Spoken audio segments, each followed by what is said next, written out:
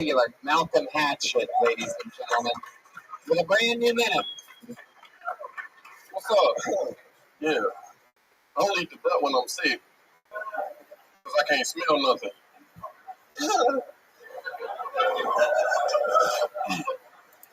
My friend slept in the car with me a few weeks ago, and I let her sleep in the back seat, because it's like I was been a gentleman. It's longer back there, right?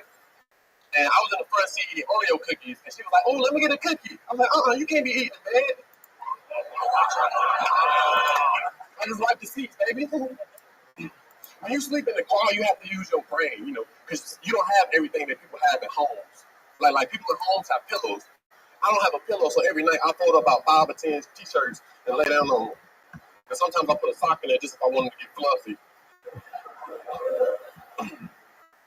When I sleep in the car, I always wake up with a crook in my neck, like to the left and shit. I woke up the other day and went to my homeboy house. He told me to the left, everything on and chunk to the left. Hey, nigga, fuck you. Did you say you don't eat butt when you're sick? I think I only eat it when I'm sick. I heard don't for some reason. I heard don't as Messed well. that one up. That's why the sativa kicking in. Yeah. Gotcha. You were into us. That was funny, man. I loved it. I love, again, how real. Like, for the people who, like, you could have gone for some cheap stuff, but I actually believe that your friend slept in your car. That's true. That's true, though. But so, like, I felt the truth in that, and it's amazing to me that Chris Heiss has an apartment and you sleep in a car. That is amazing to me. Like, when you get successful, you will have a house someday, and I think you're going to sleep in your garage.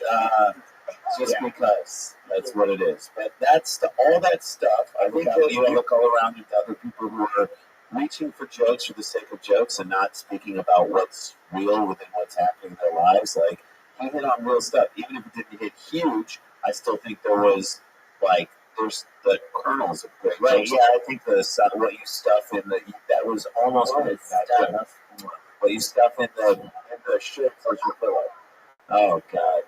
So Malcolm is sometimes, it's one of those things where he's like one of those people that's sort of always funny. Like, He's funny in his bones. before tonight's show, I got his email for the first time so that I could send him the itinerary of the layout of our shows that I just got today for this weekend. And he goes, "Oh, shit, man, we're staying at hotels. I thought we were sleeping in the car and shit." That's just a true story. He's so used to sleeping in a car, he thought we all just slept in cars for a second. Didn't get the laugh I thought it was going to get. I guess you guys thought we slept in cars too, obviously. So I appreciate everyone laugh. Yeah, you're in a car, buddy. Yeah, you're in a car. All right, we have another banana for you podcast listeners. I don't know why the band does physical things still, but Jeremiah has a banana, everybody, so let's pay attention to that. Here we go. He's eating a banana.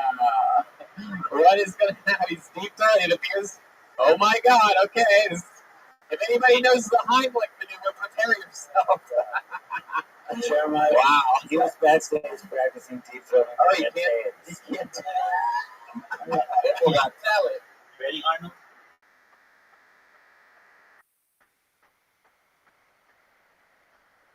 Arnold, you ready? All right. Do you know how to play? Do you know how to play Scrabble?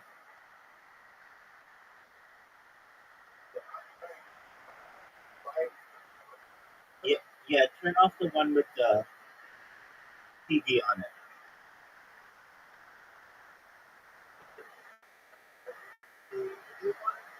Yeah. Just the one that I'm pointing at. Keep this one unmuted, and the other one with the video on it. Mute that one.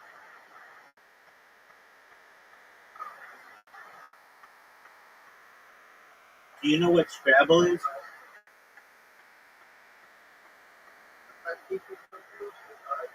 Do you know what Scrabble is?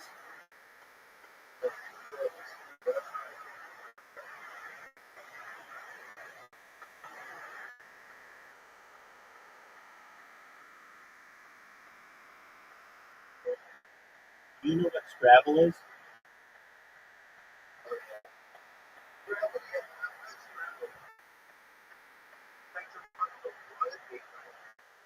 All right, I'm going to send you an invite.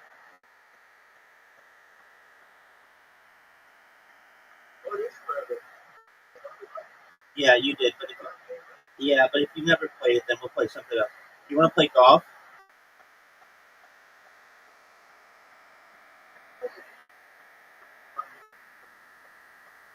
All right, Big Dog. I just sent you an invitation to play golf.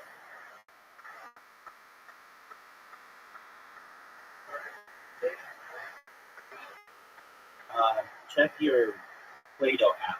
Plato.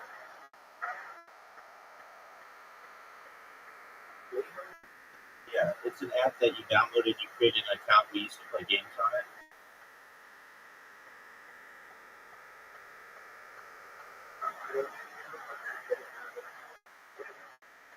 All right. Well, if you don't re-download it, your username is Arnold XYZ.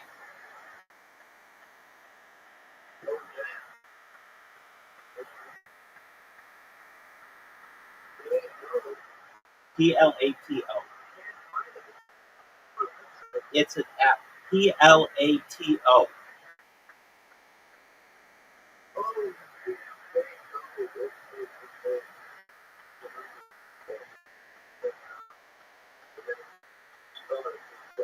Take your time. Ellen,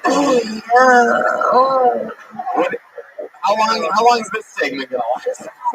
Take your time. Whoa! Wait, slow down! Whoa! You lost a beautiful girl. Oh, God. What is happening?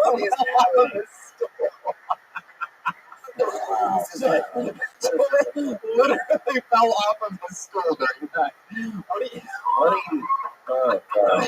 All right, guys. I guess you saved the physical gags for. Oh, guys, really? Oh, okay. All right. So, Malcolm, anything crazy in your real life happened lately? Anything else that we need to cover? I was at 7-Eleven yesterday. This dude, he started talking to me, and I got a job at a pizza place. What? Wow. Because I was in there, I was buying the snacks, and it was a comic style by. Hey, what's up? I started talking about comedy. You do comedy? I had a weird outfit. I looked goofy, so I walked to the car. Hey, I want to talk business. And he wanted me to promote his pizza. And I was like, hey, you got a job? Well, I give you a job, and he got me the job today. I start next Saturday. Dude, you can't not get You out. and me first. It's the Rabbi.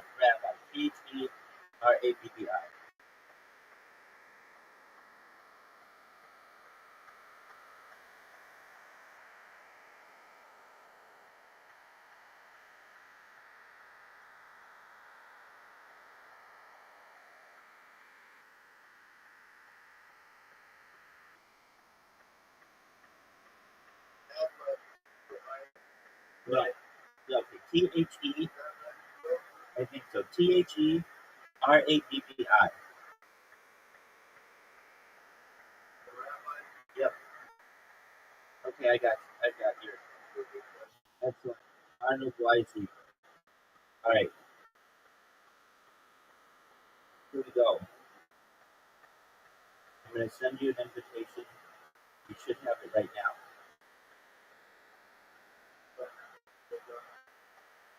All right, here we go. Petrino's Pizza. Wow. It's in North Hollywood. So what are you going to be doing? Bro, I'm going to be taking orders and shit. Yes. But he said, he gonna give me Oh, the that's training. a big sausage. Oh, God. Stop. Wrong way. Wait, did you have a new job last week? Nah, I started like 2 weeks ago. Oh, I never went. I ain't You going didn't get that new one? Wow, there's a segment now. Job of the week. Job of the week. What job is he not going to go with this I'm going week? to the pizza job, bro, because I throw a pizza. I have a full-time blood job. Wow. There you go. Right when you thought he possibly couldn't handle any more low-hanging fruit. Yeah. That banana just got a lawyer. Oh, shit. All right, Malcolm. I'm so pumped about this weekend of shows that we're doing. It's another, you can walk it in. It's another brand new minute from Malcolm Hatch about his real life from his perspective of living in a car. Amazing. Real. Fucking real. Should have asked him about smelling the exact candy off of Alice Rose's breath. I forgot about that. Damn it. Oh, yeah. You guys having Oh, I fun out missed. there? You're going to win the poll. I didn't get to finish my question earlier. How many of you like to see comedians do good on this stage? Real. Good. Good How job, many good of you job. like to see people fail miserably? That's fun too. It's Really fun good. too. Pretty supportive crowd tonight. How many of you like 1569? How many of you Keep going, keep going. burped up gum? Of course so. Give it, come on, give us an More. Yeah. Keep Oh my going. God. No. No, Toad, no. Stop what you're doing. What is wrong with you guys?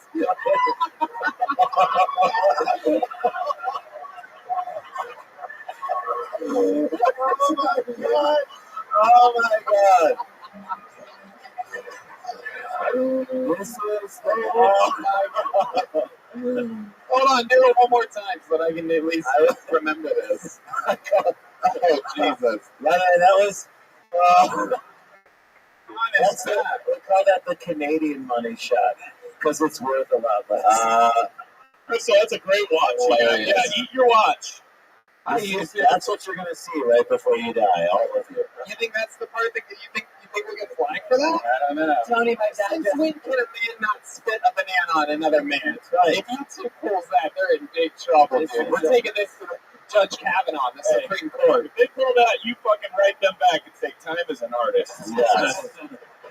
Tony, my dad just called. He's proud of me. This place is literally bananas. Are we just going to keep that chewed up bukkake banana? Okay. Oh, no. Wow. Somehow that's the most disgusting part of the whole thing. Okay.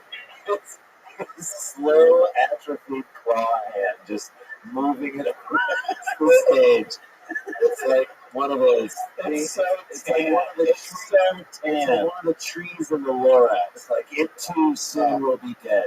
By the way, Joel, your moments are like, you seem like you've done that before. You crawling like that before.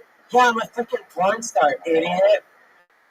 I do it for a living. It looks like you paid for it before, Red Band. Yeah, Jeremiah just spit out chewed up banana all over Joel, and we're moving on now. There we go. Follow that. Good luck, new person, and this is definitely their first time on the show. Put your hands together for $5 a gram. No way. $5 a gram. Good shot. Or Niles Slew. Y'all expected this shit. Recently, my cousin just had a baby, so he asked me to teach him how to swim. And I just figured he could swim because the whole time growing up, he was hood, so he couldn't really express his emotions like that. So whenever somebody would say, "Hey, let's go to the pool," he'd be like, "Nigga, I don't fuck with water like that." I was like, "Oh, all right." Apparently there's a tape of Trump saying the N-word. Cool. I think the problem is, I think we should stop black people with British accents from saying the N-word. Think about it. If I close my eyes and you sound like Harry Potter, you shouldn't be saying that shit. I think we can all agree, hey, my nigga, it doesn't sound right regardless of skin color. Like, fuck them classy ass niggas, man. They never had to try to sound white on the phone for an interview. Like, it's bullshit. I'm from Mississippi, that's why I say ignorant shit. And I was on the phone with a homie, and he told me that God sent the hurricane Florence to kill all the gay people. And Go ahead, finish it. finish it. And I was like, nah, bro, like, I've lived in West Hollywood for the last 2 years. It's probably maybe twice. Like, I like that. Oh, yes. Glad you finished. watch out, watch out. Banana belt. Watch out for banana I belt. had a feeling that was going to happen. I like Jeremiah. We're glad you finished. So let's start it off. This is your first time on the show, right? How long have you been doing stand-up? 2 years in August. 2 years. And has your stage name always been $5 a gram, or is that just a special deal you're doing It's just a tonight? special deal at the moment because I'm in between jobs, and I figured I'd get on the show if I wrote through. So I mean, you do randomly pick it up. He did randomly just pull it out. Like if your name was Dave Wilson, you also would have been on the show tonight. Dave Wilson would make me money after the show. So You never know. Well, you never know because you were funny. I don't know about that. It's not about the name, man. It's about the jokes. It's about You know that everybody's pulled out of a bucket on this show, right? If there was any design whatsoever, I wouldn't have. the vagina is designed more than Designing vaginas. I'm telling you, you gotta write that show. Designing vaginas could be a great show about just 5 Southern women. It's like the next chapter of designing women. A lot of open concepts. So 5-gram, let's jump right into it. How long you lived in LA? I've been there since January 2016. January 2016. Right after Trump. Yeah, So 2 not years. before. Trump was I like like 700. the joke about British people use the N-word. I don't like that shit, man. You don't like, I I wanna really don't play like it, something. but I like that joke. I mean, I feel like I appreciate it. But the best line in that, I think, which I love, which is that they never have to use a white voice at a job interview on the phone. That is a real, true, Whoa, good one. awesome, great observation that people laughed at. But it's like, if you get people to laugh at the truth in a very real moment, then you win. I think, on stage. And the last joke was great too. I mean, those two, I go that area. First joke I didn't love as much, but those last two, that's where I think you should. How's LA been treating you? It's rough, but it's cool. What do you do for work? I did Postmates for the most part, and then worked at an after-school program for school for a while, and now I'm just looking for a good job. What would you do for the after-school program? Basically, we would like play games with kids, and like I would do sports stuff, and then like there's this lightsaber. What kind of sports? Come on. But yeah, so we play games with them. I know there's some people that would do like bilingual stuff, so they would teach like second language. Hold up, real quick. This bitch in the hot just said not funny. What? Yeah, right here. Yeah. This is, I can't believe you don't know this. My crystal has no filter. It's just gonna be that. Do you ever let a girl say the N-word if you're having sex with her? No, I haven't. Alright, just curious. Great question. Okay. You guys do sound like a bunch of cats. Beg pardon. So 5-gram. You really are selling pot in the meanwhile? Maybe. Not on YouTube. All right, fine. Not on camera. Fine agreement, but not at the after school program either, right? Oh, that would be fucked. Yeah, I want to mix those two jobs. They don't have money, so Right, don't have money. Some of them do. Are you dating anyone right now? I'm not. And do you want to be or no? I'm chilling right now. It's been cool. I've just been hitting stages and everything. So. You worked up with anyone since being in LA? Yeah. Like, how does that happen? You go off dating apps and things like that? I used to, but like a couple months ago, I deleted the dating apps because it's just not fun. Right. Why is it not fun? I don't know. It's like we swiped on each other because we potentially want to fuck. Like we didn't really like meet and get to know each other. So, But isn't that why you swipe? Is so that you can meet and get to know each other? no, So what's your new strategy? I just meet people. Like I go out, bars, clubs. I meet people. How's that working out for you? Like the last chick you hung out with, what was the conversation that started the evening? You know, like what really got it cooking? The last girl I hung out with, the Dodgers game was on. I'm a big Dodgers fan. So What was it on at? Where were you at? bar, the dark room on my house. And you were watching the baseball game and she was by herself? Yeah. And you were by yourself? Yeah. And were you already sitting at the bar? You were sitting down or you sat next to her because you saw she was alone? No, she was like sitting on the end, and I walked in. I said I got 2 balls and no strikes. Oh yeah. No, I just walked up, asked her if she liked the Dodgers. She was like, yeah, and so I bought her a beer and started talking about like, Old school, man. 1990s. So you bought some Tommy Lasorda shit. Yeah, bought her a beer, you're talking Dodgers, and then what happens? All right, we just talked for a while. I got her number, and I went home. Soft as it shit was fine. That was a foul out. So it's pending, It's pending. All right, how about the last time you got laid? How did that start? Details, please. You pulled down. No, You pulled down the thing with shoes. Why wouldn't you want to tell that? I don't know. And you let go to release. You're a shy guy, aren't you? I'm a really shy dude, yeah. So, I mean, you got to cut to the truth of what's going on in your life when you're up here on the stage. That's the best part. Do you want to whisper it into my ears? Oh, God. That's That still thing on that my moves around. Take a chance, the rapper. Oh my god. The audience loved it. No, they didn't. They felt sorry for There it. you go. They actually, Behind her, it's not going to get you out of this one. they actually did have a I keep problem. forgetting what her name is. What is it again? It's Jolie Santa Monica, you bitch. I'm looking for a pony tonight. Then where did you say you're from Mississippi? Yeah, Mississippi. You run into that a lot of people from back home saying stupid shit. All the time, dude. Black, white, doesn't matter. Everybody's ignorant. What's the most ignorant thing you've ever heard someone from Mississippi say? Besides that joke, I don't know. Like people be like, football is God and shit like that. What's the most racist thing anybody's ever said to you directly? in Mississippi or Yeah. Sure. Don't you see I'd be that? surprised if it happened in WeHo, but perhaps. I remember as a kid, this white adult at the school called me a monkey. Whoa. Yeah, that was fucked up. All right, but nobody knows who that is. There you go. All right. Yeah, it was, It's the SpongeBob song. That is the crazy. How old were you? I was like 8 or 9. We had a football There game, you go. and we won, and the white man called me a monkey. What the fuck? Yeah. This is why almost every 30 for 30 takes place in Mississippi. Yeah. It's the beginning of It's it. like, oh yeah, we fucked up here, this civil rights issue. That's shit. Jeremiah White the banana. Technically, slavery was lifted in like 2012 in Mississippi. Technically, Really? yeah. If you look at like law-wise, so technically, I was like a slave till 17. So, I mean, Crystal was a sex slave.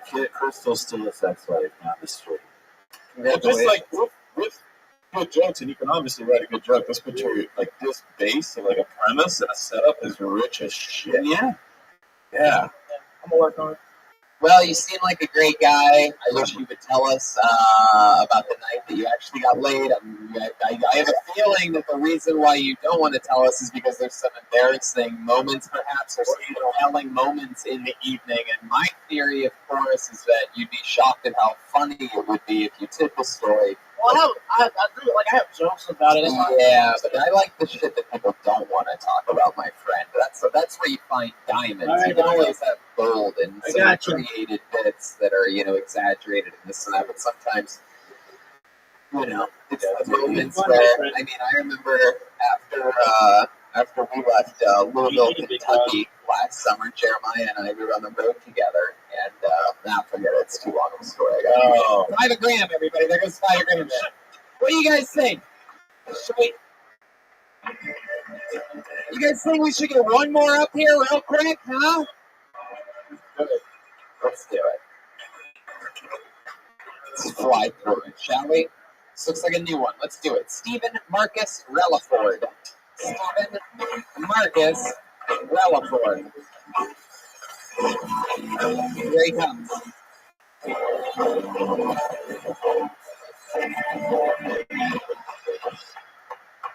So yeah, I'm just the black of black people.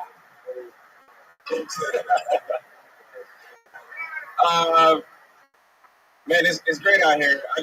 Hollywood is awesome. It's amazing. I love being out here in Hollywood. You guys see a lot of celebrities and stuff like that. I got an agent, and my agent calls me. He's like, "Yo, Marcus, I know you turned down the role for Black Panther." I was like, "Of course. There's no white people who died in that movie. I didn't get to wear a beret. There's no AK-47. He said, we got something else for you. It's more to your life. It's the most popular TV show that comes on every network. Syndicated. You guys heard of this show called Unarmed Black Men? It comes on the news. It's sporadic on-the-spot casting.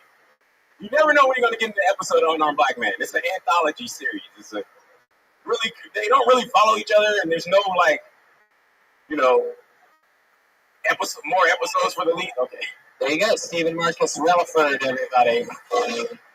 First of all, I'd like to compliment how fast you changed your shirt. And now I want to ask, will you tell us about the last time you got laid? Come on. Oh, that is terrible. Come on, you lost the glasses, the hat, went from... Last night.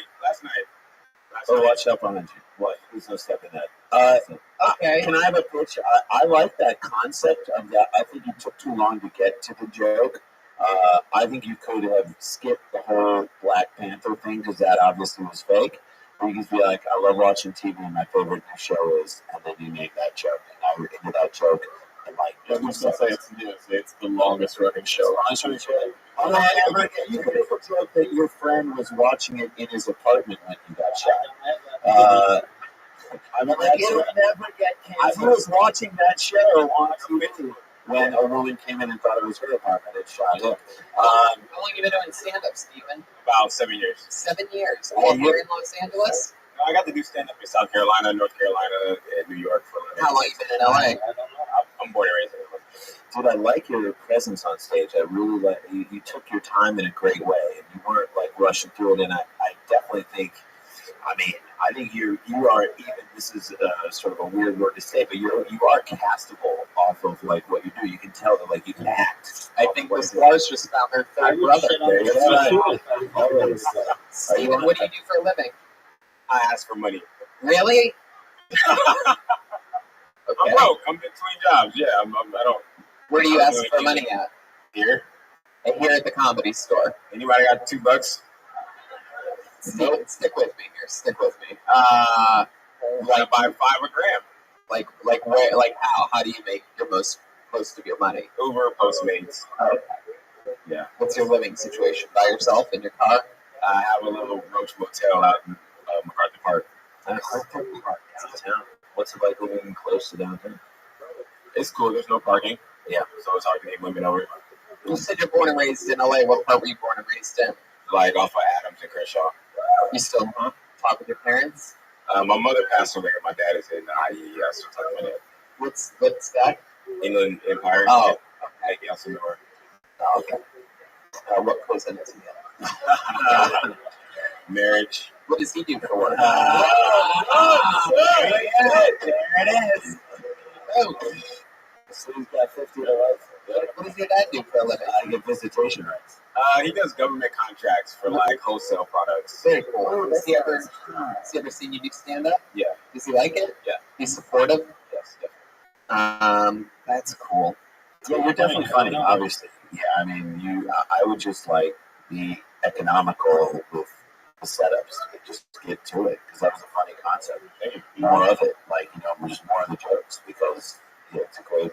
You had a good premise and just keep rolling. Yeah. And I'm sorry, no one else will care but me. A white person does die in Black Panther. So that's going to drive me nuts. If I never got to tell you that, I would feel It's gonna drive you. Oh, yeah. Just He deserved it though. Why do you? Let me ask you this: why do you do stand up? Why do you like doing stand up? Why do you do it? I feel like stand up.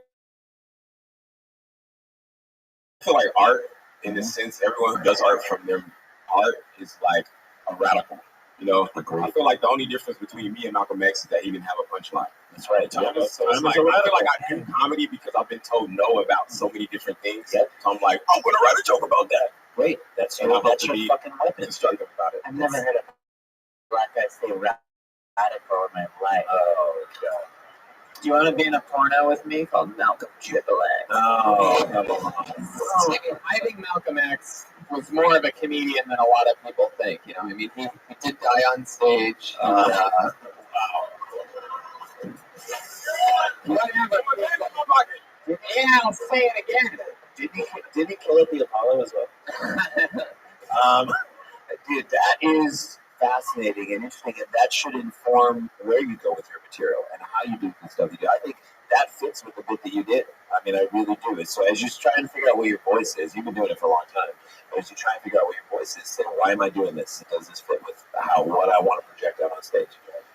Yeah, we think about this all the time. Like as comedians, especially people on this great show, you are lucky to get this spot on this show, and you're always lucky to get a spot on whatever show. We still think that. We've been doing comedy for 25 years. I know Dan thinks it. I know Tony thinks it. When you come up and see your name on the list on a show, any show, you're like, I'm fucking lucky to be here. So take advantage of that time. Get to it. Do the most that you can do as you want. 100%. Stephen Marcus Relaford, ladies and gentlemen. He's on Instagram at Just Vibes Collective. And that's tonight's episode of Kill Tony. We did it the entire time Ryan J. Ebel was drawing tonight's episode. Take a little gander at that. Wow, that is incredible. Great detail on Jeremiah and Joel. They look a little more feminine in that picture than they do in real life. But we did it. The Spar Brothers are going to be in Ann Arbor this weekend for shows at the Comedy Showcase. And we're going to be in Lansing, Grand Rapids, and Detroit, Toronto next week. Jeremiah Watkins was actually that young lady, the blonde over there, believe it or not. It was Jeremiah the entire time. Wow, people just can't wait to get out of here. There goes some of Trump's distant cousins getting up early. My God. Look at this douchebag. Yeah, dude, everybody. I just said all lives matter. All lives matter. Jeremiah has a brand new, amazing episode of his great podcast, Jeremiah Wonders Out with Steve Lee. That's Bobby Lee's hilarious, awesome, charismatic brother. What else is going on, J-Dubs? Tuesday, October 23rd. We're doing a live stand-up on the spot podcast recording in the Valley Room. Yeah. Now that means that the audience gets to make suggestions about what the comedians on this show talk about. And this, I believe, is the first time ever that you're recording it and putting it out as a podcast. So it's basically you could be part of a little mini comedy album. You could sort of co-write some of your favorite comedians' bits. So that's awesome. Tony Hinchcliffe will be there, Brian Redband, Moshe Kasher, Ryan Sigler. It's going to be great. Damn, that's awesome. Some of you Kill Tony fans get to see me, Redband, and another one of our favorite guests, Moshe Kasher. Chroma Chris, I almost forgot to ask, what did you think about tonight's episode? Oh, I love the finish, Tony. You can also check me out. I got 3 shows this weekend with my band Dracula Swamp Ross. So just follow me on Instagram, and I'll post all the shows. Yeah. Chris, what do you think about the two what do we call it? The gender trans. What do you think about the gender fluid and transgender going back to back? The power of the bucket tonight. Why do you think that happened? What do you think? How did destiny work that way? Oh, it's just beautiful women, Tony, just all over. Oh yeah, he's running for office at some point. Yeah. Someone's running for Congress. Hey, how about you make some noise for the great and powerful Jay Lee in Santa Monica? Wow. Not the first time I've seen a Mexican caught in a fishnet before. My dad got here, you son of a bitch. That's actually Joel Berg, the very popular, incredible Joel Jimenez, who will be with us all weekend with Jeremiah. I got a shirt coming out soon. Me and Ryan J. Ebel are working on it. Whoa, the great Ryan J. Ebel made for a shirt. That's very exciting. Shirts, the Kill Tony shirt and new Death Squad shirts out in the lobby right now for sale. Oh, go get yourself a shirt. Go Talking Shirt live from the Comedy Store, the #1 comedy club on the planet. Thank you guys so much for coming out. Have a great night, everybody. We'll see you soon. Thank you.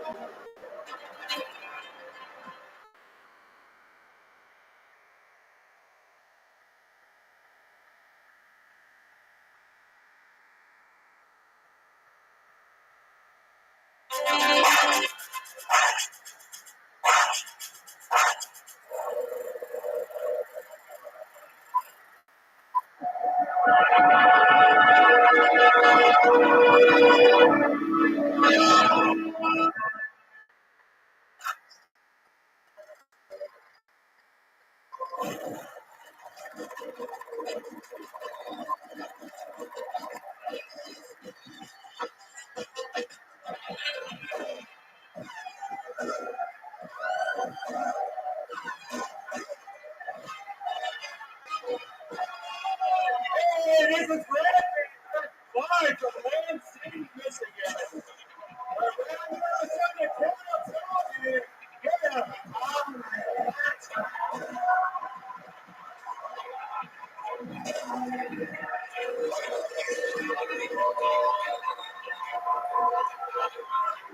Lansing, are you ready to fucking rock and roll tonight or what?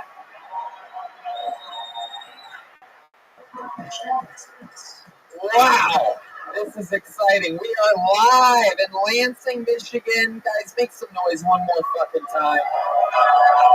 With all that loud music happening, I could barely hear your roars of applause. The great Brian Redman is here. All right. The machine is happening. We are live. This is a beautiful fucking setup tonight.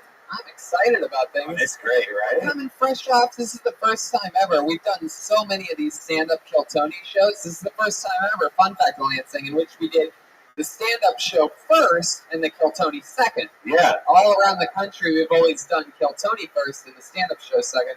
And the whole time we've always been like, what if we flipped it? That shit seems like it'd be 1,000 times better. And I can already tell it is. Yeah, because it's also because I'm way more drunk, you know. Like, Oh. Uh-oh. Yikes! Uh-oh. Well, luckily for us all, I'm a professional. Oh, there you go. All right. Now you've proven it. Yeah. I don't know what I'm saying anymore. There we go. We have an admittedly ripened, drunken red band. We're Oh, all well rested. We got in early today. Oh, that's great. Yeah. Thanks to our friend. I'm going to say the hotel, actually. Right. Got us in early and pumped about things. I'm excited. I'm well rested. Went to the gym today. Burned calories that I needed to keep. Mm-hmm. I threw my cum all over the walls. I don't even know what that means. Spider-Man. Lansing, this is our first ever Kiltony in the great state of Michigan. The whole state of Michigan. The whole state of Michigan. This is our first Kiltony in the whole state of Michigan. And by the way, We're from Ohio. wait. Yeah, that's right, you Spartan pussies. That's right, suck it, bitches. I waited a long time to tell you how much I fucking hate you. I was born and bred a Buckeye fan, and for some reason, every year, when I'm worried about the Wolverines and I'm worried about Wisconsin, you pieces of shit ruin my goddamn year. I waited a long goddamn time to come here and personally tell you, fuck you. Goddamn badass Big Ten badasses. We're all a bunch of Big Ten badasses. Feels good, right? Have some lovely rivalry. I mean, luckily we're on the winning side of that rivalry, but the short term is that you guys always fuck my fucking autumn up. Hey, but you guys have. I'm not even going to watch the Michigan State game. Fuck those pussies. It's like, oh, you didn't hear they beat us 42-7. I'm like, what? Sports, man. Yeah, they did a whiteout. Who gives a fuck? Anyway, so it's fucking fun though. We gotta give a shout out to your guys' only celebrity that lives here, or that grew up here in Lansing, Michigan, Don Barris.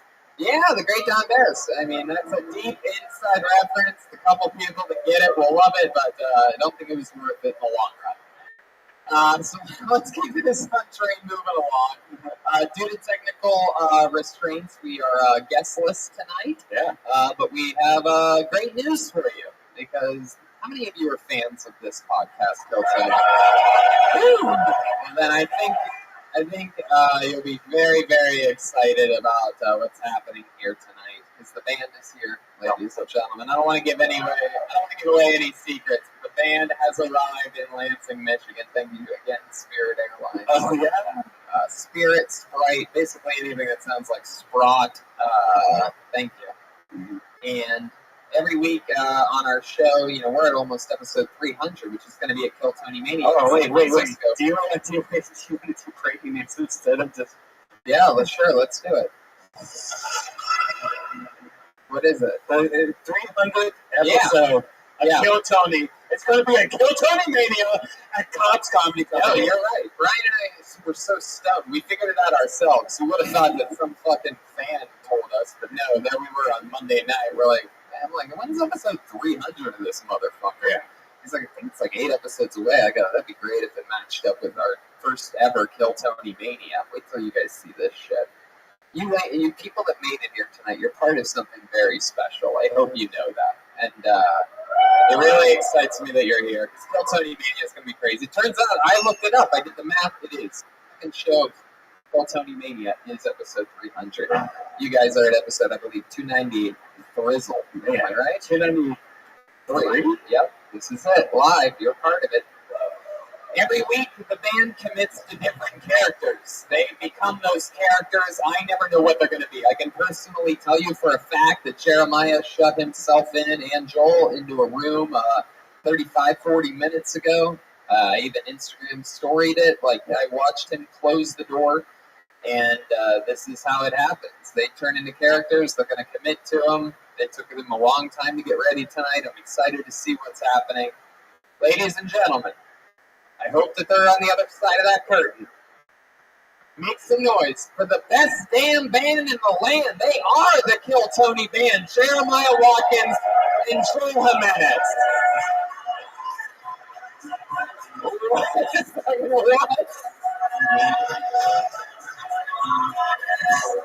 Oh, they're the Monopoly. Oh my God. Oh, they are making it rich. They look rich. They look amazing. They're throwing cash out. Joel just is making it rain. I believe they're rich guys. I'm pretty sure. I cannot wait to do the math on this, but I'm pretty sure this is the first time ever that we've had rich guys on the air, ladies and gentlemen. Is it true? Am I right? We're billionaires, you bastard. You couldn't afford to do the math on this, Tony. Oh, wow. You broke bitch. Who cares if this show is even good? We have their money. I can immediately tell you, this is one of those ones where I'm going to say without a doubt, this is immediately definitely one of my favorite characters of all time ever on the show. Billionaires are here tonight. You like what you aspire to be. Can we just say billionaires that shop at Old Navy? It is quite incredible. I mean,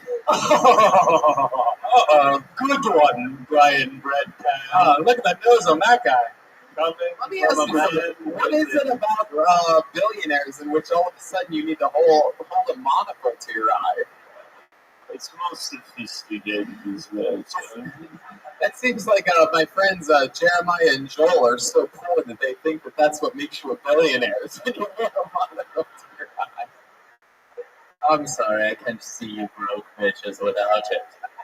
Wow, the billionaires are here. Wow, he's wearing Skechers. And you don't even know what that is. And you are a living garbage can. Oh.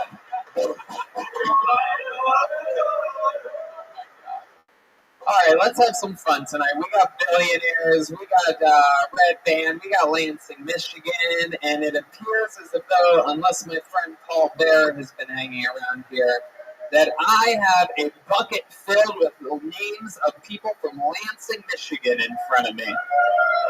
The people that have the balls to sign up for this show here tonight, maybe it's some local talent that's been doing it a few months, couple years. Maybe they're stuck here. Oh, some physical jokes that throw the whole thing off. What was it? Great White? This is a bad idea. Joe Marcus physical W podcast listeners is pee on everything before. No, it's actually a bad idea. By the way, fun fact. Okay, Joel, we get it. I thought we were going to build up to that, Joel, but that's nice of you to use it at the top of the show. Google search Great White. Is it Great White? Where the whole place burned down and everyone died. Was it? By the way, I let it be known that it was a gigantic $5 bill that he burned everybody. This billionaire.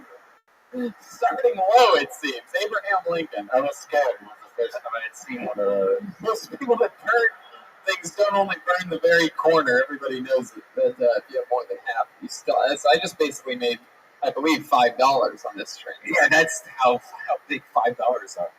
So I have a bucket filled with names. Joel's so excited he's burning fake money too early in the show. Here we are. He stole my lighter. Clearly. Well, look at that. Of course, a Mexican would steal your lighter. Oh my God, Red Band is on something. I would say fire, but there you go. There's a random sound effect to set me straight. You guys ready for this shit? It's Kill Tell Me Live. If I pull your name out of the bucket, that means you get 60 seconds where's on my this lighter? very stage. You know your 60 seconds is up when you hear the sound of a kitty. Wrap it up then, or else you're going to bring out the angry West Hollywood bear. There you go. You guys ready to start this shit? It's the first ever Kill Tony in Lansing, Michigan. Grand Rapids tomorrow night, sold out. Detroit the next night, sold out. This is us tonight. Lansing, Michigan, and what appears to be 4 empty seats for some reason. You guys ready to do this shit? Here we go. I'm going into the bucket right now. And your first comedian, breaking the ice, if you will, the tough position, goes by the name of J. Michael Malone. Here he comes. 60 seconds uninterrupted. Make it or break it. Live from Lansing, Michigan. J. Michael Malone, everyone. I do a lot of cooking. I go online, find a lot of recipes every once in a while, you know. What I like about the internet, you can find a recipe for just about anything, you want to make. What I don't like is to get to that recipe, I have to read through the entire story of some lady's childhood. That is so frustrating. Like, listen, lady, I already know what fall is like. I was just wondering what temperature I got to set my oven to. If you can help me out, that'd be great. Yeah. So every recipe you find online is published by a failed writer who has found a way to hold me hostage. She's like, I know exactly how much baking soda you're going to need. You got to give me what I need first. Validation.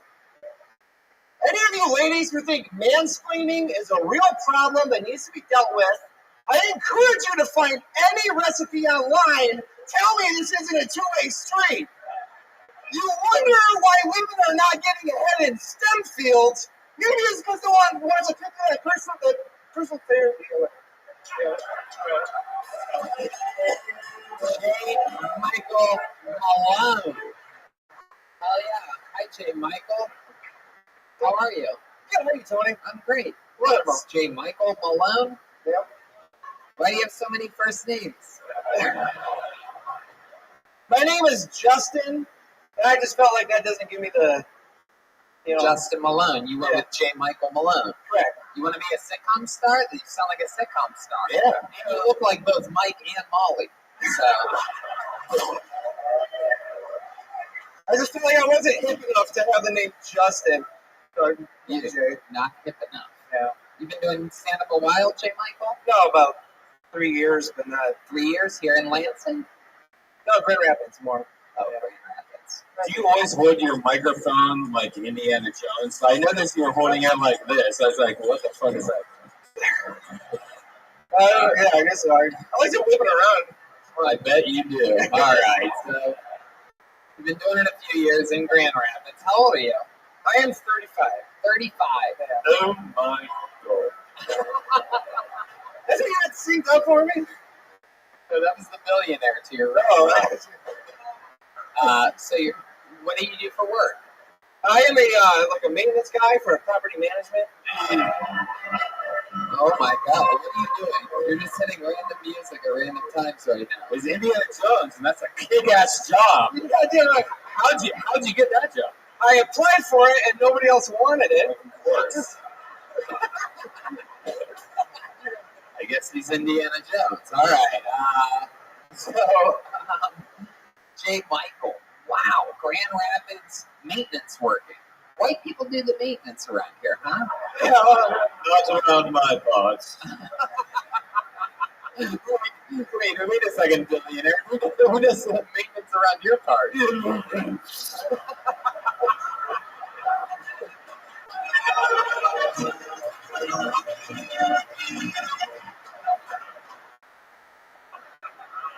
Oh, what's that? More gigantic $5 bills. I have smaller ones. Oh, wow. All right. That's a $100 bill handkerchief. You gotta see Rob that.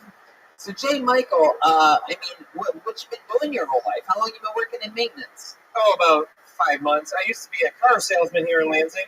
Oh, Yeah. yeah? I just hated this town, so I moved back to Grand Rapids. Whoa! Damn! So for those of you listening to the podcast, people are physically throwing tomatoes at Jay Michael right now. It's the first time we've had a live tomato tossing at a Kill Tony. So, wow. Were you good at selling cars? I was good enough. Okay, well, let's play a little game I like to play whenever we have a car salesman on called Sell Tony a Car. Yeah. All right, so I just walked into your car dealership. Hey, how's it going?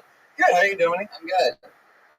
You want a car or something? You gonna try to sell me a fucking car or what? Well, I don't know. What's your credit like? Are you qualified to buy a car? I'm one of the top young rising comedians in the world. Let's move ahead to the final parts. All right. What should I buy? Well, what are you looking for? Some sort of SUV or What should I be looking for? probably like a Ford Fiesta, something. You know what? You know what? Never before have I used this trap door that we put in on the stage. Almost 300 episodes, I've never felt the need to pull the lever, but after you telling me Ford Fiesta, I got bad. How many of you want to see me pull the lever on Jay Michael and he goes through the stage? I can't fucking hear you. That'll be if the dream ever is fulfilled and we're picked up as a weekly series for Netflix. I promise you, I will get that fucking lever. That is a promise right here, right now, that he made in Lansing, Michigan. Dude, I can't wait a few years from Tony, dude. I was at the Lansing show where you guaranteed the lever, dude. It never happened. What's up with that, bro? So, Jay Michael, tell us more about yourself. Like, here you are, you're 34, you decided to get out of the car dealership business, so you upgrade, go to Grand Rapids, and do maintenance. So, Yeah. What's the grossest thing you saw? yeah. The grossest Ryan thing? doesn't know what maintenance means. I don't know, just a lot of bed bugs and shit. I don't know. Bed bugs. Yeah. Have you ever had bed bugs? I've never had them, but a lot of the houses that I'm dealing with lately. Red Band has fridge bugs. Okay.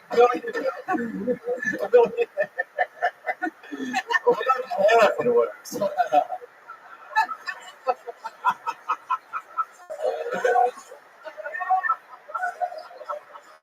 Joe, I swear to God, if you use all of the props before the end of the 30-minute mark, I'm going to murder you. It's cold pastry. I gotta say some of these for Omar. You know the French. Wow. That was supposed to be the 45-minute mark of news. And I didn't get to see it. I do what I want. Wow. Oh, fuck. Oh, God. That's just so much funnier than, you could ever fathom. Have you ever done mushrooms before? Yeah, several times. Acid.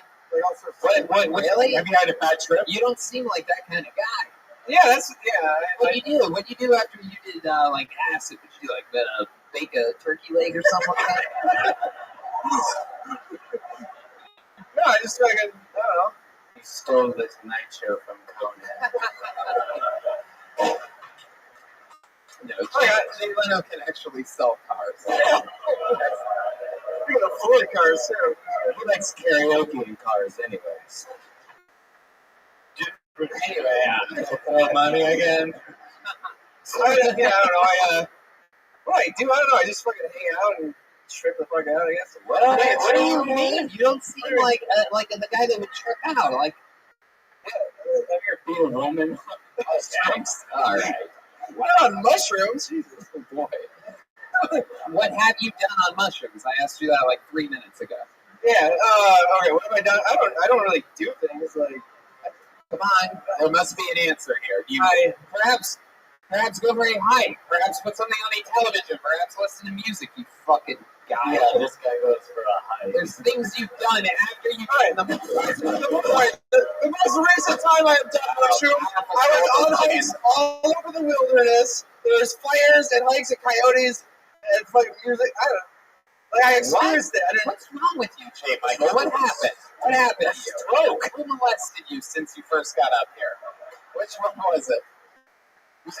Point to the mustache of the man who molested you. I don't know what you have to be. Jay Michael, what do you think is the most likable, interesting thing about you? Oh fuck, I'm not that like. We can't find anything either. I'm really trying to throw you a bone here, and it looks like you love bones. I don't know exactly what that means. Don't cut yourself short. You're a lovable teddy bear. I should have said collect bones. That would have been funnier. Like he's a bone collector. I'll save that for after my try though. Around episode 350, I'll be able to do that after it wears out a bit. All right, Jay Michael. I'll tell you this: you're a big bag of biscuits.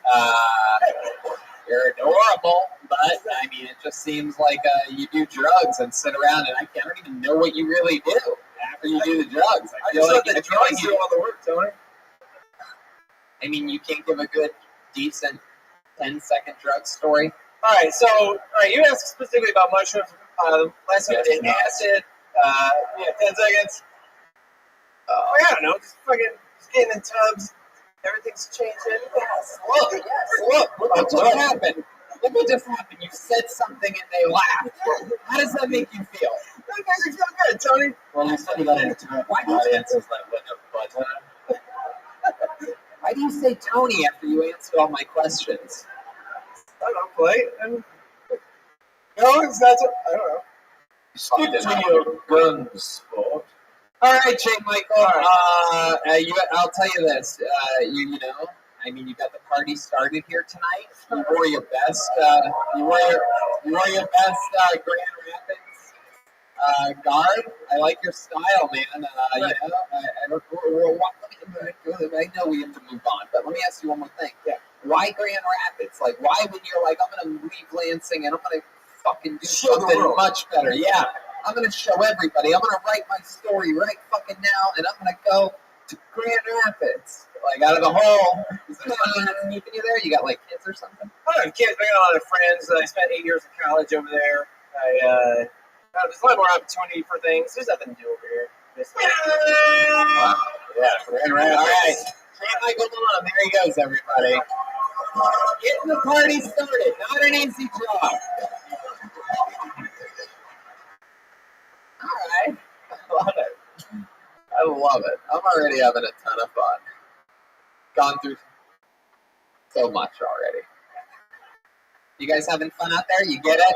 I'm pulling another name out of the bucket. Put your hands together for Cody Holdridge. Here we go.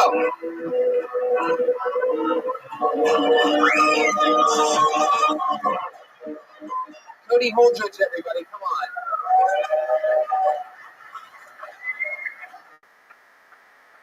I don't think it's fair that Beaners had to change their name to Big B, but Spick and Span is still a product.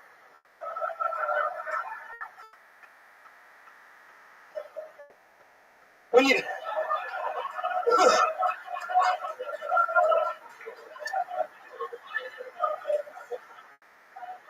Whoops. When you take your food out of the microwave right before the timer goes off, I feel like you're giving your microwave blue balls. Like it spent a whole bunch of time making everything hot and moist, and then you just pulled it out. It's gonna make a bunch of noise and everything. Do you think people in wheelchairs ever call them electric chairs? Like even if they're not motorized? Because they're probably gonna die there.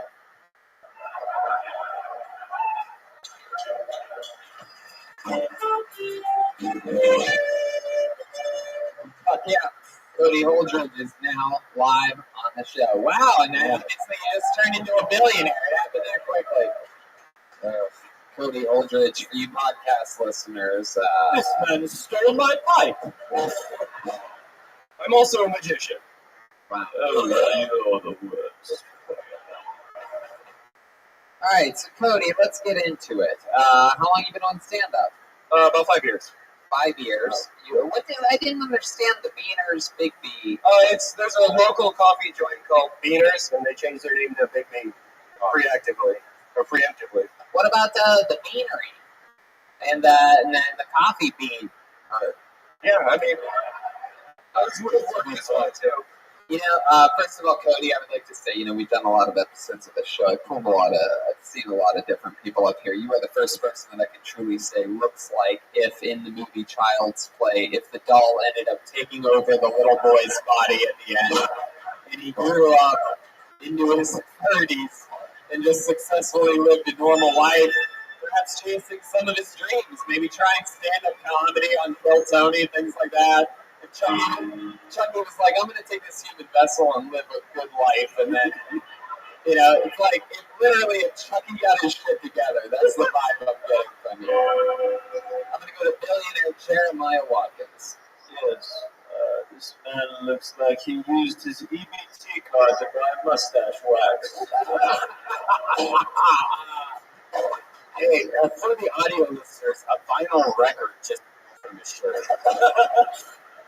Wow. So, Cody, let's get into it. You've been doing stand-up again? How long? About 5 years. About 5 years. Here in Lansing? Kalamazoo, mostly. Kalamazoo. And what's that closest to? It's south of Grand Rapids. Is that near tomfoolery? Ben Folds wrote a song about Kalamazoo. What? Ben Folds wrote a song about Kalamazoo. Oh, wow. It is a real place. It is a real place. If I don't know, oh my gosh darn Ben Folds references. Cody, what do you do for work? I work at a craft brewery, if you can believe it. No, I believe it. I asked him what your favorite IPA was. Why would you brew cheese?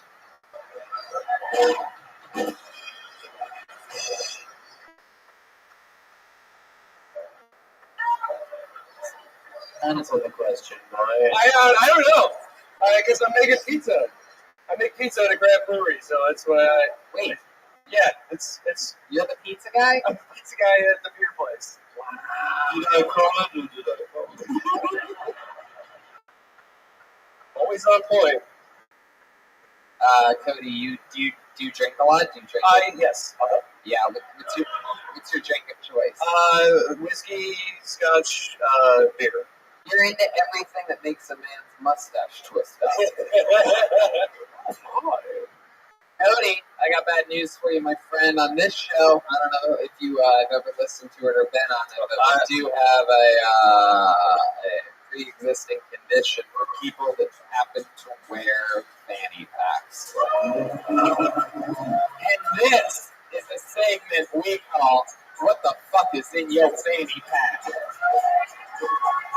All right, here we go. It's an empty Gatorade bottle. I smoke tobacco out of this. Wait, what? Wow, my mustache is twisting up at the thought of that. Have you ever heard of cigarettes, you fool? Oh, gross. What is that? It's a down stem for a water pipe. So you put that in a bottle and you smoke it. What's up, Valkyrie? Hope you're doing well. Straight tobacco, like what? Like American Spirit Taik tobacco? Yep. Can I try Is it? that true? American Spirit? Yeah. You are the grossest person I've ever met. Actually, I've never experienced that. Can I try it? Yeah. Oh, you really do want to Once you complete the task, you are dead to me. I'll just buy myself back to life. I love that the Kill Tony band is going to the Kill Tony band has the same chemistry as Pink Floyd in their last couple of years together. Lansing, I promise you, this is the first time that Children's ever smoked tobacco out of a Gatorade bottle. Wow. Oh, I'm good. I'm gonna watch Stolberg vomit in 30 seconds and be happy that I didn't do anything with it. This guy has for you listeners, I mean, it's incredible. This guy is the hippest of all the hipsters we've ever had on. Is that the only thing in your fanny pack? It is an American flag fanny pack, certified. God bless America, red, white, and blue. The funny things you do, America, America, this is you. That's right. I'll sing the national anthem on this goddamn show. Cody, do you consider yourself a proud American? Not really, no. Wow. All right. I mean, do you guys watch the news? What news are you watching? This is coming from a man wearing 2 different shoes. They're both Heelys, though, so. Oh my God, you're wearing Heelys? He is wearing. You're a traveler, right? Yeah. Yeah, you are. It's annoying people on live PD that want to catch a shoe. He travels from one side of Kalamazoo to the other side. Makes the train easier. I'm the traveler of Kalamazoo. I think I'm addicted to tobacco now. It's called meth. So Cody, just a little bit on this surface that we've seen and found out about you so far leads us to believe that you're super hip and into the crazy stuff. What is the hippest thing about you? We've seen you're smoking straight tobacco out of a Gatorade bottle. Weirdly, It went up until you tried it. one of the most frightening things I've ever seen. I mean, when I'm at home, I use the water bong for it, but I don't know. You're at home, you use the what? I use an actual water bong. This is my travel pipe. Oh, okay. Brian thinks your body is a wonderland for some reason. What kind of water? Are you using Flint water in your water bottle? Is it a Flint water bottle? The lead actually is really good at trapping the nicotine. Okay. That's what's in the Flint water is lead. Is that the hippest thing about you? I have a record collection. Duh. Yeah, we do. We also make candles. We get it. Come on, what's the good shit? I work on cars sometimes. Cars? Yeah, it's Other people's cars? no, I don't like other people's cars. I just like working on my own. Wow. How many cars do you have? Like 3 or 4. Wow. How do you have three? And a motorcycle. Is this how we find out you're the billionaire's grandson? The twisted mustache, the pipe. I think I'm catching on to you. Yeah. Many cars? All right. Well, Cody, fun times. It was nice to meet you. Thanks for coming on. Pleasure's Great mine. set. Thank you very much. There he goes. A gentleman indeed. Cody Holtridge. Some fun characters. There he goes. He's literally rolling out on his Heelys. It's the first time I've seen that one. Here's another name. Sir Langley. It is your time on Phil Tony. Live. Lansing, Michigan. How's it going, everybody? Give up for the band. They're doing great. But anyways, I was sitting out on my porch late at night, smoking some reefer, a little bit like this.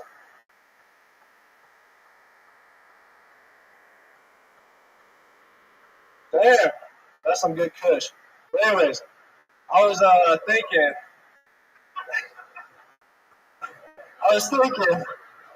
about the dictionary, and I was looking at it while I was on the toilet. That's like the only book we had next to it, so you gotta read it.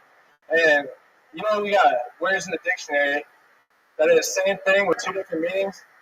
They call homonyms. Well, anyways, they're pretty fucking shitty. Because I think they just ruin everything. Like, think about race, for example. You got 26 letters in the fucking alphabet, and you couldn't think of another word to describe that. Like, one thing is something you place first, second, and third in. The other is a skin color. You wonder why people are so racist. Like, literally, it's in the fucking dictionary. Yeah. Spencer Langley, everybody. All right. First of all, You are under arrest. That's right. This is the first time we've ever pressed charges against a person pulled out of the bucket. 12-year-olds are not allowed to smoke pot in Lansing, Michigan, Spencer. How old are you? 20. Just turned. 20 Yeah. months? You are the biggest 20-month-year-old I've ever seen. You're a big, gigantic baby. Yeah. Yes, a billionaire Jeremiah. You got the same amount of facial hair, though. Like, Yeah. oh, he did!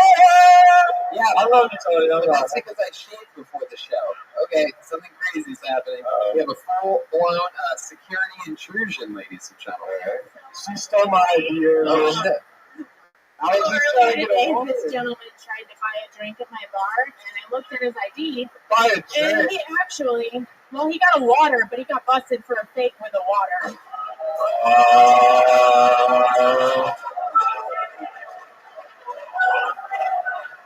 I lost $50. I lost $50 And on then, that shit. hold on, ladies and And gentlemen, I gave her a $5 tip. hold on. You stole my idea. After everything, he tipped me $5. I could have been. Wow. This is like being roast me up and it's shit on it. This place is out of control. That is one of the fakest IDs I've ever seen in my life. Oh, yeah. Well, I look like McLovin. His ID, I shit you not, he doesn't have an ear. Wow. He's missing a full ear. Yeah, they photoshopped it using a magic wand tool for you nerds. Okay, everybody, let's just relax for a second. So again, I'm gonna go back to I get that back. Kind of hard to get. I'm gonna go back to billionaire Jeremiah on this one. Yes, after watching your set, I would like to pay you to never do stand-up comedy again. Can always hold on to that, Spencer. So let's get right into it. First of all, tell us the truth. How old are you? 20. You're 20 years old. Just turned like 2 months ago. And why did you have a fake ID? I like to drink. I don't know. You ordered a water. You know, everybody gets some fun. But why did you order a water? Look at that. Because you Look need at to. the thick X that they drew on the top of his hand. It's so funny. No, overkill. Like, fuck. I gotta keep that at one bar. Wow, what a loser. Well, Spencer, I gotta give you credit, man. You're way ahead of your time. Here you are, taking chances. You'll always have this fucking story. You're only 20 years old. And here you are fucking busting into a show and a fucking scene. Tell us what it's like to be at 20. You live here in Lansing? No, I live in Livonia, Michigan. It's like 5 minutes outside Detroit. 10 Okay. minutes. 10 minutes. Yes, it is. No, it is, Spencer. I've only known you 3 minutes, but I can settle this argument. No, it You're isn't. telling me 6 and 8 here. What's that? 10 minutes away from Detroit. You're telling me 6 and 8 here and 10 minutes away from Detroit. It sounds like you are trying to be what is called hard by the kids. You are much farther away from Detroit than you're actually saying. You are just a very privileged white boy who lives much farther away and has no concept of what it's like to relate to the inner city folk. So the way you can win this all back is by being honest with these questions. She's lied 3 times so Yes, far, by the way. yes, and that's not even counting the fake ID. What? You've lied to almost everybody here tonight. I live 10 minutes outside of Detroit. What? I live 10 minutes outside of Detroit. He looks like he's a construction paper worker. What do you, Spencer? Answer honestly. What do your parents do for work? My dad's a cop. Whoa! Very well. You don't get along with your dad? No. Why is that? Because you're a fucking liar? Yeah. When your dad used to punish you with the belt, would you yell police brutality? No. I wouldn't say child resistance. Wow, what do you and your dad disagree the most about? I don't know. Incest. Weed, probably. Marijuana. Yeah, you smoke a lot of pot. You love it. You started when you were 15. Yeah, I sell it too because it's too easy money. I never thought I'd say this, but white people are stupid. You're on the #1 live podcast. Wow.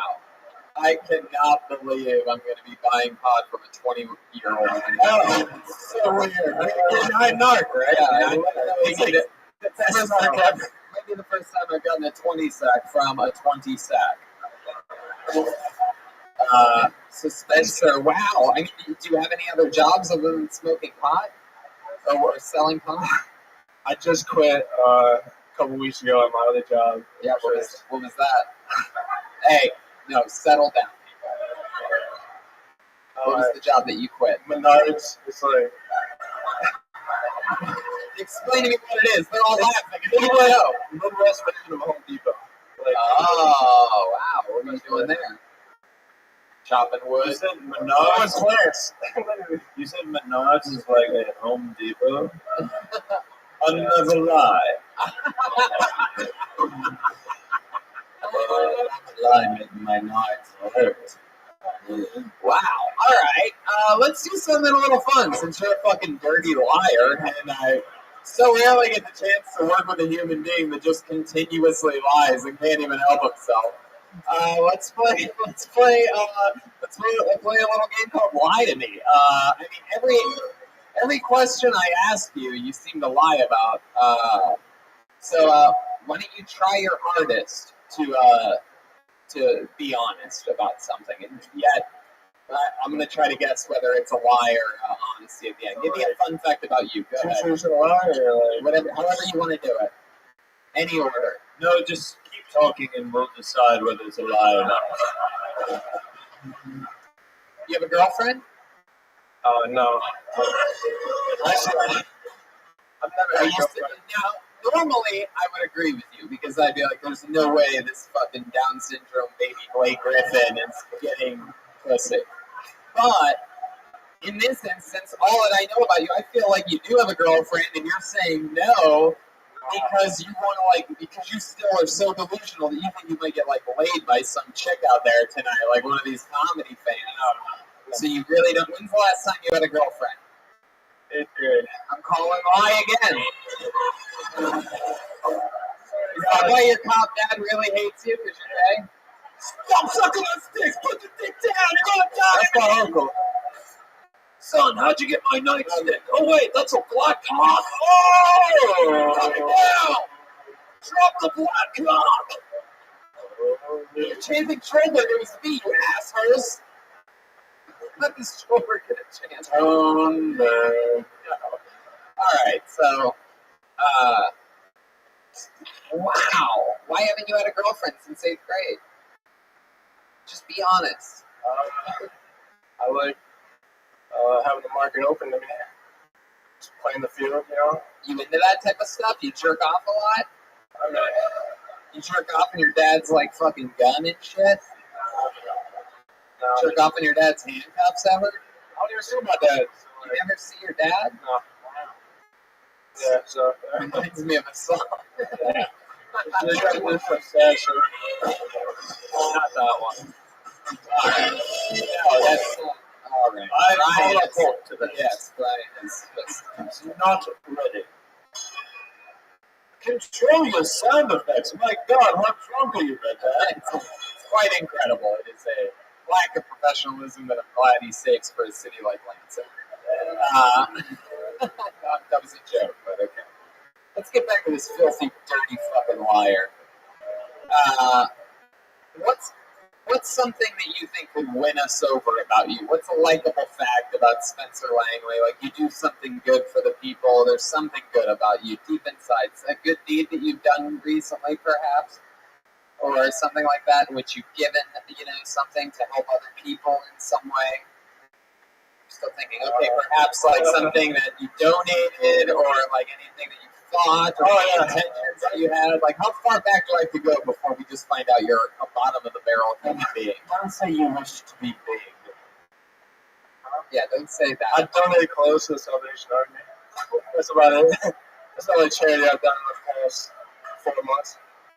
Being honest. Donated Close. clothes to the Salvation Army. We all know that is White People Garbage Day. You're telling me that instead of throwing your clothes in the garbage, you took your clothes to where white people take their garbage. Just charity. Everybody knows. You can't just throw clothes away. Nobody's that big of an asshole. Even the billionaires don't throw their clothes away, right? What do you do with them? We burn them.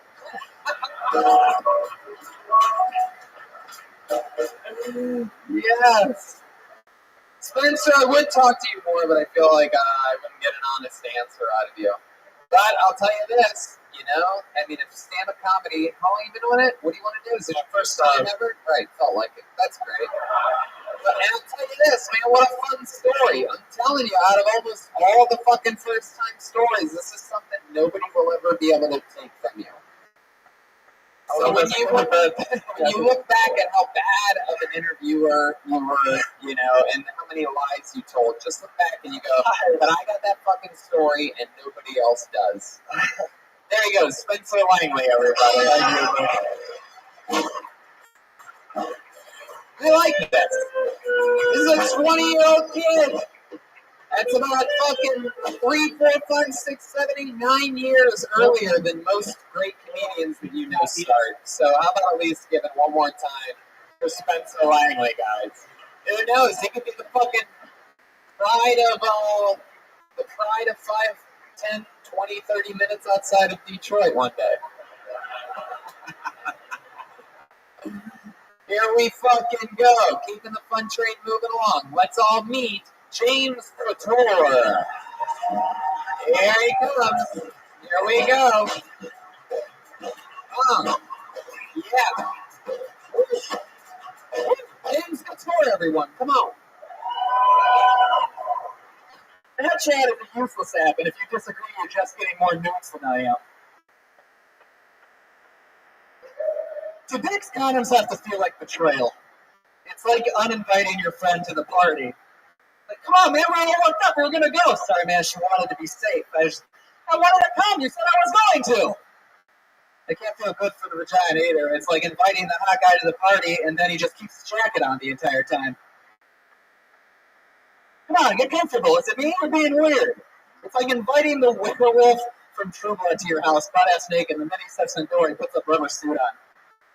Why'd you make it weird? Oh, I don't know. There's a feature on my dryer called Less Dry.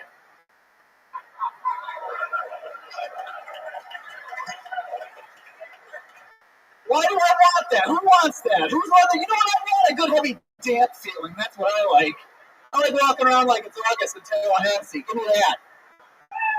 Boom. There you go. There you go. I mean, wow. That last try thing is one of those jokes that reminds me of when, like, I don't want to go in the back of the room and see what Louis or Bill Burr's working on. So I'm like, fuck those guys, fuck them, they've got it all. And then I'll walk in, go into the restroom or something, and catch 15 seconds, and I'll hear something like that, and I'll just be like, these motherfuckers. Yeah. Like, it's just such a good, you didn't even, this was the punchline, so beautiful. I mean, that's the fucking magical art of comedy that you can say words in a succession a certain way and just have people clap their hands together. I noticed Red Band and I both went applause break on that. 100%. That was amazing. So, how long have you been doing stand-up? I've been doing about 5 years now. 5 years. In here, I just moved to Lansing in August. I was in Saginaw for a while. I was in Northern California, Humboldt County for 3 years. Kim Hodges says hi again. Red Band. I don't know if you remember her. Who? Kim Hodges. Savage Henry, all that shit up there. Somebody that you watch masturbate in the chat room. I wouldn't put it past her. Double Matachi? Yeah. Is that your girlfriend? No, it's actually my brother's girlfriend. How'd you downgrade so much, though? You were in Northern California. You're having the time of your life with this porn star girl, I guess. What made you move from Cali back to Michigan? Homesickness, if I'm being honest. No, that's fine. Have you ever been to Arcata, California? It's like an island surrounded by redwood trees and just a fog of weed. Wow, it sounds like heaven. It's like Amsterdam for America. Go there, don't stay. Do you miss teaching the School of Rock?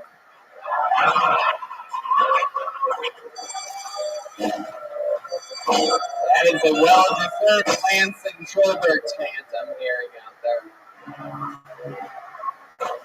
Do you miss teaching at I the actually am a substitute teacher, K through 12, for a day job. school? Wow, look at that. The kids suck, Wow. You hate the kids? but they're a joy. Wow. I'm pretty sure this is how we find out that there's going to be a school shooting in Lansing eventually. They want to give teachers guns, Yeah. especially here. How do you feel about that? Do you you against that? Yes. Yeah. Because you I'd rather blow my own brains out. Some of the middle schoolers are mean. Yeah. I wore a red shirt and been khakis one day. For 2 weeks, I was shaking from safe. Do you feel like a kid would get your gun? They would figure it out, right? How easy. Look at you. Yeah. Yeah. Have you ever fired a gun? Yes, I have. And then I squealed like a bitch. You're used to just giving the mandible claw, right? So the mankind reference is just called I'm pretty sure Schulberg just called James mankind right there, the mandible claw. It's a deep reference. My Paul Bear reference didn't work earlier, but your mankind one did a little bit better. So anyway, James, tell us something else. What when you're not doing stand-up and you're not teaching K through 12 substitute teaching, you're strictly a substitute. That's your thing. You're like fucking something or nothing. New day every day. Wow. What do you do for fun? What's a guy like you? I do a lot of writing. I read and I drink a lot of High Life. Miller High Life? The champagne of beer? That's the best one. That's the best one. Wow. When you say you drink a lot of Miller High Life, what are we talking about here? Substitute teacher amounts? Yeah, actually way teacher amounts. Do you ever miss substitute? Like, do they ever not have teachers call off and you haven't worked for a while and you get a little lonely, so you just fake grade tests? Just make questions and just Pretend like you're put a kid's name I don't like and just make sure he fails. What's the last porn that you masturbated to? Wow. Stuck porn is so fun to watch. Stuck porn? Have you ever seen that before? Yeah, what is it? So, like, stuck porn, there's a real funny one. There's a stepmother was picking out laundry out of a dryer and got caught on it. Wait, stuck?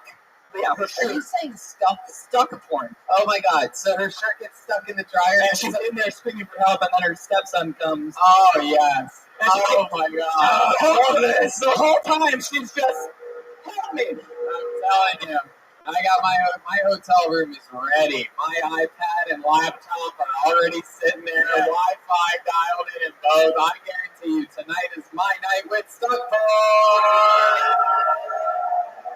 I will jerk off. I probably won't even make it to when she gets stuck. She's gonna tell your dad. Yes. Yes, billionaire Jeremiah. Because I have a similar evening planned, except I will be watching stock porn. When the market crashes, I come everywhere. Holy shit. The Dow bones. Wow. Whoa. Now, James, what are you afraid of? What are some things that scare you? You know, spiders, fucking dark. You afraid of the dark a little bit? Come on. Yeah. Exercise. I have a nightlight. It's fine. No, I hate exercise, actually. Sweating to death would be a fear. But, What are we talking about? What scares a guy like James? I'll tell you mine. I shut the lights off at nighttime, and sometimes I look out because I keep my hallway light on, even though my bedroom door is closed. And I look out, and I always, I'm afraid to see like feet standing on the bottom side of the door where the light shines through, but there's never feet there. slipping in the shower. I am actually, like, every time I'm in, I'm, like, careful. Have you ever slipped in the shower before? Once. Wow. How old were you when that I happened? was, like, probably 7. 7. Wow, and it's always stuck with you. Yeah. That was the last time you showered. Dry shampoo is a wonder, baby. All right, James. Well, I mean, that's the set of the night so far. Yeah, thank you. Just so much fun, killing it. It was nice to meet you. We're Nice going to to meet keep you. moving along. There he goes. James Couture, everyone.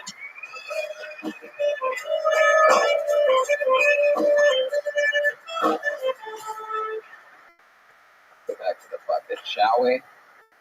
I like this. Everybody just felt the room right then. You guys as stoned as I am tonight? Anybody? A few people. Anybody has any pre-roll joints? Anyway, I pulled another name out of the bucket. Put your hands together for Tyler Titchvon. Here he comes from right down the middle. He can't even hide the smile on his face. He's excited. First time ever at Kiltonian, Tyler Titchvon. Hey, what's up, guys? So, I'm going to say what the guy before me didn't say. Substitute teaching sucks dick. It's terrible. Every kid is the worst. Because they're either little and they're vicious, or they're older and like high school assholes. Anyway, Spirit Airlines, I gotta say, guys, I don't know what you guys shoot on it. It's pretty dope. They are blunt and honest about what kind of flight they are. They lean in on it. But last time I flew with Spirit, one of the passengers got in an argument with the flight attendant, and she goes, "What do you think this is, Delta?" So, and needless to say, that was also the first time I had sex on an airplane. The trashiest thing about that whole story is, after we got done, she goes, "I'm actually from Detroit." So, all right. So, I'm gonna. What the fuck? Tyler Titchvon. What the hell? Here we go. What's up? Tyler, you seem like you're way too happy. I get that a lot, yeah. You're a happy guy? Oh yeah, usually. Why is that? I spent a lot of years in customer service, and I just learned to you just gotta grit through it and put a smile on. It's a love good day. When you're really sad, what do you look like? I don't know. You can't even do it right now. You can't even. I saw you smiling. You got pulled out. You were sitting right over there. You came right up the middle. And I saw you just smiling. You were just so excited to take the stage. You can't take the smile off his face now. No. Billionaire Jeremiah. Ladies and gentlemen, this is what my privilege looks like. You can't stop. You can't stop smiling. Things are always good. Yes, you smile like a mentally challenged child. It's incredible. Just all the time. You're so happy. You don't know why. No, I don't. When I get nervous, I smile. That's my. Really? You nervous right now? A little bit. Damn well should be. I know. I'm in front of the top young rising comedian. There you go. Tyler, what are those for this show? Those wristbands? Yeah. Oh, okay. I didn't notice. All right. How old are you? 27. How long have you been on stand-up? First That's time. the very first time. Put it together with Tyler. What was the first thing you talked about again? I listened, but I can't remember now. So I just mentioned the substitute teaching. That wasn't planned. Oh, so you are, that's right, you are a substitute teacher. I did it for a while, a little bit. Until you fuck that chick, right? No. Just couldn't help yourself, right? No. And by the time the principal called you into the office to find out if it was true, you were smiling ear to ear. And he's like, "You seem nervous." This seems suspicious. Yeah. No. What grade did you teach? So I just substituted I substituted kindergarten one time, but those kids they're evil. So you didn't have sex with one of your students. How many students did you have sex with? Zero. You forgot little fleshlights that walk around and draw. All right. Come on, Red Band. All right. You know what you did this time. You seem like so you quit a lot of jobs. Is that your thing? No. Actually, no. I mean, I had a handful of jobs through college. Just How about now? nope. I had the same job for almost 3 years now. What is it? I work in insurance in Lansing. Insurance in Lansing. What kind of insurance? Hopefully it's life insurance, because I would throw myself if I lived here. No, it's Oh, wow. All right. This sounds like self-deprecation. I'm sorry, guys. I could feel that energy twist there. Sorry. I like to make jokes about things. Remember when I kissed her ass about being a good football team? Same guy. All right. So Tyler, you seem sort of douchey. I mean, we all see the types of guys like you that like smile a lot. Like you're a good-looking guy, right? You're wearing the fucking, the short-sleeved hoodie because that's a fucking thing in real life that anybody ever needs to fucking wear.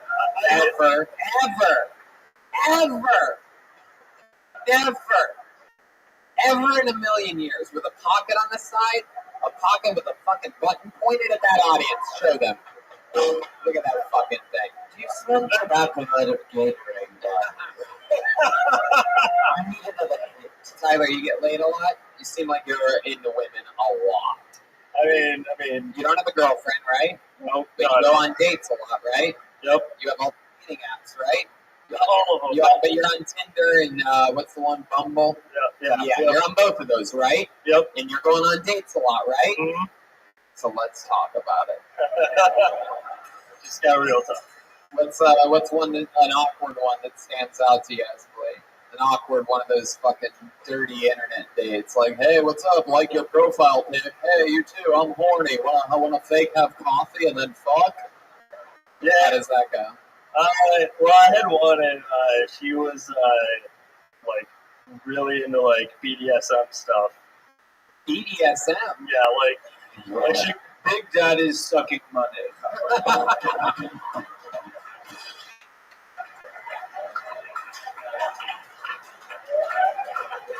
That's Jeremiah motherfucking billionaire Watkins. Clifford Reginald Mr. Oh, Reginald the Third. Okay. All right. So, BDSM, and what does that mean to you? What did she do to you? Well, I mean, I don't think I got to her full range because I tapped out early because I was like, this is not my style. Full range. Come on, Yeah, no, she Tyler, give it to us. Like, give us the like description of what you mean by she wanted too far. What did she already have you in the latex max, mask, ball gag in your mouth, fucking Joburg up your asshole all the way, and then you're like, I don't think I can go any farther. I don't think I'm into this as much as you are. no, it was before that. I mean, like she wanted like to get choked out and like bruises and shit. And I was like, no thanks. Oh, is that your excuse, or did you really like that? No, she wanted that. I was not. This chick's going to get punched right now. Absolutely. She just no quicker way to do it than by kicking over a man's can of delicious Busch Light beer. That's what that is right there. You kick a man's bush, you get hit in the tush. That's what we say in Lansing, Michigan. You gotta put heat in her. That's incredible.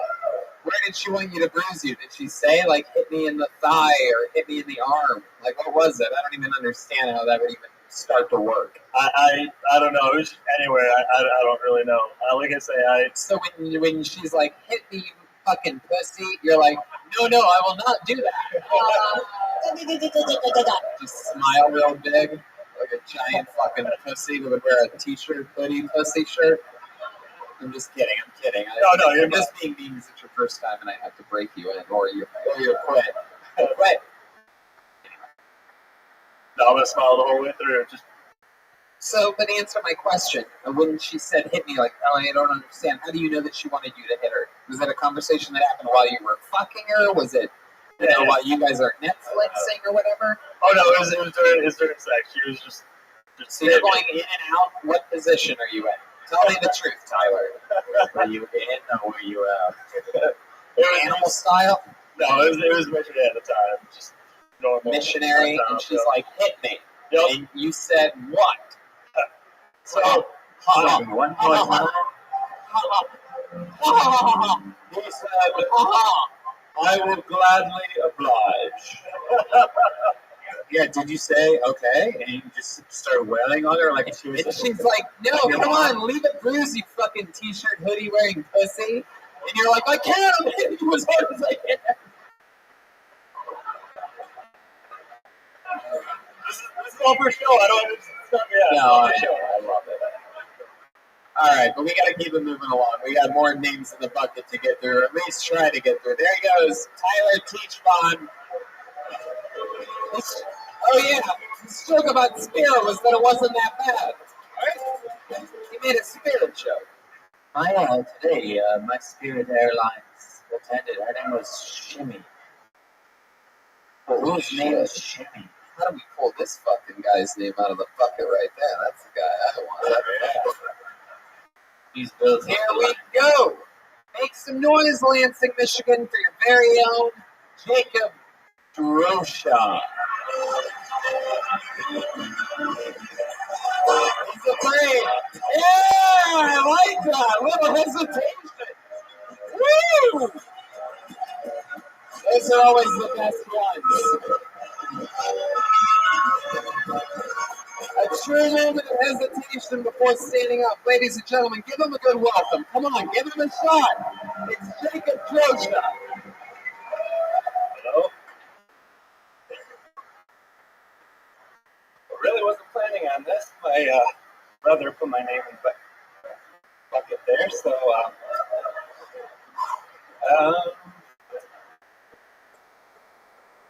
don't know what that is, man.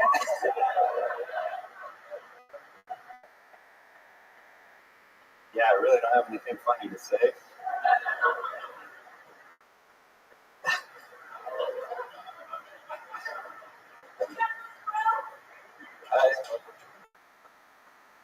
I haven't had this much fun since 9/11.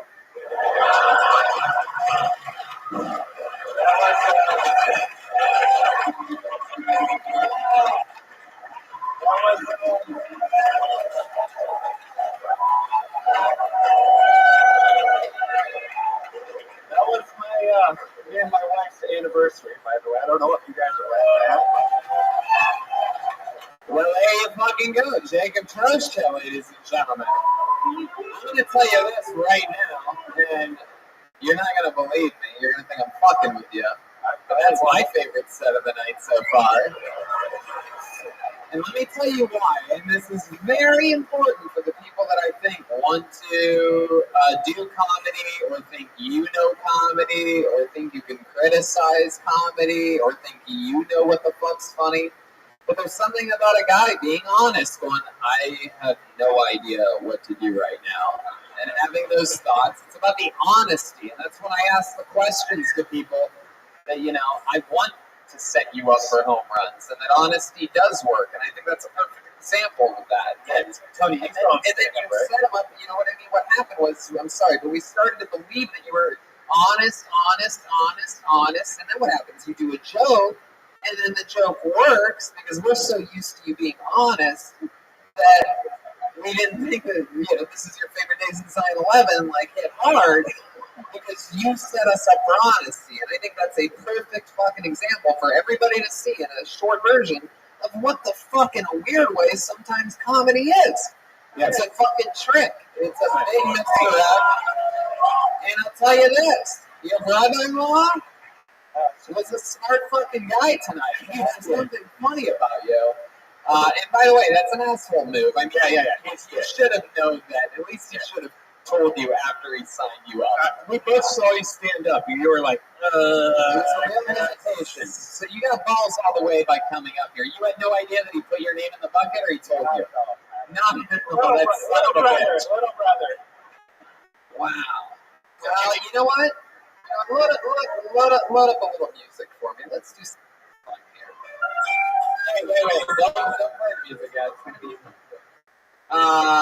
So, you know what? Let's do something fun. This will be an episode we remember for a while. Jacob, they're going to keep you up here. Do me a favor. Put the mic back in the mic stand. We're going to talk to you in a second. You sit right there. How about that?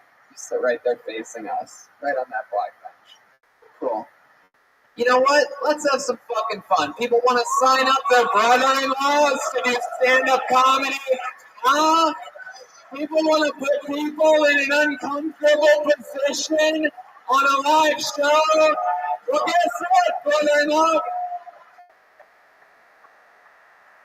Put your hands together for this first language stand-up, Adam Drosha.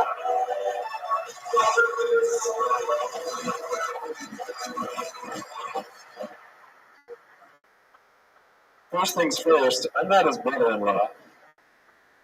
I'm his brother, and for all the stack taps that he's given me just tonight, it was completely worth it. So Who had it coming? I got a Tinder recently. First things first.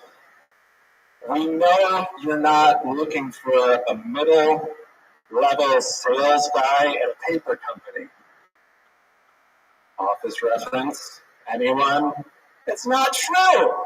We know you're not looking for that guy. No, you're not.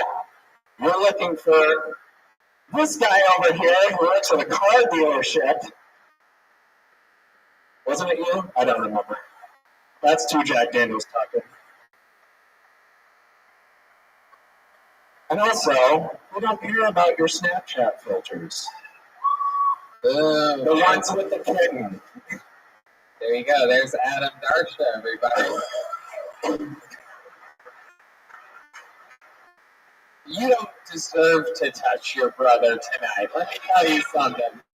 You get back behind that mic, Adam. So you signed him up, but you didn't sign up yourself, huh? No, I don't. You did? I don't. Oh, wow. You signed the whole family up? There's also the blonde guy who was sitting next to him. The one that looks like the one in Donald Trump's sons. If someone doused him with Saudi Arabian face acid. Oh, I'm kidding, sir. I would give you the don't kill yourself fist bump, but you're too far away. What? Oh, no, don't do that. Oh, boy. Fundamental agreements that we've had. So that was your cheat code to get on stage, like sign up everyone you know.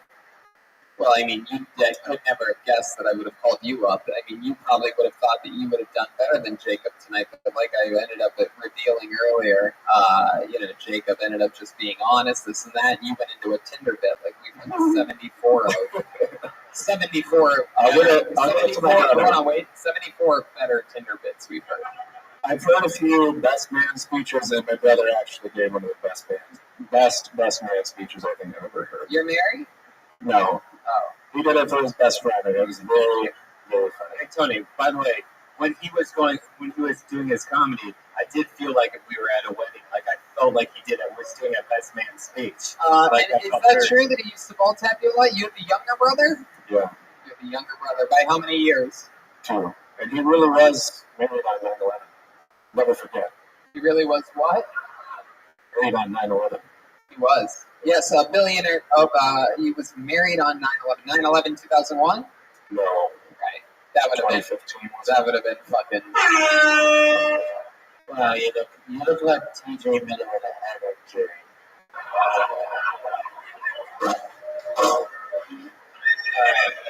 So Jacob, step back up to the microphone for a second. Yes, I like the more likable one. Yes. It is incredible. How does it feel knowing that you showed your younger brother that you're the fucking man after all tonight? You know what I mean? Feels pretty good. You know what? Before I let the Drosha brothers go, I'm gonna let one more thing happen here. Jacob, why don't you do me a favor and give him one more ball tap in front of him? Here they go, the Drosha brothers, everyone. It's spontaneous shit. Made it out with the Drosha brothers. It's another fun little fucking bonding thing. Yeah, let's do that. We have a regular on this show, ladies and gentlemen.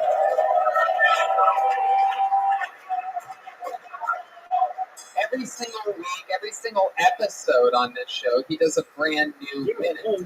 He's only been on the road with us, I believe, once before at the Las Vegas Kill Tony. So this is his second live appearance ever. His third's going to be Grand Rapids. His fourth's going to be Detroit. You had him first, Lansing, Michigan. This is a brand new minute from the regular, the one, the only, Malcolm Hatchett, ladies and gentlemen.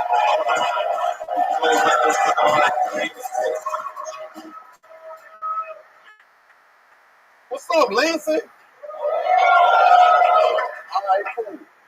Whenever I do gangster shit, I hit up my white friends because they be down.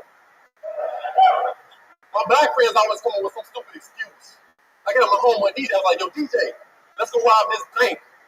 He was like, nah, man, my mama tripping. I can't even leave the house. I was like, Dina, you a thug. Thugs don't have curfews. And I'm a wife right here. I can even tell them what we about to do. Hey, Jacob, let's go rob this. Yeah, let's go. Let's fucking go. Let's go rob this bank. I said, yeah, let's go. I bring my swords. I said rob a bank, not trim bushes. Trim a bush with a ski mask. White people in Game of Thrones, I tell you. I don't never hit up girls when I want to do shit. Y'all reply when y'all want to reply. Hit up a girl, hey, Tiffany, let's go rob this bank. 3 months later, hey, what you doing? My phone died. Bitch, I just got out of jail. Fuck you. Fuck yeah. Another one. Another brand new minute. This is a wild one from Malcolm. Stealing money from the stage. This is a fun one. It's a fun, interesting position that you're in because it's always a tough job doing what he does every episode on the show.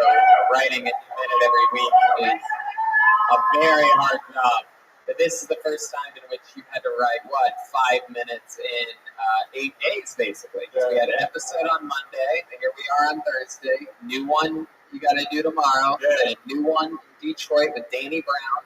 And then we're doing it again on Monday. Are you people, how many of you that just clapped are going to that in Detroit, Michigan? Wow, look at that. That's very interesting. You guys are badasses. Jeremiah's wiping his nose with $100. How many of you, let me do a little test here. How many of you are going to Grand Rapids tomorrow? Wow, there's a few more. Wait a second, was that one of the Droshas I just saw? Whoa, Jacob's coming back. Look at that. That's the funniest possible ending to that story. Adam Drosha signed up his brother to be silly, and Jacob found his new passion for life. Jacob Drosha is one of the top young rising comedians in the world, dude. Yes, my goodbye, Tony Hinchcliffe, dude. You're 30 years older, bro. I know. So Malcolm, this is fun. This is your first time ever in Michigan, right? Nah, I came here. I told you my uncle used to live here. When I was like 12, Detroit, Michigan. That's right. That's right. Back when that uncle was still alive. Yeah, he's dead now. Yeah, He's a corpse. I love y'all Fagos. There you go. I love Fagos. Y'all love Fagos? I love Fagos. Yeah. There you go. I love them shit. I want to call them. Malcolm is one of the most showmanship-like people. He's so good at what he does. Like, hey, you guys happen to like Fagos? It reminds me of The Rock when he was in his prime in WWE before he was making $100 million a movie. The Rock would go to any city. Sometimes it would be just the most garbage city. And he'd be like, finally, The Rock has come back to Lansing, Michigan. And you'd be like, I do not believe The Rock for a fucking second. But you definitely have those Rock energies about you, Malcolm. So you're having fun. What else is going on? I drank some coffee with Tony today. Yeah. Oh. One of Malcolm's first ever coffees. Do you like the taste of it? I mean, coffee. Yeah, it's good with a lot of sugar. It's real good. Yeah. Chocolate milk. What else, Malcolm? You got to do some stand-up on a comedy show earlier. Oh, yeah, This that was is, a road gig for you. We're doing a little tour. Yeah. We keep Malcolm around.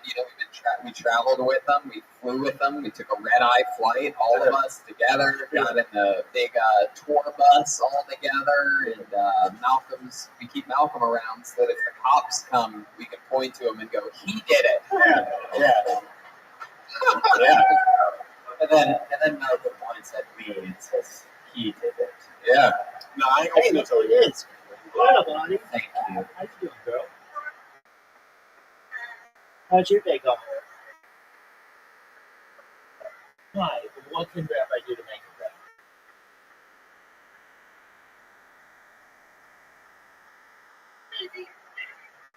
Oh, what's wrong, sweetie?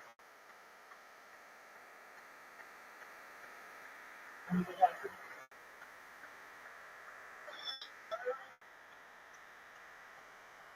Okay, you don't have to say that.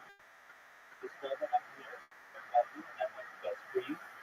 And you're a good person. And there'll be other good people here later. And hopefully we'll be able to take your mind off to whatever it is that you say.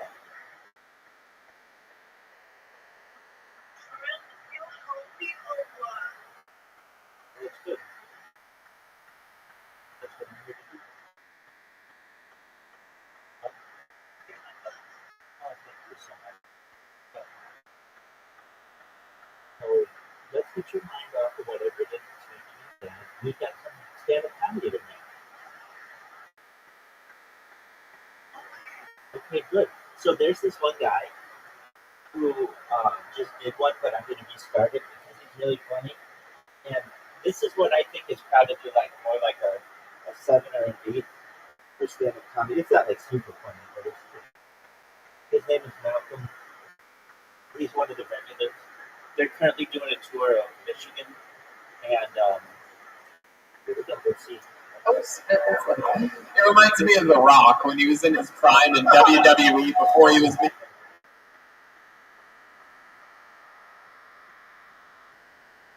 What you doing?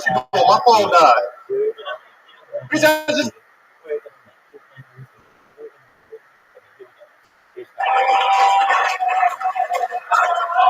Every single week, every single episode on this show, he does a brand new minute.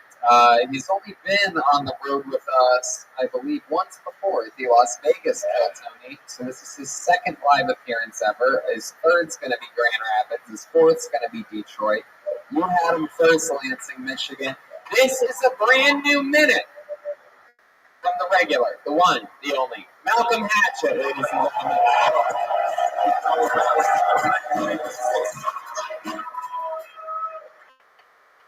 What's up, Lansing? All right, cool. Whenever I do gangster shit, I hit up my white friends because they be down. My black friends always come up with some stupid excuse. I hit up my homeboy DJ. I was like, yo, DJ, let's go rob this bank. He was like, nah, man, my mama tripping. I can't even leave the house. I was like, DJ, you a thug. Banks don't have curfews. And my white friend, he agreed before I can even tell him what we about to do. Hey, Jacob, let's go rob this. Yeah, let's go. Let's fucking go. Let's go rob this bank. I said, yeah, let's go. I bring my swords. I said rob a bank, not trim bushes. Trim a bush with a ski mask. White people in Game of Thrones, I tell you. I'll never hit them girls when I want to do shit. Y'all will call when y'all want to call. Hit them a girl. Hey, Tiffany, let's go rob this bank. 3 months later, hey, what you doing? My phone died. Bitch, I just got out of jail. Fuck you. Fuck yeah. Another one. Another brand new minute. This is a wild one from. All right, what do you grade it?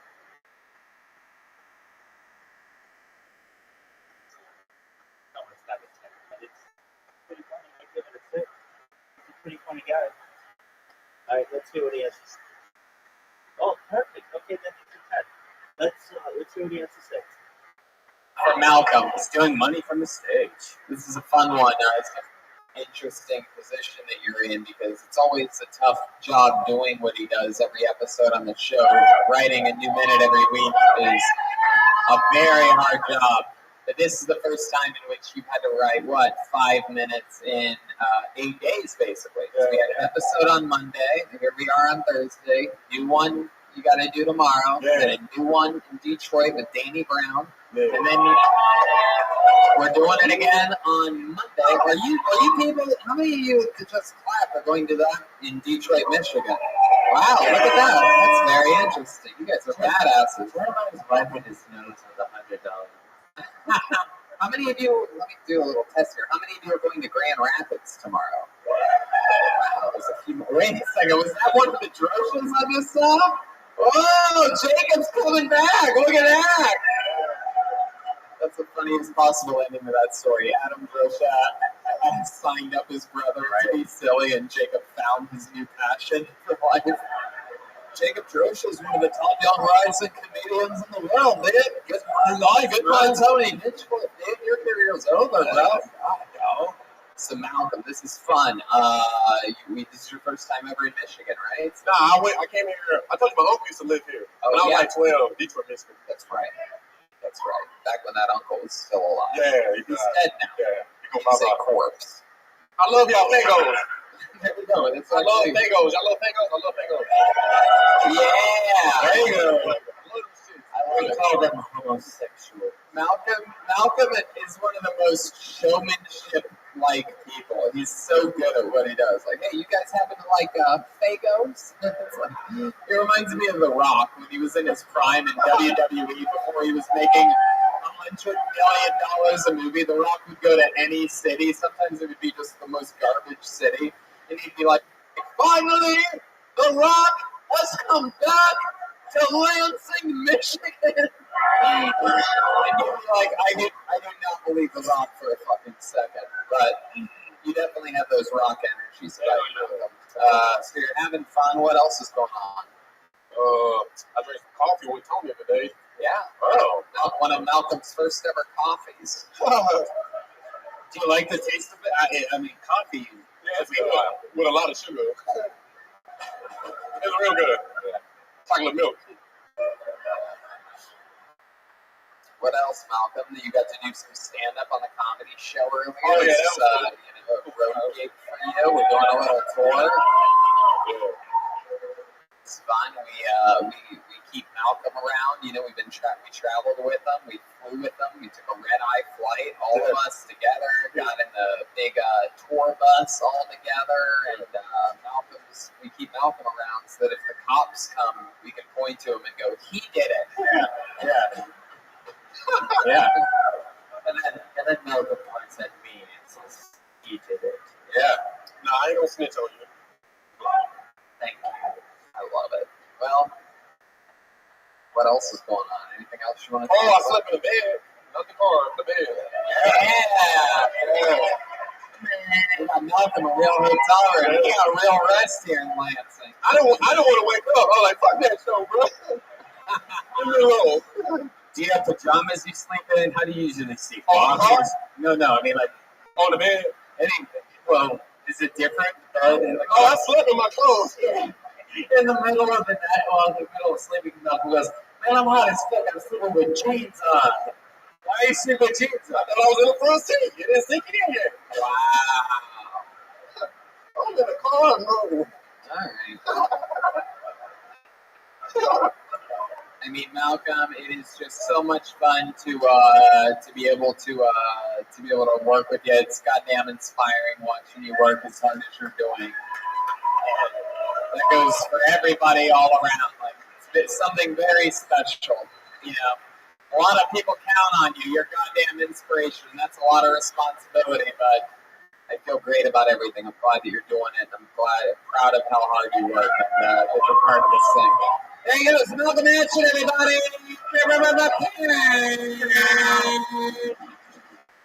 What do you guys think? Back to the bucket?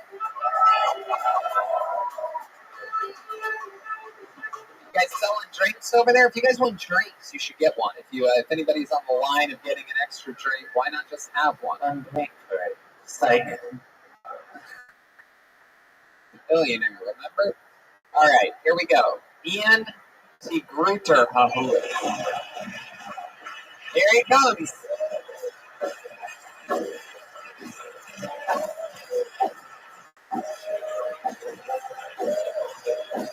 Make some noise one more time for Ian T. Gruter. What's up, guys? Don't you hate it when pregnant chicks start talking about how they're eating for two? Like, are you fucking for two also? Because that seems like a three-way to me. But guys that have pregnancy fetishes, aren't they just like clever pedophiles? Just trying to get their dick as close as they can to someone young?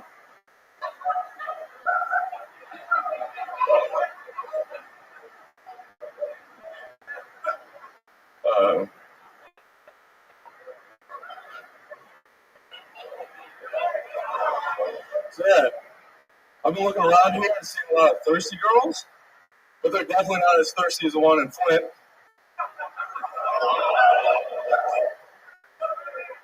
back when I was a kid, you used to call someone as an ass licker as an insult. Now it's used as a pickup line for girls.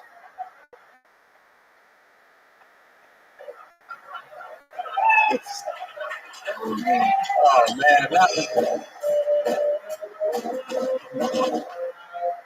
That look back was priceless there, man. That was something else. Okay. Have you picked up a lot of girls by using the ass licker pickup line? I didn't know this was that's a the thing. opener, man. It's nice to see a juggalo without his face.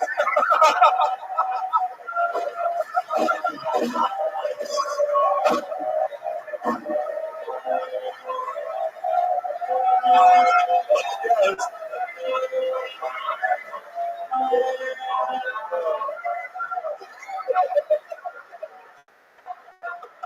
Okay, proceed. Oh my god. At the end of all that, you shoved a $5 bill up his nose. That was incredible. Alright, so Ian, let's get into it. You do stand up? First time. First time ever. Fuck yeah. First time. I love that. We're popping cherries here tonight. Here you are. Ian, tell me about you. You seem like an interesting character. I feel like there's a lot going on there. I feel like there's a lot going on under this, Norwegian fucking, this fucking Nordic defense system that you. What did you rank that guy?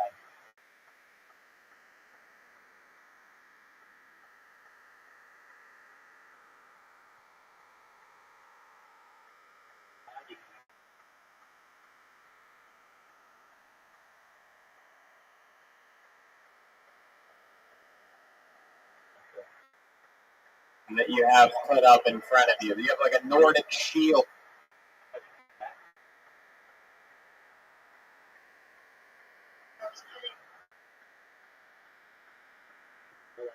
Figure that Winnie the Pooh.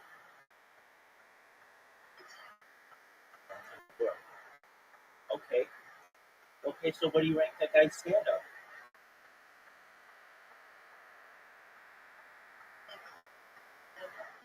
You don't even know what he's saying one joke he said.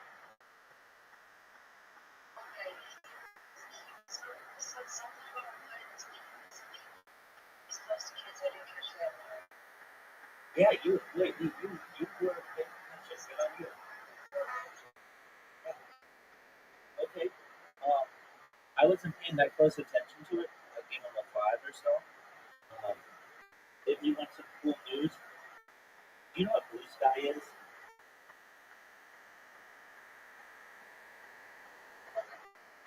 Yeah, it's like the Twitter alternative. It's where everybody went after Twitter. After Elon Musk bought Twitter, basically. No, it had nothing to do with that. No, totally different. Just recently. So, here's what's up. I have spammed Twitter. I'm like the most spam I know. I really think that. I mean, I have been creating bots for like 2 to 3 years to just self-promote, and that's how I get people in there. And I was doing it on Twitter. I did it for like 2 years ago. I made 2,000 accounts, which is a lot of manual accounts on Twitter. Then I didn't necessarily spam people, but I just would follow them and just to get my name out there. And it annoyed people, so they banned all my accounts. Okay. So then I started doing it recently, and like Twitter got really good about banning any account that I create. And I don't know how they have me track, but they do. So it was really hard for me to like self-promote. So I started doing it. I just got really frustrated last night. It was like when we were playing bowling or whatever, or right before that we were playing golf. And normally I'm really focused on whatever game I'm playing, but I was just getting frustrated with Twitter. So I decided, you know what? I'm going to try out Blue Sky. And so long as like I just need an email for Blue Sky and not like phone verification, I think that I have an opportunity to spam people. So after everybody left yesterday or whatever, I started my Blue Sky. And when you know it, with my bots, I have 3 of them that I created. be. I was initially like the number 9 trending hashtag. Then I went to number 6. Then I went to number 5. Then I went to number 3. I got as high as the 3rd highest English hashtag on the whole platform, and there are millions of people on this platform. So I was totally stoked about that, and basically, like, that was really good for me. So right now, I am just, I mean, like, they'll ban my accounts, but then I just created another account, and it's this cat and mouse game that I go on. But I got some, I just keep getting more people in here, and that's really great. And I just wanted to do that. So I got to give it number 3 trending hashtag both times. It's the first time thank you. It's the first time I've ever seen my hashtag in one of those like trending lists. So there's no way. That's like, and then people started tweeting about me, just like, hey, is anybody else getting these random Rabbi Rothschild accounts and keep spamming them? Like, yeah, I know, but it makes me so happy because it tells me that it's working, and I'm pretty thrilled about it. So anyway, I just wanted to tell you that. All right, back to stand-up time, and thank you for being here. Shield. Has anyone ever told you that before? Yes. Yes, a Nordic Shield and a man bun of a 14-year-old. What is that a man bun? Asshole. All right. What is that? What do we call that? A nest? What do we call that? It's called a pussy tail. Pussy tail. So, Ian, what do you do for work? I'm a web developer. Web developer. How old are you? 24. 24. And you're from Lansing? I'm from Allendale. It's like 10 minutes away from Grand Rapids. No, it's not. I don't know where anything is here. I don't even know where we are on a map. I could not tell you. If I got lost right now, I'm dead. I would walk straight into Lake Michigan or something like that. Are we? No, not even close. All right, didn't think so. So, okay, Ian, you're 24. How long have you been doing that? What you're doing for a living, which I just forgot. Web development for about 3-4 years now. 3 or 4 years. You went to college for that? Graduated a couple years ago. Okay. Been working. Hell yeah. So let's get into it. Joel said that you seem like a juggalo. I agree. I think we're about to find out that there's something going on in here. If it's not a juggalo, I'm thinking maybe you're like at least a huge, like Slipknot guy or something. Yeah. Huge model. Huge. You seen them live? 2 times, yeah. 2 times. Yeah. What other creepy shit are you into? You ever jerk off? While being hung from hooks in the air? No, I have not tried that. No? No. Jesus, even I've tried that. My God. Okay, what's the craziest thing you've ever done? You look like you're intense. That's what's always funny to me. It's the guys that look like they're intense. You're like, what's the craziest thing you've ever done? They're like, my taxes. Yeah. It's like if you see like a normal guy with like glasses and a fucking tie and a shirt, you're like, what's the craziest thing you've ever done? He's like, fucking get away with murder. I got fucked by my uncle. It's always never what you expected. So let's do it. Craziest thing you've ever done, Mr. Pussytail. Whitewater rafting, West Virginia. It's actually a good answer. It's one of the craziest things I ever done. I actually went whitewater rafting in West Virginia before. In a place called the Cheat River. How about you? That's great. I don't remember that. It looked like Elron Roberts' daughter. Wow. Say your last. I don't care. Say your last name for me. T-Grow-Nice. T-Grow-Nice. T-Grow-Nice. Yep. Ian T-Grow-Nice. Ian T-Grow-Nice. Who's saying it like you? Ian T-Grow-Nice. Like, if I were to say your name right, that's how I'd say it, right? Yeah. If I was, like, doing a classroom student role, I'd be like, Ian T-Grow-Nice, like that. And you'd be like, that's me. And I'd be like, holy shit. Ian T-Grow-Nice. Your name sounds like a foot fungal disease. It sounds like he's from the Shire. I have a question. Your haircut. Why? Have you ever seen the show The Vikings? Yeah. Have you ever seen Vikings? Yeah. Were you in it? No. Then why? I like it. You like the show, Vikings? like the Ragnar. What's the most Viking-like thing you've ever done? What do? You ever shovel snow? We're in Michigan, of course. I'm shovels. I don't know why I think my mic seems like it went down. Right? I don't know why I picture you shoveling snow. Do you shovel snow? We're in Michigan, so yes. Oh, sorry, we don't live here. Wow. All right, Ian. You in love? You have a wife, girlfriend? No, single. She's dead now. You're single? Yep. How long you been single for? 4 or 5 years. Just hard. No. Wow. So you've been craft single for 5 years. Okay, I'm bombing in Lansing. I love it. Watch out! Fun fact for you: we're gonna break this news right now. You guys like breaking news? You like announcements on Kill Tony that only happened in Lansing? Multiple breakthrough things in one episode in one night? Then I'm going to break some news right now. We came up with an agreement yesterday, a funny thing that made us all laugh, the four of us, cast members and Malcolm, is that the next time Joelberg goes on a run in which he gets 10 non-Joelberg jokes in a row, what it be known as Coldberg as of late. Sometimes he'll go on a streak of things that don't work. He's in one right now. He might be 3 or 4 in. What would you say? Oh, you're going to say 1? I think at least 3. Okay, I'll do 3. All right, he's at 3 right now. He is at 3 Coldberg. We made an agreement that if he comes in ever with in a row, 10 in a row, jokes not working, then he has to get a tattoo live on stage.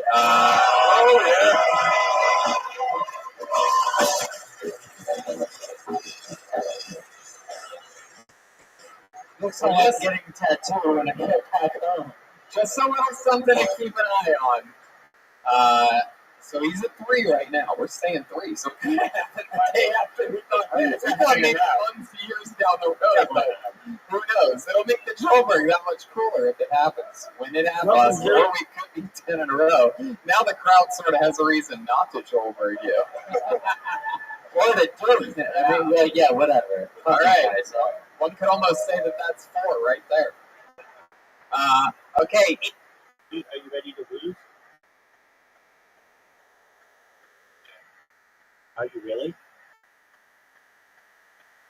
All right. Audie, do you want to play golf or do you want to just continue listening?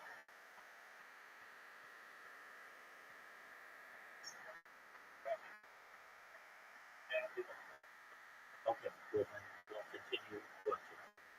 Hey, Auntie Grutenhouse. So, why do you think it's been so long since you've been in love? If you had to guess. He kept sticking his girlfriends in lockers. Is that true? No. Okay. Why do you think it is? It's probably because I'm not over my ex.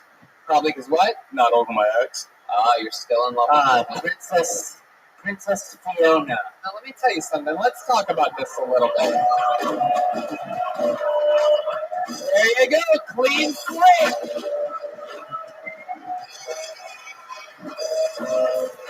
What's your ex's name? What's his name? Clean slate for Joelberg. So let's talk about this for a minute, because heartbreak is a real thing. And you asked me at 24. I don't know. Maybe I still wasn't over my first gigantic breakup. Maybe. No, I guess I was 24. You keep trying to push that gay joke. You're trying to shoehorn it in. Everybody can smell it from a mile away. So how long ago was this breakup? About 5 years ago. 5 years ago. Yeah. Right. And it was your first true love? Yeah. And you guys were together through high school, basically? No, met in college. Met in college. How long were you together? You went to college? How long were you together? PCR repair. How long were you together? About a year and a half. About a year and a half. Yeah. Huh. She like a goth chick? She's like jet black hair? No, she was actually pretty much the opposite. Really? Wow, she had it all Right. together, and that's why you find yourself rebelling and doing these things, cutting your hair down to the pussy tail and whatnot. Oh yeah. It's because you're trying to distance yourself psychologically from the heartbreak that you connect with and that you look at as love because it's the only thing that you ever loved. So you try to go away from that every chance you get. Where she would wear light blue or light green, you wear black and camouflage. And where, she's a sunshine, you're a sunset. You look at yourself on a different perspective, on a different spectrum in order to push it away because you can't possibly relate because everything just brings it back to her, right? Pretty much, yeah. We have another winner. You got it right, man. That's right. Thank you. You still have her phone number? Oh, no. Are you sure you don't? Yeah, I'm positive. Because I'm pretty sure that if we called her, we could get this shit back together.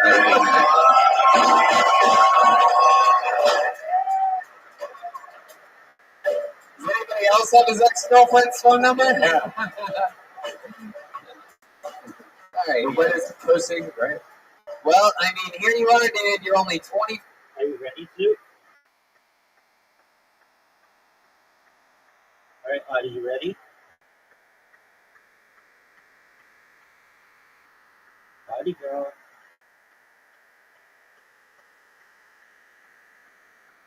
Are you ready?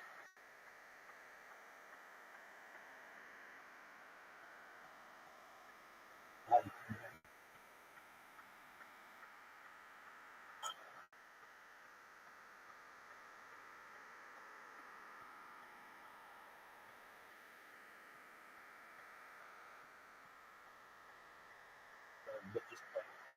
Who versus me?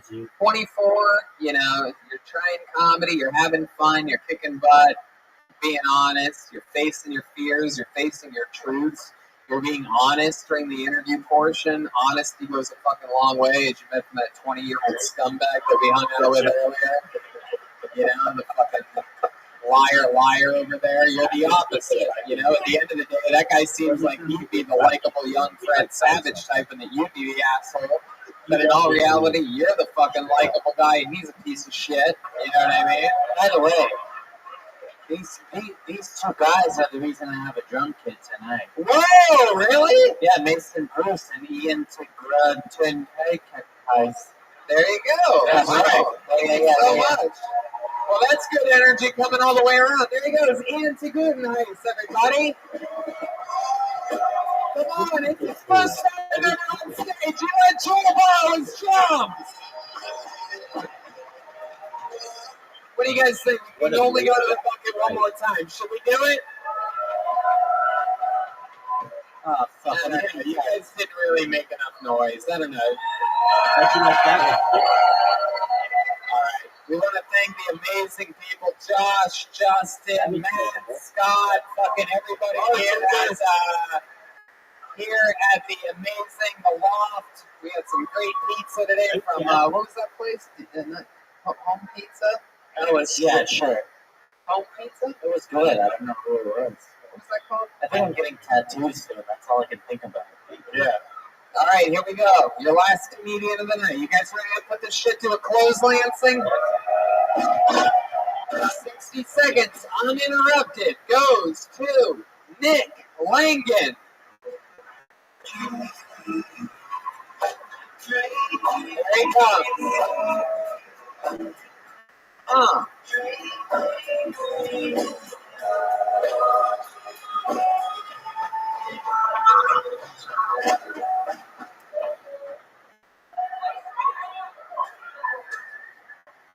I got an idea for a movie.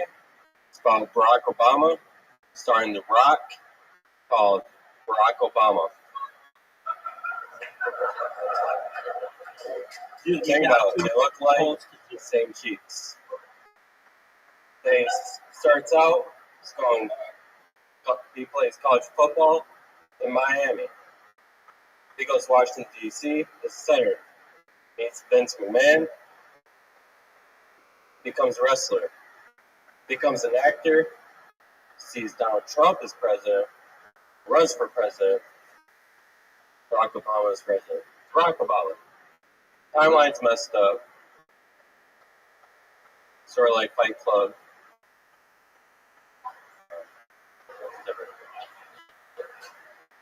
Oh, shoot.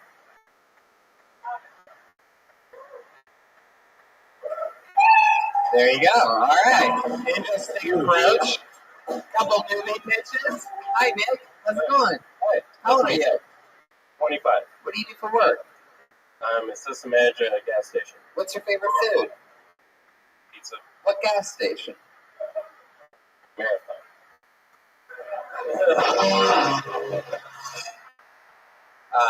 Here in Lansing? No. Where? Alma, north of here. North of here. Wow, you trying to get away from that? There we go. How many minutes? Can you get the sound effects to be louder, please? Yes. Finding out what the actual volume of this rock and roll band you could have been the entire night.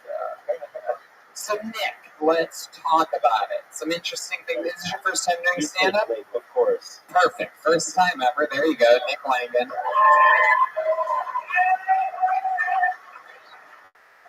So, is this something you've always wanted to do? I've always been a fan of.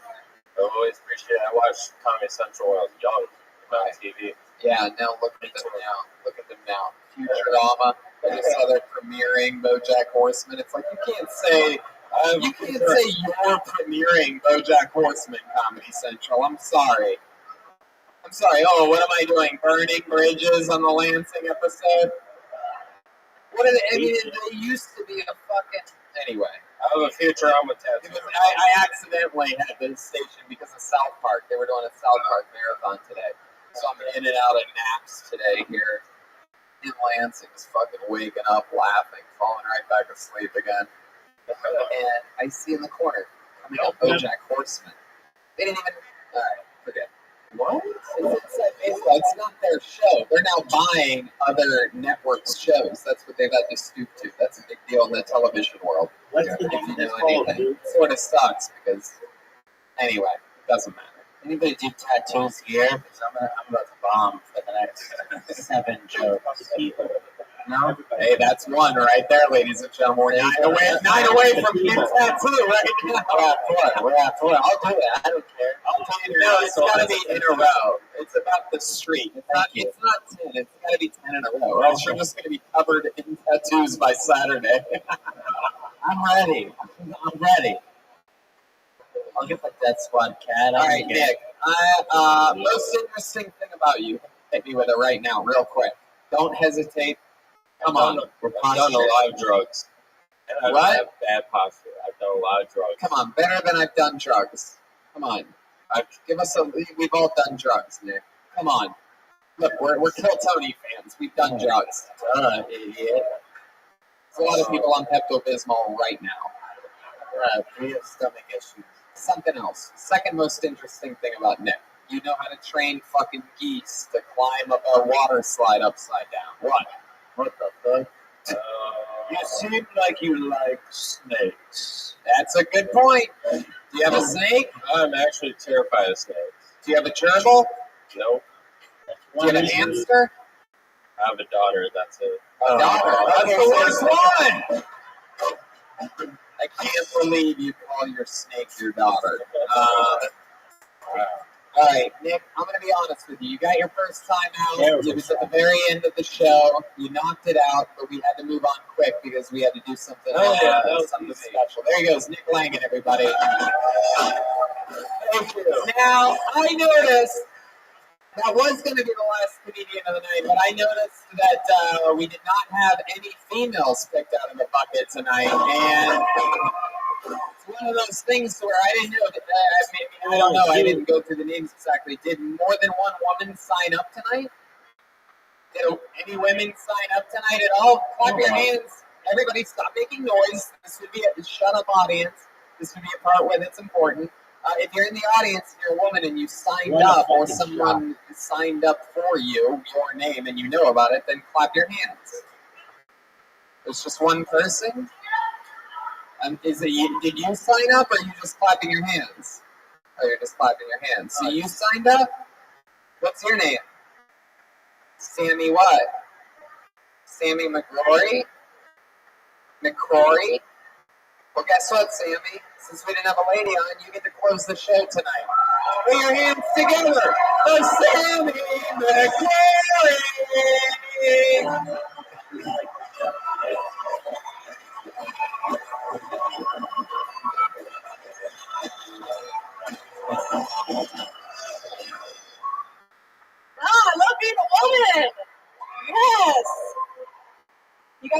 grew up Irish Catholic, so peculiar religion to raise your child.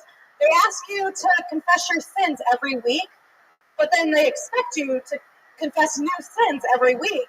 So they're asking you to go out and commit brand new sins every week, which as a child I found confusing because I'm not going to lose to myself. What I'm saying is, when I was younger, I turned an altar boy into an altar man in a church confessional booth.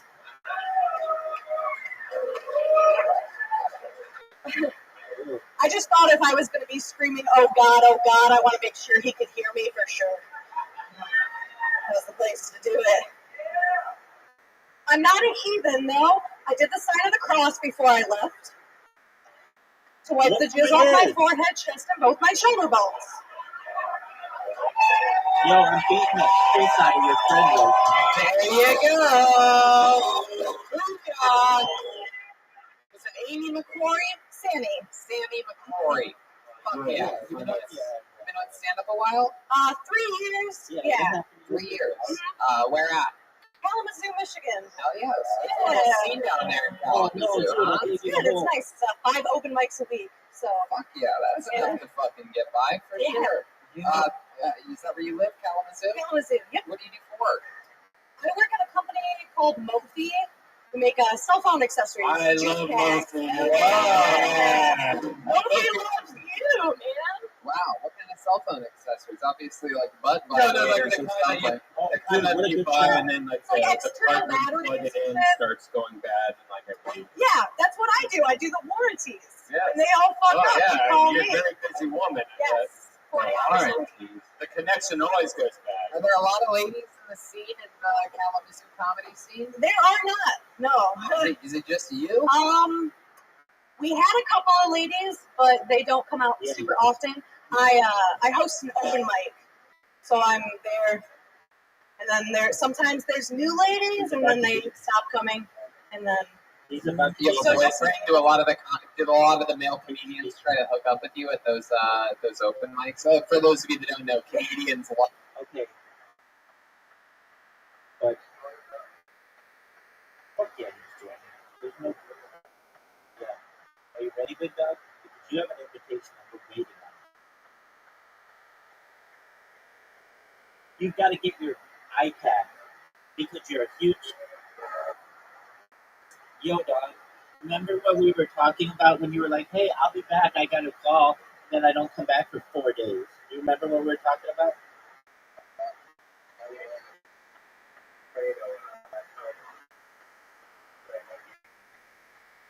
Okay, dude, I don't know what kind of weird pornography app you've downloaded in the meantime, but we're waiting on it.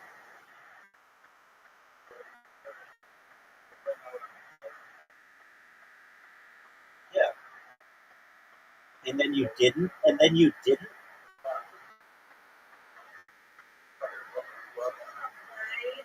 Okay, we will send you an invitation after this game.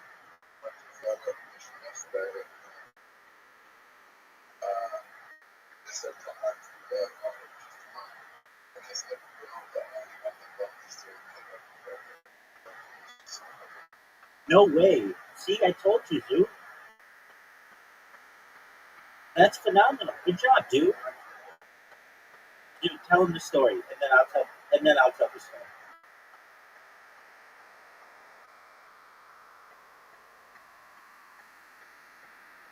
Dude, when I say tell him the story,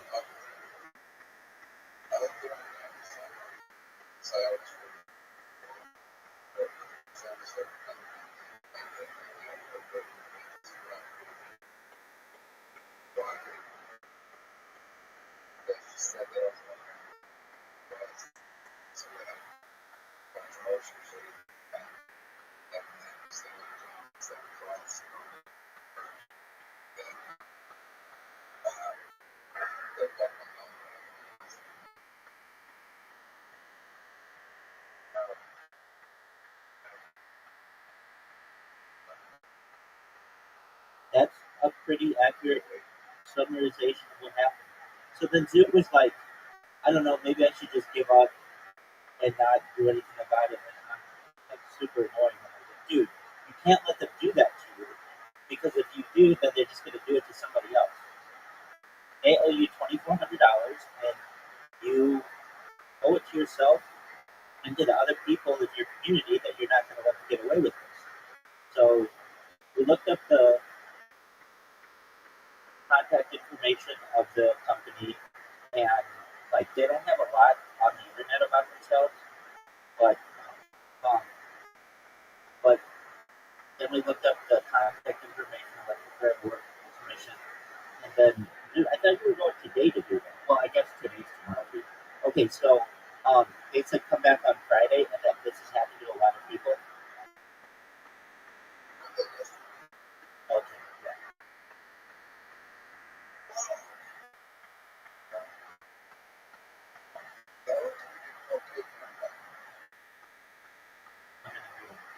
Okay, so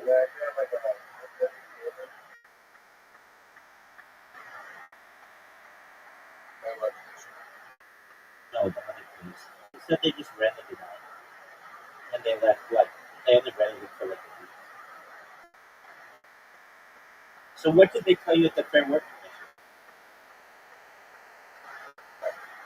What did they tell you at the Fair Work Commission? Like that they had a list of people who this would happen to.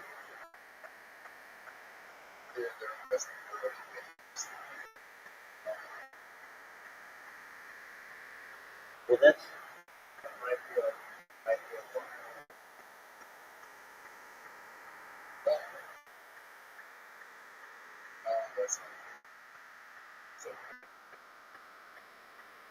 dude, what a good shot.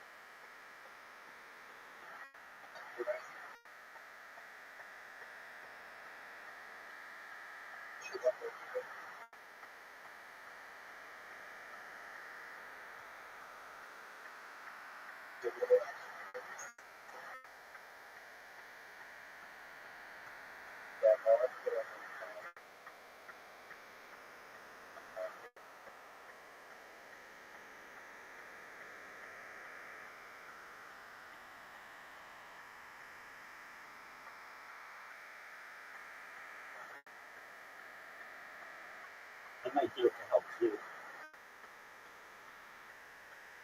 Ooh, I just destroyed myself.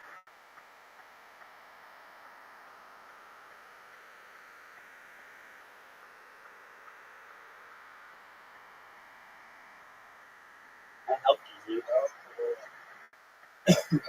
I helped you, Zoo. I helped you.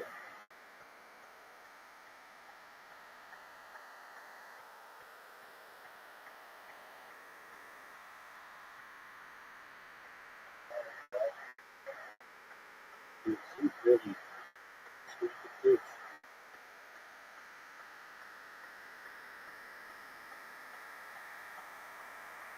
You think that's going to be a good shot?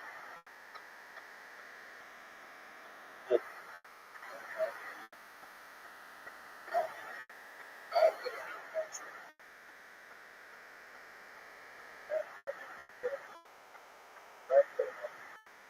well, you're welcome.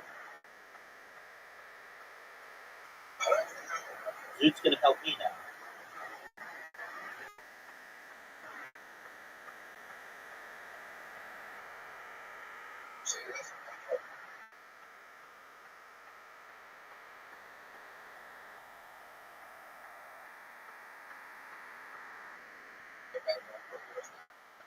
No,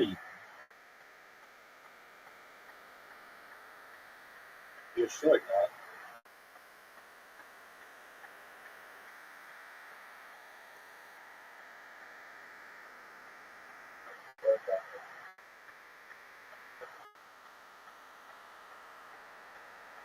By the way, I hate control. I still want to fail it. All right, Riser, you jerk. You we were talking the other day, and we were talking about something that was really interesting. Then you left because you were a jerk, and you didn't come back even though you said you would.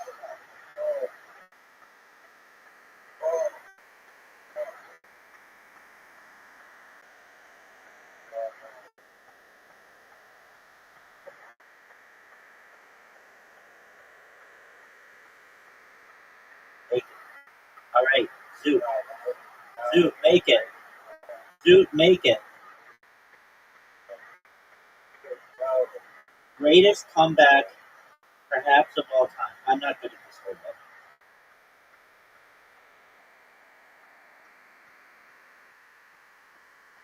All right, so do you remember what we were talking about, Riser?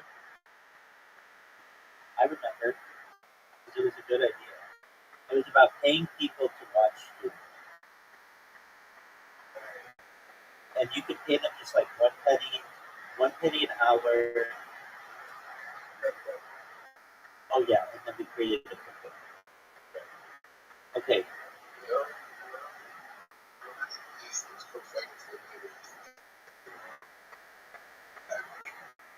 Wait, what is this used to be called?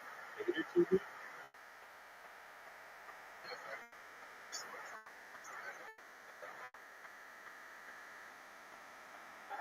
Okay, there you go.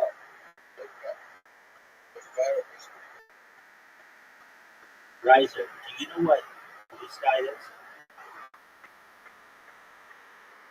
Of course you're going to know what this is. You know what Blue Sky is?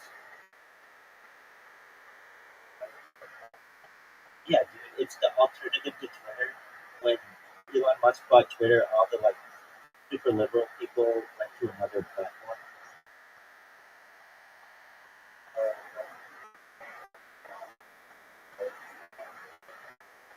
All right, well, it's amazing. And yesterday I was the number 3 trending hashtag on the entire platform. Well, in English. Incorrect. I have 3 bots that do that.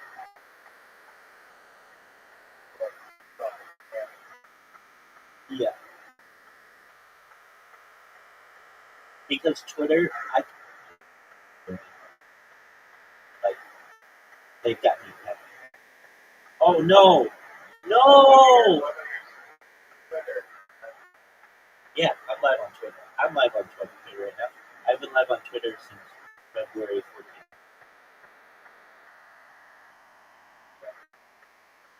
It's okay. I mean, I think I'm like shadow banned or something. Not a lot of people come in. But I get a few people in a day. Dude, I messed up.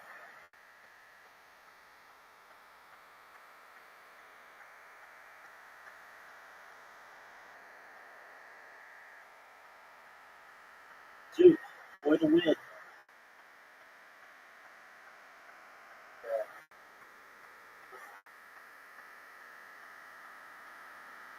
That's a mess. That's a mess.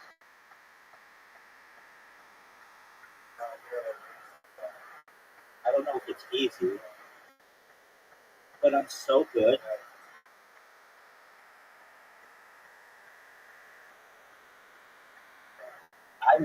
I won with you, and you lost. Remember, you were like, "Hey, you should have." All right, Audie, you ready?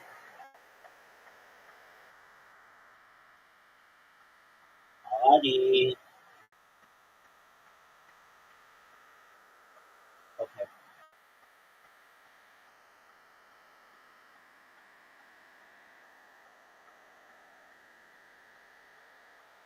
Dude, what's the name of this hole?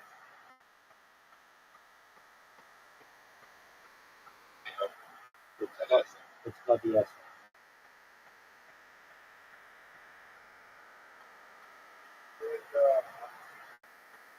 He's a friend of mine that I met through spam on Twitter.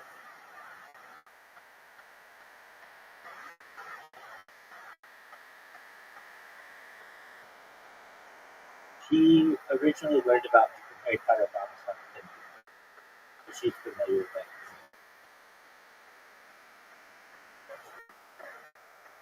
Yeah, she got kicked out for some stupid reason.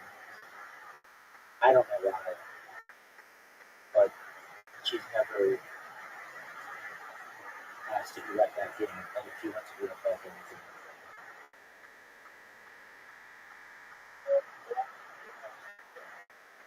yeah, it was yesterday. We tied for a win.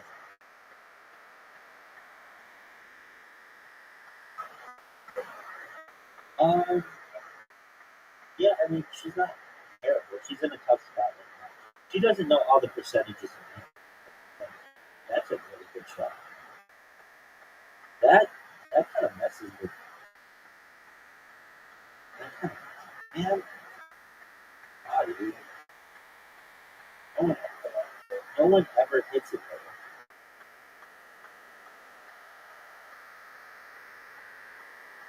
though. Riser, what are you gonna do? Hey, oh man,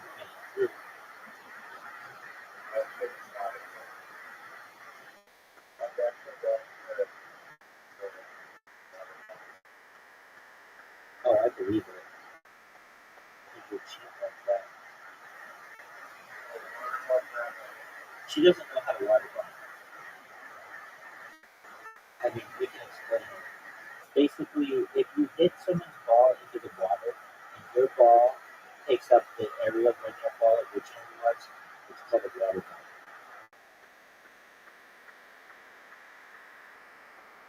Like that. That's a really good water bomb. That's a really good water bomb. Oh man, I really messed up Riser. I gotta use the other brush. Oh no!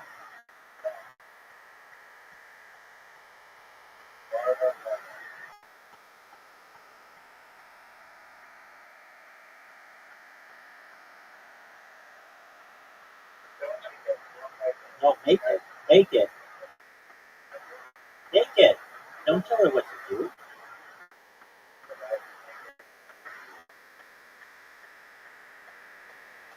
Water bomb? No. She's a free woman.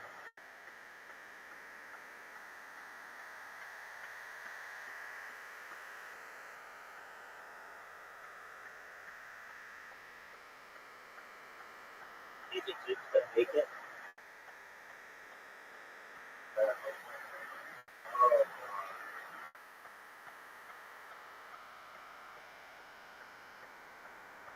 Perfect shot.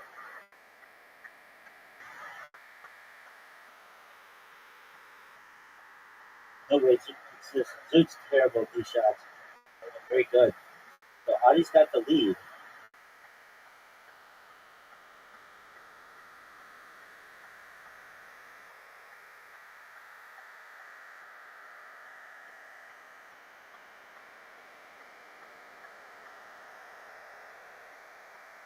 I love how serious we are about this game, like knowing all the angles and all that. Knowing that like 702.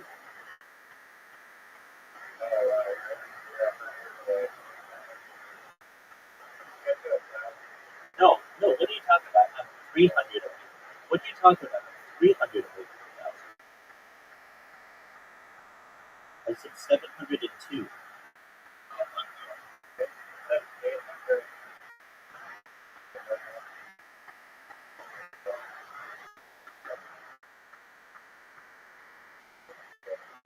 Look at you, cyber stalking. What a shot. Audie, you are bad. You are bad. Dude, Audie, you are bad.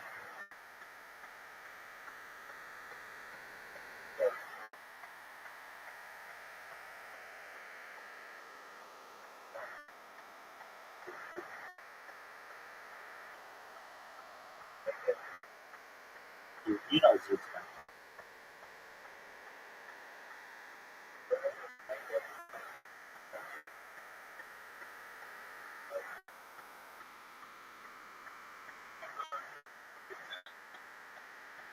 Boo! F this.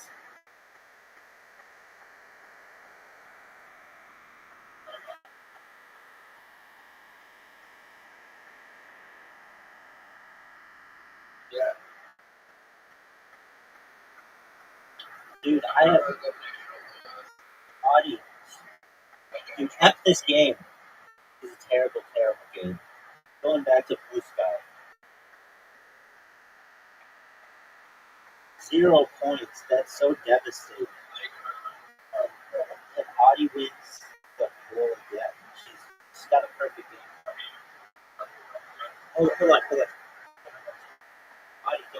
Audie, don't go in the black stuff.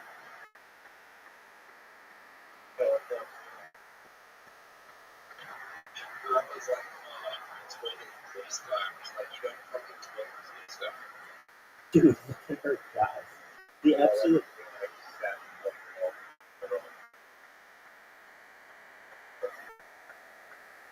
There isn't one. Post it. I know! Dude, she's been practicing or something.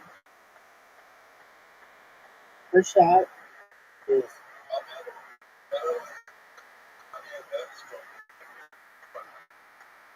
You do.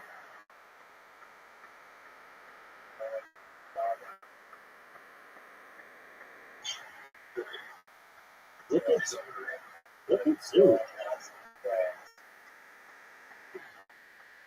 You know what his best album is?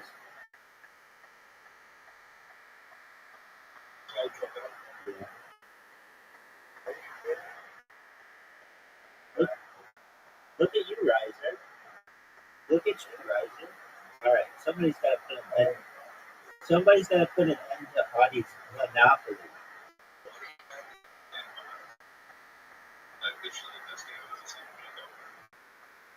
If that would have gone in.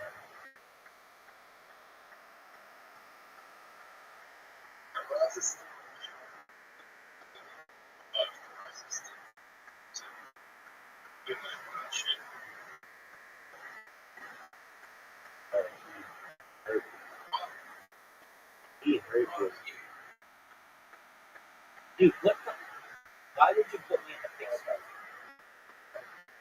Why would you put me in the big stuff?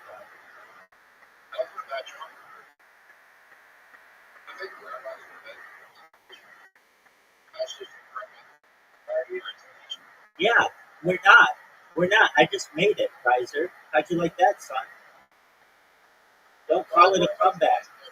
Everybody make it. And Riser gets 0. So he knows what it's like to suffer with nothing. All that hard work. Because Audie felt like, oh, hey. Oh, dude, he's got a hard shot. Dude, you did.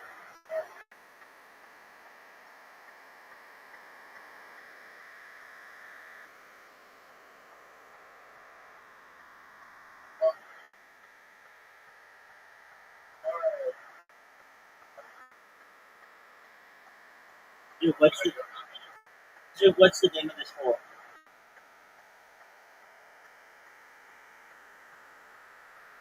Oh, Audie's done. Her reign of terror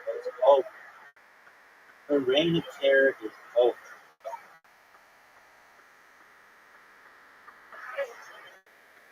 It does. We call it the double hustle. It's like 2 hustles.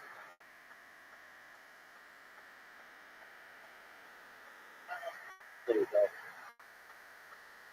Oh, what? Dude, hit my ball. There we go, Zoo. Ooh.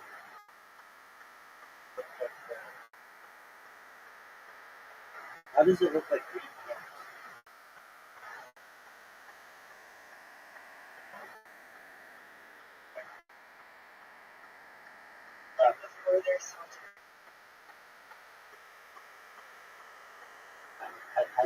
I'm a double expert. Let's get stuff, guys. Congratulations. A 10 out of 10 shot. Amazing shot.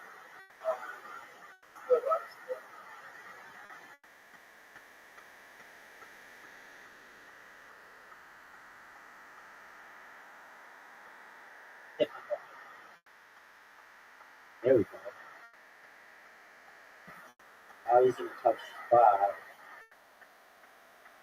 She's gonna bounce it off the thing. That's alright.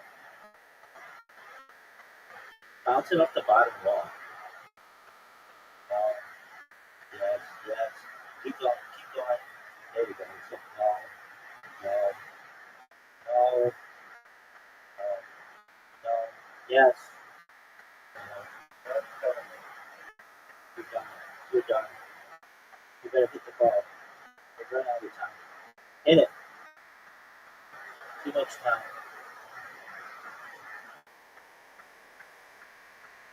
Should have done what I told you to do. My lead is eviscerated.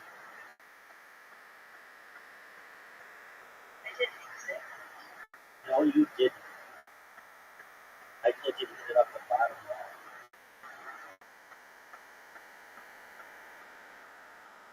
Dude. Dude, okay.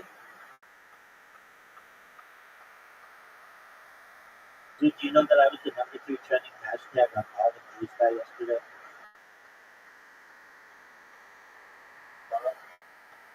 It is just going to people's comments and just spamming them, and or I should say, it's spamming comments on people's posts.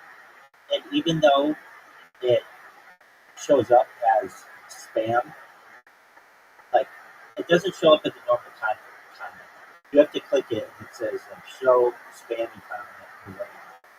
Show spam, but then when you click it, it's like this huge spam that sends people to this discount.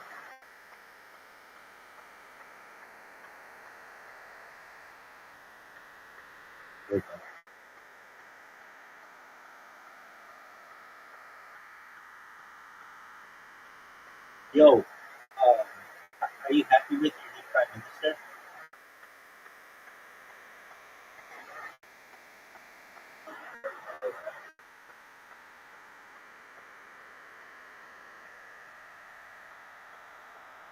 Look at that shot. Look at that shot. Oh no! I'm not good at hitting it awkward.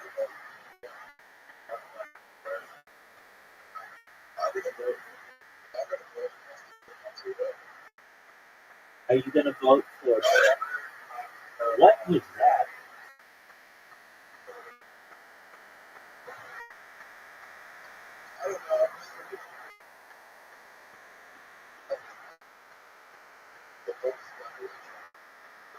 Why don't you write in Bimby? Why don't you write in Bimby? Bimby Irwin or whatever that person's name is. Bimby. Yeah, why don't you just write her name?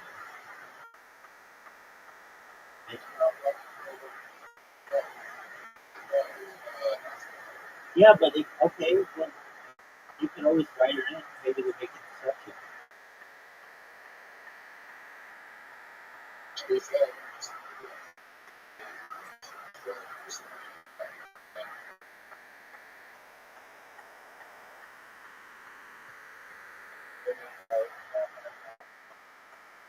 And then I'll be trending in Australia.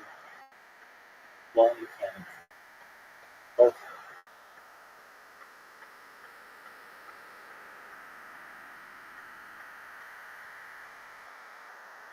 Guys, name a Canadian or name an Australian television show that isn't the Crocodile Hunter.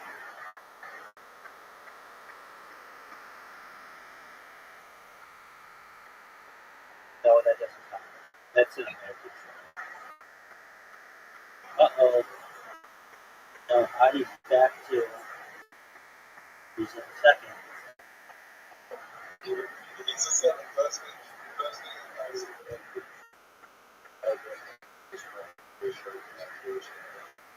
Do you have the Bachelorette Australia?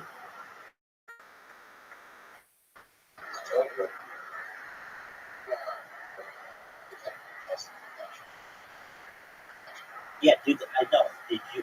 Do they have a Bachelorette Australia?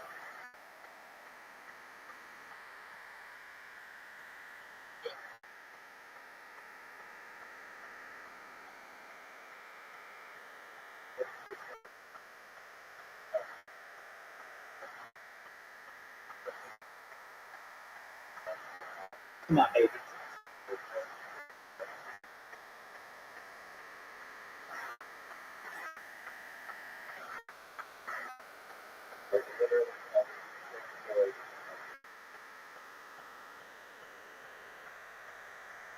Whistlers are cool.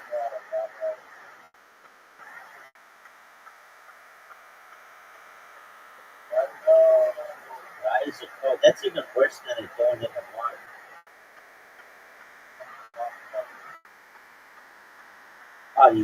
Body's not going to do that. No, she's water bumping the wrong person. The red ball. The red ball. Red ball. There you go. She didn't be able to do it. It's a tough water ball.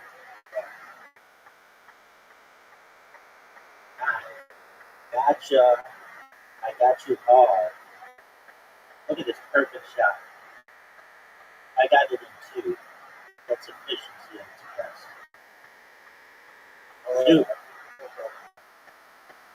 Dude, make it. What are you doing? Just go for the pole, dog.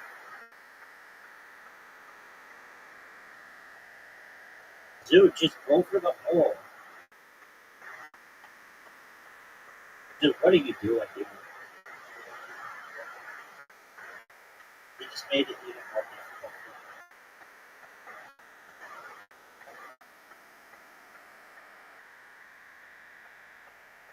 Go in the water.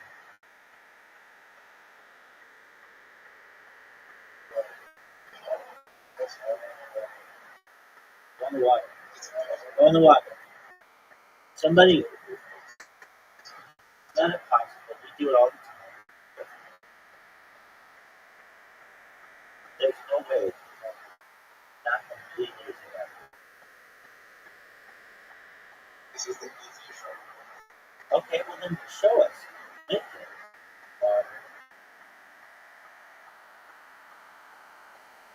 This is the easy show. Water bump it.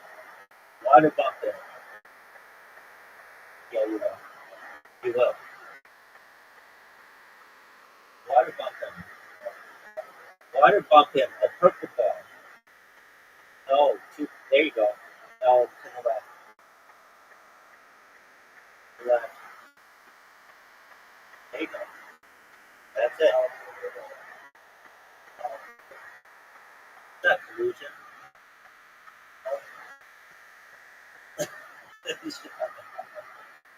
Oh, that's not it. Riser 1.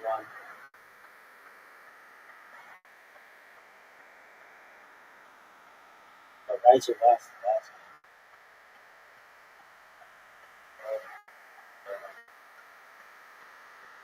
one. Dude, what is here?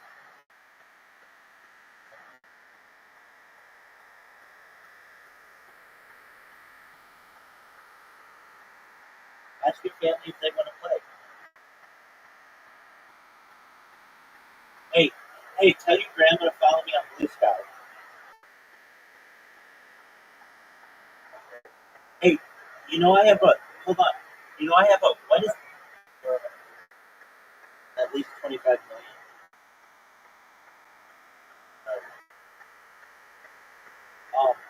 And they're like real people. It's not like bots.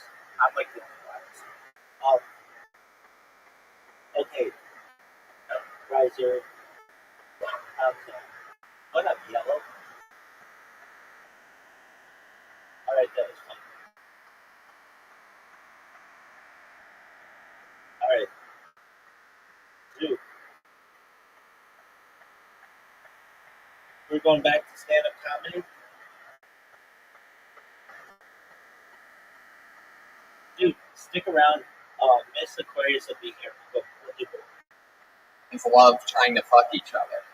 Yeah. It's a whole thing.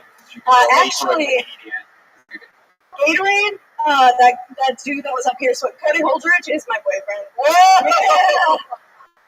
Wow! Damn, what a twist! He smokes tobacco out of your Gatorade bottle. Holy shit. Yeah, where is he? I need another hit. Honestly, you are the funniest Russian doll we've ever had. Shoulder. I gotta get this. That's great. You are a true one.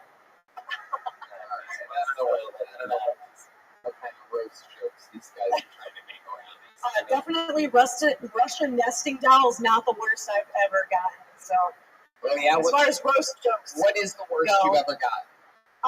my hair is blue a lot, so I A lot of often. people call me a faggot. Oh yeah, not That's me. usually how their big jokes end.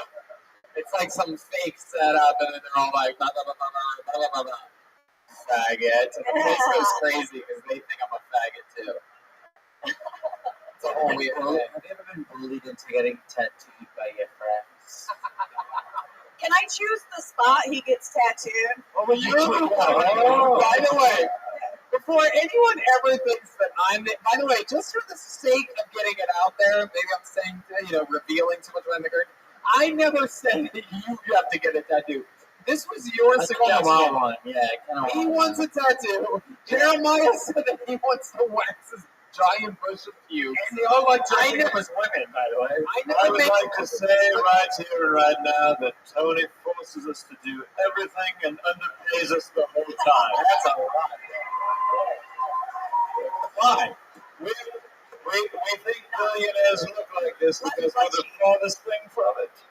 It's twisting the story. Me and Tony are the straight ones. Wow, Brian like is, it. look, Red Band is about to get a tattoo tonight. luckily we don't keep like batting averages over our heads or anything on this show. Luckily we don't. Yeah, luckily. What a fork. Anyway, what was the worst roast joke you had said about who we were saying? Oh, that I don't have to go down far to get on my knees to suck off a Smurf. So. Wow, that's not that harsh. I would have said that you look like every edited out scene of a Tim Burton film. I would have said that she looks like Edgar Allan Poe's wet dream. I would have said that you look like the girl from Willy Wonka that turned into a blueberry after she fixed her life up after that. I would say that you just look like a very nice person. Oh. That's coming from a person who said that little kids are miniature fleshlights earlier. So his judgment is very good, people. I love your style, Sammy McCrory. What's it like teaching us the school of rock? I substitute there, actually. Wow. Yeah, Jesse with Life Jesse is a substitute. I love it. I didn't realize that they. Anyway, I enjoyed your set, even though it was very sacrilegious. Anyway, Sammy McCrory, I'm going to tell you this. Not only were you one of the funniest ladies that we've had on tonight, but you're also one of the funniest love seats that we've ever had on the show. No, come on, guys. She's laughing. She's a comedian. She's been doing it years, you fucking pussies. Her jean jacket hates her. Sandy, I'm going to tell you this. Keep doing what you're doing. Oh, yes, billionaire Jeremiah? Say, keep making fun of her and she won't give you her employee discount at Hot Topic. I actually managed the Hot Topic for 6 years. Whoa!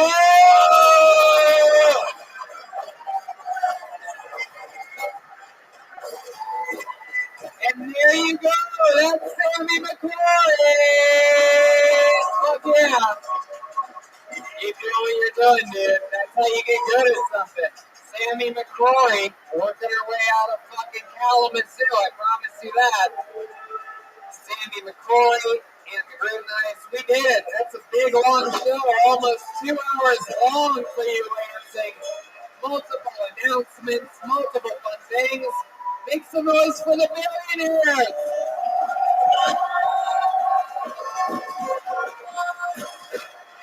Jeremiah has an amazing podcast called Jeremiah Wonders. He's Jeremiah stand-up on so many things. Joel Jimenez is mostly sorry. Anything else, guys? Yes, we'll be releasing the first music video from the debut Reagan and Watkins album on Monday. Very excited about that. And after the show, I'll be having various t-shirts and things for them. Inflatable saxophone players. They are little saxophone whistles, but they were out of stock.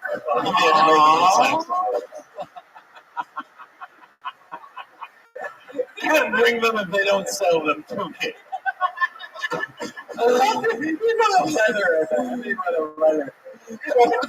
Joel Jimenez, come on, say something.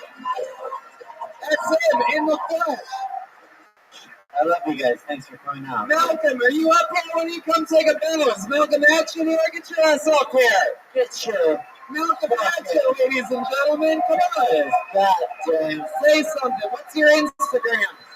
What's your Twitter? What the hell is it? I never even know. I'm on Instagram at Malcolm Age 12 and what thing was that?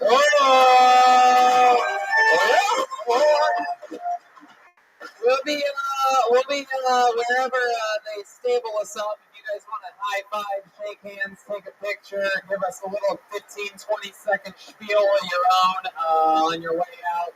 We'll be funneled around somewhere. Swansea, Massachusetts, San Francisco, California, for those of you listening from those areas. That's a really big deal. And finally, Lansing, Michigan. I mean, unbelievable night. I mean, truly, one of my favorite shows we've ever done on the road. Everybody make some noise for the great Brian Griffin. See you guys later. Bye, Lansing. We love you. Thank you. Rich.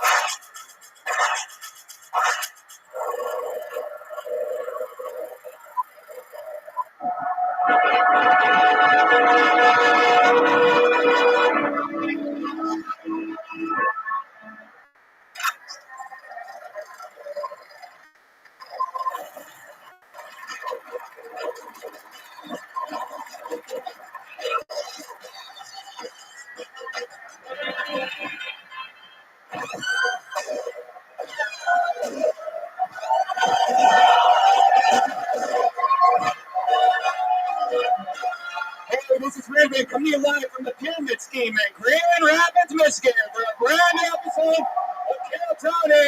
Get up for Tony Hinchcliffe.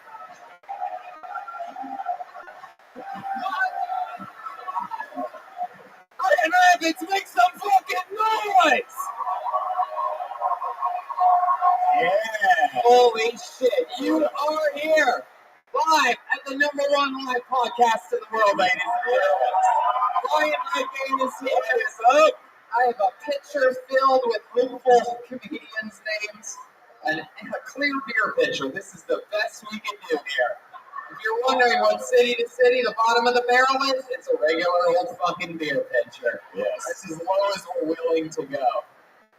But yeah, you guys excited or what? We are here. This is our first ever Kill Tony in Grand Rapids, our second ever in Michigan. We were in Lansing last night, and they were a lot of fun. You guys think you're a more fun crowd than Lansing? All right. I guess we're just going to have to wait and find out, huh? So far, so good. Right down, we're having fun. We're coming off a fun stand-up comedy show. Yeah, that was great. Anyone there from the first show here? Yeah. Amazing. People are fucking monsters. Sounds like this crowd knows what they're in for here tonight. And way better weed than I thought. You know, like, you guys have great weed. It's all right. It's all right. Everything gets us high, right? Yeah, it's good. Whoa, Jesus. How dare you, sir? I don't know if you know this, but during this show, when people go at Redman, I defend him. Yes. Piece of shit. Yeah. You think I don't see him? You little fucking Macaulay Culkin with leukemia? Huh? Piece of shit. I got the fucking eagle eyes, dude. Don't fuck with me, homie. There's no heckling in this show. This is a live podcast. I had to steal a girl's soul in the stand-up show right where you were sitting. It's the Tourette scene an hour ago. You don't want it to happen. That's the spectrum scheme. It's in the spectrum, right? It's like the pyramid scheme point. Anyway, so I'm excited to be here in Grand Rapids. Welcome to Kill Tony. You know what goes on here. This picture of comedians' names, and we interview people as it goes, and we're gonna have a lot of fun.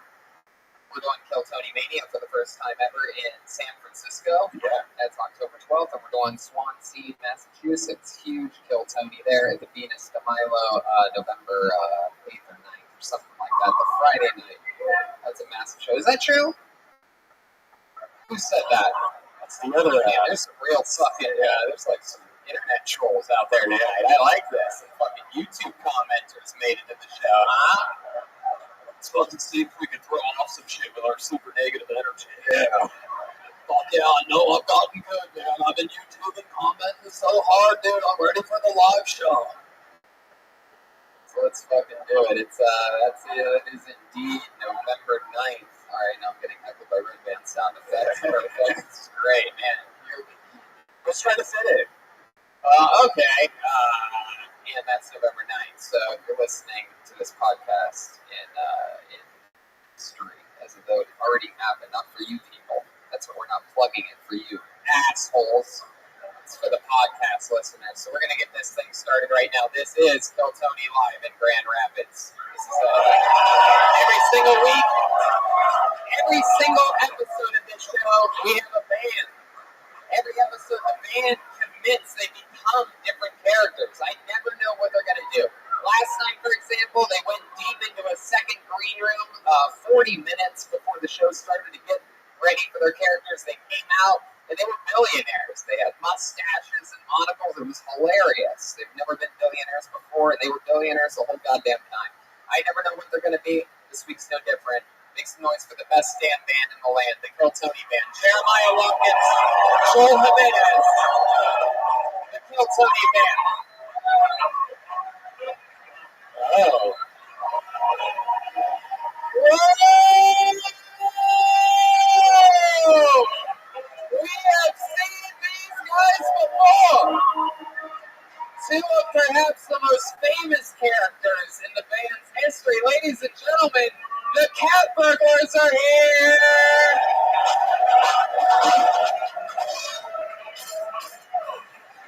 I have not seen you two in months and months. Cat Burglar. Yes, Cat Burglar 1 and Cat Burglar Mexican back here. The one and the only Joelberg is here. And I want some noise for the band leader, Jeremiah Watkins, Cat Jugglers tonight. Let's fucking do it. What are you guys doing in Grand Rapids? Trying to steal some hearts tonight, Donnie. And hopefully more laughs. Of all the places where we go to steal hearts, I don't know why you're picking Grand Rapids, Michigan. It's hard to see in this mask. A lot of cardiovascular disease out there. You can feel it. It's just in the air. You know what I mean? Even the healthy ones have it here, I feel like. Are you guys the one that gets rained on by Flint water that evaporates into the air? Is that you? Is this where it lands? I'm just curious. I don't know. Yeah, that's right. I could be a bad guy. If you don't want to go crazy tonight, I turn heel real fucking quick.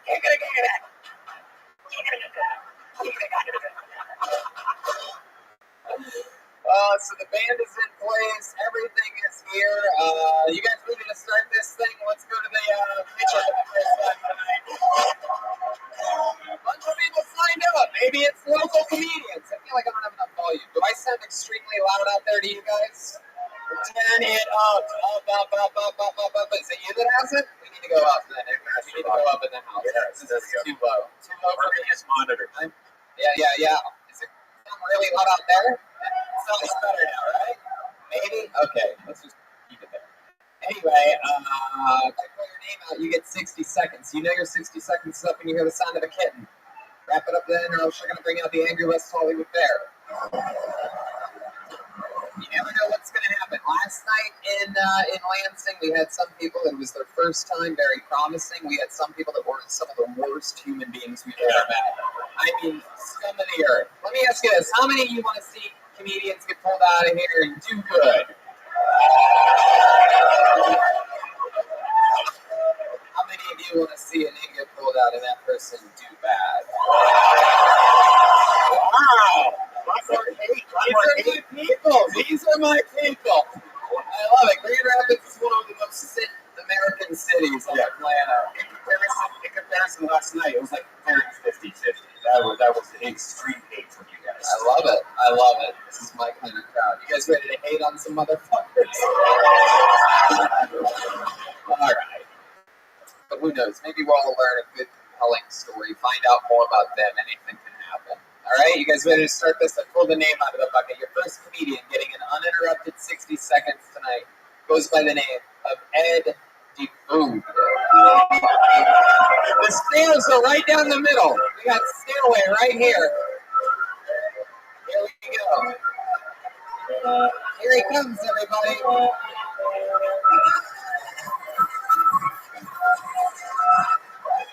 Put your motherfucking hands together for Ed DeFood.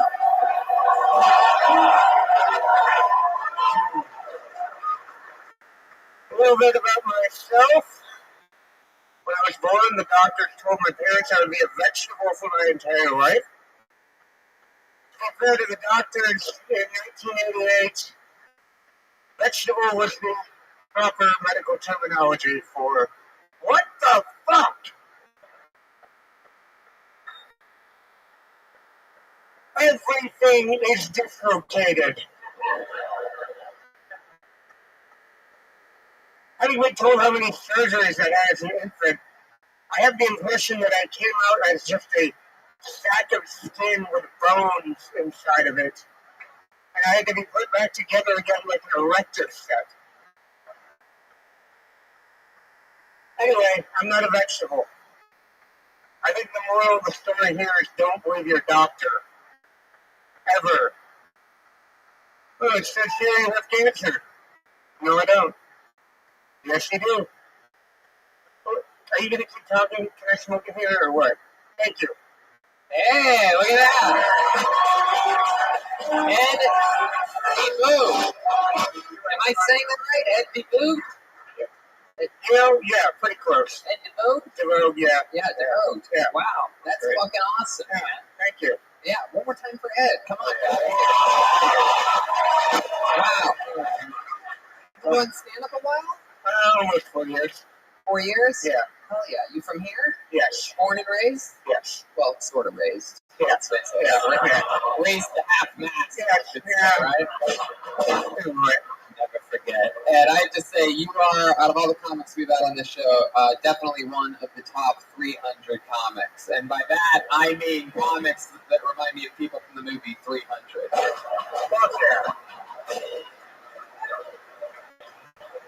You're amazing, dude. What do they call your, what is that?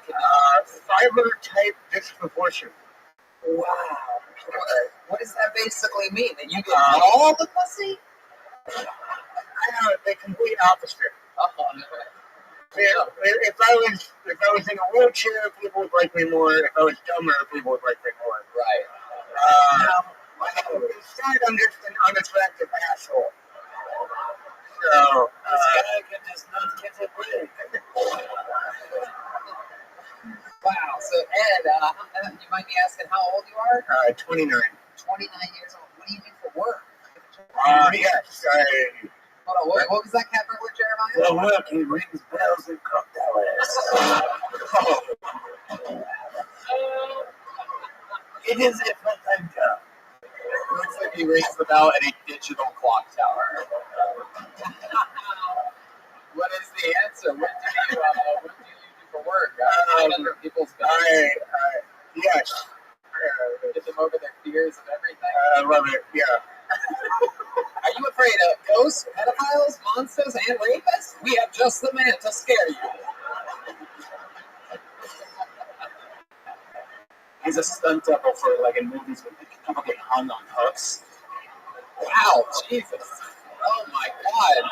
Red Band? Why did you do that, Red Band? Wow. Is that true, though? Are you the guy that just put on the hooks? Stand-up comedy career? Yes. So what is it? My job, or okay, I am a head cashier at a local market. The head.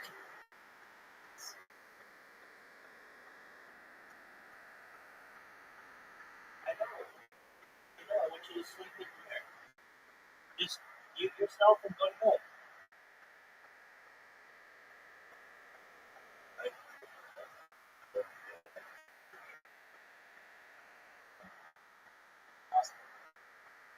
Open invitation, big dog. Oh yeah, every night. It's like people keep a connection to the world, and it's an exciting premise.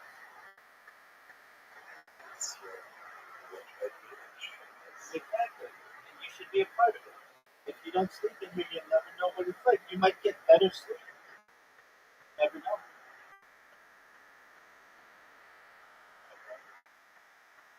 Yeah, this is the future garbage needs to stop. Why don't you just do that? You're so tired, you don't go to bed definitely. I don't know. Yeah, this is in the future garbage. Alright, I'm not gonna pressure you. That's cool. I'm glad you came in and said hello. And excellent. Alright, see you soon, big dog. A head cashier. By that, you mean a cashier who you can only see his head. Yes. From the other side. Yes. Short. Yeah, the register and everything there. What do you want? Yeah.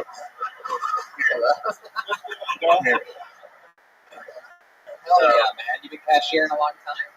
Unfortunately, yes. So do you have to...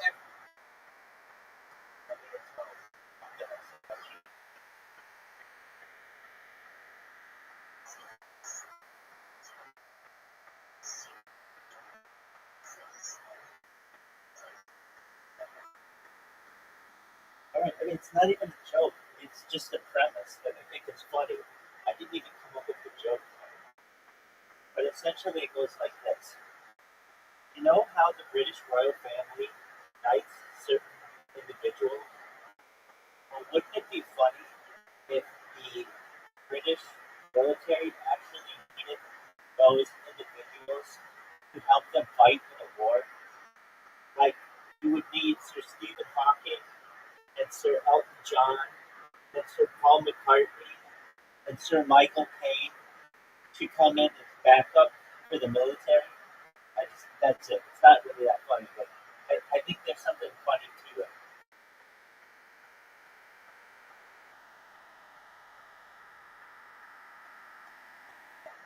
made them. There's something there. But basically, like, they have like all these musicians and artists and things who they knight. And these guys never think that they might actually have to go fight. Wouldn't it be funny if they did?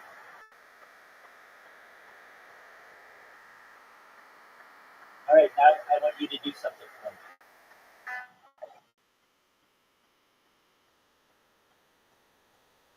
Let's get it so that you can see what's going on. But let's just try it.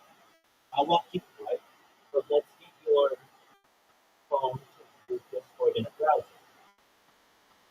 The way that you can do that is, right, I'm going to walk you through what to do. Yeah, but like the way that your computer or your smartphone is set up is it automatically opens Discord. So we have to change that default feature. So what you want to do is go to the Discord app and hold down the button for like 5 seconds. Let me know when you've done so.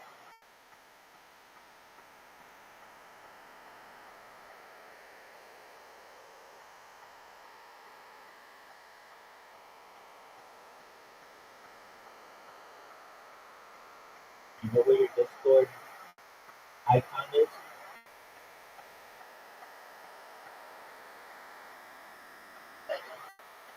Okay. And did you change open by default?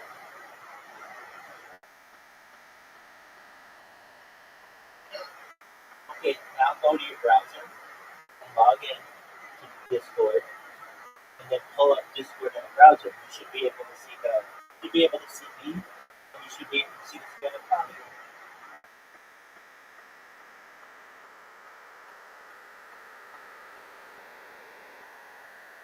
Welcome, Casper. How you living, Kim? Hey, we have a friend here. Her name is Audie. We're just helping her through fixing stuff on the phone so she can watch this work. We are in the middle of a Kill Tony marathon. How are you, big dog?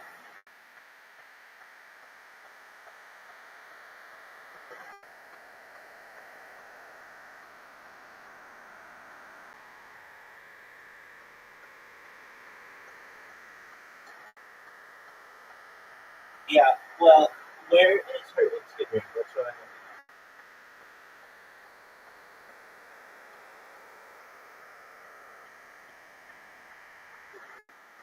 Dog, she's already doubled in size. You're missing, because every day you're missing content. And I know you don't want to make money off of her, but at least you'll be able to trace her. I mean, like, you would really appreciate 2, 3, 4, 5 years down the line when you have all these puppy videos of her.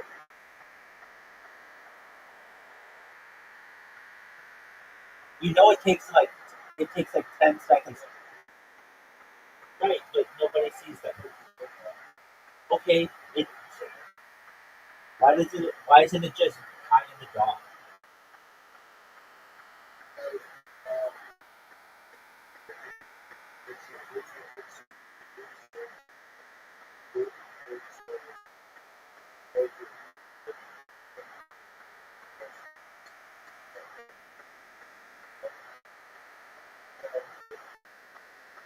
Alright, well then just spell it differently.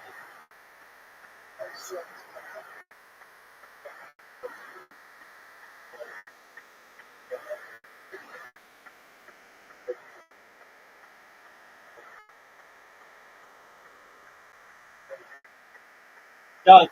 A fake name for your dog. No one's gonna, like, the thing is about this, it's not like they're gonna be able to trace it or not, but if it looks strange, you feel like, Kaya in a video and then all of a sudden she's going by the name, Blue or something like Blue the dog or whatever it is. Just don't.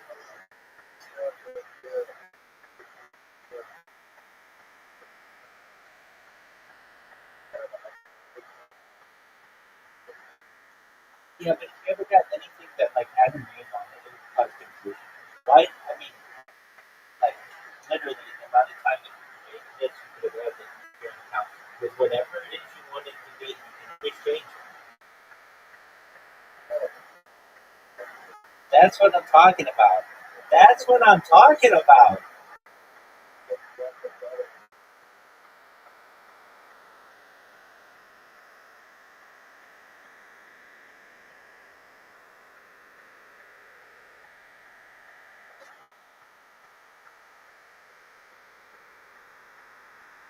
All right, that's BC. In other news, do you know what blue sky is?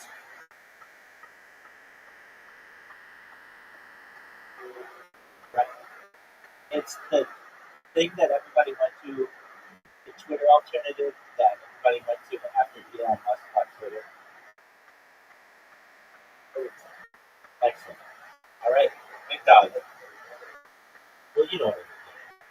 Hashtag Milo Rabbi was number 3 on the trending hashtags last night. That's amazing, dog. It's still trending on there. So is Rabbi ROTHSCHILD. It's trending on there. So that's amazing. So here's what happened. I can't do anything on Twitter without getting big. Like I'm still live streaming on Twitter, but if it's like if I friend someone or I have any interaction, I'm done. Twitter basically, like if I create an account, any account, within 10 minutes it's banned. And I don't know why. Even if I just name it something random, it's good. I think they have my devices banned. I even changed my MAC addresses. And of course, I've changed my IP like a million times. Just whenever I go to it. And I was, but it worked. It got Audie here. Audie found out about me. She knew about me from Harry Potter Box. I kind of knew, but I sent her a message just randomly, and that's how she did it. So anyway, so it works. But at least on Twitter, anything I do on there anymore gets good. And I'm not the only one. Twitter implemented some kind of new system in January 2025 that is just mass banning people. And I feel like Elon Musk doesn't know it. I mean, or their product team doesn't know it because, they should know. I mean, there's this huge subreddit of people who are like, I was banned for whatever reason. I'm not getting any assistance. Yada yada yada. I'm getting another account and get banned. Whatever. So I got frustrated with literally all day for the last 2 weeks. All I would do is program robots, and they had to be really really specific of what they're doing. Anyway, so I just was like, you know what? I'm gonna try Blue Sky, and within 1 hour, I had people tweeting about me. Like, who's this random Rabbi Rothschild who is spamming me? I've already banned 5 of their accounts, and I was like, money, we're in. People are already starting to know who I am. And the thing is, Blue Sky doesn't have that many. I mean, it has a lot of users. It has millions of users, at least 25 million users. But it does not have any bots on it because it's new. So I am able to just kind of, just spam away at people. Now,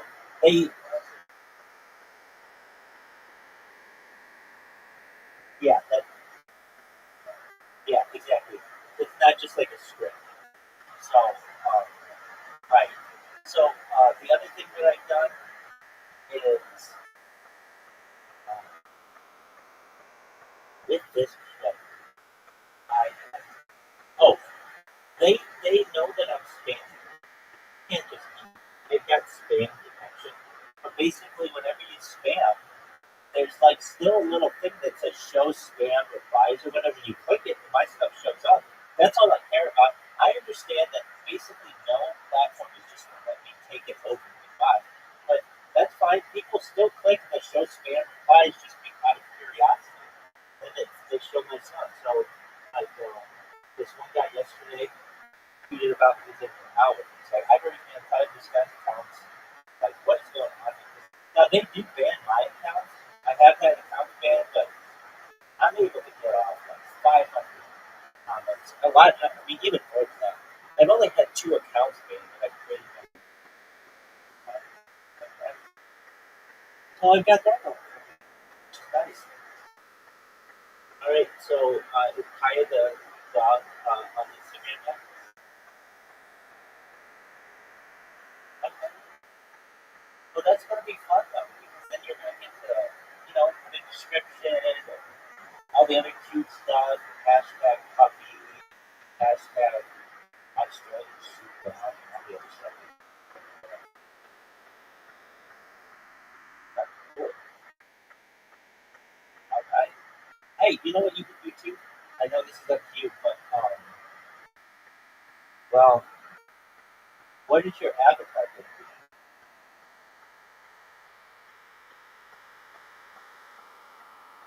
Okay, perfect.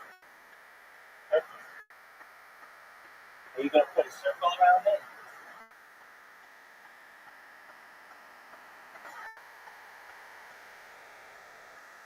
Are you going to do it?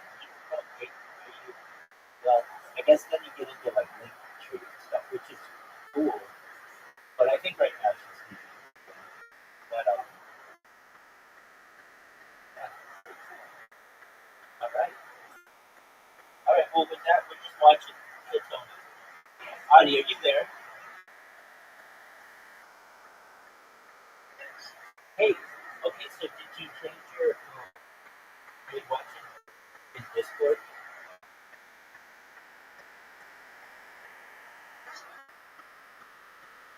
Okay. Did you go to Discord in a browser?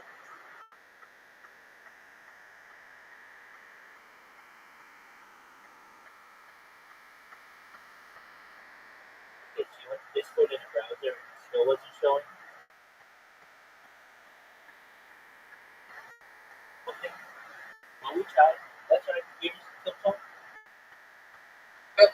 You deal with a lot of like the new cashiers. What types of people are? Who's working the cash registers around here? A lot of college kids and older women with nothing else to do. Wow, you are full of hate. I love it. You are like a guy that turns into a by the end of the movie. You know what I mean? Like you're the guy everybody was against you, and then all of a sudden you have some kind of fucking superpower. If you had a superpower, what do you think your superpower would be? The power of normalcy. Yes, pretty much. Yeah. You just turn into like normal. You just turn into fucking like fucking Bradley Cooper. Yeah, that'd be great. Like 20 minutes at a time, and you're like, I'm going back. Oh, oh, oh. Anyway, I mean, you gotta admit it would have hurt if he went for all right. Now, I do have a worry. I'm not going to be able to get down from this stage. Am I able to go right no, back? okay. We've already planned to toss you like that. Okay, all right. Do you like piggyback rides? I do. I was the cat back level to go. Hey, someone's gonna get. But I'm not done with you. Or as I call it, a kittyback ride. It's not gonna be that easy. Your story is so interesting. So, what made you 4 years ago start stand-up comedy? Like, was there a moment in your life? I always wanted to do it, and then somebody else I knew did it first, and that pissed me the fuck off. That's a real fucking story. Yeah. Who's the guy that started before you? It was actually my friend. Is his name Game Cook too? That's what got me started. It was my friend Lauren. She did it first, and cashier too? No. How do you know Lauren? Smoking weed at the park. Wow. As teenagers. Smoking weed in the park. Hell yeah! I'm gonna go to Catbug with Jeremiah. Has anyone ever told you you sound like Ray Romano getting hit by a bus? Wow. Would you please say Deborah for us? Deborah. Hey, wait a second. He does. I actually used to do a bit where I called myself Kermit the Frog doing an impression of Ray Romano. So, Wow, that really is. Man, you are something fucking else, dude. I like your style, man. You you ever perform? What's like the biggest gig you've done in 4 years, other than obviously being on killing on the #1 live podcast in the world? But like, I did a kids party as a Teenage Mutant Ninja Turtle. he already has the half shell. He already has the half shell. 0 in the half shell. And he does have turtle power. He definitely has the power of a turtle. So, I was really? going to, Fuck you. I never get to make that joke.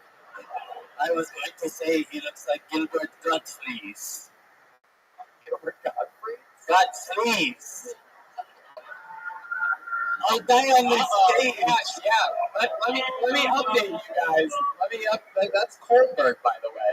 And it was a fun fact for all the chants and the fun that happens. We announced last night at Lansing that if Joelberg ever makes 10 bad jokes in a row that 10 jokes in a row on a streak that don't elicit the Joelberg chant, if they're not that good, ever 10 in a row, and we're at 1 right now, then he has to get a tattoo on the show live. So keep an eye out for that.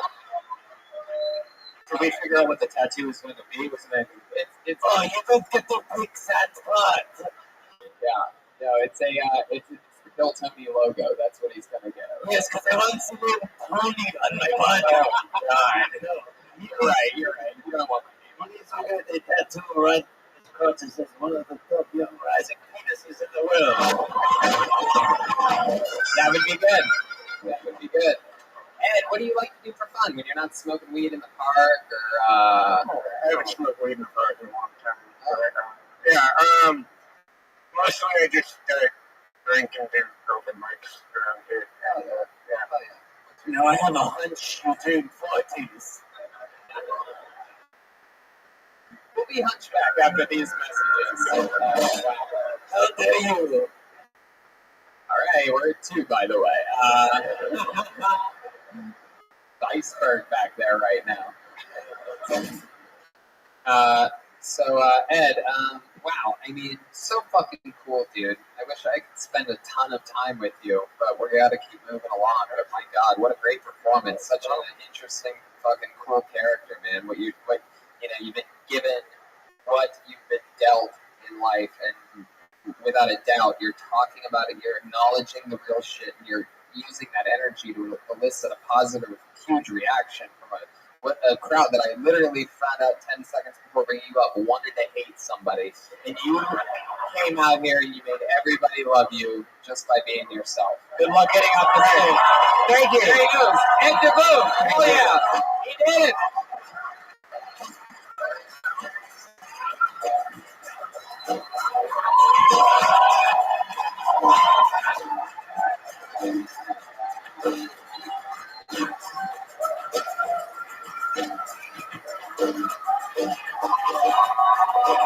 Now, Jeremiah Watkins executing a perfect piggyback ride. He stole that little man. Wow. That was so fucking cool. How about one more time for Ed DeVoe, everybody? Grand Rapids' very own. Wow. What a way to get the fucking party started. Look at that. A fucking young fucking, Such a boner on Jeremiah also right now for some reason. Hey, Tony, that guy reminded me of a Picasso I stole one time.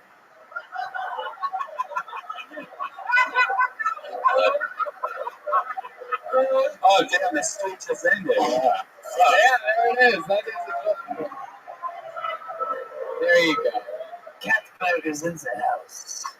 All right. I have pulled another name out of the bucket. You guys ready to try to watch somebody follow that? Here we go. It is 60 seconds uninterrupted. Remember, no heckling out there. You guys didn't sign up, so you don't get the fucking heckle. And even, obviously, people that did sign up, you don't get to heckle these people either. 60 seconds uninterrupted goes to Junior Benavides. Here we go. Here he comes. Right up the middle. Hey everybody, how y'all doing? Anybody here live with their significant other? I don't know if it's just me, but every time I get into a heated argument, I gotta clean. I don't know what it is. I just feel like I just run into a competition sometimes. Like, it doesn't matter who's right, who's wrong. it's like how fucking clean I get that damn table. You know what I mean? And so like sometimes I feel like I get that from my mom because I came from not a broken home, it was intact, but sometimes it felt broken. But there'd be times where like I'd be holding my sister's ears, you know, because they'd be screaming and stuff in the other room, and I'm like, why me? But then once the dust settled, I'd go outside and be like, man, that carpet's pretty clean. Them dishes are good. My clothes are folded. And the kitchen smell like pine salt. And that's the power of pine salt, baby. That's all I got. All right, well, 49 seconds. Oh, Junior Benitez coming up a little. Yeah, there it is. That's 60 right there. Came up a little short, sort of like Ed DeVoe. He was great. Came up a little. So, Junior, let me get this right. You love cleaning shit, and your last name is Benavidez. Do you think the two things correlate at all? It's Benavides. I mean, it's Benavides. You can let's say you get messed up all the time, so it's all good. Wow. She knows. She knows. That horrible laugh. I don't know if it's gonna. What dying animal was that? That's a good question. Okay, so you're talking on your phone or on a PC?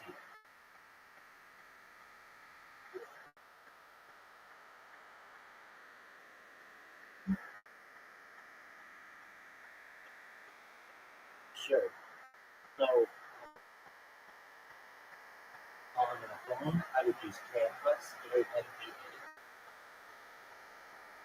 It has lots of options.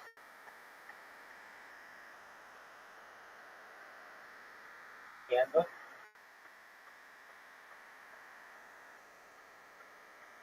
They just keep making new accounts.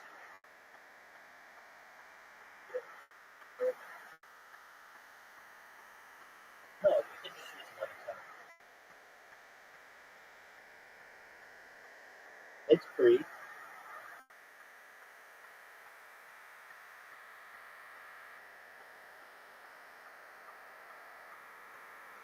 Just need like an email.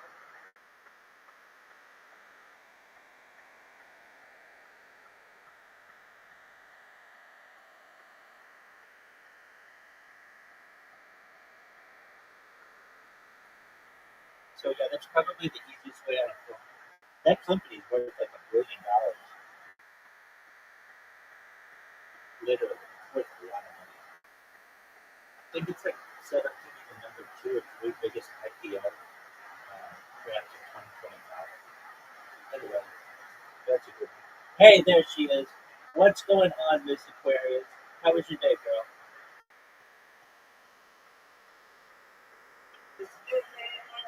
It was wonderful. Oh, wow. Beautiful. Pretty good. Caspian Sea, this is Miss Aquarius. She's like the nicest person in the world. Oh, okay, great. Excellent. Are you ready to play, Miss Aquarius?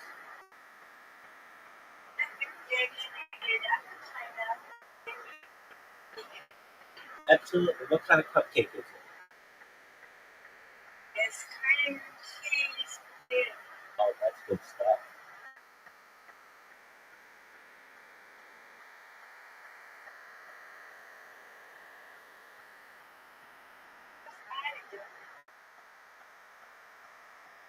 Adi.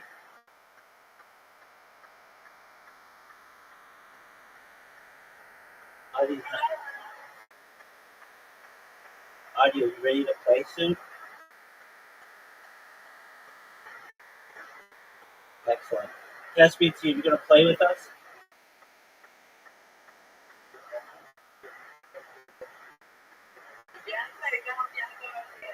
No, we're not going to play golf. We're going to bowl. And Caspian Sea can bowl too. He's making up some excuse. Dog, that dog will be fine for you to play golf. Just sit it next to you and pet it with one hand and bowl with the other. It takes 10 seconds to bowl. It's not difficult.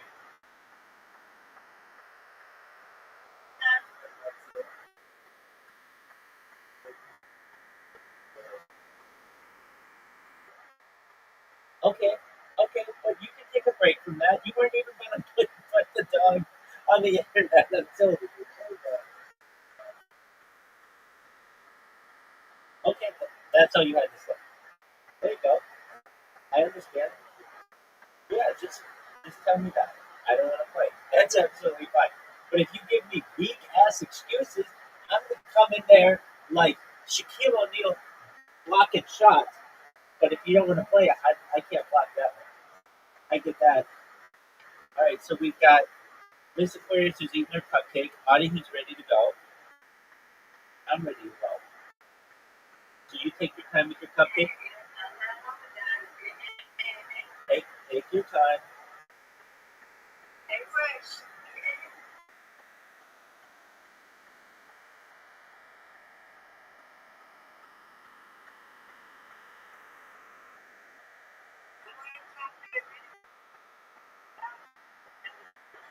We did play mini golf together, and yeah, so mini golf that. But we are ready to play with you whenever you're ready. Yeah.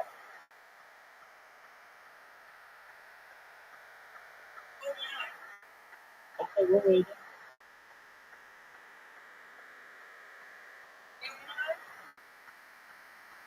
A new one? No, we're not playing. We're not playing golf. We're gonna play bowling with. Oh, we played 5 holes. We played 5 holes with 4 people.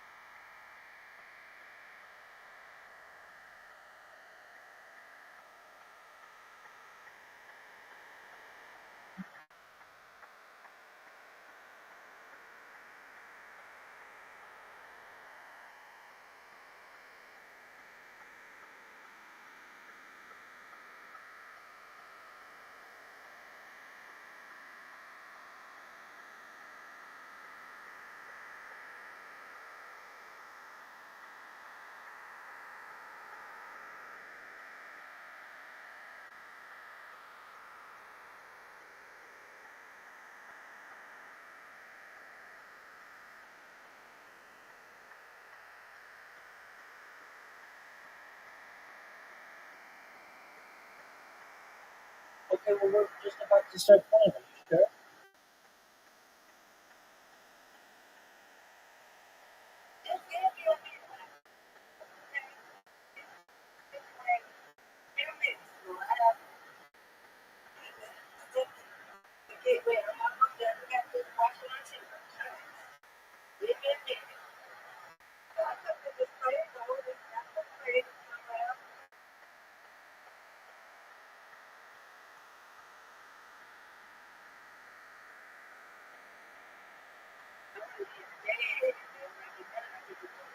That's right, that's what we want.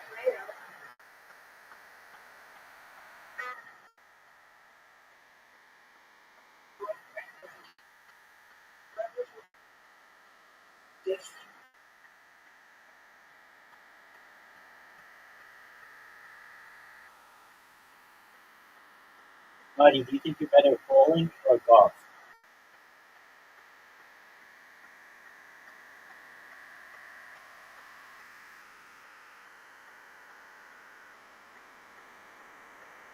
Okay.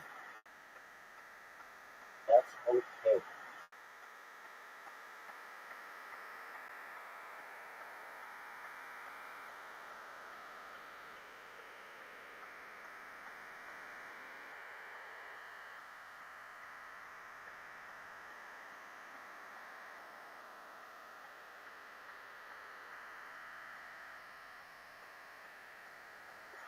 I'm definitely better at golf.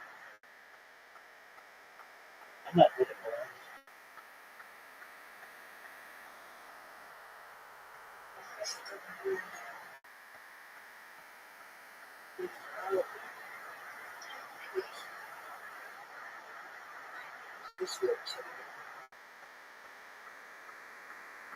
What she just did. She's doing something. Maybe doing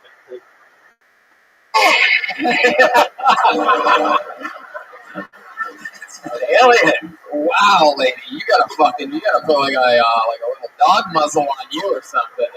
That laugh is. When you feel joy, others feel pain.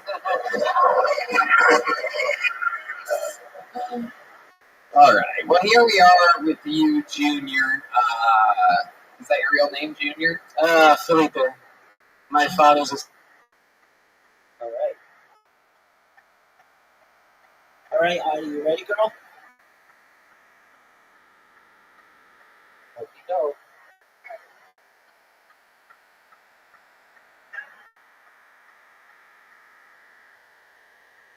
Bowling. I am sending out the invitations right now. We've got Audie, Lucy, and Mr. Curry. All right. You should have them right now. Mr. Curry is up first.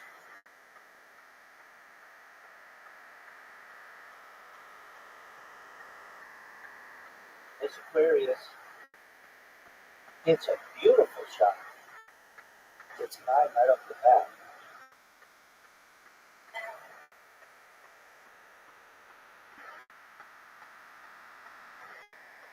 The second shot.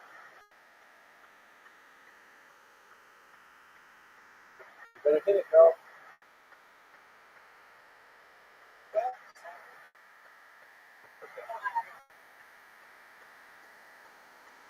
Marty's got the purple ball.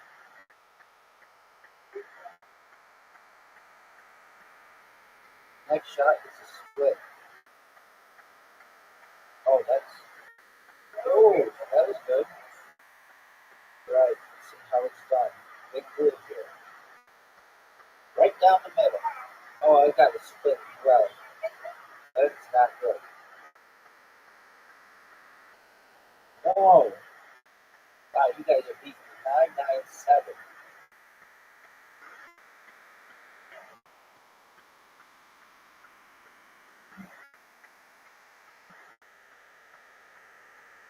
Mr. Aquarius is going steady. It's got 8.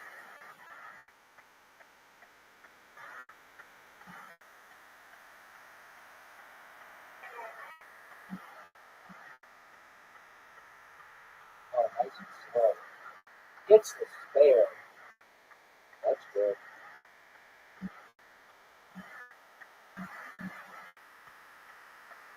His purple ball in the credit. You know she's good. Here she goes. She's good. Oh, there we go. There we go. That's 8. It's good.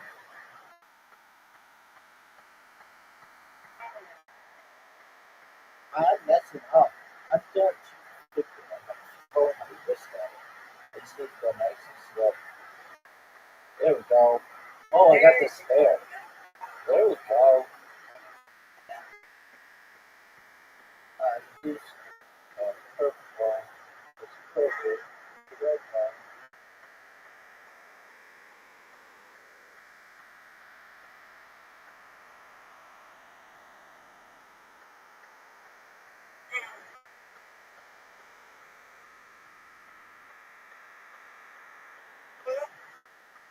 That's okay.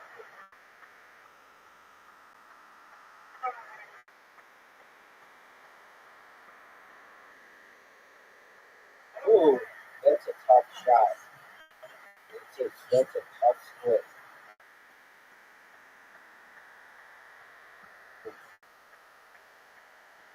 Alright, we need a comeback. Whoa! And I said I need a comeback, and then I just get absolutely.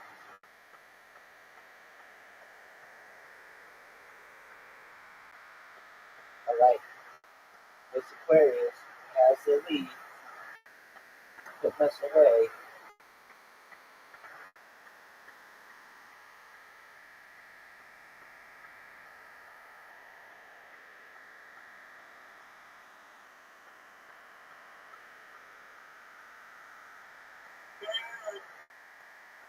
What a hard shot. Let's get one of them. Let's get one of them. What a hard shot.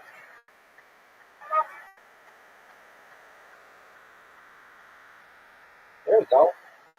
Oh, I think you should have been able to knock down the unfortunate. Here we go. That's good. Ooh, looking good.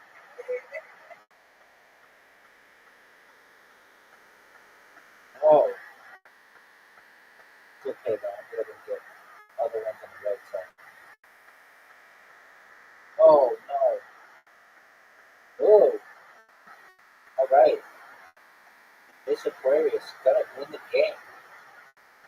This Aquarius gonna win the game.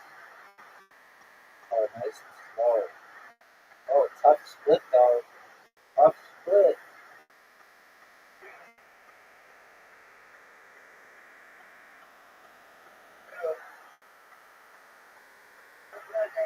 All right, she's got 46. Hardy can still win. Hardy can still win. Oh, perfect shot. Oh, all right, get that corner.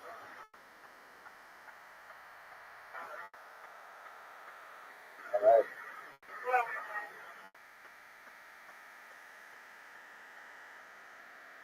Uh-oh. I need a split. I need one pin and beat Hardy. Oh, but Miss Aquarius got us. Miss Aquarius got us. Good shot. Oh, you have 6. All right, Hardy. I'm sending it to you. I'm sending it to Miss Aquarius.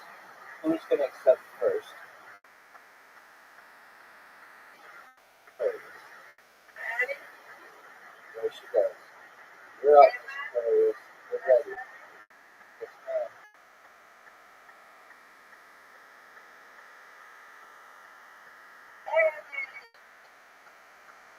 What a good shot. Right off the bat. All right, gotcha, Hardy.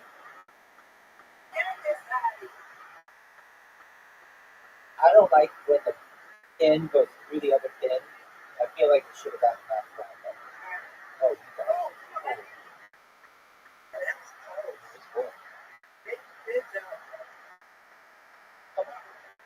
There we go. That's what I'm talking about. That's what I'm talking about.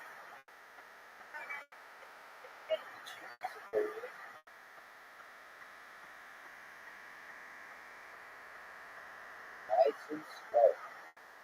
That was okay. Good. Good. 8. 8 out of 10.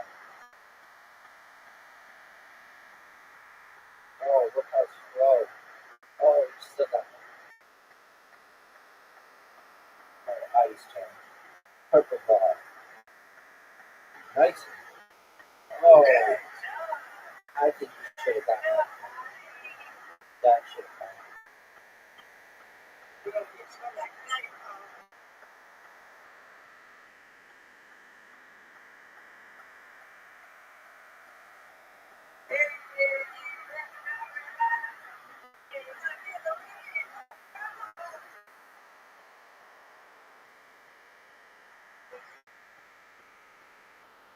Oh, that's good.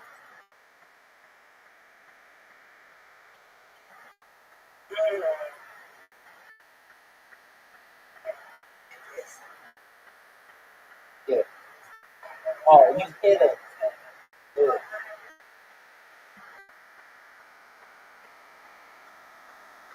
That's good.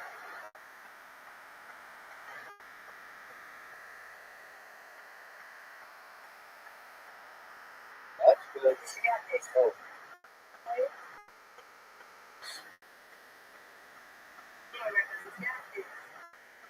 Oh. Okay, that's 2 in a row. Oh, I got the spare. I got the spare. There we go.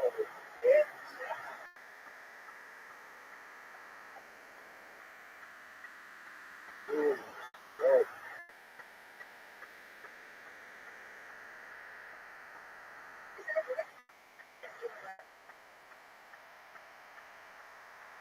Nice and slow.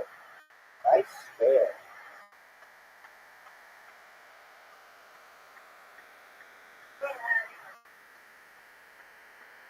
Oh, wow, fast. There you go. Nice strike.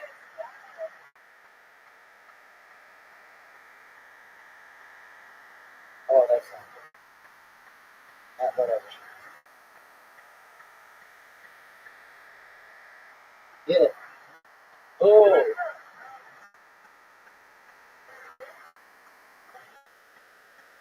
last frame.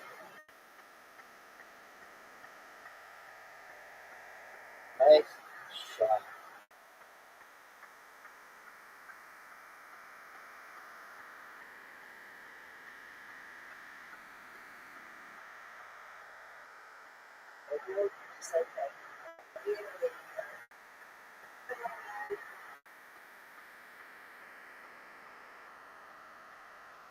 Oh, shit, that's not good. 2.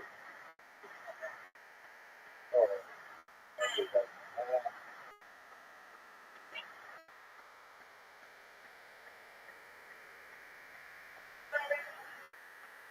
That's 1. 5. I'm going for an all-time 5.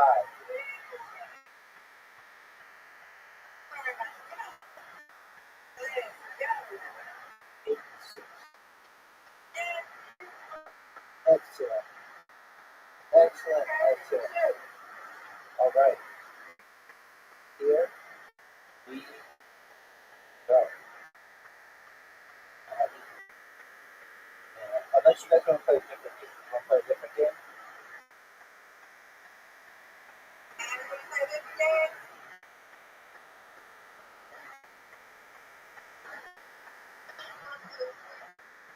Okay.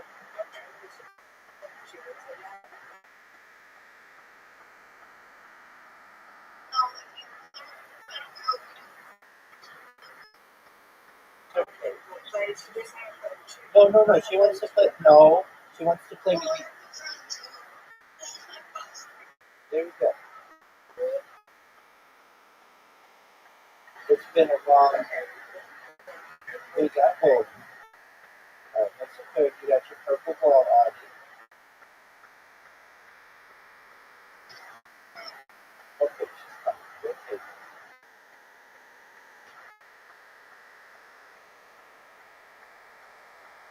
right, Mr. Bird.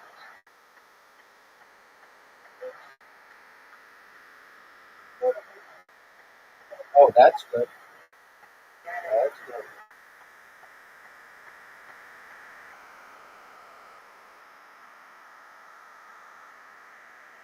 That's good. Oh, they should have got that one. That hurt. Oh, that's a perfect shot. Perfect shot. I can tell.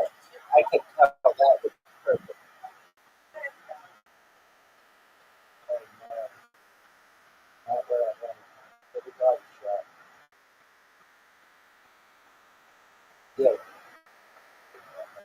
Oh,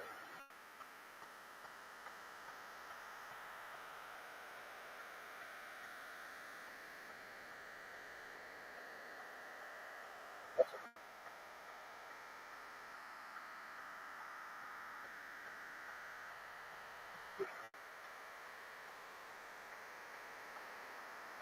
that's a oh, it's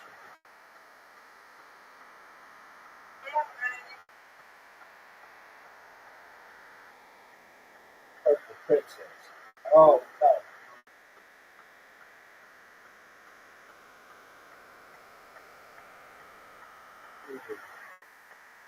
That's all right.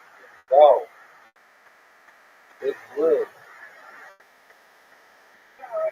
Good. Good. I gotta get that. I gotta get that. All right. Now you've got 26. Mr. Birds. Come on, bro. You got it.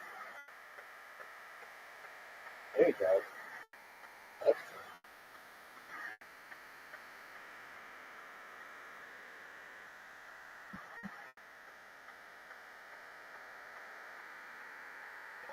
Oh,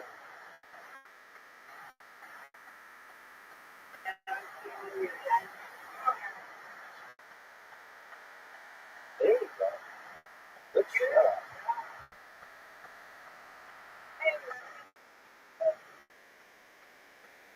Oh, got it. All right. Over the top. There we go. There we go.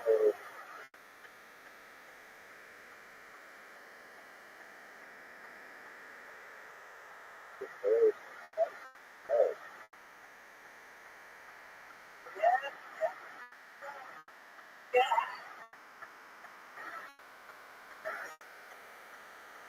that's good. Good, good.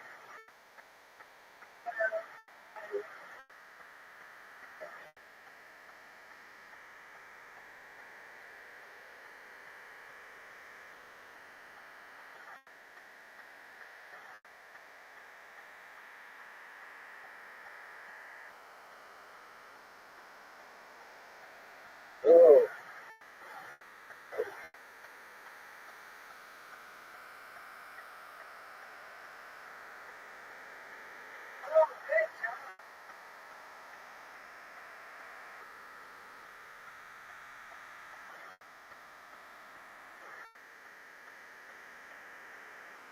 oh, Mr. Bird is so smart. It's so powerful. She's got it. She's got it split. Got it split.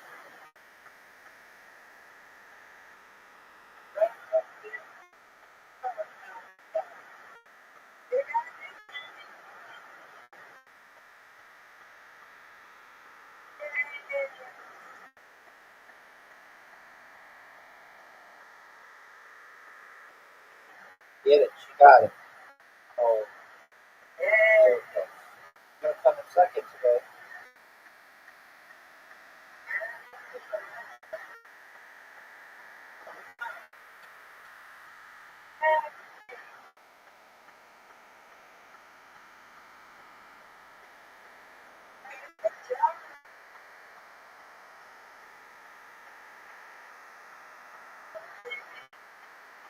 Let's find out. Let's see what you pray that is cards. I think we can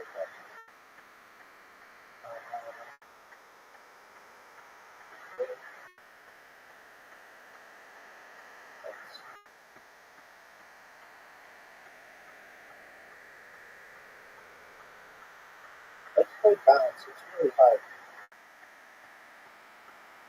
Okay, here we go. 3 players. Mr. Chris, do you know how to play bounce? Aubrey, do you know how to play bounce?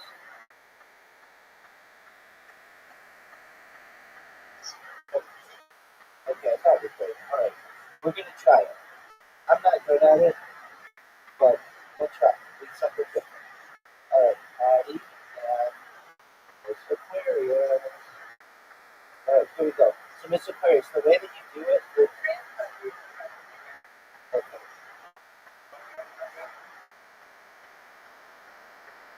You just tap on the...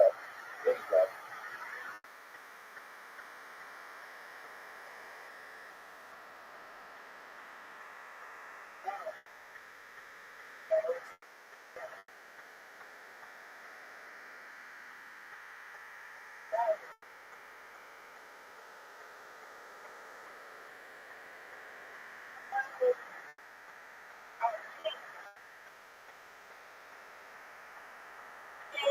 I wonder if you can win between you two.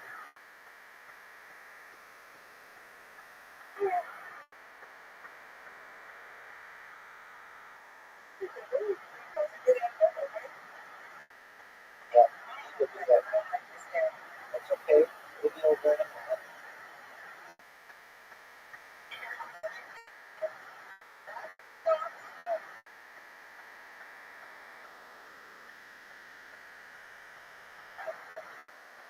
It's okay. There's only 13 seconds left.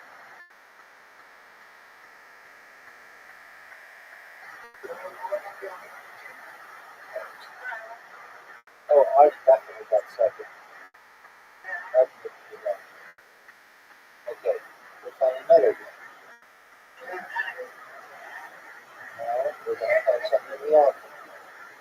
Let's play Ocho. You know what Ocho means? It's like Uno.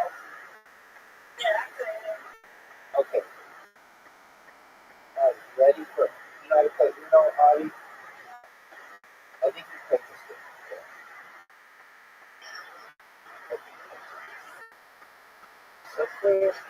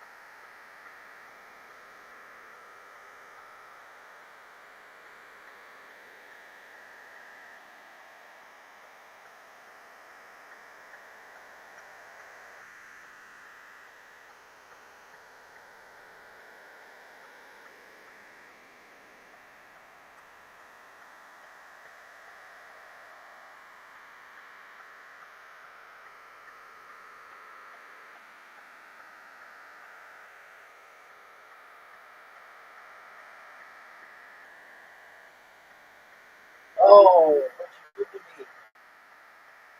That was dirty. That was dirty, girl. Okay. That was dirty.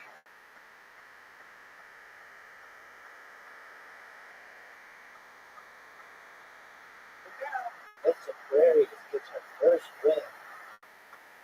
Good job.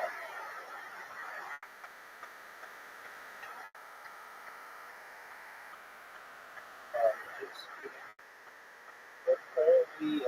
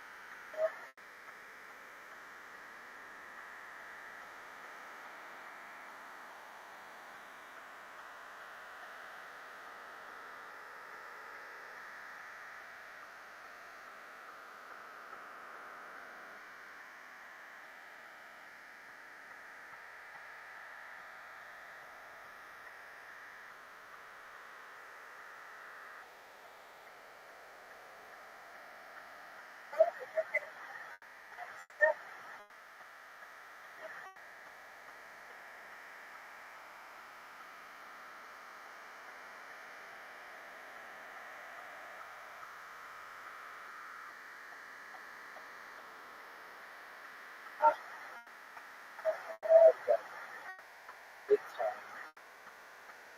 Oh, now I got big time. This is first gonna win.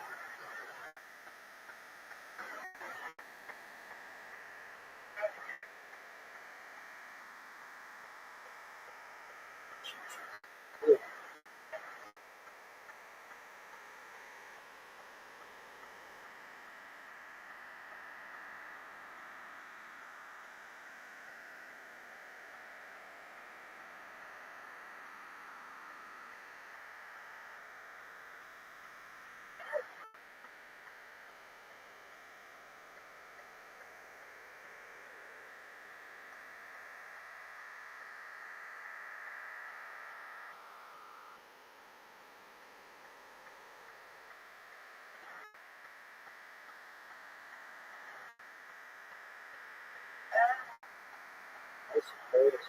Yeah. Big time. Big time. This is first.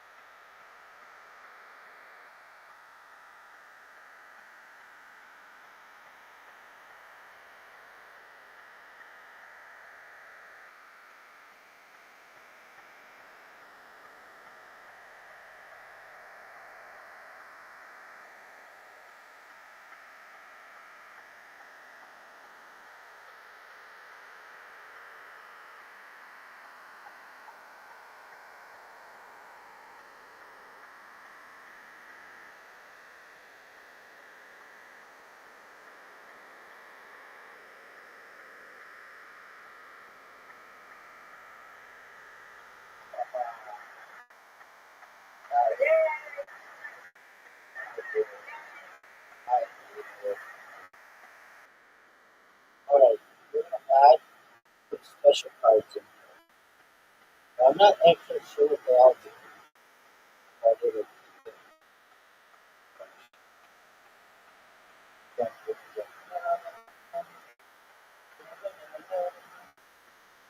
Alright. Okay.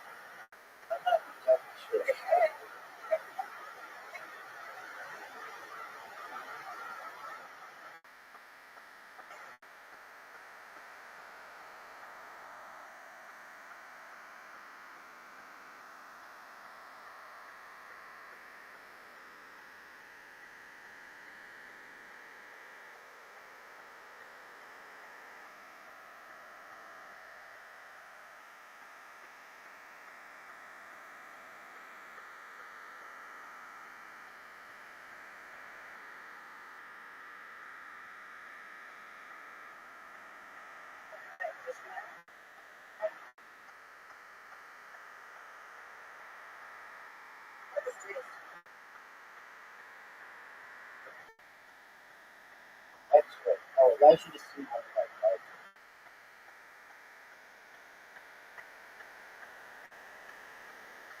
That's what I should just give me.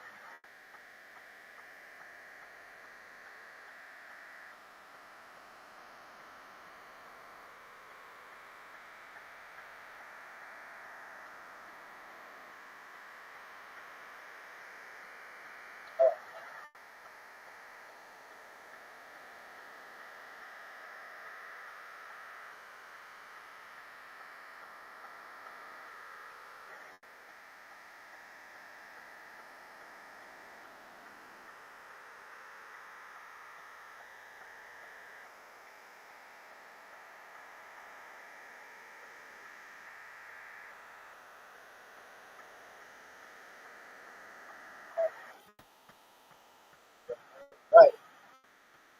This of course has 4 cards. Marty has 8 cards.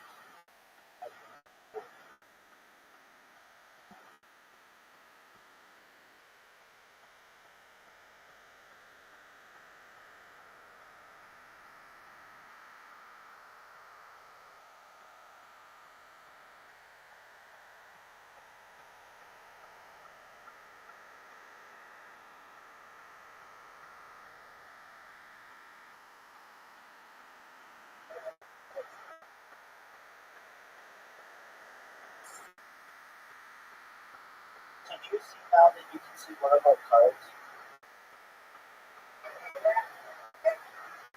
Oh no.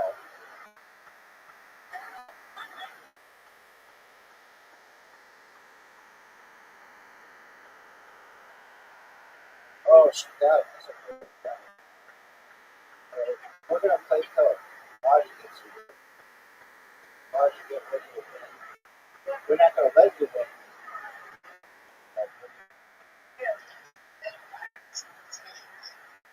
We're gonna get you. We're gonna get you. Alright.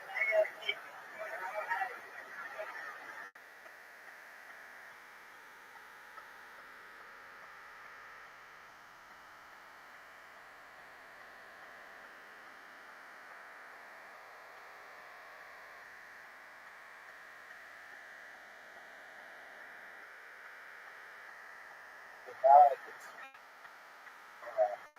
players have like another 6 and one has 3 cards. Because I got up the card.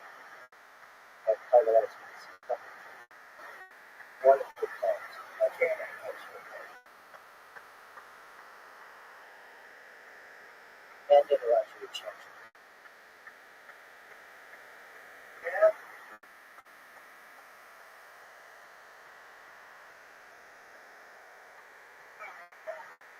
Oh, I got it. I did not know. Oh! That's a good one. Here we go. Marty and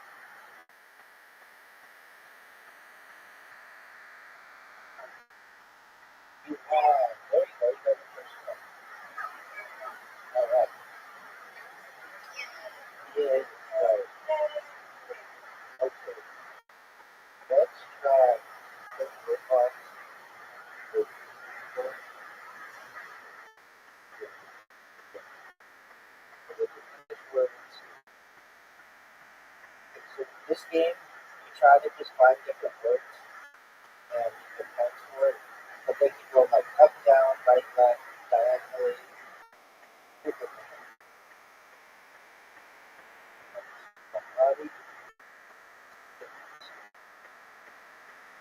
Already, good at the play. Three, two, one, here we go.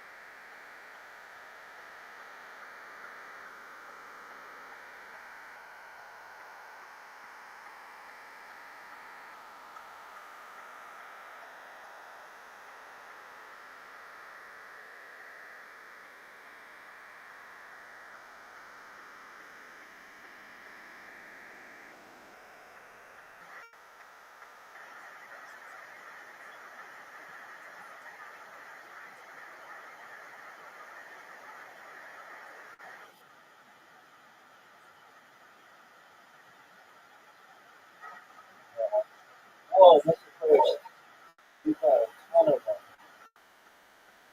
This is hilarious.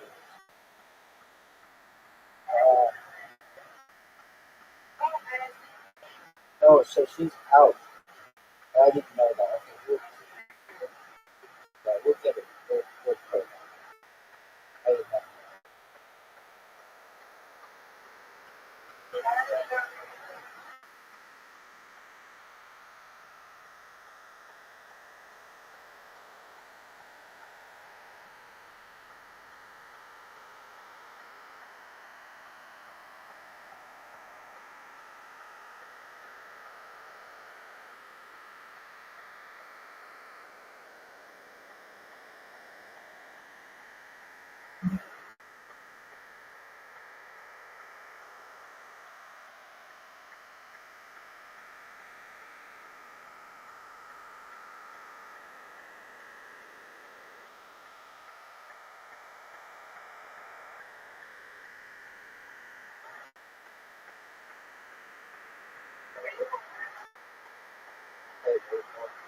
Let's try it. This way. I don't know this game. Okay. I don't know this game. Then let's just play another example board. The championship. Alright, good play. 3 players, 5 frames. Audie, let's just do it. Then Audie and I are going to go back to listening to Game of Time. Okay. Here we go. Oh, Audie's read this time. Perfect shot. Oh, you got it. Oh,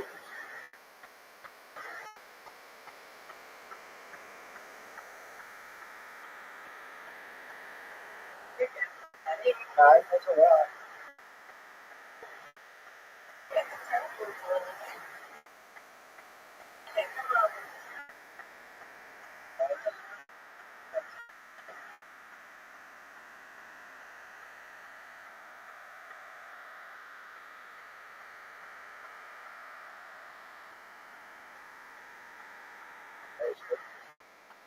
Both at 9. Get it. That's what I'm talking about. Audie's turn. Oh, that's a perfect shot. She's had 2 in a row that have been just perfect. This is good. That's not what you want. It happens.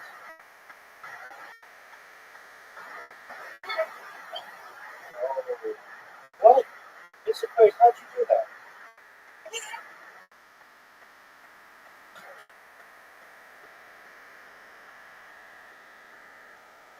Welcome.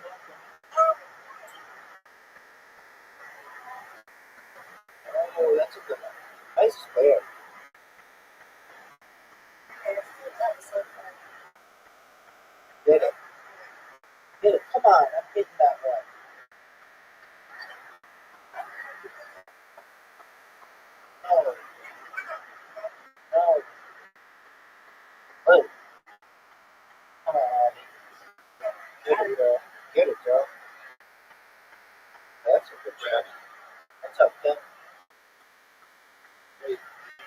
Here we must have.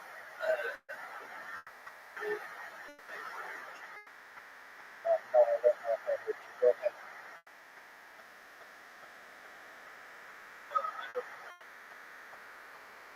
Okay. I mean, I probably just.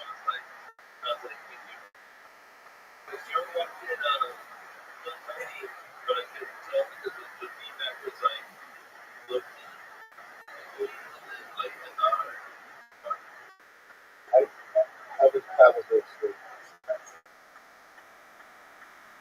All right, well, if you remember it, let me know. That's okay. How'd you find out about me?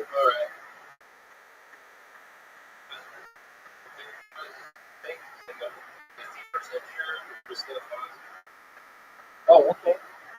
Very cool. He's a really nice person. Well, all right, sounds good, buddy. Take care.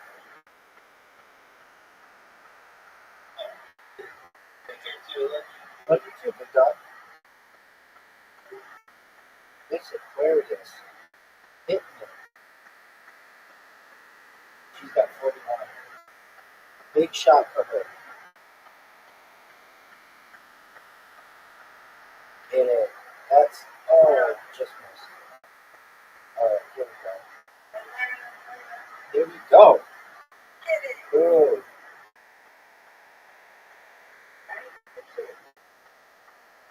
Here we go. Here we go.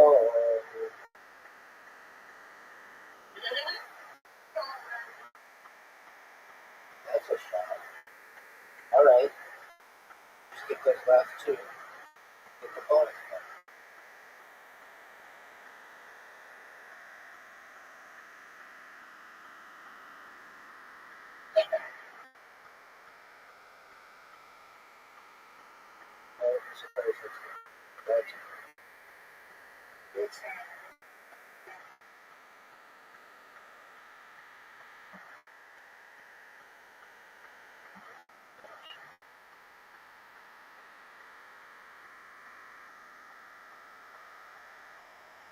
No.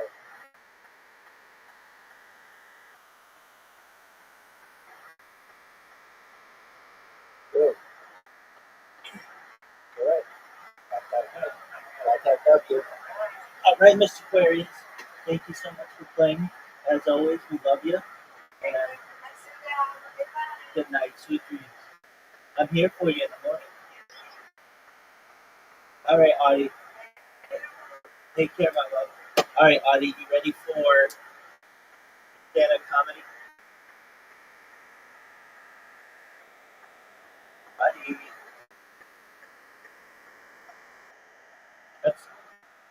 You take a shower and come back, okay?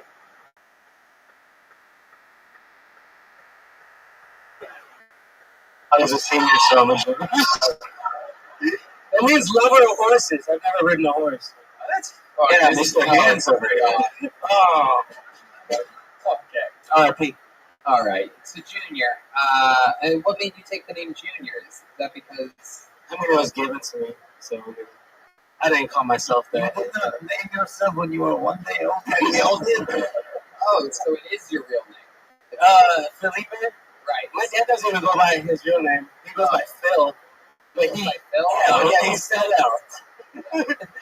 yeah. That's what most Mexican guys do. They try to white up their name. You know what I mean? Yeah, I'm Phil. Don't ask for my papers. I'm sure. I'm just a Phil, not a Felipe at all. He's really cool with the cops too, which is weird. Like that. So let's talk about it. How long have you been doing stand-up? First time? First time. There you go. First time. Oh, yeah. He's wanted to do this. He's wanted to do this since he was a 12-year-old boy back when he bought that shirt. He's been waiting for the day in which he can squeeze into it. He lost 40 pounds to get into that thing. You could tell he just barely made weight today to squeeze into it. He was cutting weight like a guy getting ready for a fight on way into a trash bag. No water. Look at that fucking thing. I mean, that is like that shirt reminds me of you. It's weird. It's like, sort of Latin. It's very clean. A lot of wrinkles in the set. You know what I mean? Anyway, what do you do for work, Junior? I'm a SMT operator, which pretty much just means I work with electronics. SMT? What is that? Salsa, mozzarella, and tomatoes? SMT. What is it? Surface mount technician, pretty much just electronics. Is it him shaking my tits?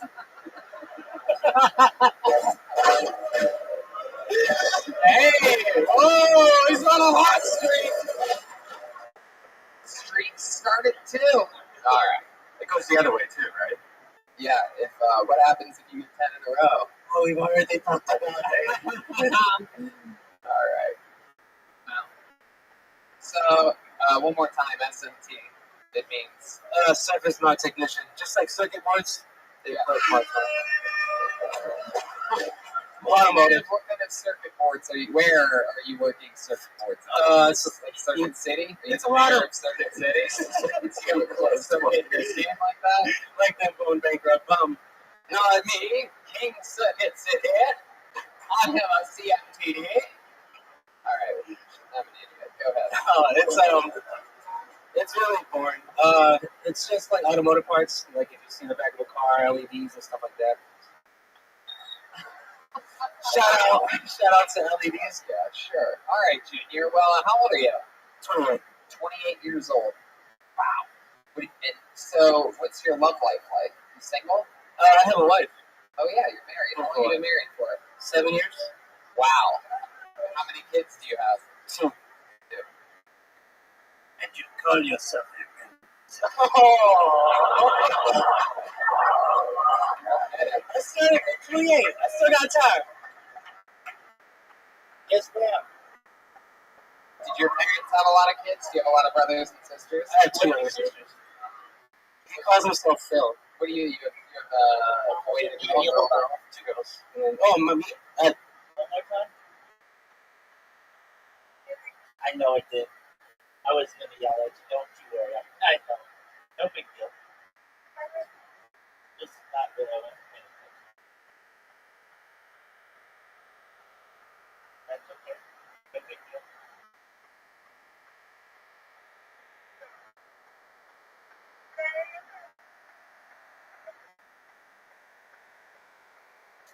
That's okay. Thank you, Mr. Brady.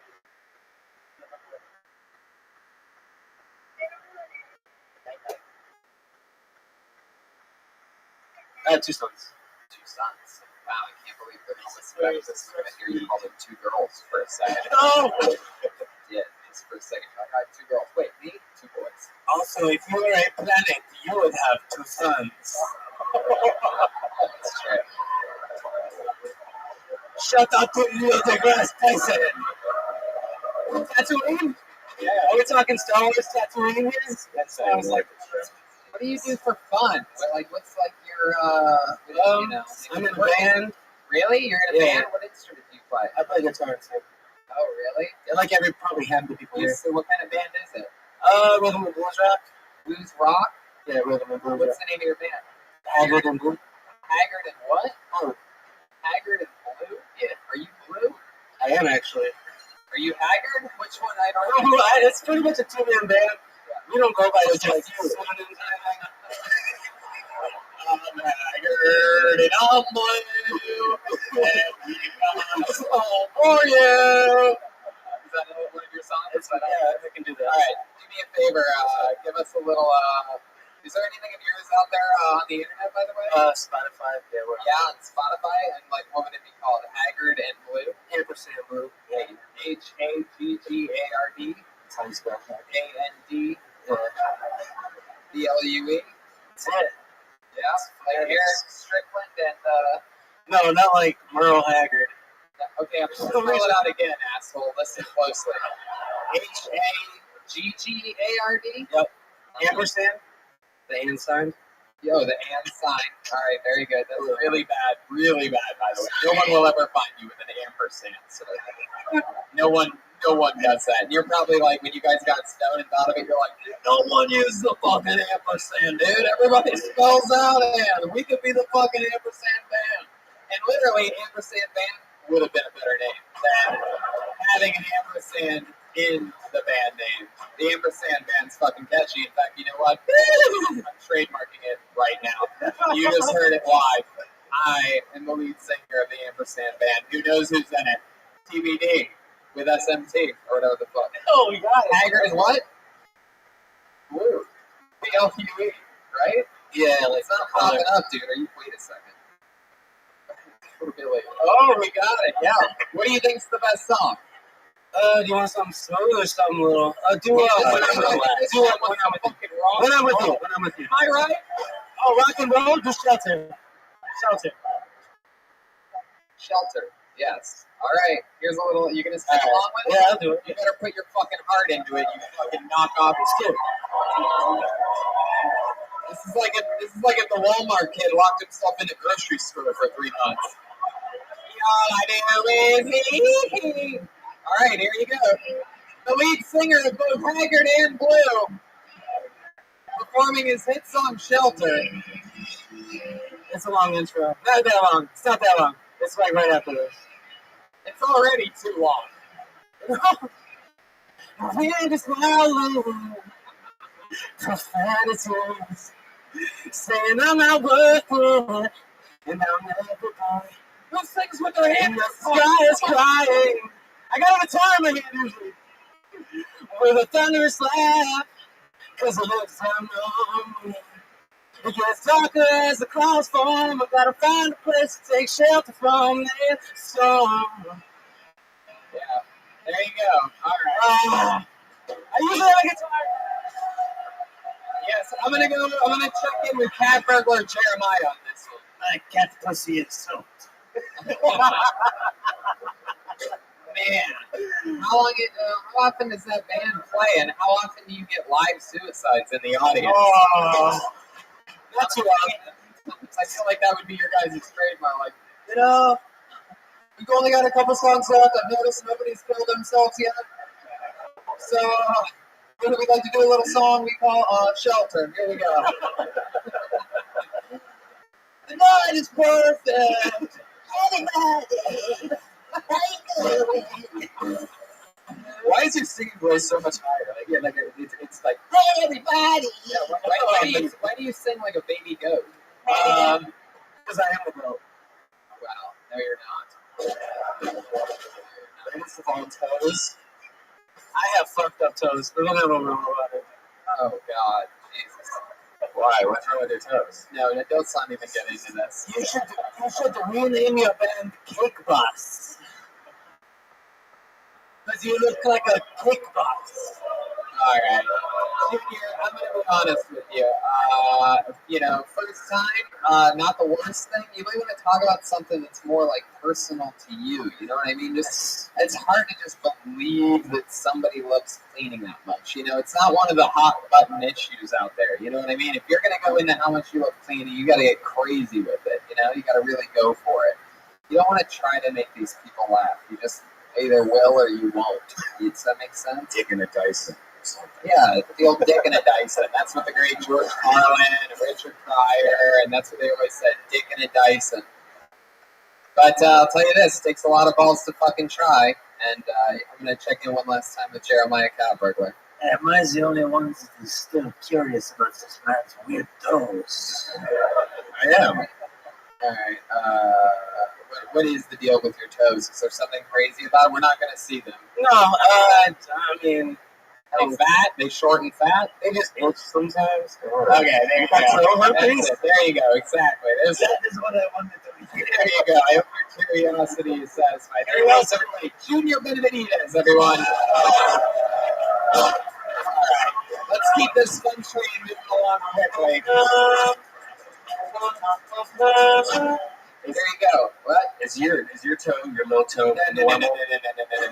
No. It's yes, everything's normal on me. Yes, absolutely. Make some noise for your next comedian. It's Devin Watson, everyone. Devin Watson. Here we go. Here he comes. Come on, make some noise for Devin, everybody. Hi, I'm Devin. I'm doing comedy, so I figured I'd talk about pain and embarrassment. I got a lot of that going on right now. Nothing says pain and embarrassment like being the only nigga you know with a small dick. Seriously, I'm with the foremost. In high school, I had a couple nicknames. They called me the 1-inch warrior, the tiny Taik, my favorite Asian. I feel you, dog. I feel you, dog. It was bad. I thought having a big dick was like the consolation prize to not having a dad growing up. Guess not. I'm lucky. The other day, I went to the drive-thru to get some food. This nice lady took my order. I pulled up to the drive-thru, and this lady was so cross-eyed that I rolled down the wrong window. And I was like, I felt bad. I felt terrible. I felt even worse when I found out she was autistic. Thanks, I'm done. Hell yeah, Devin Watson. Hey, yeah. All right, Devin, I think grab that microphone. I want to talk to you some more. How's it going? What are you? What are you? What are you? What ethnicity are you? You're a black guy, right? I'm black, but I'm half Jamaican. Oh, okay. All right. And you're born and raised here in Grand Rapids? I was born in Florida. Florida sucks, so I'm like that. Florida's terrible. But I was raised in Holland, which is like Holland, Michigan. This is town Holland. Everyone's like, oh, you're from the Netherlands. Clearly not. There's some real Holland fans out there. Hey, anybody from Ann Arbor here? Perfect. keep those Wolverines fans away from us winter Buckeyes. You know what I mean? We don't like to. You can't do that here. You can't do that here. That's right, you mother. You can't do that here. You can't do that here. Who's new?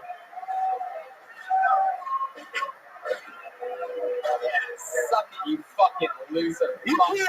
That's right, I've been biting my tongue all fucking night. No, don't do it. Don't do it. Make some noise for all of us for getting to make jokes about the greatest rivalry in all the sport. True. Jeremiah Catburglar. I am a big fan of Michigan sports. Wow. Yes. Tonight I am.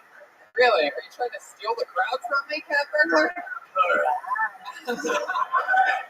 Hey, can I have a Scott's around or anybody? Can I have a Crown Royal and Coke? And a Jack and Diet, please. Oh yeah, Jack and Diet and Crown and Coke. Catburglar, you want anything to drink? Maybe a Roy Rogers? Could I get a Red Cap, please? Wait, what is that? A Red Bull. What? Bull the cat? How about Catburglar Joelberg? You want anything? I would like a vodka soda, please. A vodka soda, any kind of vodka for him. He's Mexican. Well, vodka's just fine. Do you have any old this stuff that pours out over shots onto the bar? You could just put it into a cup. I will drink it. All right. Welcome back from our commercial break. Yes, for our own drinks. That was brought to you by the Pyramid Scheme. So, Devin, how long have you been on stand-up? This is my first time. First time. How about that? Thank Amazing. Thank you. How old are you? 27. 27. And what do you do for work? I work for a printing company here in Grand Rapids. Printing company. Oh, yeah. Yeah. What are you printing? We do signs and posters for just local companies around Grand Rapids. Cool. Did you help make a Kill Tony poster for tonight's event? Maybe. I didn't personally. I had a week off, you know. You were rest. I was resting.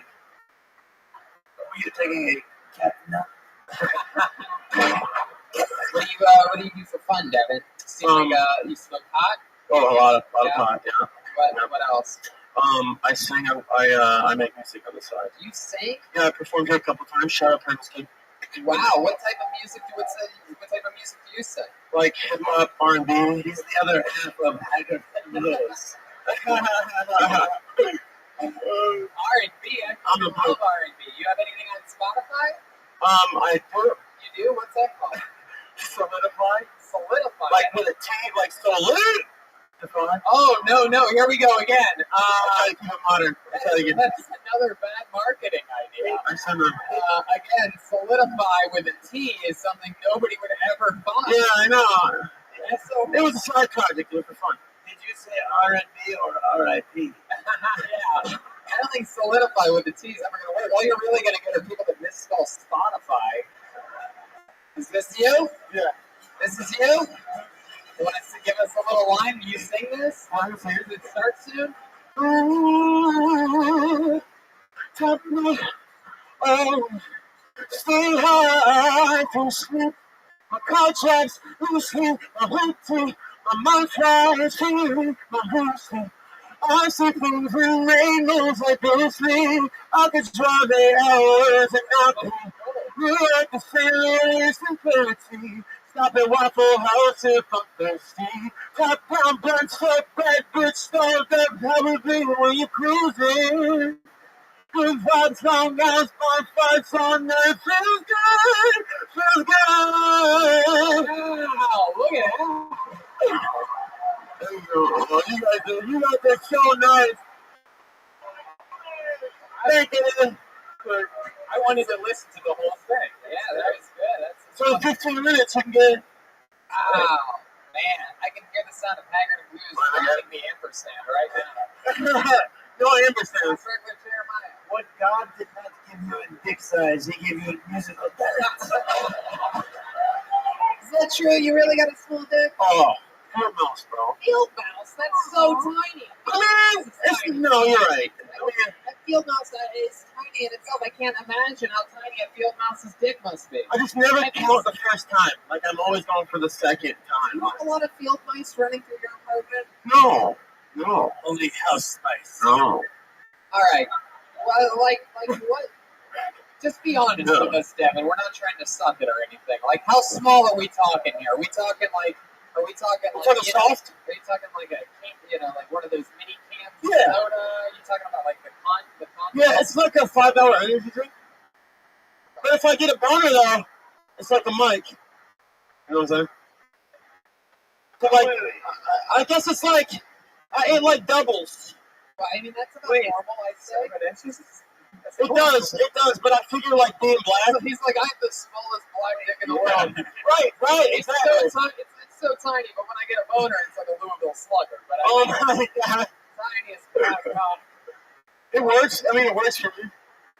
I like him. Does it? Yeah, he's nice.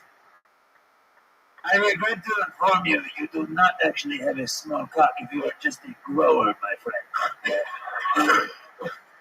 The men with small dicks in the audience right now are furious with you. Come on, where are they at? Small dick guys, make some noise out there. Come on. A couple of Four guys too drunk to realize what's happening. I've done a lot of talk with Beer City. A couple of hideous Michigan women raise their hand. Devin, you have a girlfriend? No. Music like that, I'd imagine you get paid a lot after concerts. Am I right? I do all right. Yeah, of course you do. But it's little, so it's like it's a quick thing. Wait, the size does not have anything to do with how long you last. That's true. Is that how you think it works, Devin? The smaller the dick, like you're just done in 20 seconds. You're like, whoops, sorry. It's quick. It's quick. Gotta go. By the way, my phone's off. Sorry. Like that? Yeah, I mean, it's 50-50 for me. 50-50. Are we talking about your dick in centimeters right now? That would be a great comparison. But like 50% of the time, I'm thraxing for like, thraxing, that's my word. Thraxing, like pounding, crushing. Like, you know what it is, but when. And then you're that white girl fucking losing virginity back there. Wow, that's incredible. What's your preference? White girls or black girls, Devin? Tell the truth. White girls. Wow. Why do you think that is? Why is that your preference? I went to. Yeah, they're filthy. They're filthy. There's a bunch of them in here. No, I went to a performing arts college in California, and all the girls there were like pretty ballerina girls, and most of them were white. Say that again.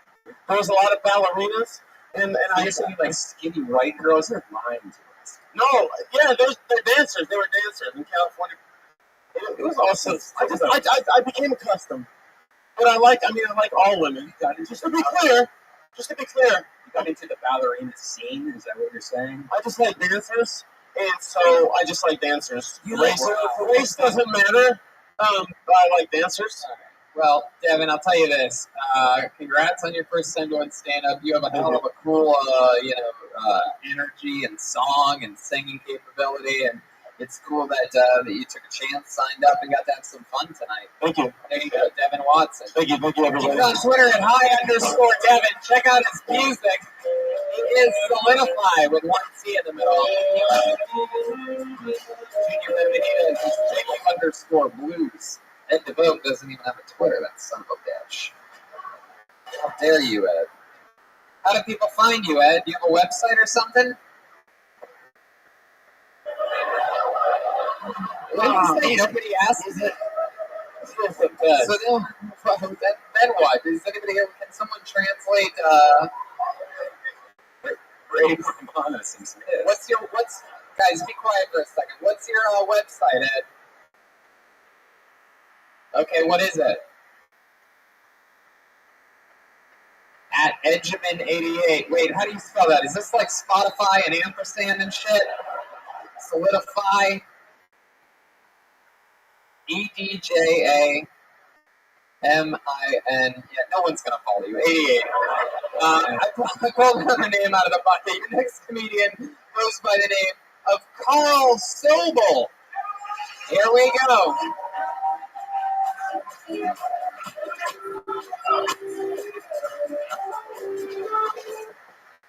How's it going? Carl Sobel, everyone. Howdy, guys. So, I recently became single, and I'm kind of all right with it, because for me, relationships like amusement parks. In the parking lot, and you're like, sweet, we're at Six Flags. And you look inside, and you're like, damn. They have ring toss, they have roller coasters, Ferris wheel. You get inside, and you realize all 6 of those flags are red flags. Like, that Ferris wheel is leaning really hard to the left. For sure that ring toss operates on meth. And why the fuck am I all of a sudden too short for all these rides? Isn't it weird how easy it is for adults to lie to children to make them feel comfortable? It's like in elementary school they'd be like checking for gray hairs when really they're checking for lice. Or at camp they're checking for tags when really you're getting molested. Thanks. Oh, yeah. There you go. Oh, Sobel. They always were quite clear that they were checking for lice. Yeah, they had to sign a paper saying. Is that what they told you, that they were checking for gray hairs? Yeah. They didn't want to scare you? They didn't. How long have you been doing stand-up? 2 months? 2 months. All here in Grand Rapids? Yeah. Yeah, I heard there's a pretty big open mic scene here, huh? Yeah. How many spots would you say you've done since you started a couple months ago? At least once a week. Once a week. What do you do for work? I work at an aeronautic company. Aeronautics? Yeah. What do you do? I'm quality control, so I measure everything before it ships out. Wow, that's a pretty big deal. Lots of responsibility there, huh? Yeah. Anyone ever die on your watch? Not that I know of. No. I mean, we do more than aeronautics. Like, we do a lot of stuff for, like, Shure microphones. Just Oh, wow, there's a big drop off there. You go from aeronautics to microphones. This is a Shure microphone. Yeah, wait, so it's one of the hugest companies ever. Can you give me 3 microphones? Yeah. I could try, but probably not. Never mind. Sorry. How you do this ventriloquist? So Carl, how old are you? 29. 29. Yeah. Oh yeah. For 29, I'd say you look a little, Worn out. yeah, You well, seem like you're going to puke. you look both haggard and blue. Yeah. Like, do you just got the puke bags in airplanes? Or? No, I've just been awake since 4:30. Awake since 4:30 a.m. That's the name of my band. Oh yeah, when we were out there, it's a Jocko fan. People that just go crazy for waking up early. Fuck yeah. Woo! Yeah! Go to bed at 7 p.m., wake up at 4 a.m. So cool. So, Carl, tell me, like, what do you do for fun? Why do you think it is that you really seem so haggard? Well, you look like what I feel like Matt Lauer looks like right now. yeah, no, Like, It's been a long week. Like I'm on overtime, and then like this week I ended up doing like I've gotten 3 sets, so it's like getting home at 11:30, getting up at 4:30. You look like the one big brother that was just let out of the basement. See, I was told I look like the 4th Franco brother, like just This was also super tired. tired. Yeah. No, you don't look like one of the Franco brothers. Thank I'm you. sorry, Carl. No, it Whoever was. told you that was drunk and wrong. She was. Frank Frank Alfred brother. The Stanko brothers. Yeah. Yeah, Carl, you look like you've been up for days. Just fucking getting rid of stocks. Yep. You look like a guy that owns half of Tesla. Right after Elon goes on Joe Rogan, just like what the fuck? Yeah. You look like the only guy who's ever lived from the Saw movies. Oh, tell us some things about you. What do you do for fun? I like to rock climb. I'm really big into rock climbing. Really? Yeah. Well, it just so happens we brought a rock climbing wall with us, ladies. Oh, no. Let's get it out here. What else do you do? Honestly, I'm really boring. I just rock climb and I try to do as many open mics as I can. One a week. Yeah. So you're always between the I'm always rock climbing, working, and yeah.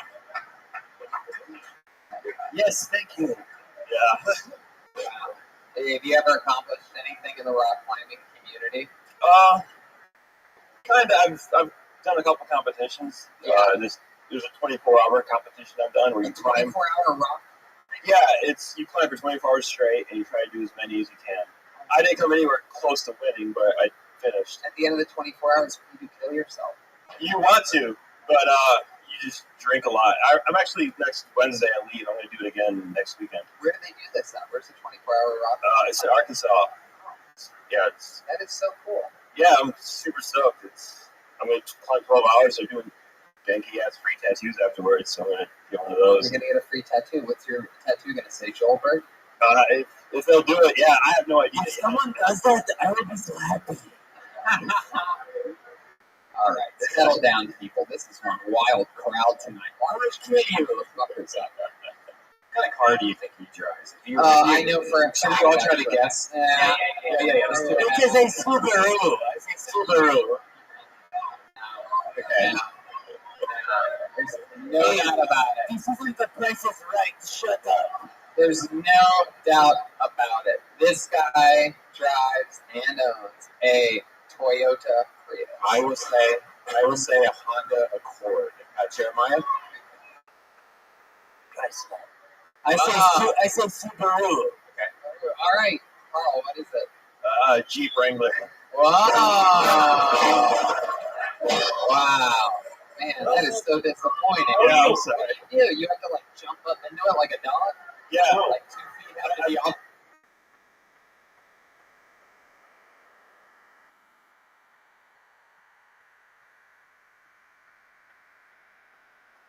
The ground at once? I installed a step. Well, Carl, I mean, is stand-up something that you intend to do seriously, or you sort of look at it as like a release? What are you trying to do? Be funnier around the office or something? Oh, not at all. I mean, it'd be something I'd like to keep doing. I'm only 2 months in, but I'd like to just see how it goes and keep Yeah, trying. you look like if somebody drowned Andy Samberg. You actually look like a Carl. Thanks. Yeah. Well, Carl, I keep up the good work. There you go. Just keep fucking doing it. If you want to do it, then do it. There you go. So, thanks for being on the show, man. Couple months in.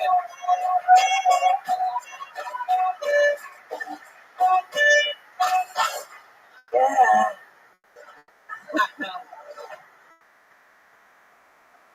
You guys having fun out there? Okay. Let's make some noise for Morgan Sterling. Here we go.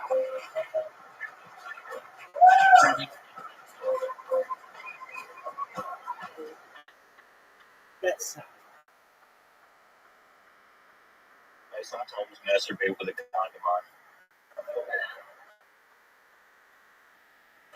I once had a roommate who told me he swears the shampoo straight into his hair. I'm not a psychologist or anything, but that's definitely a sign that you're going to go to prison soon. That's all I got.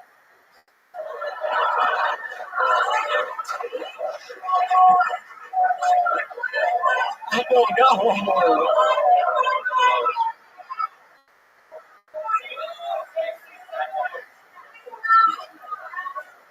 69, what? No, we're good. Something. Well, there you go.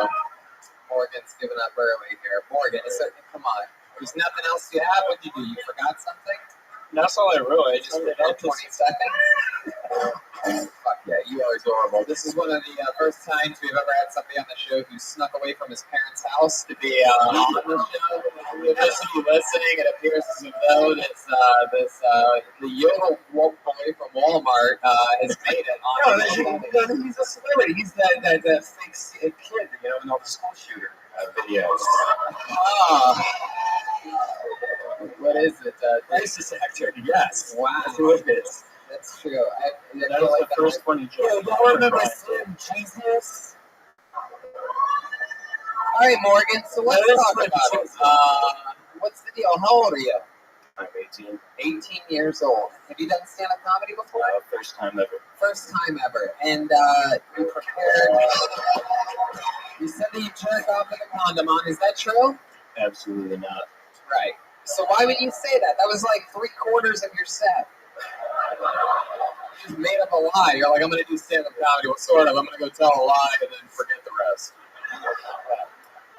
It's just a dumb thought that I had one day. I was like, who would try this? Or why? I have actually done that before.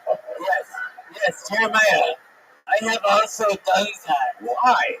It is cleaner. You don't have to do laundry. Whenever you do not have the touch of a woman, you like to practice.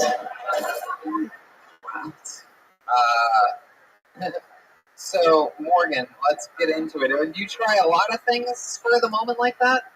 No, not really. Was there anything else? Did you forget some things that you wanted to talk about? Did you sort of get nervous and blank out when you got up here? A little bit, yeah. Has anything come back to you since you've been up here for a little bit? There's a little bit more to the conversation. Yeah, sure. Yeah, let's hear it. Everybody's rooting for you, dude. I'll tell you this, and Morgan, let me tell you something. Put that microphone, when you talk into it again, put it so that it's right up against your head, and then project 10%, 20% more than you have, and get that shit out of there. Crisp and clear, a little bit of space between the words. There you go. Do it again. Morgan Sterling.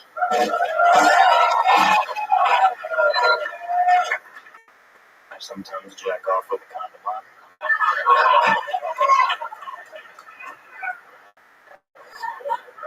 I know what everybody's thinking, but I should really try it before you knock it,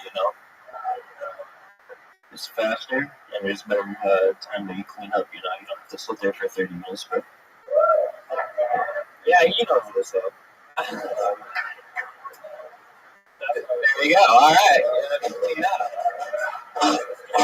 May I recommend that if it takes you 30 minutes to clean up your cum, I know a guy named Junior Benavenidez who is obsessed with everything being clean. So, what's your phone number, dude? I didn't understand what you just said there. What's his phone number? What's his phone number? They don't write that down on the sheets. So you're 18 years old. Wow. What? You graduate from high school? Yeah, I did in I think March. In March. And now what? What are you doing now? I'm working at a liquor store stocking the cooler. Stocking the cooler. It is a small cooler, then, right? Absolutely not. Oh no, it's a big cooler. It's pretty bad. Continue being not funny. All right. What was the last porn you watched? What category of porn? Oh, Jesus. I want to know. Yes, I do. Say only weird shit, man. You like big butts. You like big butts. I know you. Yeah, see, he knows. All right. So Morgan, you just graduated from high school. What part of have you had sex with a girl before? No. No. Have you ever gotten a blowjob before? Yes. This is really awkward because my uncle and aunt are into August, and I did not. Wow. the weirdest part is that one of them, it seems, may have been the ones that sucked your dick before. So, who knows? We're going to do some research after this. Find out which uncle touched you exactly. Describe the blowjob, though. Oh, God. Anyway. I'm not doing that. I think 75% of blowjobs are bad, so. Oh, yeah. What do you want to be when you grow up, Morgan? Has this been a dream of yours for a long time? Do you have other skills and talents and hobbies and things like that? Not really developed skills or anything. What you been working on? I do a little bit of music. Oh, yeah? You have, so you have anything on Spotify? I do not. I saw you post Eminem this week. You are 99 Cents Kelly, right? Are you a gamer? I do Fortnite games. When you say you play music, what do you mean? What do you do musically? What instrument? MIDI keyboard. What? MIDI keyboard. That is the whitest sounds that I have. We know what that is, yeah? It's like video music. It's like video game music, right? Brian loves that shit. Yeah. Can't get enough of it. We're probably going to hear 40 seconds longer of it than we need to right now. We brought it up. So what else, Morgan? What's it like being an 18-year-old? Tell these grown-ass fucking angry adults out there why they should like your generation. We hate millennials. That's why. What are you? Oh my God! There's something new besides millennials. I don't know. What are you? I guess it's called Gen Z. What's it called? Jay-Z? Gen Z. Can't really hear because idiots keep fucking yelling shit continuously. Shut up, assholes. You don't have a microphone on you. It's pointless. Morgan, I know your uncle's watching you. Not only is he watching you, but he's trying to be subtle while totally not being subtle right here, recording you straight in. That could perhaps be a live stream. I don't know why your uncle looks like your grandpa, but I'm just going to keep moving on anyway. What does your uncle do other than touch you? Actually, Benavides just came because he looks so much like Mr. Clean. Mr. Clean. I can't wait for his uncle to edit this video and take out all those parts. And family room together. It's just going to come from one part to the next. It's a swoop. Just come back on the word clean. Everybody's laughing. Clean! What does your uncle do? What does he do? He is a psychologist, actually. Oh, wow. Perfect. And how does that make you feel? Has he ever made you lie down on the couch with your eyes closed and open your mouth? And tell you that he's just dipping a little chicken wing in your mouth for a moment? Now listen, Morgan, do not bite down on the chicken wing, all right? Nephew, I'm going to put this chicken wing in your mouth. Please do not bite down. This is all part of the therapy. It's called the chicken wing test. Now I'm going to put the chicken wing in and I'm going to pull it in and out over and over again. Do not bite down on the chicken wing. This is a test of your psychology. Making sure that you do not bite on my dick. I mean the chicken wing. First, let's say a prayer. I can tell he is a good uncle because he really wants high quality video and he will not rebut what you are saying about him. He records everything. I can't believe how much balls it takes to get up here at 18. I did. That was the real test is if you continue to do stand up after being embarrassed in front of everyone. If you do it, then you're in the game, you know. If not, then you're a loser, you know. Yeah, I was ready to suck. So if you ever do it again, no, 100%, you got to project your voice by 50%. Because I even turned you up like 25%. No, 50, no, how you did it right then was good. How you did it the second time, it was like 20, 30%. It's good. Don't overproject either, though. Don't fucking be that guy. Yeah, keep the mic close to your mouth. You know, it's a fine line. You nailed it. When I told you when you did it the second time, it was fucking amazing. You got laughs off of parts that we had all literally heard. Like, I mean, you really had natural timing and beats. And for 18, that's fucking dangerous, dude. If this is something you want to do, you already have a huge advantage. You can be great at this by the time, most people are just starting. So, congratulations on having the buzz start. Goldberg's right. There he goes. Morgan Sterling, everybody. He's on Twitter at SLAV.SGT or SQT. I'm not really sure. Ladies and gentlemen, let's do something fun. We have a regular on this show.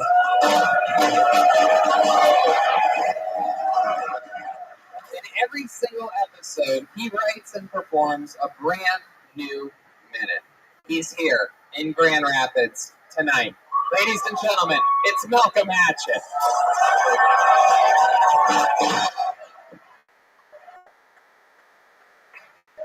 What's up?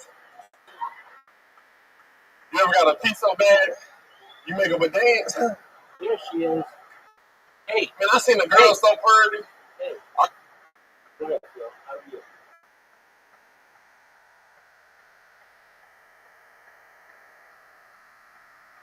Okay, you can shower yet. Why not?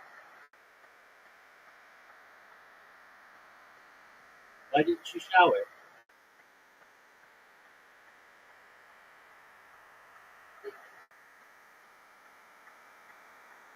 Okay. You want to talk about it?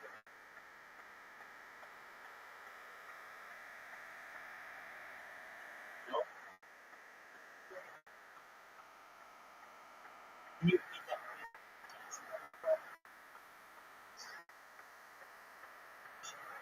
Okay. Yeah, so, hey, before you go, they got that funny guy out.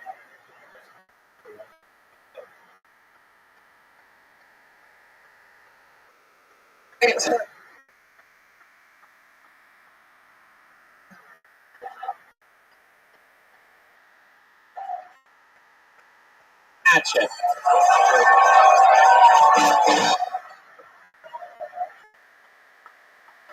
Yeah, what's up?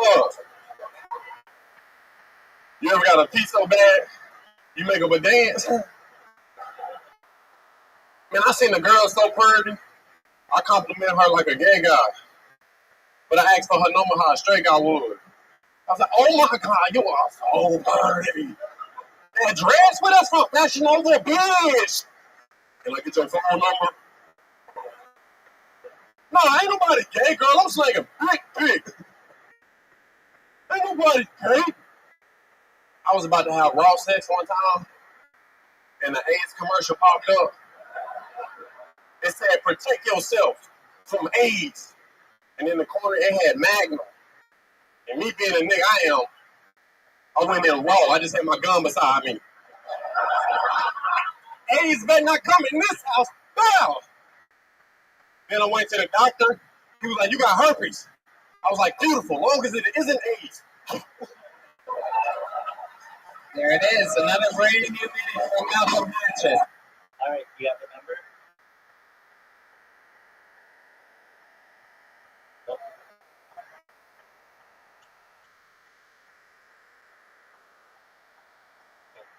Take a shower. You're okay. You guys plan on everything. Take a shower and then come back, and then we'll hang out, okay?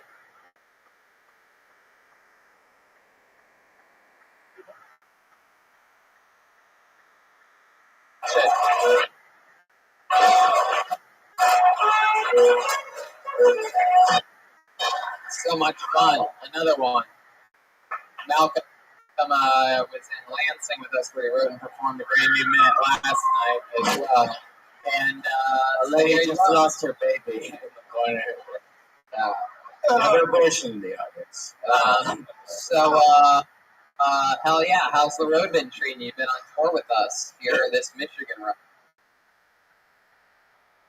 That Michigan time, man. Everybody cool. What happened since last night?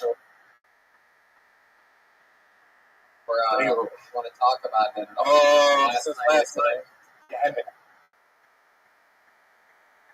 have you had an outbreak lately? I've been eating a lot of candy. What is that question supposed to Because be? he has herpes. You're a herpes guy. Oh no, that was just a joke.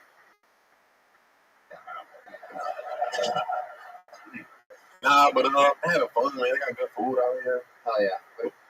What you had? Anything? Ham and cheese. What we go earlier? Oh yeah, you're right. Founders Brewing. Yeah. Shout out to Founders Brewing. Yeah. Our good friend Lance. That shit was good, bro. I'm looking it up right now. Oh yeah, it was. Definitely was. It's one of the what is it? One of the oldest brewers. It's the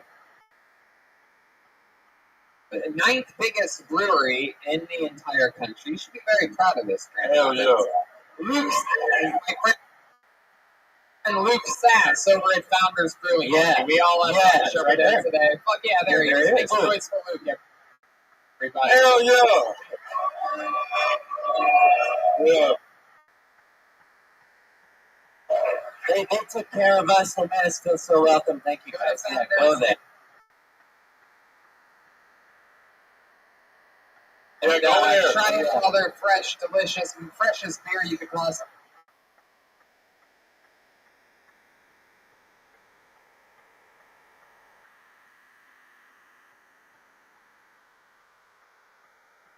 We have, and try that fucking beer cheese. Beer Right. cheese. Right.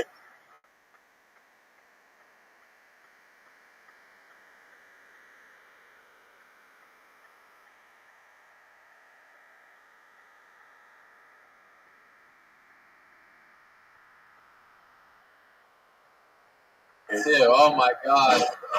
Beer cheese? I ate a fucking pound of beer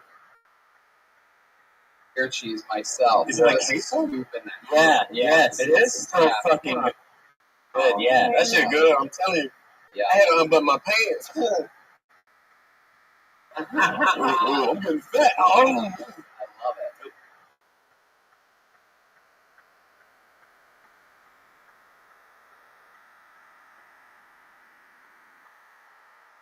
It's good though. So Malcolm, this shit's crazy. What you did, writing and performing a brand new minute. He's doing basically for the first time we've ever had a regular do. Fun.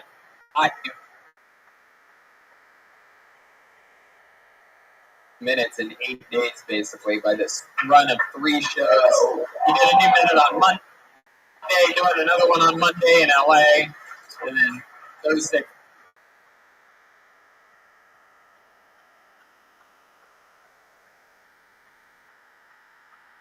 Friday, Saturday, Lansing, Grand Rapids, and Detroit tomorrow with Danny Brown.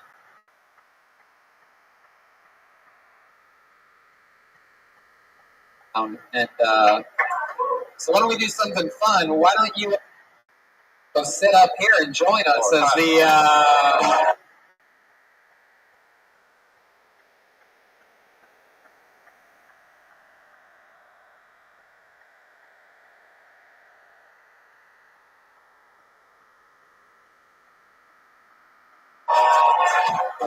guest for the rest of the show, Malcolm Atchett.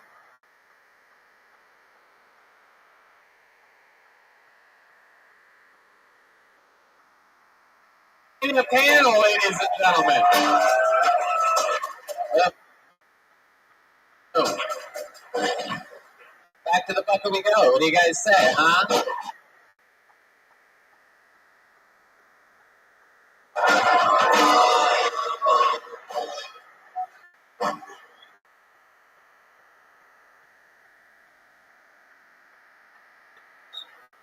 Camera we're ready to play that saxophone.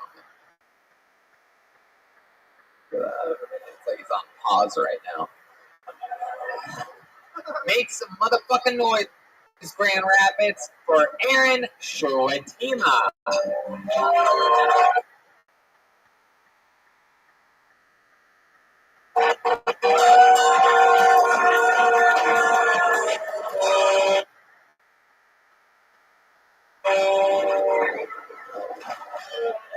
more time for Aaron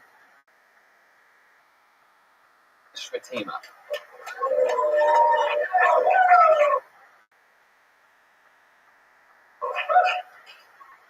My dad and I have always gone tit for tat, maybe to a fault. Tit At a very young age, my dad made me watch a lot of horror films. Tap slept into my parents' bed until I was 10 years old. Cock blocked my dad for a decade. Sorry, Frank. Tip. When I was 4 years old, we were showering, and he spit water in my face. Tap. I waited for him to turn around and wash his back. And I spit in his ass. It's called an eye for an eye, Frank. We don't play that game anymore. Tip. My dad pressured me to go to college. Tap. I got a degree in communication studies. Damn it, Frank, now we're both in debt. And I appreciate you laughing at that because that joke cost me $40,000. I'm Aaron Skydema, thank you. Skydema. Am I saying that right? Yeah, Skydema. Oh, yeah. Goofy Dutch name. Aaron, welcome to the show. You remind me of a less weird Al Yankovic. I'll take that.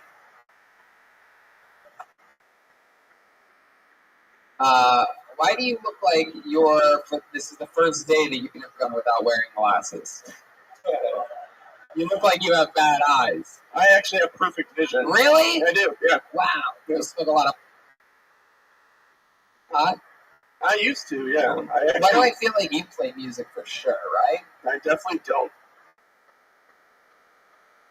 You definitely don't. Yeah, I get that a lot, though. Yeah, People just look at me and they assume, yeah. What do you think the most rock and roll thing is about you?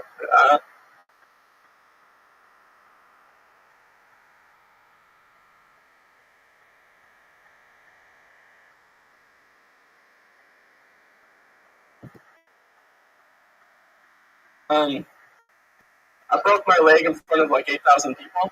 Oh yeah? How'd you do that? Ninja Warrior?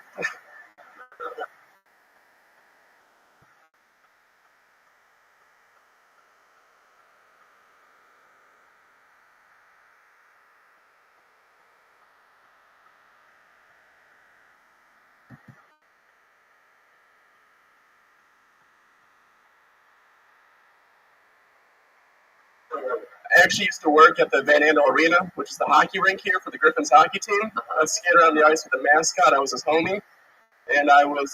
you were the guy that, like, made sure the mascot, like, didn't get fucked with, and, like, nobody took off his helmet or beat his ass. Yeah, basically. And we'd go on the ice in between here. And, did you have that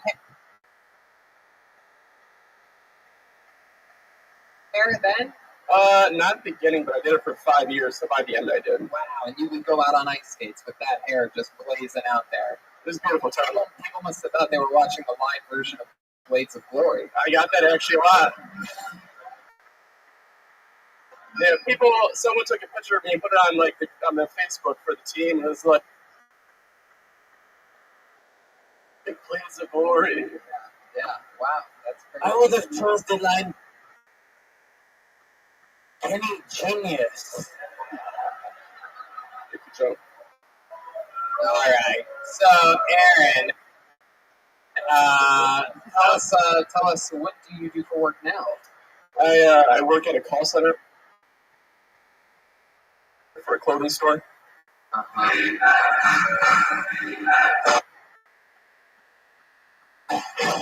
Wow. So, what kind of calls are you fielding? Just people crying about pants and shirts, basically. Like, what do they say? Sometimes they'll call and be like, "Oh my God, why isn't my order here? Why does this always happen to me?" I'm like, "It's just like a $5 pair of pants. Wow, take it easy." Damn, take it.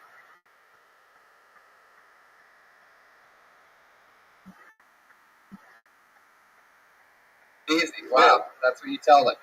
You get what you pay for. It's a $5 pair of pants. Yeah. $5.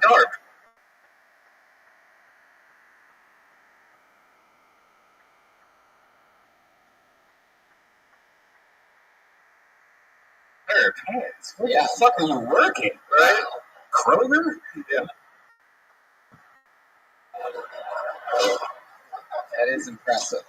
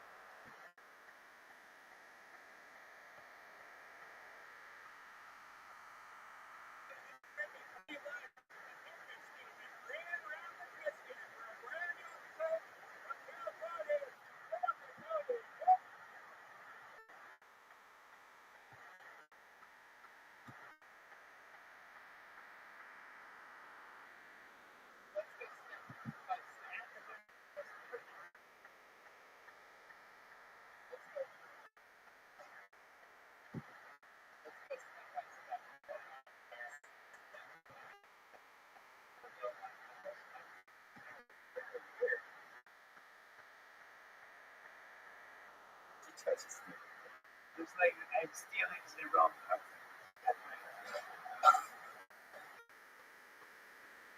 Okay, so Aaron, what?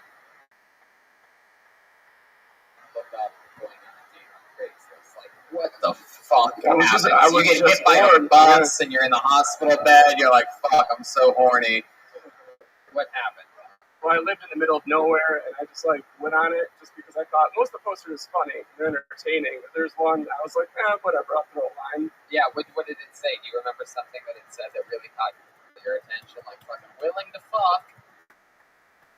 That was it a prostitute or just a date? No, she wasn't a prostitute. She was just a college student. And yeah, did she get catfished a little bit? She was about 10, 20 pounds heavier at least? No, she was. She ran track at the school that I went to. So. Oh, that's a good way. Honestly, that's a good way to know that they're not going to catfish you. Right. Unless, of course, they throw meniscus. Then. Did you wear a condom? Yes. Yeah, you have to. Yeah. Oh, for sure. I was already stepping out. Like, I'm definitely going to protect myself to a certain extent. What's the thing you would like to know the least about you? Like, what's the most unlikable thing about you that you wouldn't want these people to know? That you just got stuck getting asked that question tonight. You answered it honestly, and that was the best move. What's the most hateful thing about you?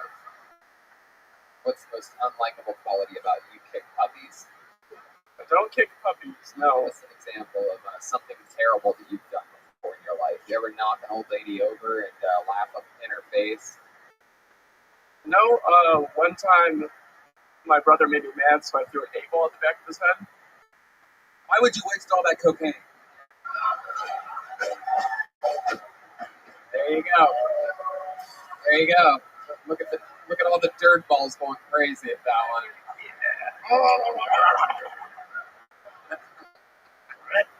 So what was the what happened there? Did you have to get stitches or anything like that? Because you sort of look like you don't have that strong of an arm, to be honest with you. He was actually at the bottom of the stairs, so the downward momentum kind of made it a little more powerful. Did he cut him open or anything like that? No, he was actually okay. Yeah. He's 6'7". He's a giant, so I think he's got a little bit thicker of a skull. 6'7". Yes. I never finished your movie. Did the ring ever get to Mordor? Yeah. 6'7" brother. What the hell does he do for work? He just works in factories. What does he do for things on the highest shelves? Basically. All right, Aaron. Well, we're gonna keep flying through people here. Have you been on stand-up a while? I've done it like a dozen times over a few years, but I'm recently trying to get back into it. Well, there you go. Oh yeah, this is a great place to do that. We did it. Aaron Schwetma, everybody. Malcolm. I didn't get to ask Malcolm what he thought about this guy. Do you have any thoughts on Aaron? Yeah, I thought it was funny because that's fair. I think it'd be funnier if he put his hair in a man bun. There's some good advice from Malcolm. There you go. All right, let's meet another person together. It is Jake Szymanski. Wow, there is a wild sound. Here he comes.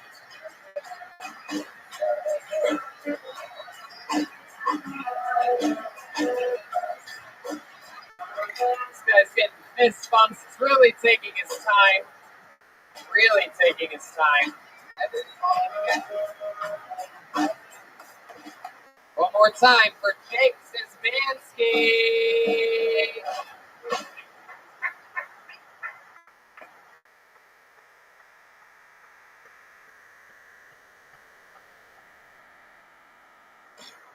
Right? So,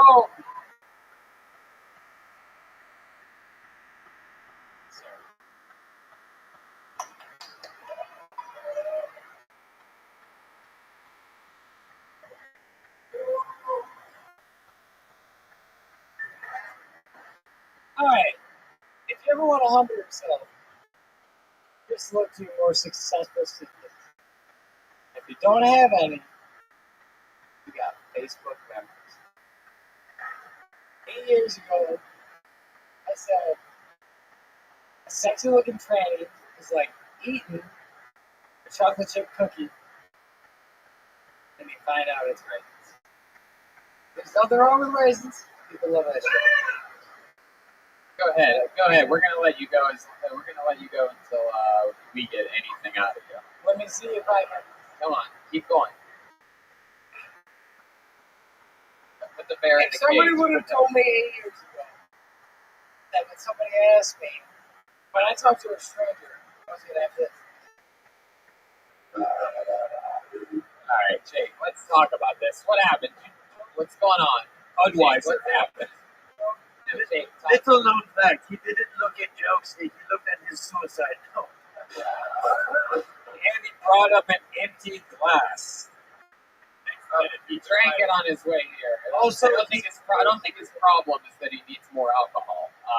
Also, he recently had sex with a transvestite. Is that true? Wow. So Jake, what do you think happened here tonight? What went on? What was that? What the fuck just happened? Are you always like this? Get a little too excited? Get nervous? Drink too much? What I am fucking terrified. Yeah?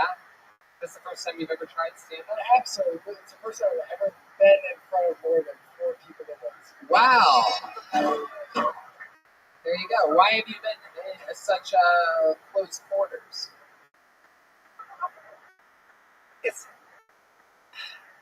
Are you one of the kidnapping victims that are locked up? I would have had a win before then. What? I would have had a win before then. You would have had a win before then? Oh my god. No, don't you start trying to make jokes now, you piece of shit. We're way beyond that, dude. We're way beyond that. No, it's too late. It's too late to apologize. He's not. Go ahead. Tell us what went wrong tonight. Fucking panic. There was a lot of people out here. No. Don't make it about them. No. Let's talk about what you could have done better. I think, had I eaten food after lunch, after work today, and I would have stuck to my script, I would have done Jeremiah Cat Burglar. halfway okay. I have a question for you.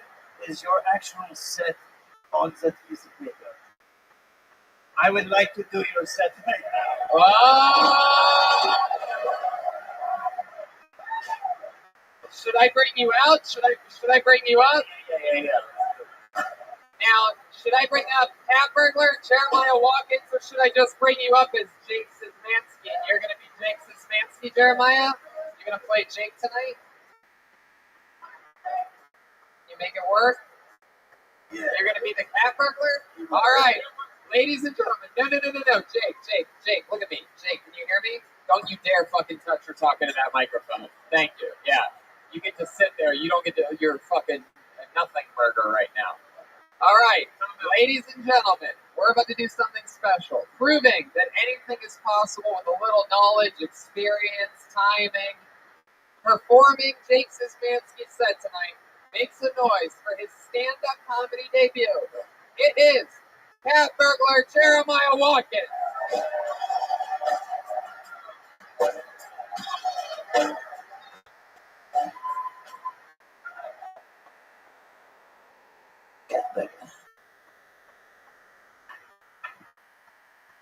If you ever need to humble yourself, there's no better way than to look at your main successful siblings. Your more successful siblings. If you don't have any, then there's always Facebook memories. On this day, 8 years ago, I insightfully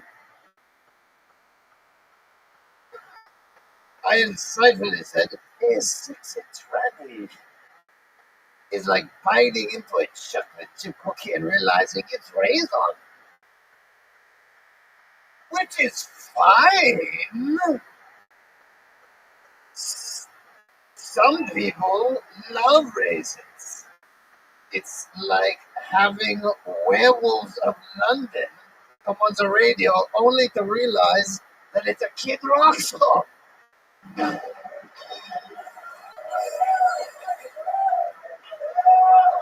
Yeah, I mean, that's really good. You want to keep going, Jeremiah Catherine? Wait. Shut the fuck up. Help me finish. Yeah, help Jeremiah. Just don't talk into that fucking mic. Don't you do it. There you go. It's like playing fetch with a dog, but faking the dog out. Like And then realizing that you actually threw the ball. And it hits the dog in the face.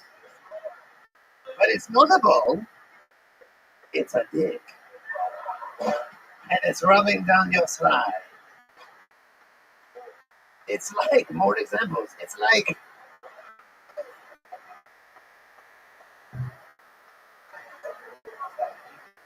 if somebody would have told me 8 years ago that I would have had to ask a stranger what their preferred pronoun was, I'd have been like, indignant. I'd have been like, what the fuck is a word? What the fuck is a pronoun?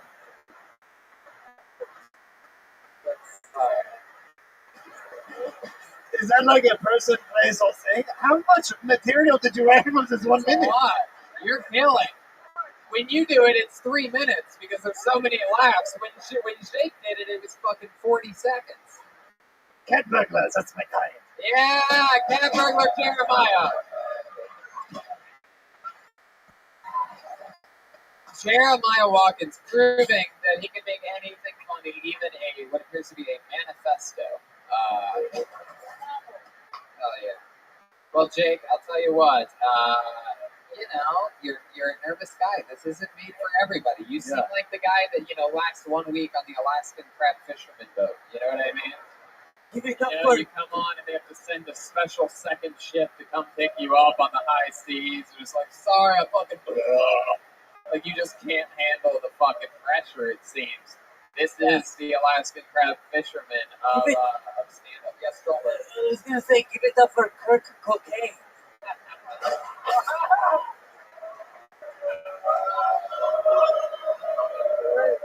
Malcolm, what do you think about this guy? What do you catch it? Oh, wow. What is crack? It might have been. Wow.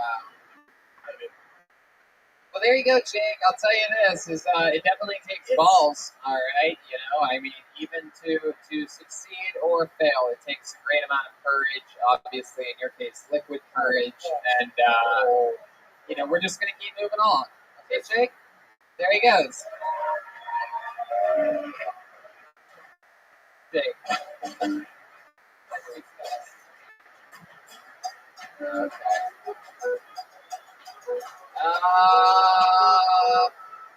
What do you guys think? Go back to the bucket one more time, huh? Alright. We're already running long. Fucking do this shit anyway. Alright. Make some noise for Nate Melitzer.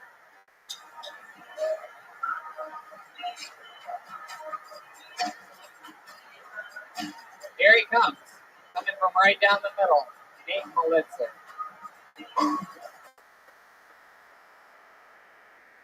One more time for Nate Melitzer, everybody. My name's Nate. Pretty excited to be here, actually. First time in a big crowd. If you guys don't have kids, you should be happy. I do have a kid. I work with kids all day and play with them. They're pretty cool. I run the daycare. My daycare, I deal with a lot of shit. Literal shit and shitty kids, really. Okay, because one of them is my son. And there's one thing that he likes to do is he likes to swear. And it's not like the swearing you just ask like a little 3-year-old to say the F word because you think it's cute to hear. What? Nah, it's like context swearing. So he swears in context. So there's one night where me and my wife were arguing a little bit. We're having a married conversation where we yell and swear at each other. And I'm sitting next to my son. and he's listening to this conversation unfold, the last thing he hears is, "Whatever, fucking Nate." My name. My wife's saying it. My son looks at me. Dad, fucking mom. Wow. There you go. Nate Blitzer. Fuck yeah. Nate, I'm gonna take a guess here. Are you volunteer fireman? I'm not. You're not. No. Man, you seem like you would be. What do you do for work? I run a daycare You run a daycare? out of my house. Full time? Full time How every many day. kids are normally there during the day? So I have 6 total ones. My son. 6 kids. How old are they? Like ballpark. 4-month-old to 4.5-year-old. 4 toddlers, 2 infants. It's stupid. 4 toddlers, 2 infants was the sequel to 2 girls, 1 cup. Oh, Jesus. As ice as it gets, dude. Wow. Holy shit. 6 kids. I mean, incredible. That place, your house must look like the Penn State locker room. Not as, Did you practice that My set? wife's- Did you practice that set for the kids to put them to sleep? No, Brian. Okay, Brian. The roast master. You just got. I read him a poem from Mother Goose Club. It's pretty sexy. Really? Is that true? That's kind of weird. What do you tend to do with kids? Like, what do you do? What up, girl? I literally just I kind of play with it. Okay. You want to talk or you want to write? Yeah.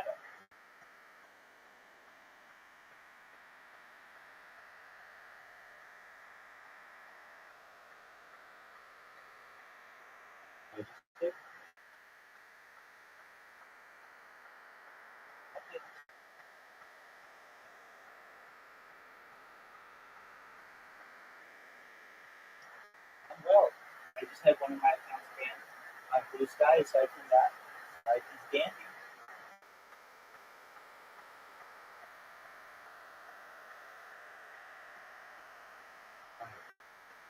I love all things. I love trees. I've raised roses. I really love iceberg roses. Big red ones. I love those. I love lilies. I love all kinds of lilies, tiger lilies. I love tulips. I love tulips are the ones that visit the ferns. It's called tulip mania. I don't know if you've ever heard of that.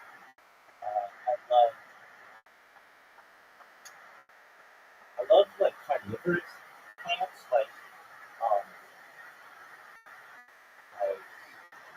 Venus flytraps and they have like these like sticky ones.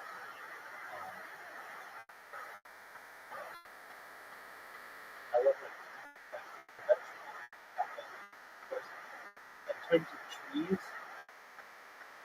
I really love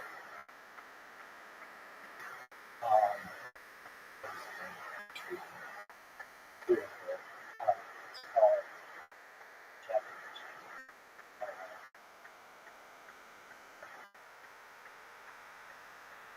You ever stop and show Desperate Housewives? Their street.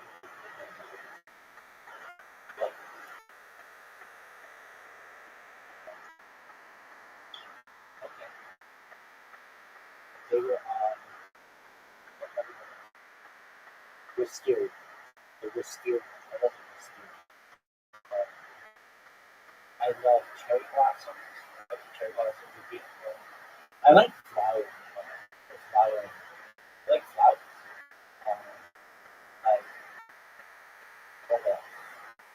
I like topiaries. You know what topiaries are? They're like shape of bush into a shape. I love fruiting trees.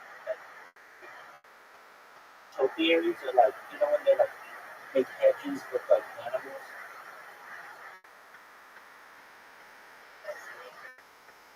They can be anything with that kind of art. It's not a topiary.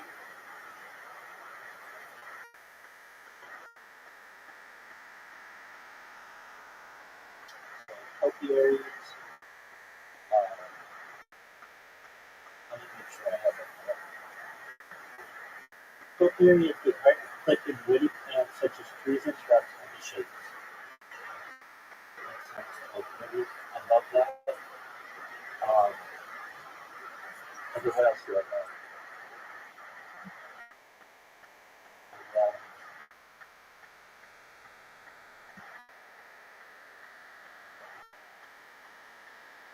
There's like even like things that I love that they make this one. There's this one kind of flower blossoms once a year, or it's called the corpse flower. I've never smelled it, but it is, or maybe it's once every 2 years, but it smells like a dead person. Um, and I think that's really cool. Yeah, I mean it's nasty, but it's cool that it's like so unique. I like succulents, or like cacti. I really like cacti. So the corpse flower blooms when it accumulates sufficient energy, which is 3 to 5 years. So I love succulents, but the things like cacti, like saguaro cacti, and um,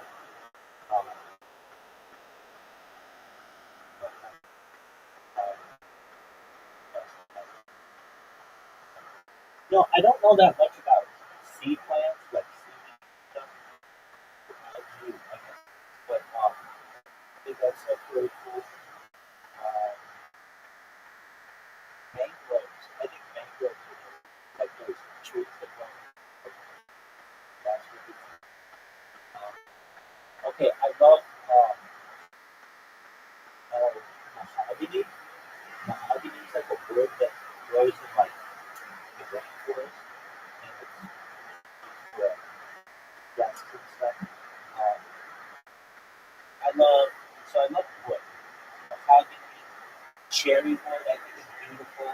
Walnut, I'm damn like white pine and maple. Oh, acacia. Acacias are brush, but also can be like a tree in the Middle East, like Turkey. What other plants do I like?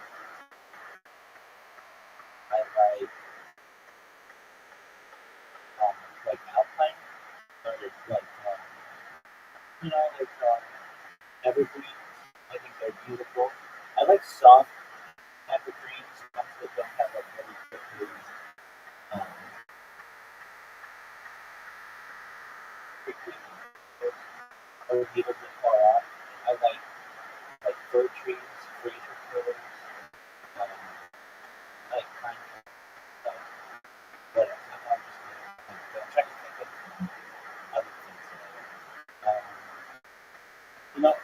I like dogwood, which is like a tree that is like white, has a white bark. And that's pretty. A tree that I don't like actually. There's some. I don't like cottonwood trees. Cottonwood trees are an invasive species. But basically, like, they're hitting some sticks down. So you know what the cottonwood is? Okay, because if it grows every year, it lets off all this like. You ever see like white? It's almost like cotton all over. I don't know. You see it in like outfits. Um, and then that stuff gets caught in like air conditioners, HVAC systems, and not really cotton. So not a huge fan. There are some other kinds of plants that I like that are unique, like cinnamon. Uh, like that's like the bark of the tree. I mean, I really like cinnamon. So I like it. I like I like unique plants that don't grow everywhere on the ground super. I like cannabis. I think that's a big one. I like um, a lot of like redwoods and sequoias also like they're not human, obviously, but they just like there's almost like a soul to them. You know, honestly, I've talked about this before. I think like every living thing has its own version of the soul. Like I don't know what you want to talk about. It has like a certain intelligent energy to it. I just think there's something really beautiful about those types of things. I'm sure that I'm not alone in thinking that. I'm sure there are like indigenous people who they did think that. You know?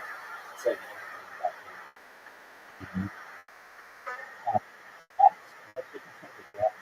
I'm a doctor, so I learn a lot about I'm not a lot about culture. I like Bermudas and fescues and fairy glass and what is it called? That's like when you hit the ball. It is not sure. Let me look it up. What is a grass on this course that's like really tall? It is not. Oh, heather. Heather. I think heather is really beautiful. What else? You know, I guess yeah. These are plants. I like mosses. You know, these aren't like, but I really like fungi. Like I like ecology, study of fungi. I know that's different. What else? What other? No, they're not. They're different people. They are not. They are not. But I'm saying that that's different. But I do like mycology. What other plants do I like? What, I like flowers a lot. So what flower? What other flowers? I love. I love babies. The plant flowers, like the plant roses. The roses are really pretty, but there's something really beautiful about the whiteness of baby spring that I think is really special. Uh, I got flowers for a lot of them in my life, and so generally those would be like roses, but they could be different colored roses. Different colored roses have different meanings. Red is usually passion, yellow is usually punch, white. But those are I like daisies. Daisies are just really fun and beautiful, and I just cheer for it. Um, I have a friend of mine who is a florist. It's funny. I think this is a funny story. So I was at this really big, it's called a tish, but just basically like a really big tish a few years ago. Well, not really big, but and there were all these rabbis there, and all these really orthodox men. There's only, well, men were on one side of the room, and there were some women in the room. And we basically were reading and singing songs and drinking a good amount of alcohol. And I met this man, and he was dressed differently than everybody else. Most of us wore their black hats and we had big beards and everything. This guy did not. He had just like a mustache, and it was just more casual than the other people there. And I got to meet him, and he invited me to his house for Shabbat, Sabbath. So this was in Valley Village, which is in the West End. And I didn't necessarily know what I was going to do. And I thought I noticed a different thing about just a pretty good and not knowing him very well because he just invited me, but I didn't know anything about it. I didn't know he did. I came and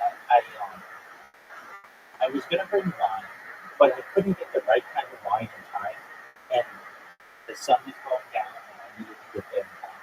And so I contemplated on bringing some flowers. I just said, no, that would have been totally fine. And so I did.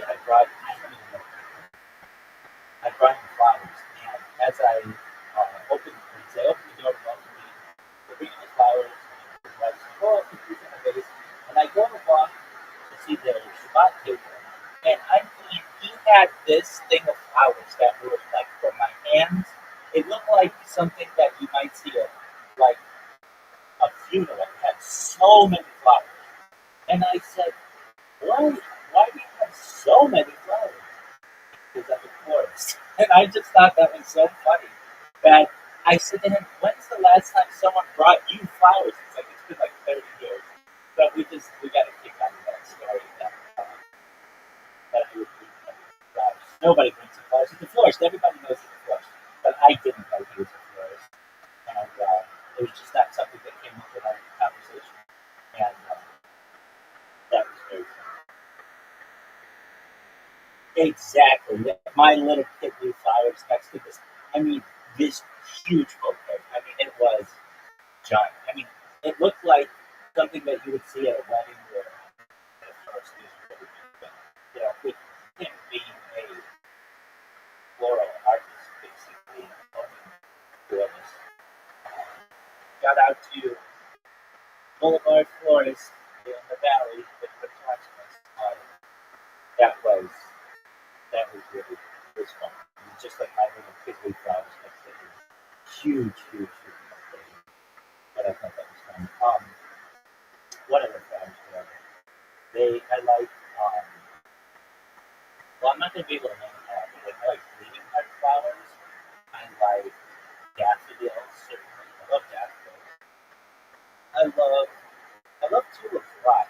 And I love them for weird reasons. Um, I love the name of them. Like they're like tulips, like but they're not spelled the same way, but like tulips, like you have in your mouth. But I just think this is interesting. They're the kind of flowers that are outside of the Sexual Intelligence Agency. That's the kind of flowers we have. And at least in the main photo, people wouldn't normally notice like what kind of flowers do they have outside of the Sexual Intelligence Agency. This is just like little details in the minutia that I noticed. And I think I know the reason why, and it's because of tulip mania. Basically, in the 1600s or so, tulips became like the most valuable commodity on earth, more than gold and water or anything. Um,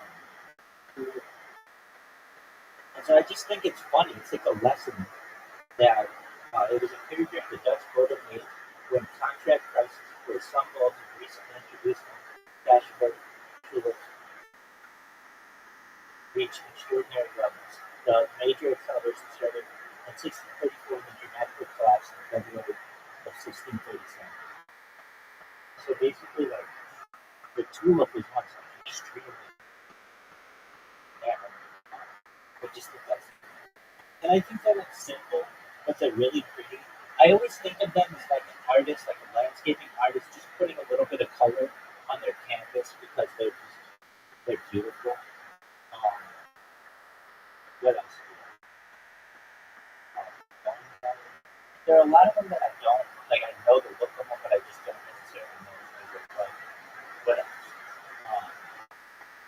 There are all kinds of cacti that I see in California that are like a lot of people have replaced their yards with succulents because a lot of like there are all kinds of like irrigation laws when you can water when you can't. People just it's really expensive to have a lawn, so they just give it up on lawns and they replace everything with succulents. And I think it's cool. I mean, they just put cacti everywhere. This is a I don't know if this is the same story, but this one time my friends and I we were in college and we went to spring break in Lake Havasu, which is in Arizona. And we were driving with his family, and as we were going to their house, it was really interesting all of the different cacti that we had there. They're not as popular, I guess. The further in the desert you go, they're more popular. So anyway, they were telling us that this one day, one of the neighbors heard one of their cat making all kinds of noises.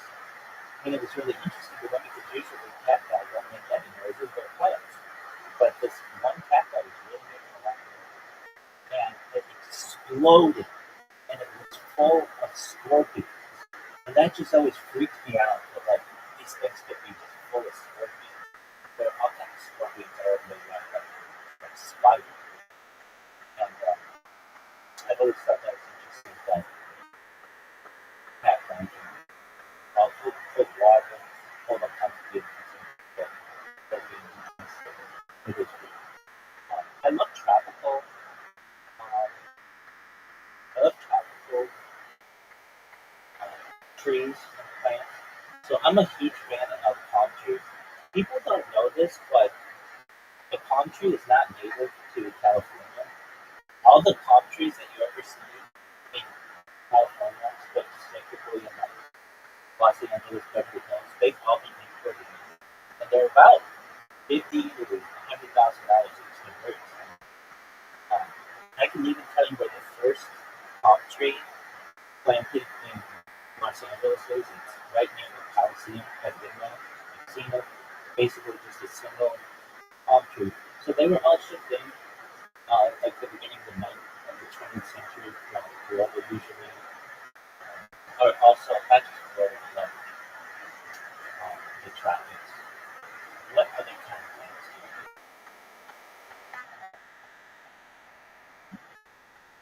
You know what I really like about it? This is such a weird thing to recommend. I don't know if you've ever seen it, but if you ever go on Instagram or YouTube or something, people just make videos of them cutting open fruit. I love that. It just looks so beautiful to appreciate. You know what I'm talking about? Yeah. It's just, it looks so delicious and it's just beautiful. The different kind of fruits and like how they cut it open. I watched this stuff on YouTube. They're just so beautiful. I really love fruits. So, and different kinds of fruits. I was looking at these fruits the other day. It was online, but it was the kind of watermelons that they have in Riyadh, Saudi Arabia. They're like this big, you can't see them. They're like 3 feet big. They're huge. They were just cutting into them. They were almost like the size of like a dog, a big dog. And what else?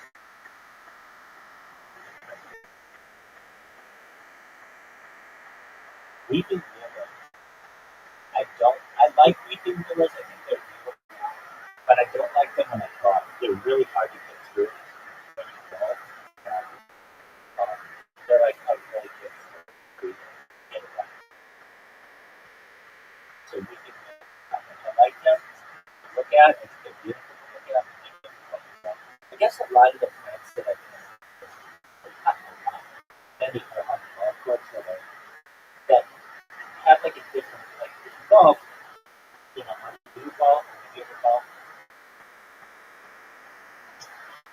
Okay.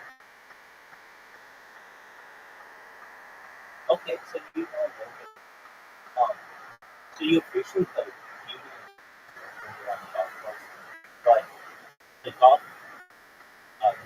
the nature becomes hazardous to you sometimes if you hit the ball on a different location or something like that. I really like grass and like how it's cut. I think they can cut it in like different parts, like different shapes. Um, shapes. But they do a thing in baseball, and I've seen it in like soccer too. Really, baseball's a big one. Where they'll like do the logo of the team in the outfield. I think that's really cool. I'm not sure if all the different grasses are big. Grasses. I like just going out and sitting in the grass, just letting the sun shine on my face.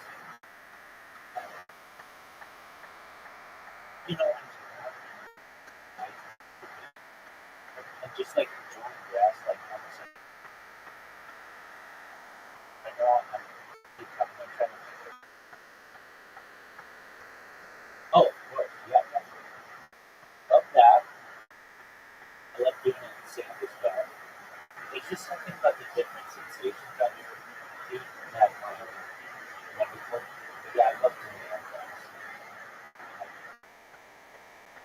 missing like the one cable.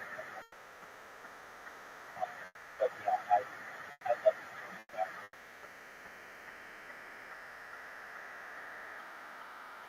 What else? What else? You got a lot out there. But really primarily like Asia and like Oceania, but I don't even know. But there's some food that I've had or I've seen that really, there's the star food.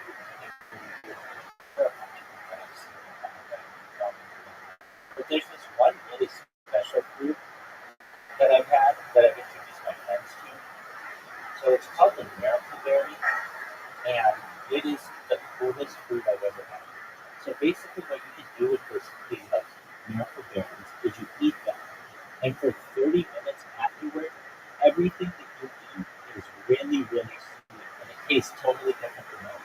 It allows you to eat lemons and limes like the oranges, and cheese tastes different, and it's just like this really special property of this kind of food.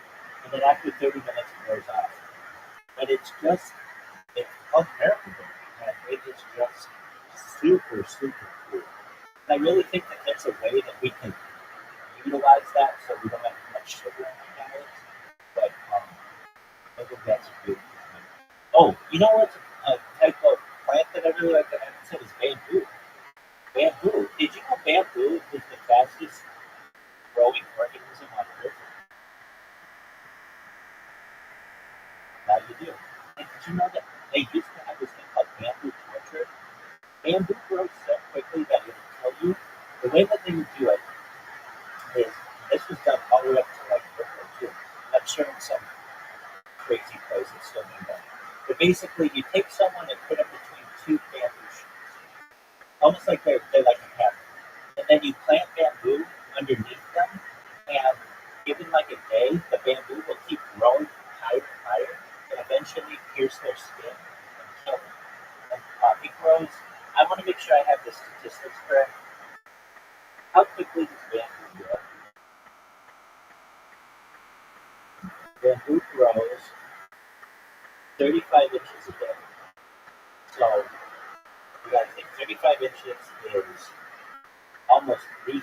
That's really, really tall. And so after about 2 or 3 days, then it's built in. So bamboo is so cool to me. And I feel like we can use it for all kinds of interesting things in the world. Another interesting one, hemp.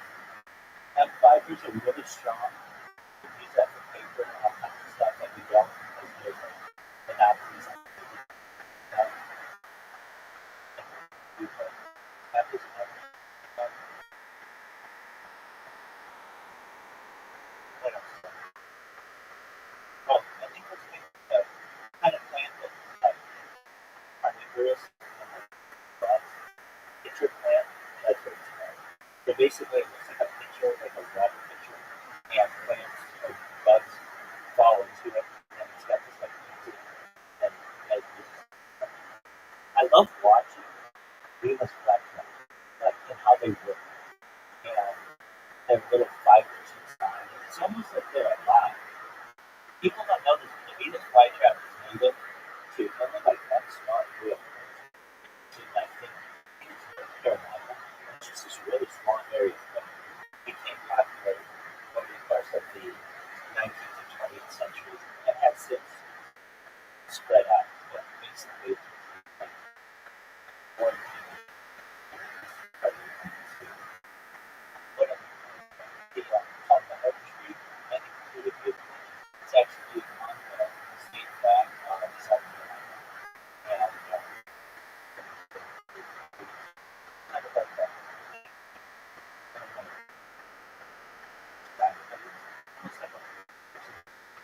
Now, another thing I think is really interesting about trees that I haven't seen is ferns.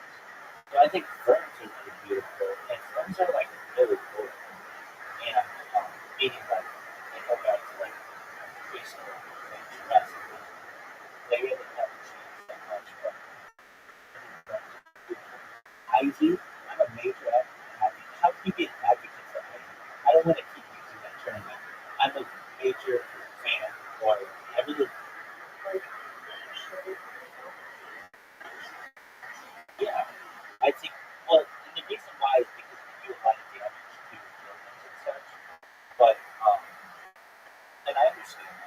but I just think it's beautiful. Now, there's a kind of ivy. It's not ivy. It's like a Japanese plant that is like taken the southeast United States. What is that kind of ivy growth that has taken over the southeastern United States? It's become so invasive. It is. It grows on everything, like power lines and telephone wires.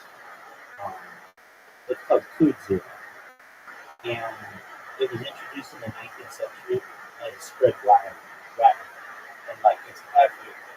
I've seen pictures of it, and it's on everything. Incredibly plants too.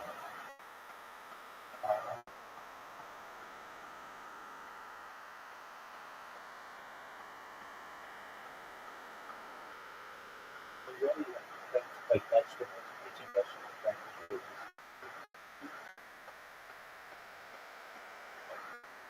Oh, there's like I don't know if these are plants, lichen, LSCHD, which is like basically simply only stuff that grows in the Arctic Circle. I think that stuff is really interesting. It also grows in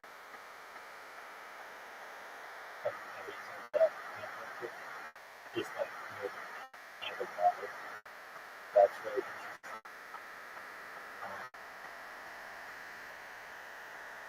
I want to make sure I name it. You know, one plant that's just kind of always makes me sad, and I always am very sad when I talk about this, is the rubber tree. You know, we get rubber from the rubber tree, but it's heartbreaking to me what has happened with the rubber tree because what had happened, basically the Belgian it was terrible and Taik wanted to expand Belgium in with a colony in Africa. And he would force the people there to cut down rubber trees. And if you didn't make the quota, they would cut off your hand. Or they wouldn't cut off your hand, they'd cut off your child's hand. And there were all these kids who were, and adults that were just amputated because, you know, they couldn't produce fast enough. And so, you know, some plants have like a story for them. I'm sure they have to, but like, especially with their relation to humans. The rubber tree is always, it brings me pain, especially this one photo I've seen of this man who's like on his deck, just staring at his little girl's hands that they cut off. And because he couldn't produce enough. I just think that's, man is terrible. And I just think that's really sad.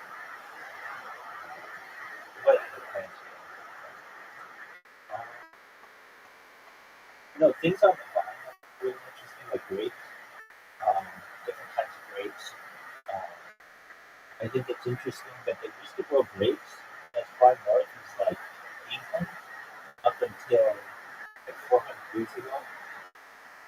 We're going through when they had something called the Little Ice Age, which 400 years ago stopped being produced there. But like basically, they used to be able to grow grapes much further north than pumpkins.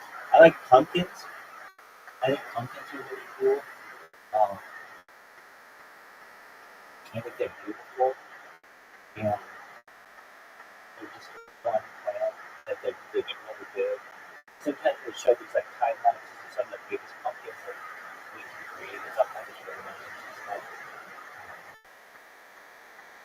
I really like roses, like really iceberg roses or something. They're just like big, beautiful puffballs of like perfectly pure white as snow. I don't know. I just think that's beautiful. So those are the only kinds of plants that I can grow. But I did grow them in California, everything grows really well. And so you can just go to like the Home Depot and buy these.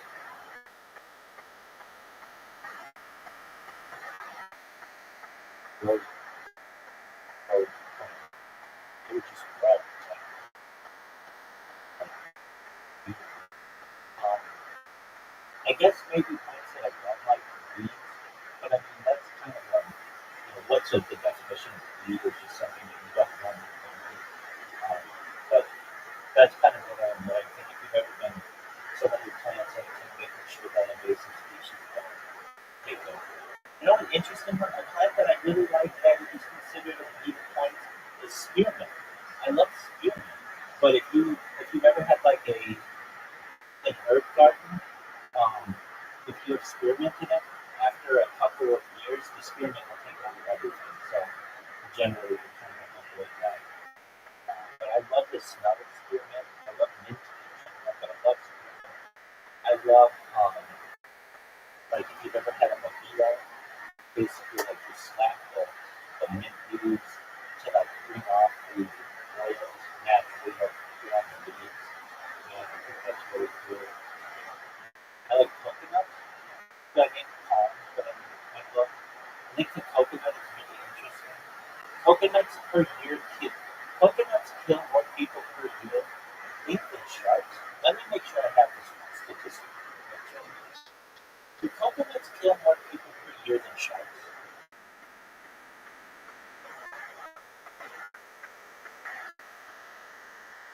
I don't know if this is true. It's a rumor. Let's see here. So it has been claimed in 2002 a director put this out. So let's see if this is true.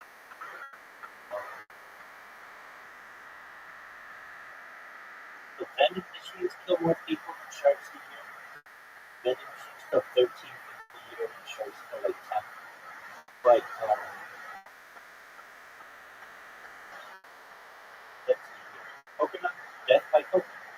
Coconuts falling from trees and striking individuals are considered as industry without control and are occasionally fatal.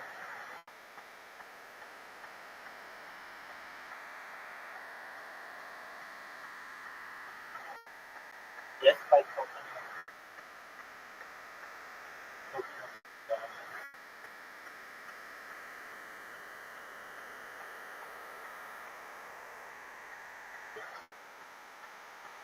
The coconuts kill like dozens of people a year.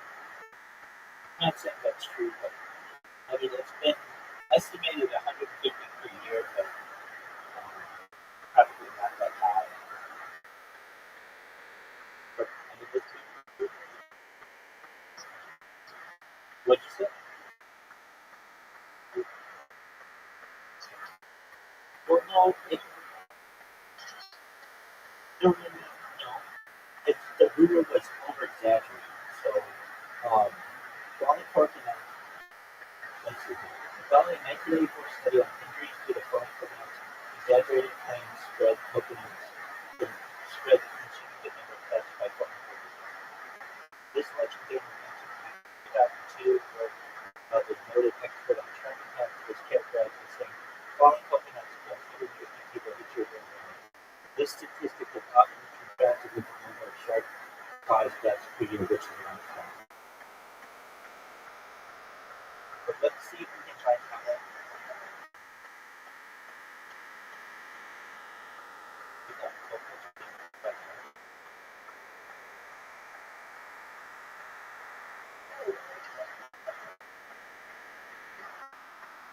Oh yeah, coconut death. Okay, so 10 people worldwide are killed by falling coconuts each year, but only like 5 people have died from it. Maybe about the same amount. It's just they cause a lot of injuries to people. People don't know. I love coconut stuff. I love coconut everything. I love shredded coconut. I love macaroons.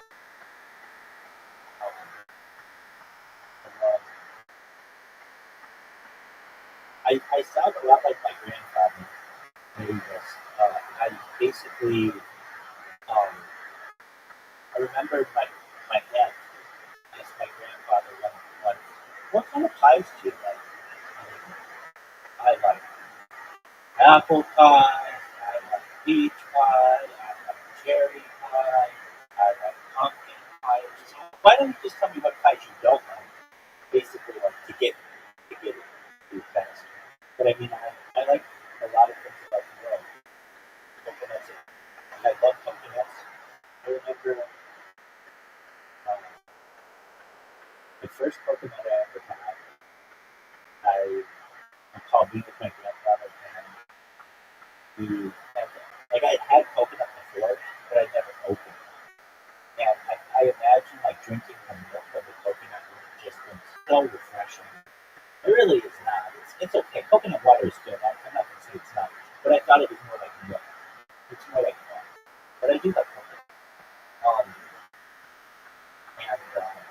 and then I remember my grandmother was like, we could just buy shredded coconut for like, I don't know, not a lot of money. Or we can buy a coconut, which is more expensive perhaps, and it's a lot of work to get all the stuff out. But it was part of the fun, just digging into it and eating the coconut on the inside. I just remember it was so much work to get all the meat, the color of the coconut. I love bananas. I think it's really interesting that um,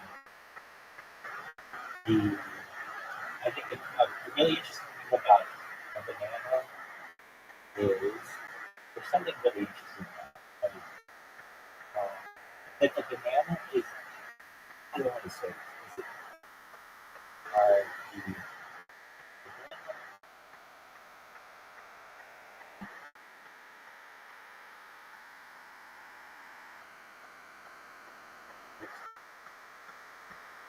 that bananas are considered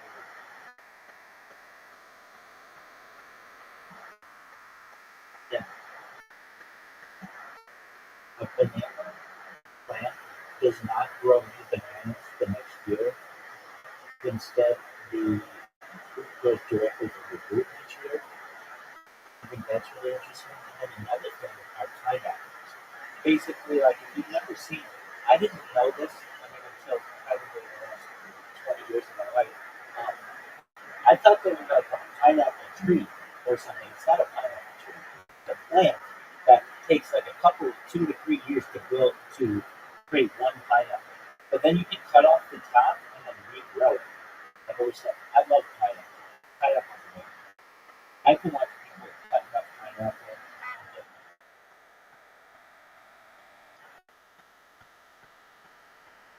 Yep. Different kinds of berries are really interesting. Even though I haven't eaten a lot of them just because some are poisonous, but like wild berries are interesting. An interesting thing to me as well, there's a place called Raspberry Farm in Buena Park, which is not far away. And they basically have this thing called boysenberry. It's like a type of berry that they created there. They have a boysenberry festival and all the boysenberry stuff. And I remember going there with my grandparents and my parents when I was like really little. And just being intrigued that a whole theme park was based on berries. And that was always interesting. What else? Let's start. Oh, they have a thing called dog food. Like the biggest kind of food in the world. Dog food. So it's huge. Um,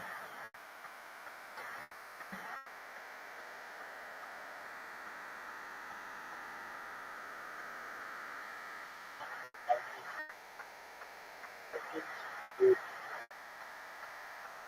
or jackfruit. That's right. Jackfruit is really beautiful. Jackfruit is beautiful. So I guess I think one of the German pumpkin kidney seed pumpkin. Like the largest thing is just one. It's the largest tree.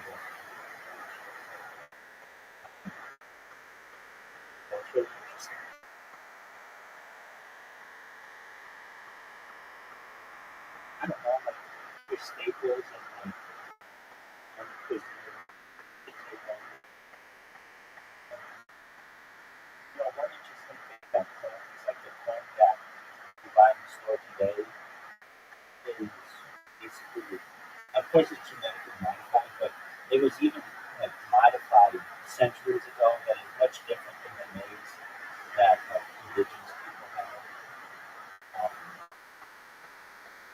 But I like some kinds of like really green, like spinach. I love broccoli. Love broccoli. I love celery. I could eat broccoli and celery, especially if there's some kind of dip on it or something. But I love it. Cauliflower, carrots. What else? I'm trying to think exhaustive. I find it interesting that some plants have like male and female, and other plants have that on evolution. I find it interesting that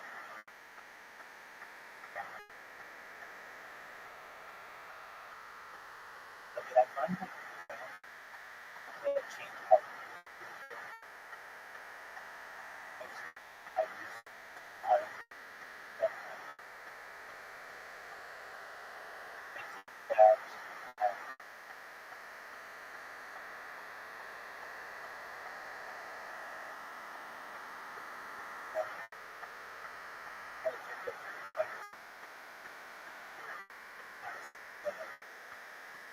that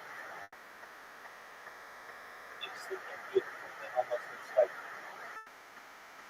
whatever you believe in God, whatever you want. It's like a fingerprint, just like beauty. Or nothing.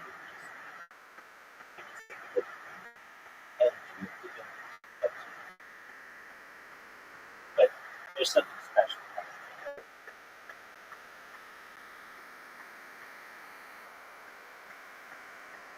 I feel like full stuff.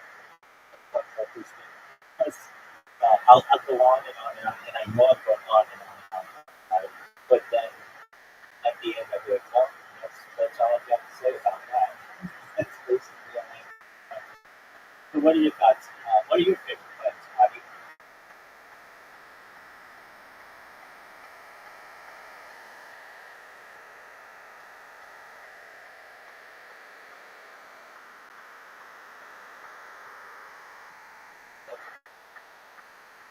Oh,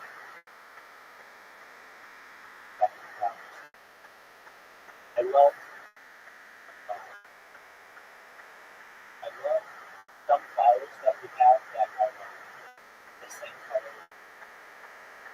They give colors to them. That is really beautiful.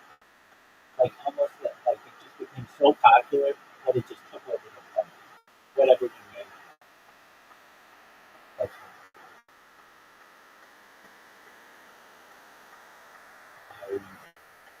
yeah. So, no, as much as I said I didn't like it, I think it's actually really cool the way that it produces because it has these little cotton things that fly in the air and they put the seeds down. So I think it's pretty beautiful.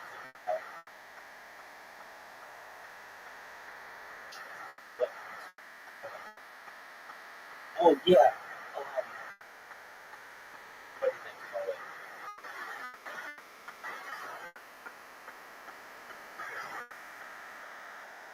Thank you. Welcome.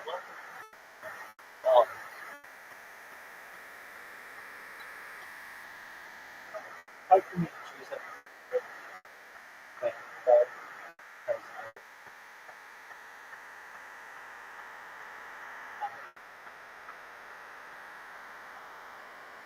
it's almost like choosing colors. I love that aspect of all. I really like it when I see flowers that are like overflowing their container because it's beautiful. They look like it's almost like a waterfall full of flowers. I think that's really, really beautiful. I think it's beautiful also when people have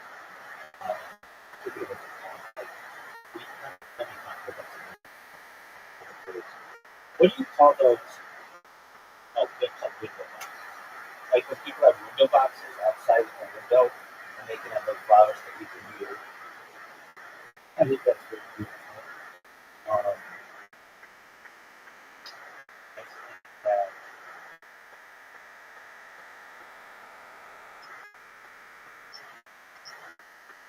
okay. I was just going on and on. Did I answer your questions? Are you ready for dinner time? No, we can't. What else? What are your other questions?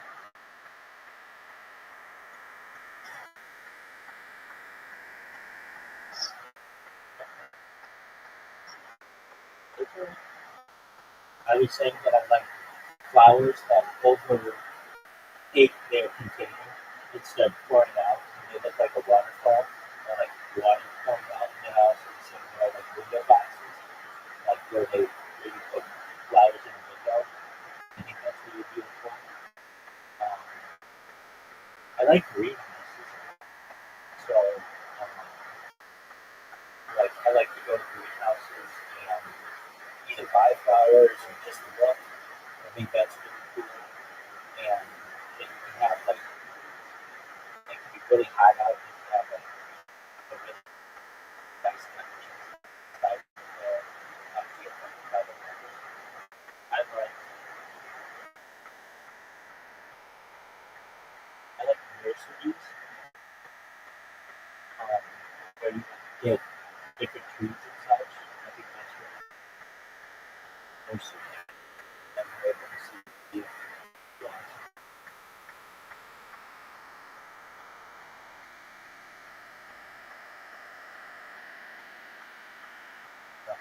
I don't like it when this is just the thing that happens.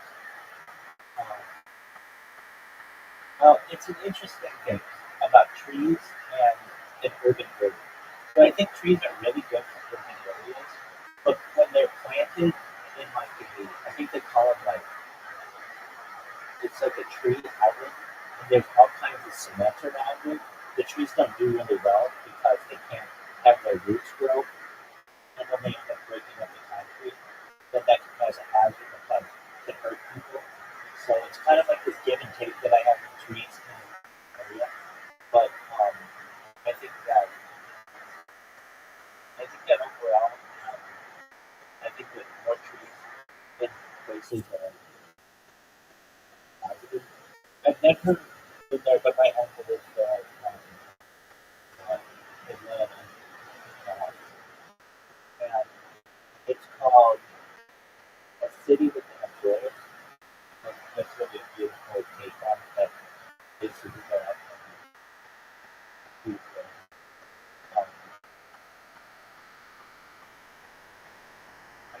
Basically, like in LA, we have not that many trees, but in comparison to some of the other cities in the United States,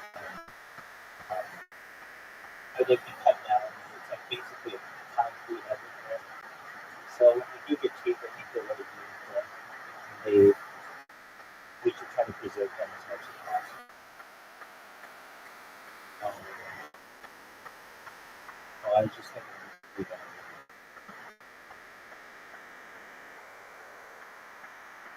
We have lemon trees that I think are really beautiful.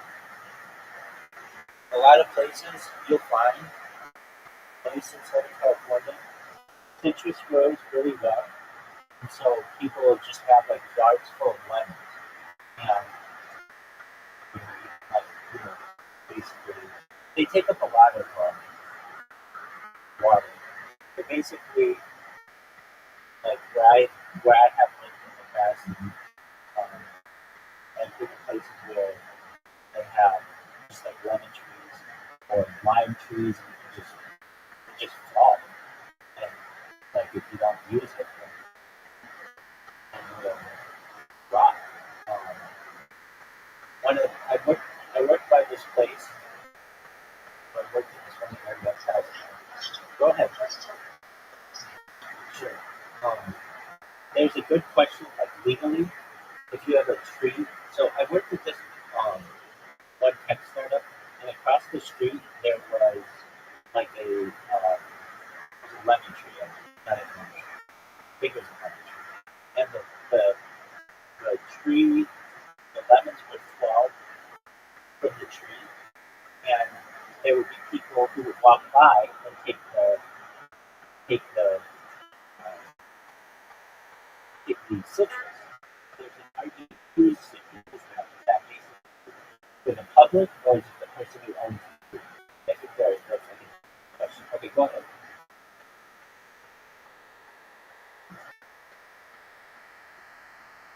Yeah.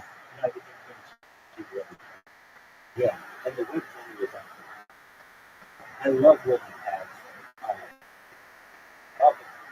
I think they're beautiful. All the veins inside of them and how big they can get. And then they get that little flatter on top. They're absolutely beautiful. I've always wanted to be able to walk and hike this safe on Portrait Wood.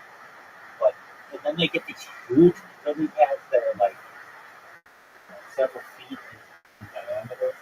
I think those are just lovely. Excellent question. Do you like lily pads?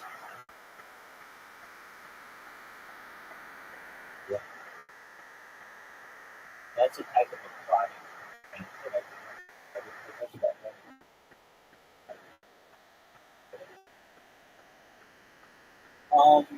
Here's one. Oral. Oral, okay.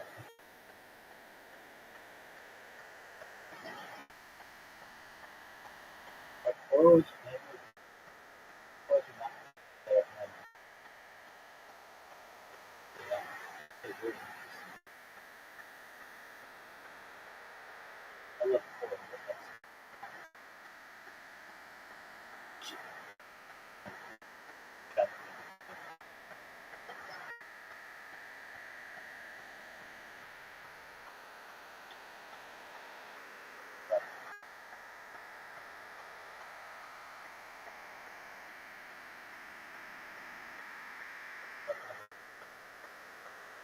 I really think that blossoming flowers, blossoming trees are really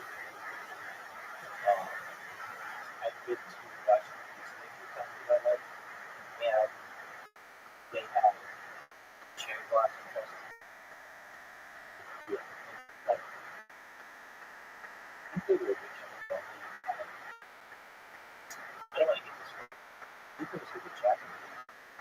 Yo, dog, did the Japanese donate the cherry blossoms in Washington D.C.? National Cherry Blossom Festival. Japanese. Yes, the Japanese donated the cherry blossoms in Washington D.C. 1912, Mayor Yukio on Tokyo Big City, and 3,000 cherry trees. And the French people put they're beautiful. But for as beautiful as they are, the wisteria is so like it is just so good. I don't know if you know what the wisteria looks like, but that big pink tree is just amazing. I've seen like pictures of these places. Generally, they're not, but it just looks like an underworld. And another weird thing, here's a weird thing I think, is that there are very few flowers and plants that are blue. Blue is just not that, it's very rare. And I mean, there are some flowers that are blue, but usually flowers are purple or pink or red. Yeah, there's just not a lot. There are some that, let me look up blue flowers. What is the type of flower that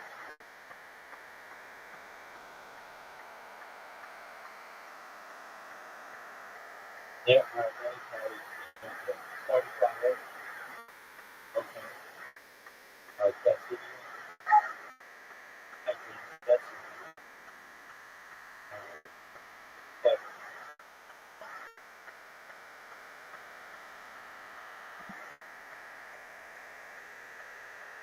But it's just like, even sometimes when they say a flower is blue, it still kind of looks purple. But they do exist. I definitely think that. But it's just not as common. At least I don't think it's common. As your pinks and oranges and yellows. Oh, I know one that I didn't name. Sunflowers. Sunflowers are good. Love sunflowers. They're so. I see sunflowers in like bright time. I think it's because of the color yellow and it's similar. But I love sunflowers. And what is this? They did this thing a couple years ago. So what's that thing in the Inland Empire where they have all the Instagram influencers and just like fields of a certain flower? What are those flowers? They did this thing a few years ago. It's a super blue one. By Lake Mexico. Oh, they're just pockets. So basically, all these Instagrammers wanted to get pictures of them in like poppy fields, and poppies are really good. Basically, they kind of ruined it. And they cause that kind of traffic and stuff.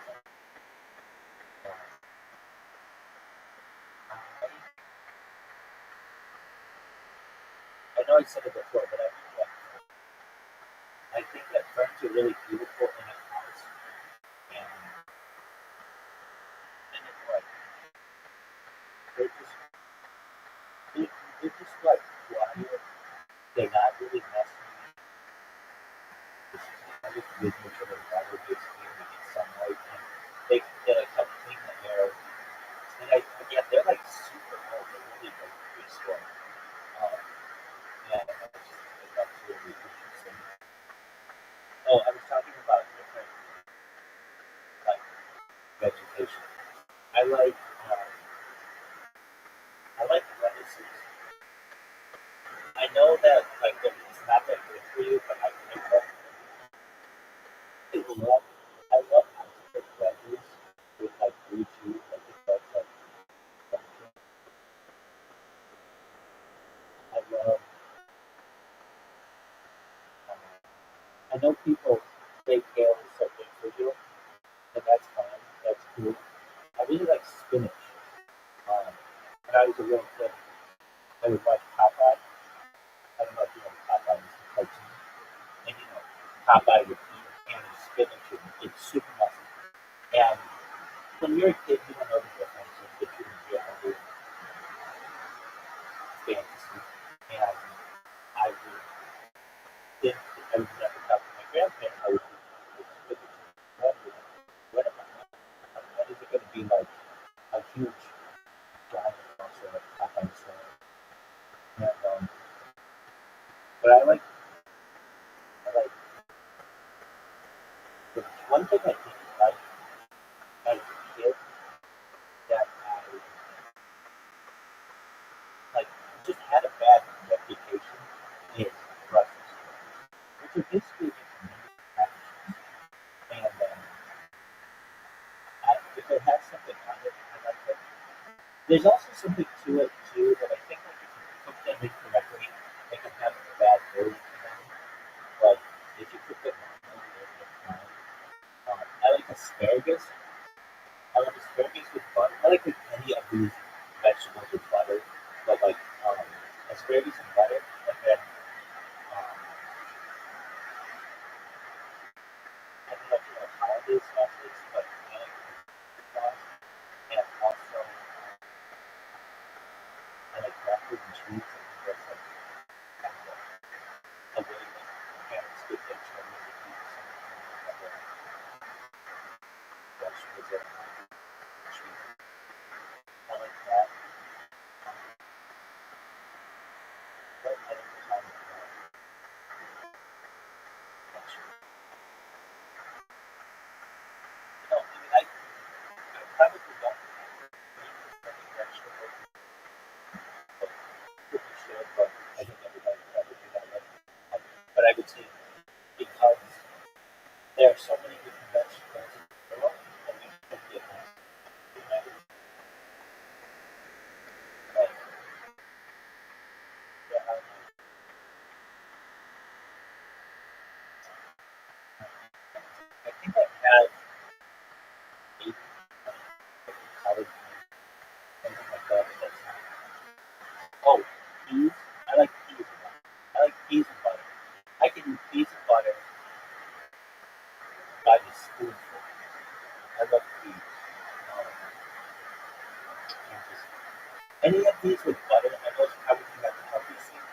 So Thunder's not that bad. I think it had a bad reputation, probably when I was younger, but it's just like better than at least not as bad. They're like wine beers. Yeah, I do like that. So then yeah, yeah. I don't necessarily love. I did when I was younger. Maybe I still do, but they like they kind of well, frankly, have you ever seen the television show Mad Men?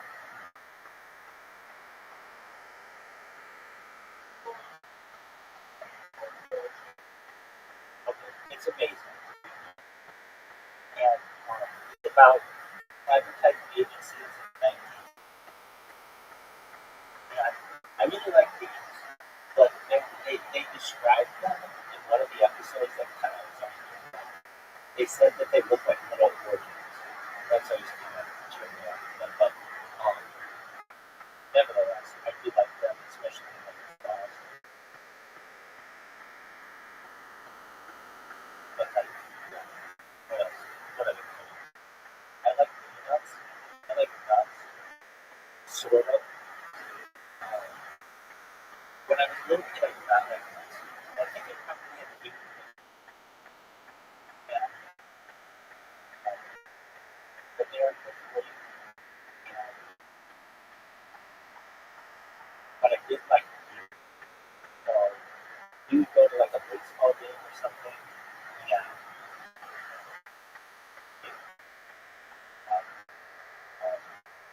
That was and just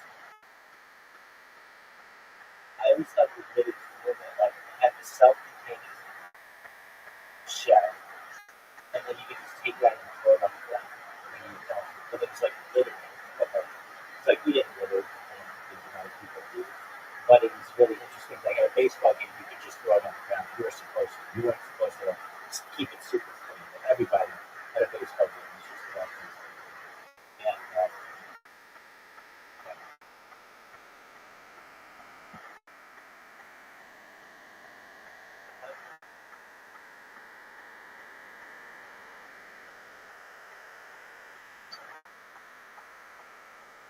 what kind of milks?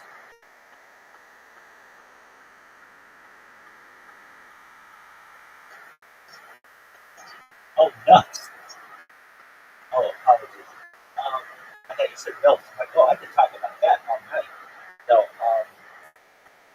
what kind of nuts do you like? Well, I guess peanuts are the winner. And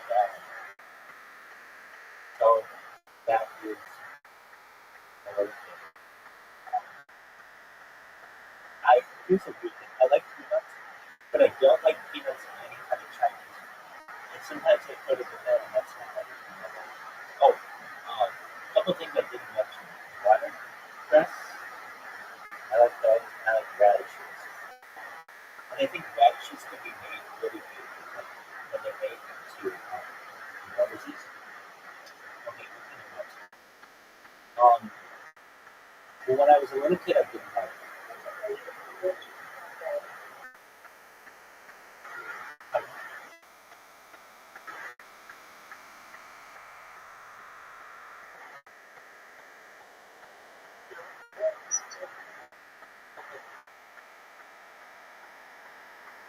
so I would.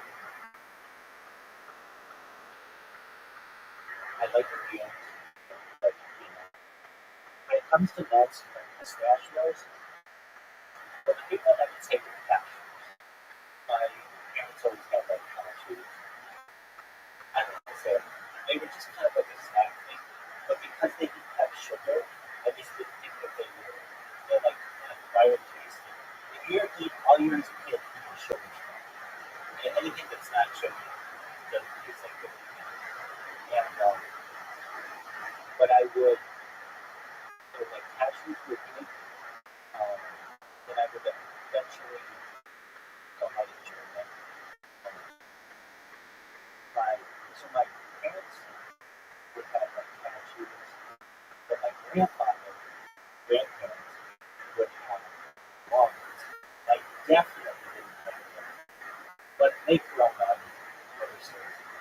libraries that we like there's this field where we can play football. And we play all kinds of sports. But basically, near it was a big wall that you could fall. And if you ever got tackled on the ground, or for whatever reason, not only did you get the ground, but then you fall from the wall. So that was always something that was actually. So what are the big ones? Again, you have some cashews, cashews, walnuts.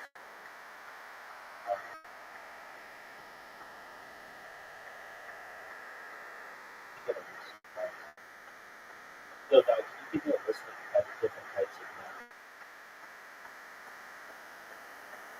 Right, so almonds, I have, that's okay. Brazil nuts, I don't know, I'm sure I have it, like maybe mixed nuts with cashew, yeah, chestnuts. I don't know what the chestnuts, hazelnuts, okay, remember the nuts, pecans, that was a big one. Pine nuts, never had pine nuts, but walnuts. I think that they're really good for you. No, they're really good. But it's just, again, if you don't really see not something that I can very much enjoy as a kid. So as I'm older, of those that I mean, like, again, some of these so probably just because they're, I don't know, I honestly like sucking on the shell of the peanut. And it takes you back to the memory.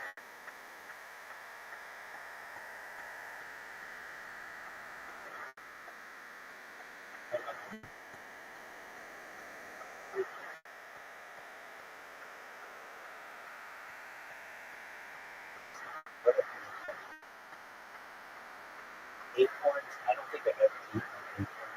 I don't know anybody who does, but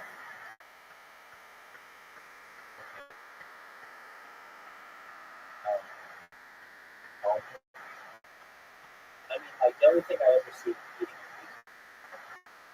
is almonds. Almonds are big. They're good.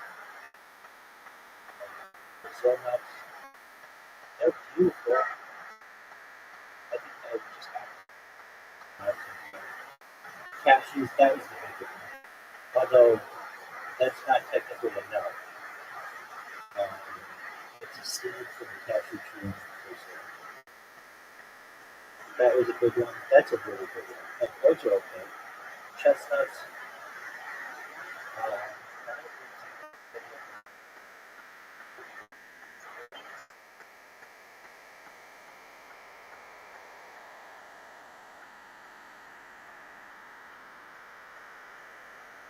Let's look that up.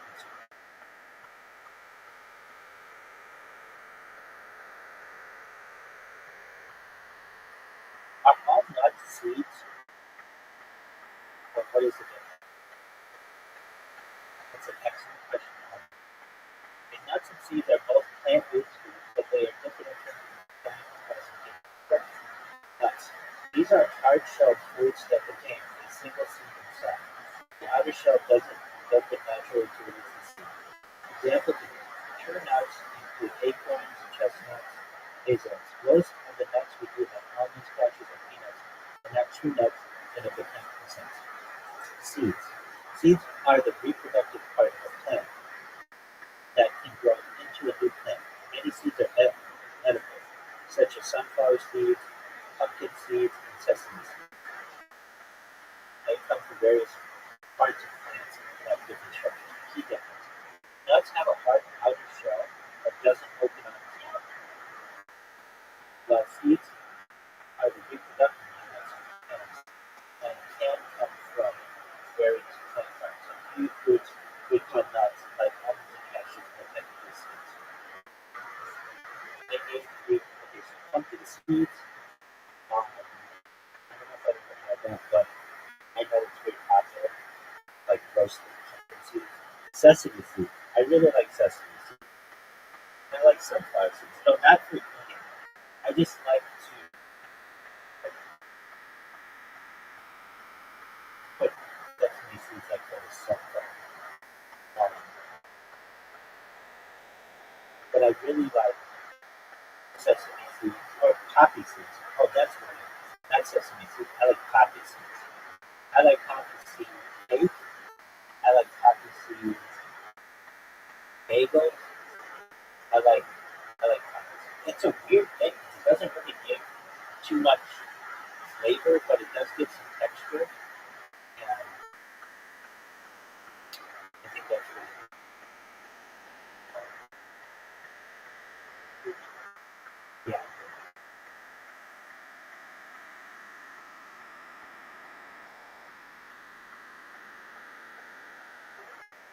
Yes, I do.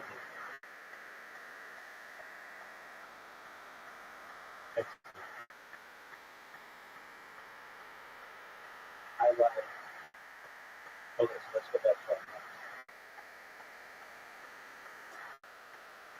I like chestnuts. I not really hazelnuts. I like hazelnut flavored stuff, especially coffee. I don't know if I've ever just had or maybe I've had it in different places. Macadamia nuts, yeah, I like that. And I like macadamia nuts. I don't have a lot of stuff in my baked goods, but macadamia nut cookies are okay. Peanuts, I like those. That's big. Taik nuts, not my favorite thing in the world. I should say, I don't think I've ever had them. I've had the opportunity to have them. I just, pistachios, yeah, and I like the shell of a pistachio. A lot of the American California goes to pistachio. They need a lot of them. Walnuts, yeah. I think I've had candy walnuts, that's okay. And like coffee and walnut, something like that. Okay, less common nuts, that's not red waffle nuts, I don't know what that is. Sacha inchi nuts, I don't know what that is. Oreo nuts, that is. Barley nuts, I don't know what that is. Bunny nuts, camel nuts, I don't know what that is. Cedar nuts, I don't know what that is. Cedar nuts come from some which is why they're also known as Siberian ginkgo nuts. I can't put too much on these. This is a hilarious thing. This is actually hilarious. Do you know what the ginkgo tree is?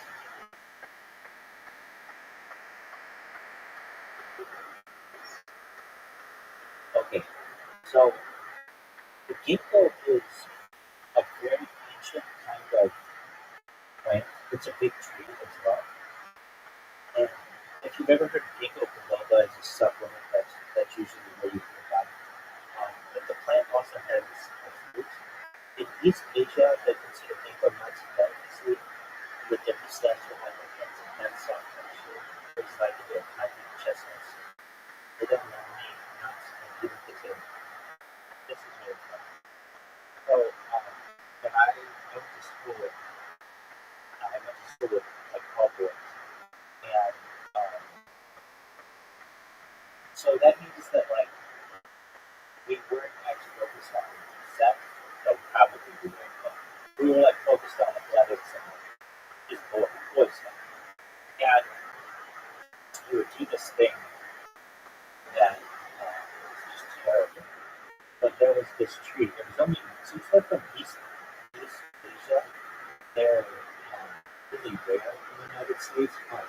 There was one that was donated to the benefactor of the school, and many years ago. And so there was one that was growing there, and they would have these fruits that would fall, and they smell really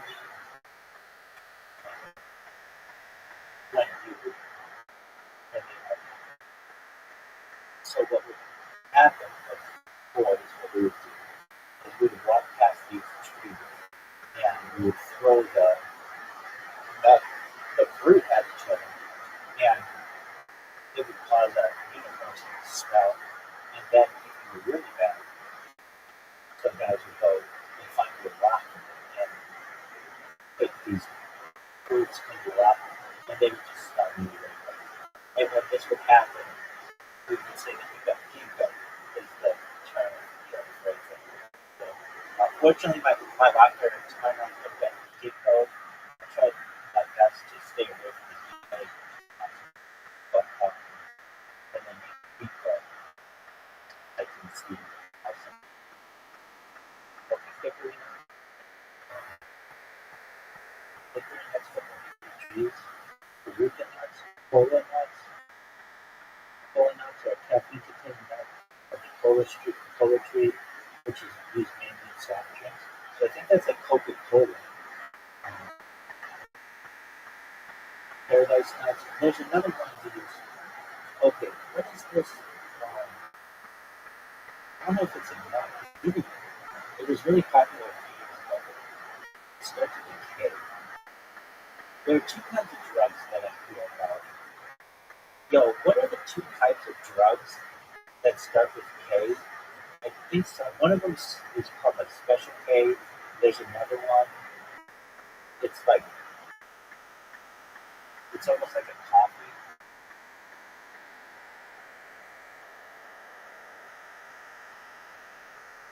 Like a ketamine. Ketamine is associated with anesthetic that can cause out-of-body experiences. There's ketamine.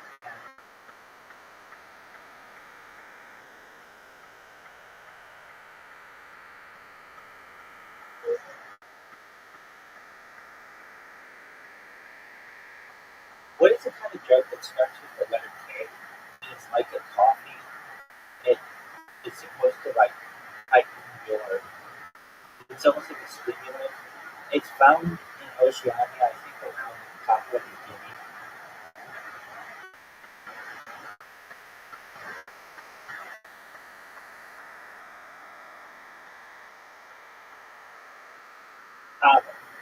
Kava. Okay. So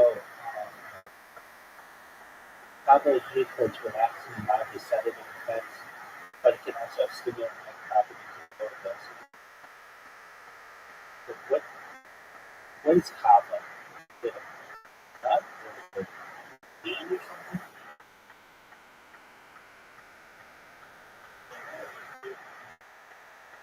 It is.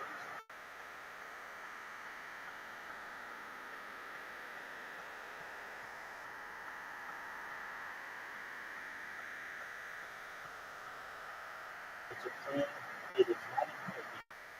It is a member of the pepper family. Oh, we didn't even talk about that. And is used to make beverage that has sedative and anesthetic and wild burning properties. Okay.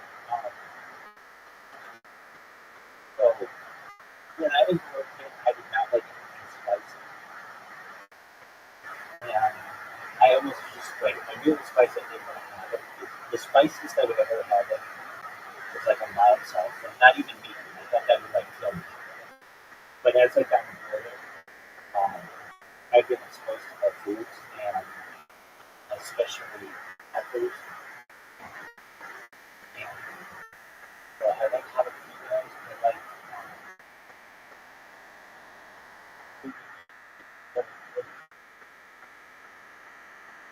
what are those Italian peppers that start with the letter P?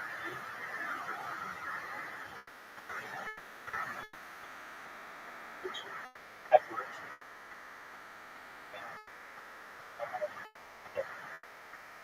But I really like sriracha. And I've really gotten into sriracha recently. I have no idea. Over the course of the last 5 years. And I think there's a Scoville scale. Yo, dog, what's that scale? It's like the Scoville scale for heat. You know if we talk about scales? Scoville scale. Yeah. And there's another kind of scale I'm going to talk to you about. So I would say that I'm so proud of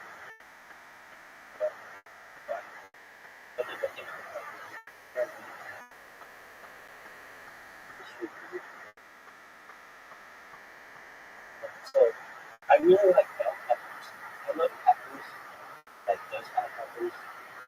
The green ones, yellow ones, the red. I love the red ones. So the pepperoncini is then. Oh, we didn't talk about avocados. So I really like avocados.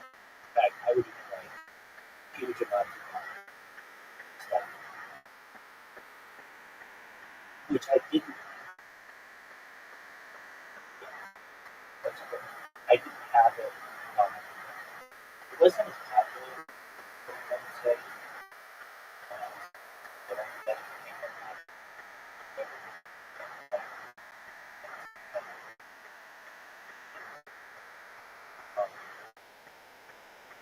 we have a, I don't know, animal.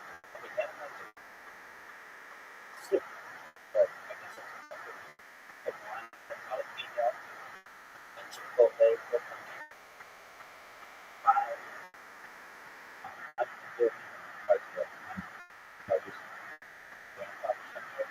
So I remember that we have this thing called chicken happy house, which is one of my favorite. It was like the hottest thing that I would eat as a little kid. It's just basically like chicken broth and noodles and stuff. But I always thought it has like paprika in it and stuff. But that's around Argentine Tabasco. I have Tabasco right here. So as I said, like I'm like scale. You can't see. I'm showing you. But to me, Tabasco sauce is a little too like watery or vinegary food, but it's okay. Then cayenne and Scotch bonnet, habanero. There are some kind of habaneros, like sweet habanero that I like, but other things. Okay, then we're getting to some stores. Then the tar, the red, the green habanero, chocolate habanero, ghost peppers, Trinidad scorpion, Carolina reaper, and then pure capsaicin. Okay, so the hottest thing I've ever had is there's this kind of chip that I forget what they're called. There's this. It's basically I call it like kosher burritos, but there's this. I think it's not Pocky. It's Pocky. Yeah, there's Pockies, which is different. That's not kosher. There's Pocky that is, and they make a ghost pepper one that is so spicy to me. It makes my eyes water all the time. And it's pretty touchy to the point where it's not enjoyable. Like sometimes it tastes so hot. Okay, the other thing, there's this other scale. Yo, dog, what's that one scale? It's like the pain scale. That one guy who got bit by all kinds of things, like bees and snakes and stuff. What is the pain scale? There's one guy. Yeah, the Schmidt scale, I guess would be.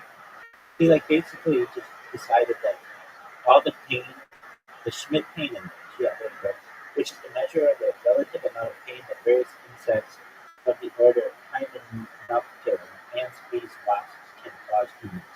There's some Schmidt and entomologists who developed this index by recording the sensations and skills he received from different insects. The index uses both numerical ratings and descriptive vivid verbal descriptions to rank the pain caused by each insect. So this is on a scale of 0 to 10 right?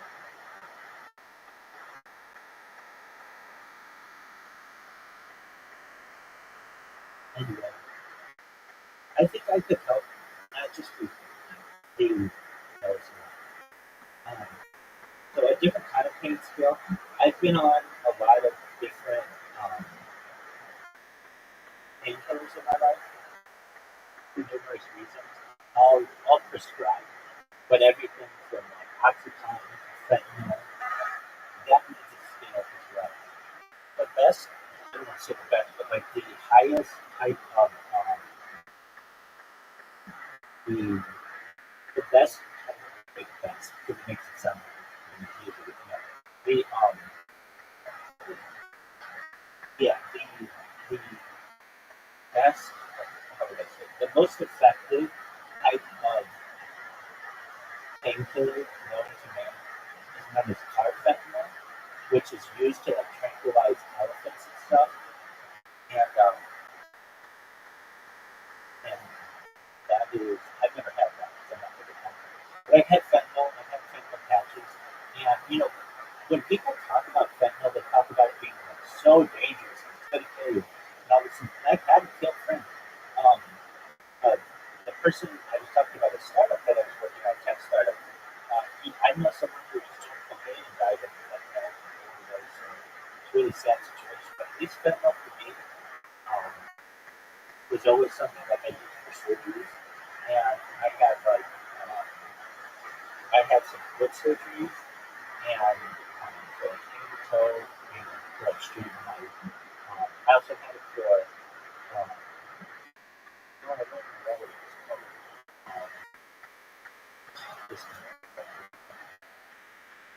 What is that surgery that they do on the bottom of your foot that like releases pressure?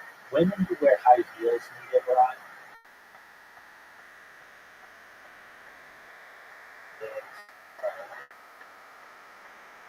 Surgery.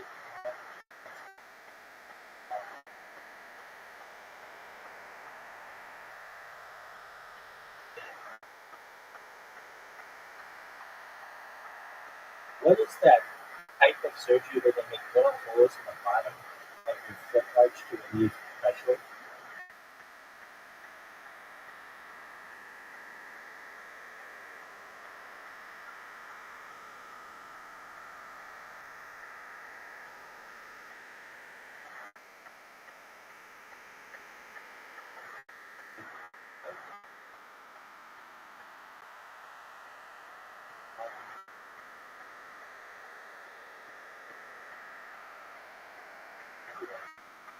Plantar fasciitis.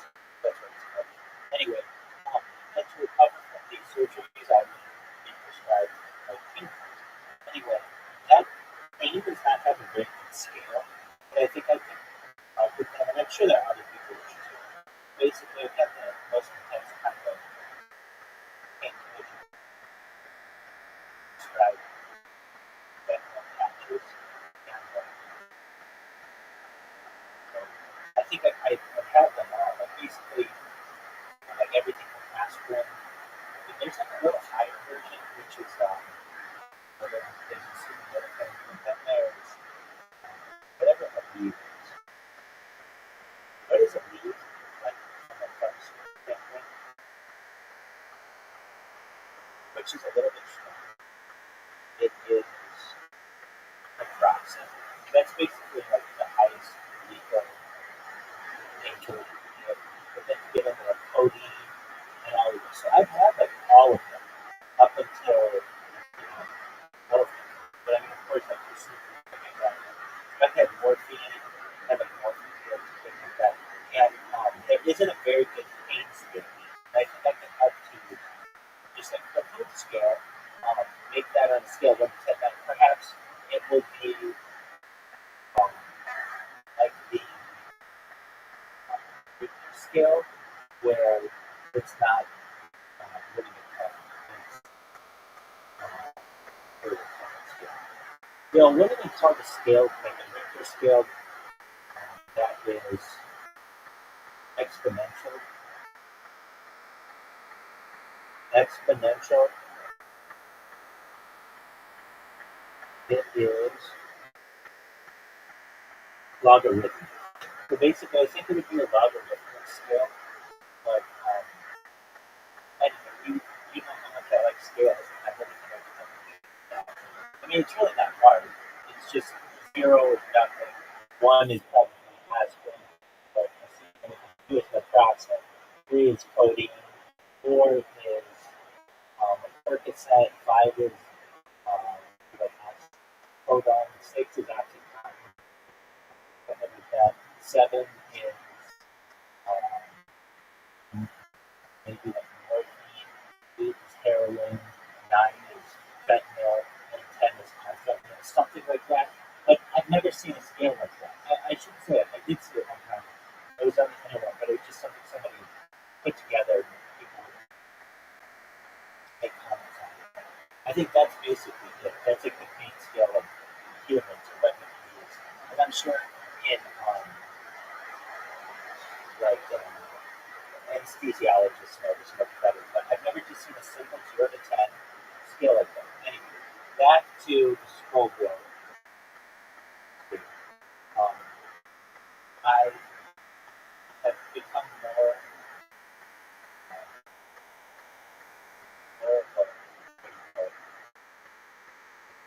I've become more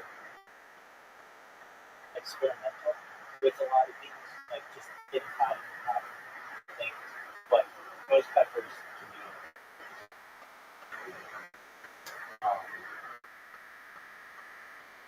those are like the peppers. Like pepper plants, peppers. I like. You know what I really like? I didn't even have to talk about pickles. I love pickles. I love pickles. Now I guess that's cucumbers, which is fine, but and I love cucumbers as well. All different kinds of cucumbers. I like zucchini, which is in there's this kind of cucumber my mom always has. Is it's like when I was a kid, she had I think they're called British cucumbers, which are they're like really long and they're really sweet.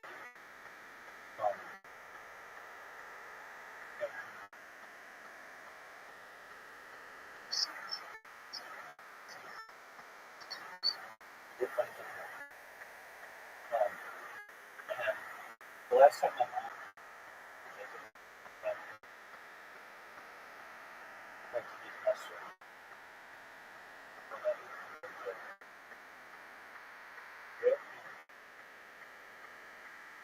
I would say they had like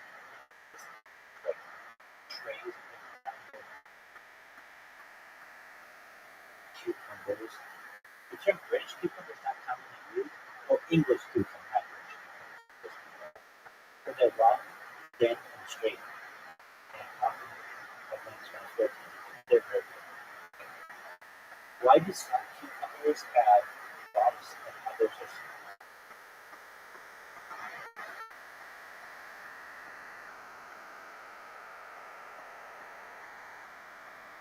Cucumbers can be have bumps that are smooth depending on the variety. Most cucumber varieties have bumps and bristles that come out of these bumps, but these are usually removed where the cucumber is smooth, leaving behind the bumps. The bumps are round, fine, and wild cucumbers have some cultivated varieties like spines and less long skin. Additionally, the bumps of cucumbers so it seems like the wild ones have the spines, but the ones that have been bred to be for like culinary purposes are smooth. That makes sense.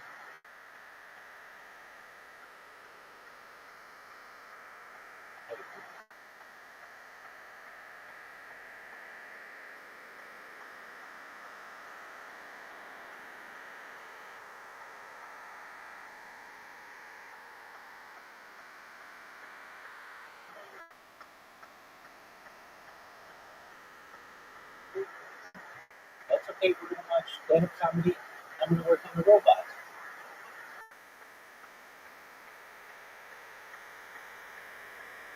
You're welcome. Thank you for listening to all of my stories on plants.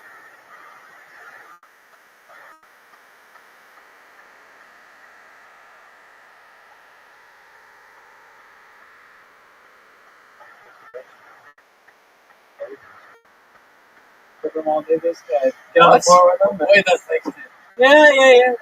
I put away my white panel van and everything like that. So you ready to ruin your life from this interview. no, I'm a big Lego fan. So me and my You ever friend- do stand-up before? my goal was once a month all year. Yeah. This is my 15th set, I guess you could call it. Oh, great. That's awesome. Thanks. Thank you. The first guy that went on, I've seen him perform in Kalamazoo a couple times. He's really funny. Yeah, I mean, he's definitely amazing. We're talking about, of course, the one and only motherfucking Ed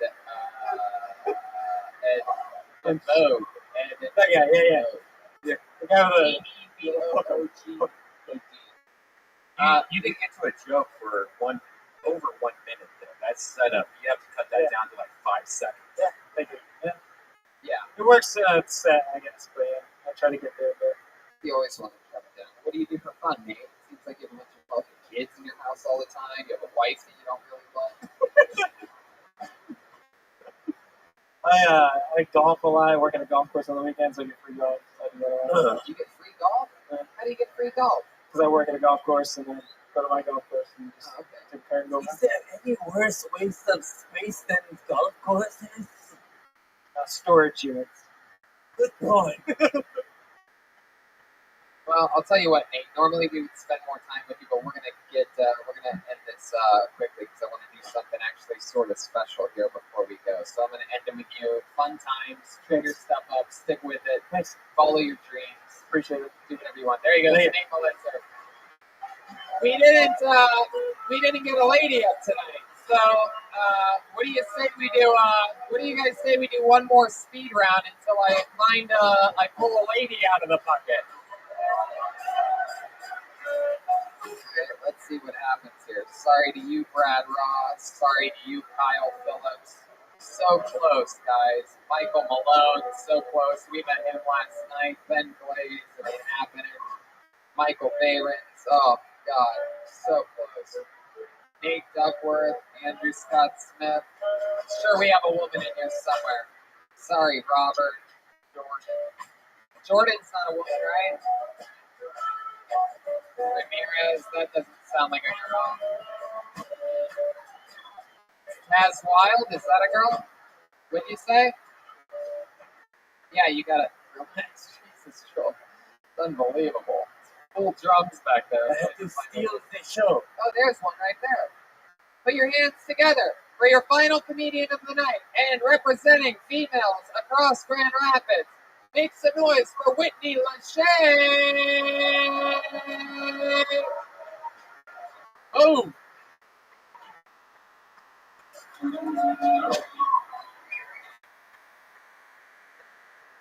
This is the worst thing I've ever done in my entire life. I came here with my boyfriend, fiance, lover, baby daddy, who said, "I'm gonna get up on there. I'm gonna say some funny shit." He listens to Brian Redband a lot. I detest that motherfucker more than you ever understand. I don't know why you think he's funny. I don't know why. He did a Periscope once. I'm trying to find a rat. It's in my house. There's a rat in my house. I'm gonna kill that motherfucker. And that was what we were supposed to do. So here's me. I'm Whitney. I used to be from here. I'm not from here anymore. I don't have a clue what to say. I did not have any idea that I would be picked to come up here. But if I had any time, I would tell you about the time when I used to be married to Oh, straight to the bear. Whoa, controversial. Redband's just mad Anyway, I have because any Lysol in the audience. This shit stinks up Oh, there. I need some shitter stuff. pussy and I don't. If you want to get Lisa Simpson on me right now, hold on, we can talk about Whitney, stick with me over here. Just relax. Oh yeah, I already with you, SpongeBob SquareAss. Oh! He just called you SpongeBob SquareAss. The thing is that I'm really sweet and I'm very nice. And I just don't care for Brian Redband.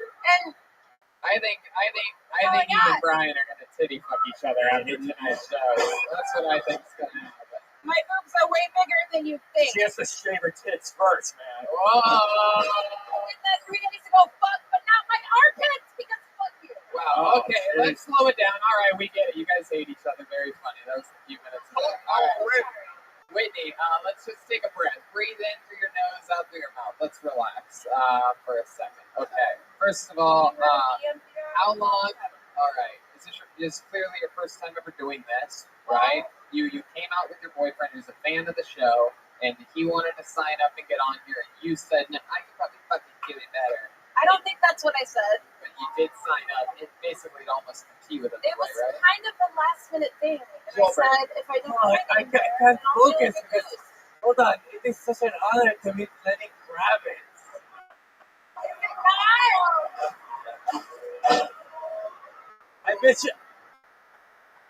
I bet you want to get away. You want to fly away. We're Lenny Kravitz. Whitney, it's incredible how dark and evil your energies are. It's very impressive. You came up and the first thing you said, literally the first words out of your mouth, like you couldn't fucking help yourself. You said, "This is the worst thing I've ever done." Oh my God! Have you ever gone? Oh wow, you're getting worse. It's incredible. You try to say goodbye, but you choke. Try to walk away, but you stumble. Oh, watermelon. They see black. Don't even look. If the worst thing I do today is say some silly shit on the microphone at a bar that I love the most, then Whitney, I don't know what the fuck you're do all talking day. about. She's got marbles in her mouth from playing Hungry Hungry Hippos, right, guys? What I do this time? Come on, that's some fan of the show's baby mama right there. All I ever wanted was Whitney, to love I've my been a red big- band, and I don't. Whitney, I've been a big fan of you ever since you and you and your sister, who were both sisters to Marge Simpson, became part of my life. Me and Maggie.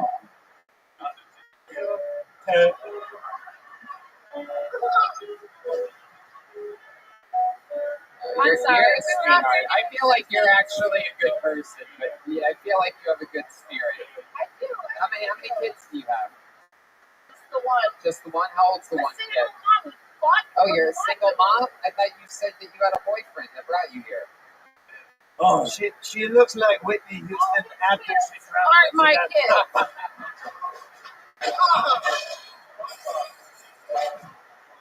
Are they?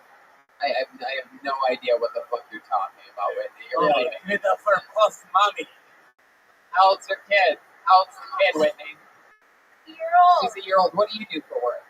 I'm a stay-at-home mom.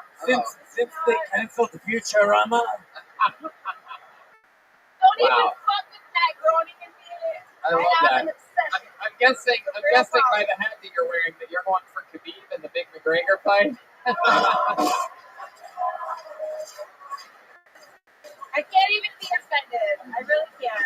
If you're not laughing at that one, I feel bad for you, people. My friend I never get to make that joke that she's wearing. It looks like she's wearing the Khabib hat. You know what I'm You talking don't even about? understand. You know the things Plus that size Russians girl. put on their heads? Plus You size ever listen to anything? This is why you're a single mom. Yeah. He's right there. Hey, Audie, can you hear me?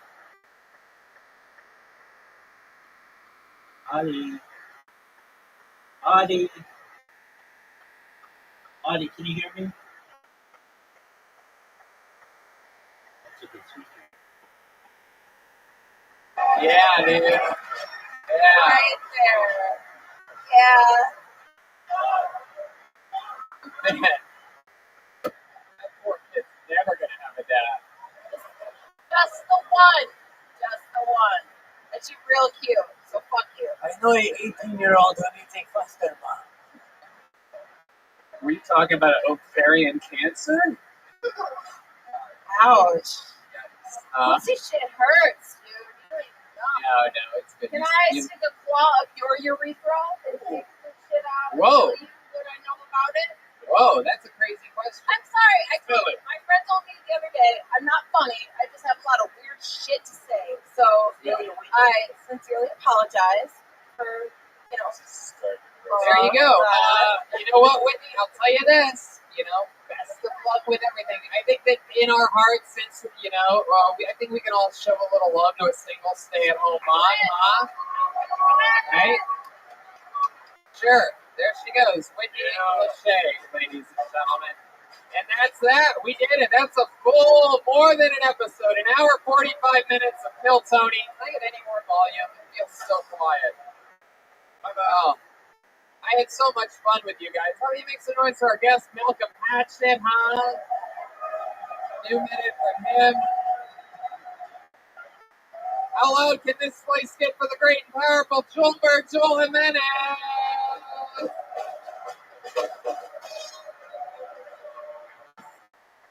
Hey, thanks to everybody who helped me get a drum set and the Founders Brewery. All right, not next week. Fuck yeah. Ladies and gentlemen, the leader of the best damn band in the land, cat burglar Jeremiah Watkins.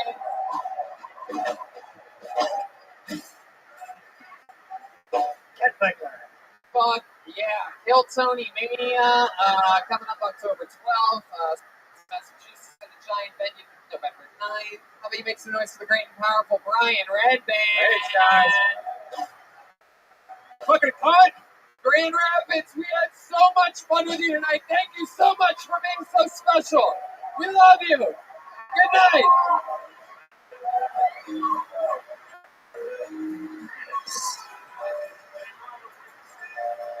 Ladies and gentlemen, a quick little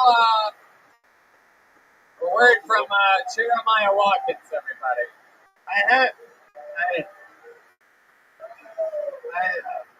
Yeah, you want to maybe say it into this one?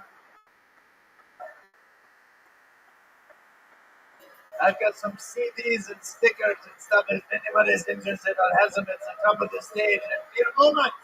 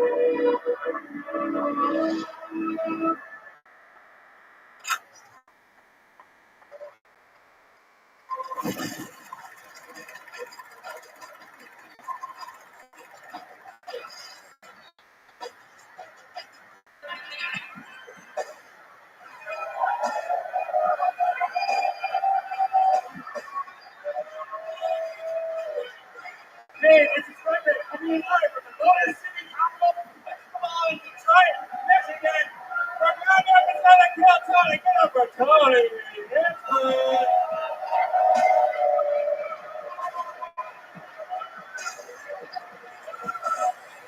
Detroit, make some fucking noise!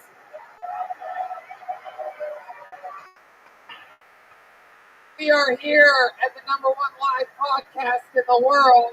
Some noise for Brian Redband. Hey, what's up? Brian's here. This is our first time ever doing a Kill Tony in Detroit, Michigan. How fucking exciting is this? And our guest tonight is Detroit's very own Danny Brown. We are right in. Beautiful, like bread and butter. How sweet it is to be loved by you. The great Danny Brown is here live in Detroit for his first time ever on the panel. Yeah, Jack! That's how we do it. Just rock and roll. We're catching up fast. We're starting so late. This is how we do it in the pros. Danny, I'm excited to have you on the show. I'm excited to be here too. How y'all motherfuckers doing? Like I ain't come from 15 minutes away. Y'all motherfuckers, my family. Y'all know what's up. Danny is not only one of the greatest and funniest rappers, try that. Quite the comedy store. Yeah, I will say that. Have a high taste. Always at the comedy store. Yeah, I'm always at the comedy store. Tracked me down, watched me do an hour plus in Texas before. Maybe that was where you did a concert. This is one of the highlights of my life. You probably don't even No, know it was great.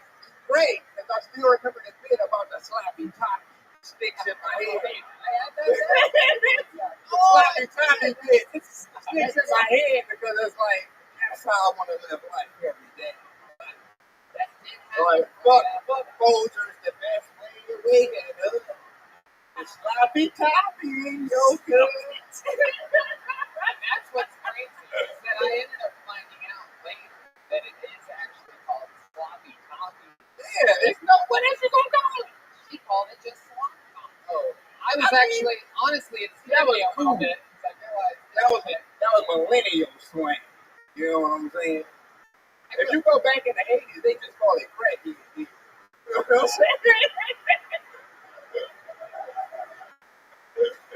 Because only crackhead just spit everywhere on your dick. Like, it wasn't normal in the 80s to just be slobbing on dicks like that. They called it. But now in the 2000s, when you grew up with a fucking computer next to your bed, you know, bitches watch weird shit.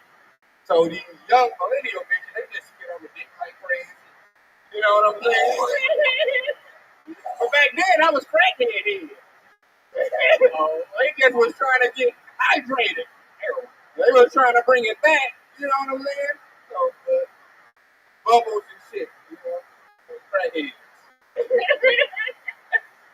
Not saying I know. I don't know about. I'm just saying that's what I heard. By the way, we have had probably.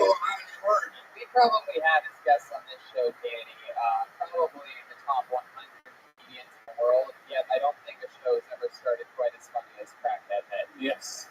Crackhead head. I mean, hey man, you gotta check it and respect it. You live it or you don't do it. You know what I'm saying? Detroit Danny Brown is our guest tonight.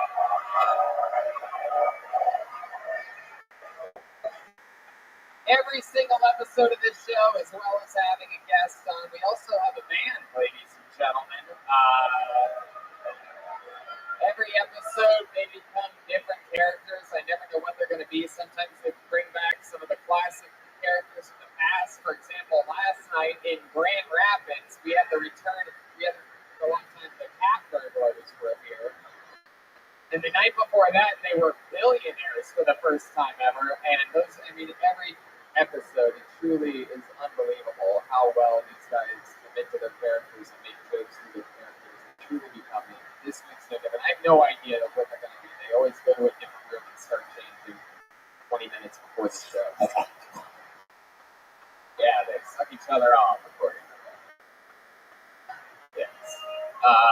And so here they are. Let's find out what they are live for the first time ever in Detroit. It's the best damn band in the land. It is the Kill Tony Band. Jeremiah Watkins and Joel Jimenez.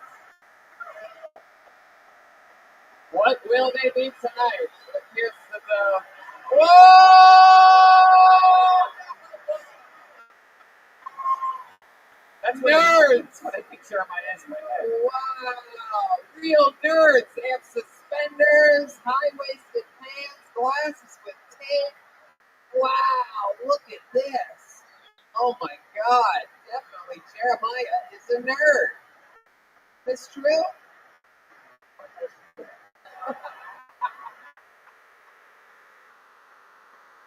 And wow, clearly back here we have from the movie The Jinx, Robert Durst is here, everybody. Excellent reference. Yeah. What kind of vegetables are those?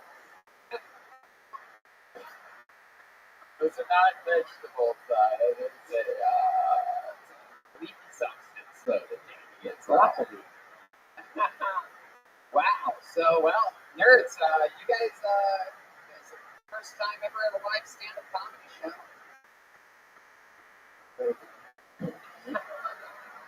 Wow, we've never had, am I correct? We've never had nerds on. We've been on before, but we're very Oh, it's been a long time since we've had the nerds. Yeah,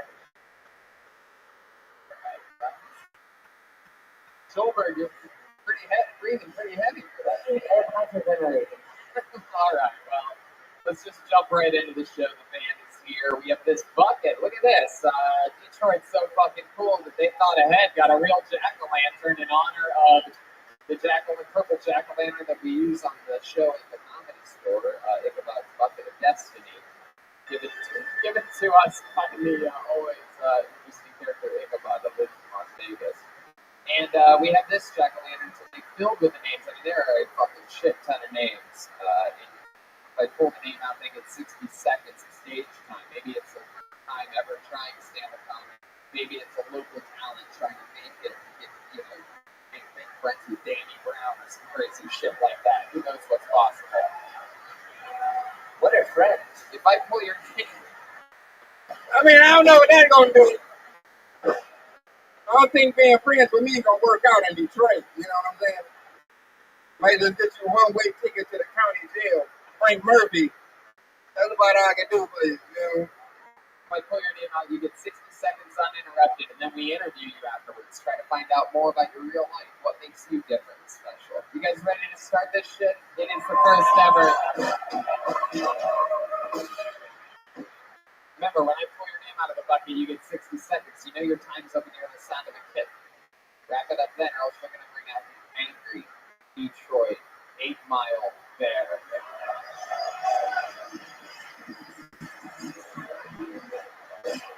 Wow, here we go. My hand's in the bucket.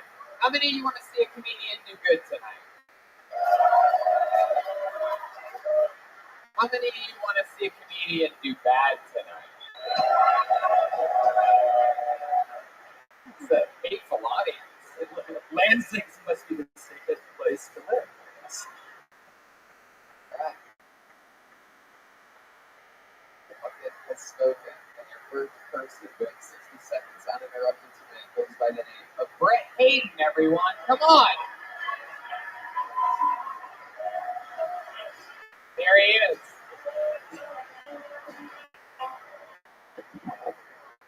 I'm Tony, 2 weeks into chemo. How are you guys?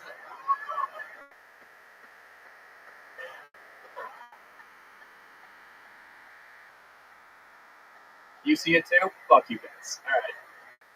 Alright. It's almost winter. I'm not excited about it because I'm a skinny guy. I don't thrive in the cold weather. It sucks too because I have a hard time gaining weight, which I've learned is the least sympathetic problem one can have. You tell people you have a hard time gaining weight, they look at you like you just said, I have too much sex and money. Like, it's hard to be relatable to human beings when you say things like, my skinny jeans are getting too big. The reason I'm so skinny is because I exercise too much. That's not me bragging. I'm an anxious pacer. When my anxiety gets really bad, I start walking around and I can't stop. That's why I think anxious pacers, we should have our own Fitbits. Right, when you reach 1,000 steps, it would just ask you if you're okay. Thanks, guys. All right. There you go, Brett Hayden.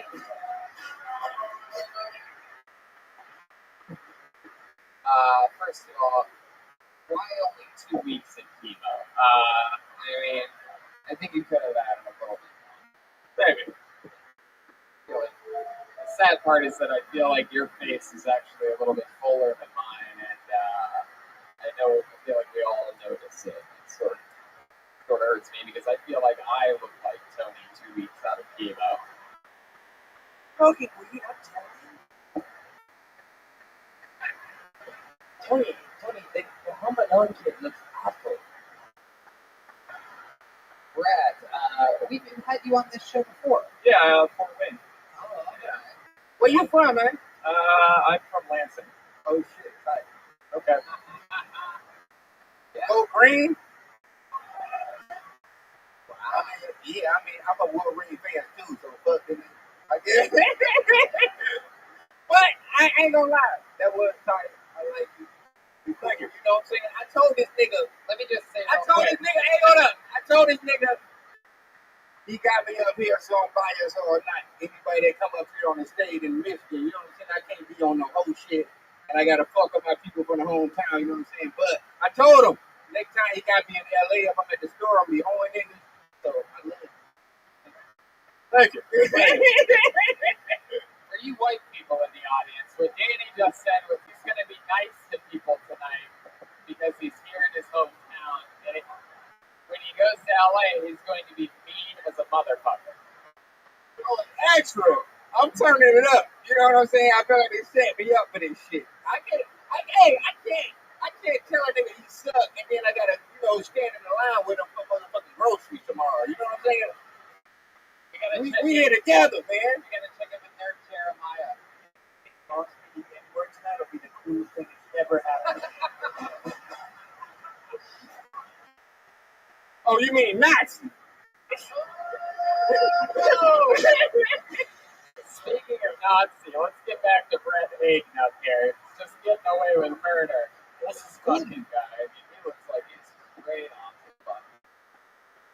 But yeah, you tight, cuz. Sure. You ain't gotta worry about us. You got your own thing going on, man. Fuck these niggas, man. I'm on the motherfucking bus, get this shit rocking, man. Fuck that shit, man. Exactly what I was just going to say. You ain't got to worry about this shit, man. We in hell traffic, man. This is where you buy punchies, man. This ain't no joke. See, you ain't know that. This is where the punchies at. Where my punchies at? I have no idea what you're saying. I love it though. As long as the crowd goes crazy. You ever had a punchie? You don't know what a punchie is? What the fuck, Tony? I thought I knew you. Look. Hey, Michigan, Detroit. We up in here, right? This nigga don't know what a punchie is. What the fuck? They're slapping at me. Yeah, punch is. I ain't gonna lie, I don't really know what too much of it is like that. I'm a nigga too. But it's like a donut. It's like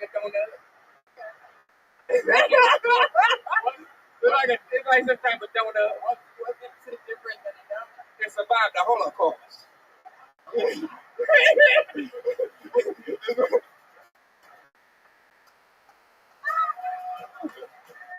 It's a real one. The real shit right there. Like Hitler couldn't even hate on it. He hit that motherfucker one time, like, fuck it, man. Niggas made the punchie, let him rock. That's how we got a couple Jews out here in Michigan holding down here in Clement. Them the niggas Hitler said they made the punchies, let them rock.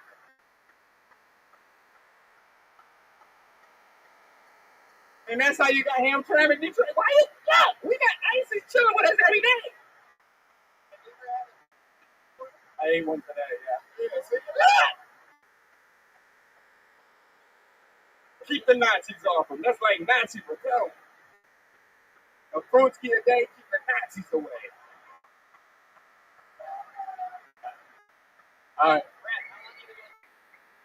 About 5 years. About 5 years. Right now, I'm just doing stand-up. Good job. Thank you. What do you like to do for fun? What I like to do for fun? Huge wrestling fan. Yeah. Besides that, not much. Did I really? No. Can't be joking about shit like that, man. I respect anything for a laugh. Yeah, Michigan, you gotta do what you gotta do. You just ain't a punchie today. Niggas ain't eating punchies every day, man. You gotta do what you gotta do, man. That's like real Holocaust, like back in the day shit. Living off one punchie a day. That's real comedy shit. I learned a lot. In my 3 days in Michigan, I learned a lot. Yeah. A lot of people might forget that Brian is proud Ohioans, and it is so much fun. Yeah. And this is a bunch of losers.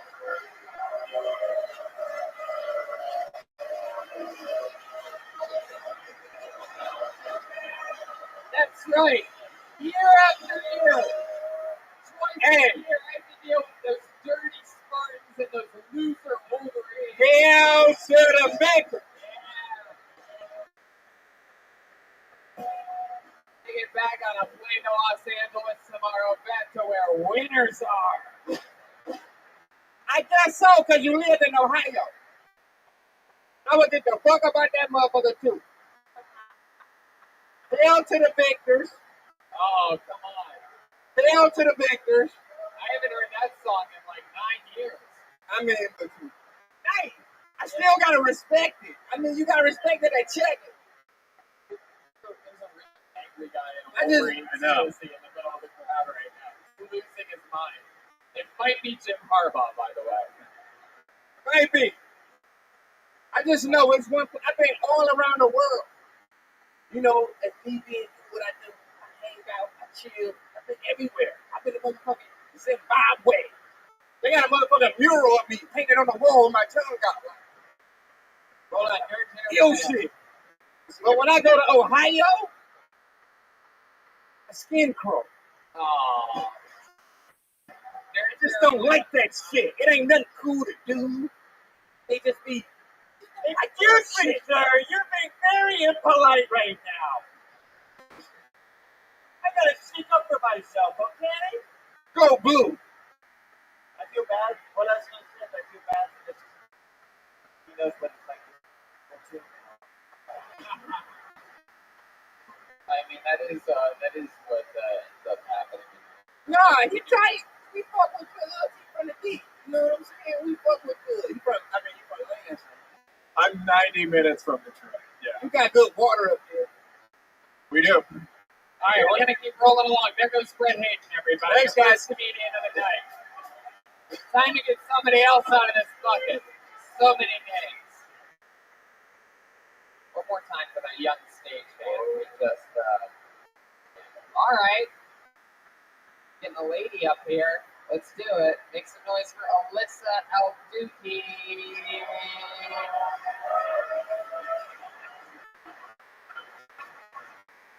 Alyssa Alduki. Oh, is she coming?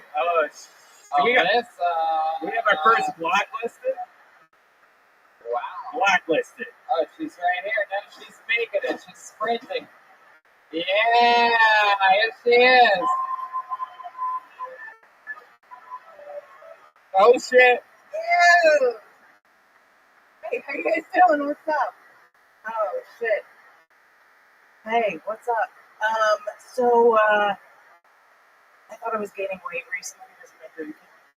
Turns out it's because of my favorite drinking game called Now What Do I Eat?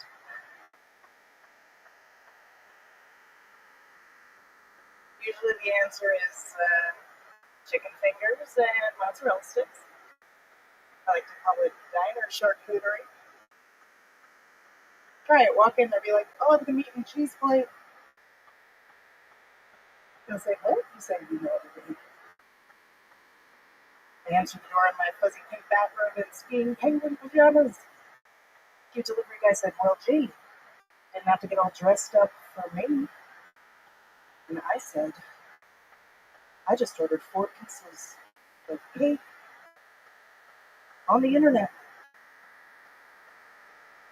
Pretty sure there's no dress code, dickhead. And if there was one, wouldn't this be it? There you go, Alyssa Alduki. There you go, that's some real material there. You do look like you love eating. I do. Yeah, that's what I'm saying. I'm kind of conflicted. I was going to say pussy, but I'm kind of conflicted.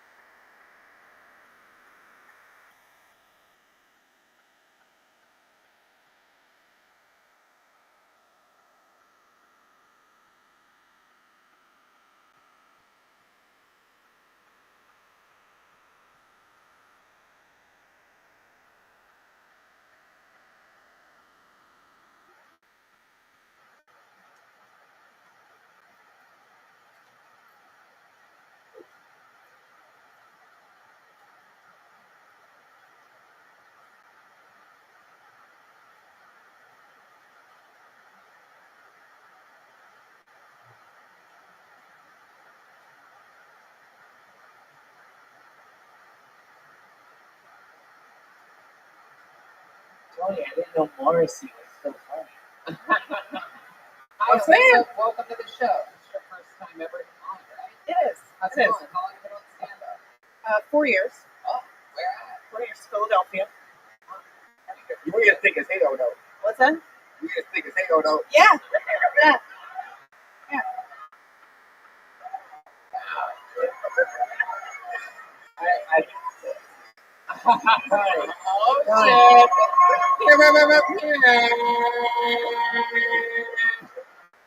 Like a bowl of oatmeal. You know what I'm saying? There's no Me Too movement on the Kill Tony show at all. We do not acknowledge it whatsoever. Look at Nerd Jeremiah over there. I think someone just had an accident in his pants.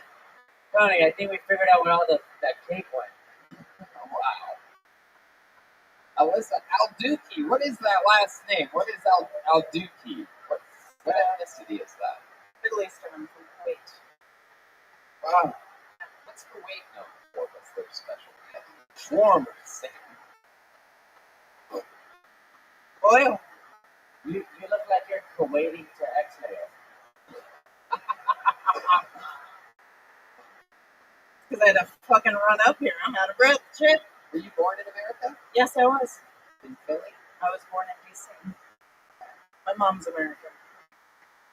That's Kuwaiti. Super Kuwaiti. What does he think about you doing stand-up for 4 years? He likes Why do you do this to our family then? You already have, you want to be funny, just tell people our last name, it is Al-Duki. It really is. Aldooki. I mean, that is true. That probably was your first joke, right? It is. Thank you. My My last very name's first Aldooki. Hope Like, I don't shit on stage or something like Yep, that. that's exactly If what you it ain't is. thick as hell though. I remember that. If I thick as hell, he means you have a thick brain. Am I right? I mean, that was the first joke. Yeah, fine as it did. I liked it. Oh, yeah. So I'm with it. Thank you. He's 5 with it. stars. Like, what was Alyssa, that? you are very stunning. Thank you. You have a lot of. How long You have you thinking been? a motherfucker, girl. How long have you been in? How long have you I've been been thick as a motherfucker my whole life. Thank you. Alyssa, how long have you been in Detroit?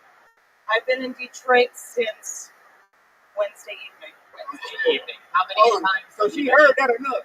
You thinking a motherfucker, girl. How many times have you heard that? I've been in Detroit for like 3 hours, and I've already heard you call it thick 7 times. How often? How many times have you heard it? Since getting here? Yeah.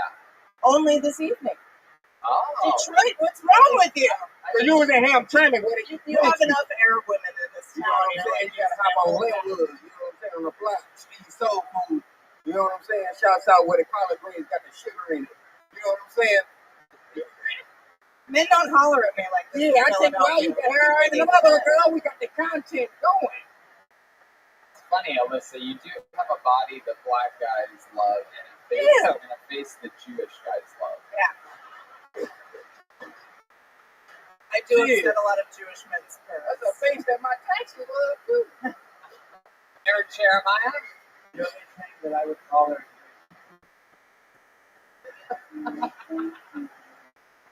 I like shit, baby.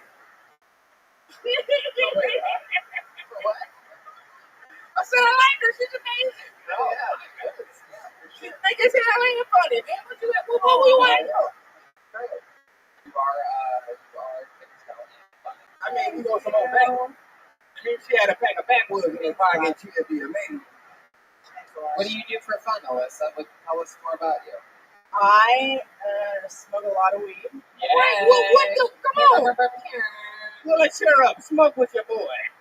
You know, let's talk about some motherfucking astrology or something. Astrology? Yeah, what's your sign? I'm a Reiki level 2 master. What's your sign? What does that mean, Reiki level 2? Yeah, I like some Pokemon shit. I like some Pokemon shit, man. I don't know about all that shit. I was born in early 80s. I was born in the early 80s. You know what I'm saying? That was very impressive. Johnny, I forgot. Tony, after that dance, I think you're gonna pack a backwoods in my front pocket. Alyssa, what kind of guys are you into? Single? No, I'm. She like niggas. What? I've got a rotating list of men. Yeah. I got this guess. She like niggas. You can tell. Is that true? You like N-words? I can't say what he said. What do you want me to do in that situation? Close. What do I do? So close. What do I do? You almost He said it. said that. If I say black, We almost it's just had him. weird, except we don't all get to laugh about it. I have to change it no matter what. I think N-words is fire. Sorry. Sorry, 2018.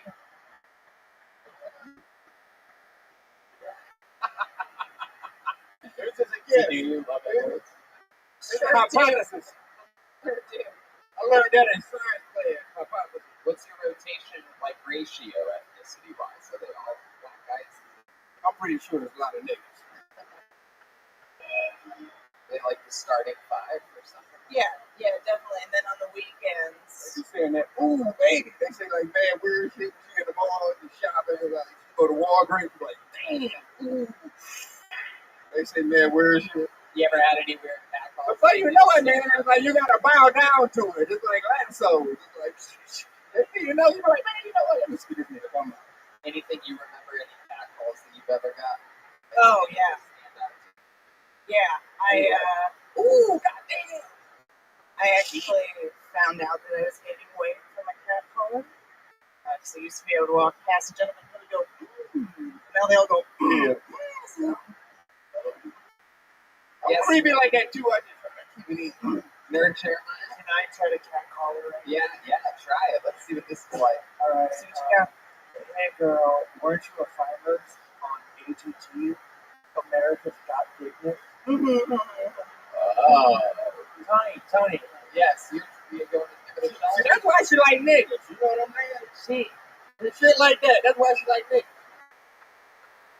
She looks like if Rachel Maddow worked for World Star. Wow, Joelberg is here.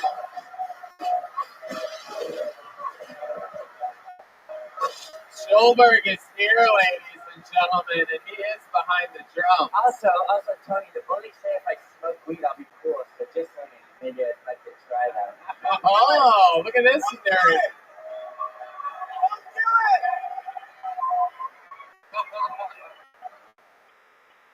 Wow. Whoa, that was a real hit. I think I'm dead. He inhaled and everything. That was like the opposite of Elon Musk on Joe Rogan. That was right. Oh, hold on. I have to be the first to make a physical joke about that, right? Is it too soon to make the Elon on Rogan? Tony, if you don't mind me saying, that was gooder than a motherfucker. Who are you? I don't know. I don't know what's happening. Anymore. Oh shit, I'm high as fuck. Alyssa, this is one of those crazy shows where I see that. I hope that you're having fun here. Is everything good? You feel comfortable? Yeah, I just finished smoking, so I feel great. I love it. I feel great. Monkey, You guys I wish are I wonderful. could You smoke. guys Is that what you were when we called your name? Yeah. That is so fucking cool. Yeah. The hookah. I just got ready. Yeah, the old hubbly bubbly. Well, it was nice to have you on. Let me tell you this in closing is that you were able to stay within one subject the entire time. That's pretty cool. It's just your experience and everything. It was nice to meet you. You have a beautiful face. Wow, And you think it's him. That just means the rest of me sucks. I'm trying to dismount us off of the sexual stuff, and of course, Redman at the end. You have a beautiful face. Serial killer style. Like you're on the other side of a window looking in. You have a beautiful face. I love your skin. I love to live. We should be friends. Follow her on Twitter at the Dukeness. It's Alyssa Al Dukey, everybody. Mighty Morphin Power Rangers. right. You know, if you listen to the show, how many of you are big fans of this show? And you know that we have a history on this show. Every time, it always seems like some of those fun guests are always one-word names. And this is our first one-word name of the night. Make some noise for Noodle. Noodle.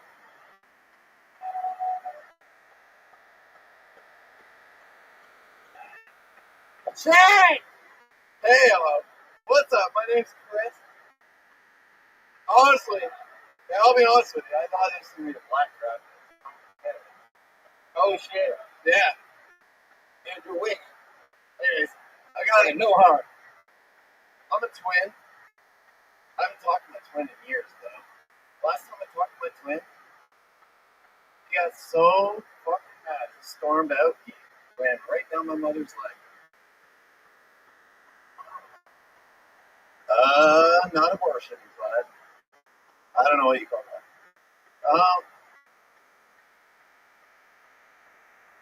My boss recently started paying for my phone bill, which is sweet. I don't have to pay a phone bill anymore. The only problem with it is that the only thing I used to watch porn with was my cell phone. And I don't know if my boss can really, I don't know if he knows if I am watching porn on my phone, but every time he has to see my phone at work, I feel like I'm handing him a wet napkin. Okay? God. All right. How many of you hate this guy? I was gonna say you look like Andy Samberg if I hated him. You look like a off-duty stormtrooper. It does look like an off-duty stormtrooper. Look at your stupid sweater. So should I call you Noodle or Chris or what the fuck, you weird, lying, cheating fuck? Well, my name's Chris. My childhood nickname was Noodle. So that's what you went. I know from. You look like a noodle. You know what? Hey, I'm a podcast. I can't really feel sorry for him. Why? Because I used to skip school with my homeboy Rabbi in elementary school when we used to watch porn on VHS tapes. And this nigga talking about watching porn on his phone. That ain't gangster. We skipped school, risked our lives, risked our whole everything to hang out at his crib and let his dad go to work. Steal his VHS tapes. We watched porn. Drinking water with the other niggas. Ain't even had no pussy on that. And he talking about some jokes with his porn on his phone. You should jerk off and say, He ain't from my era. He ain't from my world. It's like, they keep telling us we live in a simulation. It's like, man, different worlds we in, ain't in mine. Because I skipped school with Robin to watch porn with other niggas in the 4th grade. Jeremiah? With bad hair on the pussy. Nerd Jeremiah? There wasn't no shit saying. Yes. Right? And he talking about porn on his phone. What year this nigga was born in? What year were you born? 89. You look like Elon Musk. Made it. All right, let's find out a little bit more about you, Chris. What job are you jerking off at on your phone? What do you do for work? I can't jerk off on the phone. Drafting. For buildings, I do drafting. Like Blueprints. Drafting? Yeah, blueprints for buildings. You look like a Simpsons character came to life. Have you ever done stand-up before? Is this your first time? First time, yeah. First time. Hell yeah. Whoa!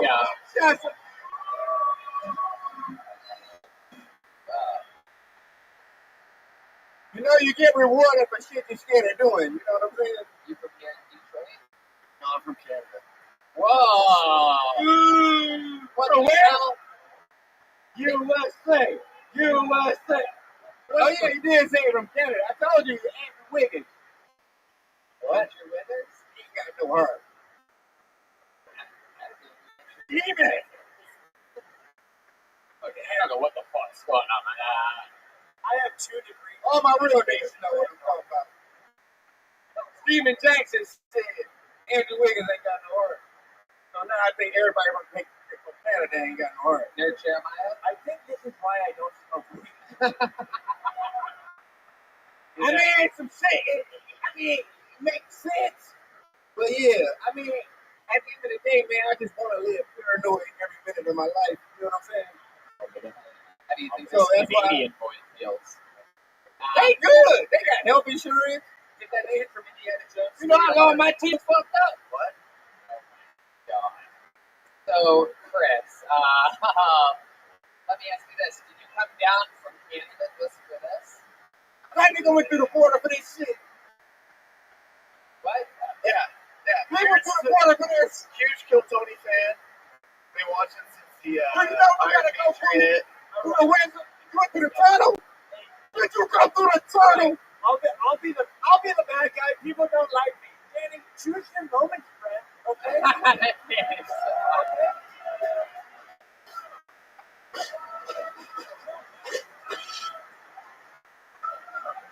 It's a live podcast. We all have microphones. Just pick people up there the microphone.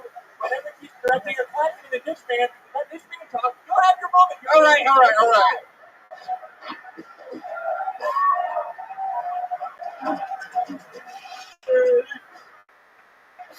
Can you just imagine the person on the treadmill? Thank you, Jeremiah. I'm just saying. That's me. I will listen to Kill Tony all the time. You look like Been watching since you go through the tunnel or over the bridge. Did you come through the tunnel or over the bridge? I took the tunnel. We took the tunnel. Wow. Look at that. The crowd goes. That's how I'm asking. You blowing on saxophones. Oh, shit.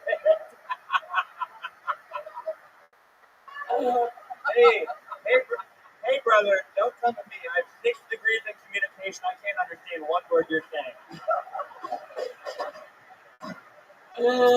This is nerd versus Danny Brown. Live. See? Detroit. I see we're going to do this for a minute. All right. Baby, you don't know I'm prepared. I got to find out more about Chris. It's hometown. What part of Canada are you from? In between Whitby and London. That's Chatham. Answer this. What do you think is the most Canadian thing about you? No, I'm not saying what's the most Canadian thing. You got me hot because I can't see what the fuck I want to say now. You done fucked me up. So I got to put the mic on the table. Now you know what it's like to feel golden your entire life.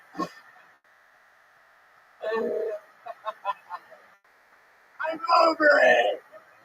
What's the most Canadian thing about you, Chris, other than the jacket shirt that you're wearing right now? What's the second most Canadian thing? It could be maybe just maybe drinking excessively. Yeah, what do you like to drink? Well, dude, I Like drink juice. I'll drink you, buddy. I know you. Hey, buddy. Hey, buddy. That's Canadian shit talking. Hey, I know you got the body mass, but fucking, I got money on blue shirt, cuz you ain't about to drink. What? Dude. Well, you a McNuts fan? This guy's fucking giggly after fucking 2 Welcome to Cheerios. another episode of Canadian shit talking, by the way. Oh, shit. Oh, buddy, you think you can outdrink me, buddy? Oh, I'm going to show you a real good time, buddy. I ain't gonna lie, I love Canada, man. Oh, man, you know what? I'll even pay for all the drinks, pal. Oh, I'll show you who the nice guy is. No more Mr. Nice Guy, and by that I'm gonna get us drunk tonight. And that was Canadian shit talking. Oh, buddy. Oh, buddy, old pal, you got yourself in big trouble now. We're gonna be the best of friends. This is definitely about to be a long and skill, Tony. I mean, motherfuckers about to go up with me. That's all I know. Unfortunately, we're not gonna make it to everybody. It's almost done. It's over. 2 niggas. Oh, yeah. It's like still up there, I know. It's funny because Chris is such a nerd that he just blends right in with the band over there. You play any instruments? We have an extra tambourine for this fucking guy or anything? All right. ED, because you got a partners.com. You do. Well, Chris, every episode has its own DNA, and I wish we could have talk to you more, but we got to keep flying through. All right, I got to get Thank more you very names much. out of this bucket. There he goes, everybody. Chris Noodle, as they call him up in Canada there. All right, let me ask you one more question, real quick, Chris. Before you go, what's the most you ever drank? I fuck with you, Chris. Most drink. Even though you're Canadian, I fuck. We used to do a thing called Rainbow Challenge. It was 12 shots, and every shot was a different color. And we had to drink it in 1 hour. So I did all 12 shots in 1 hour and ended up streaking through the town. Wow. That's some gay shit. There you go. He did the Rainbow Shot Challenge, everybody. That's some gay Chris. shit, man.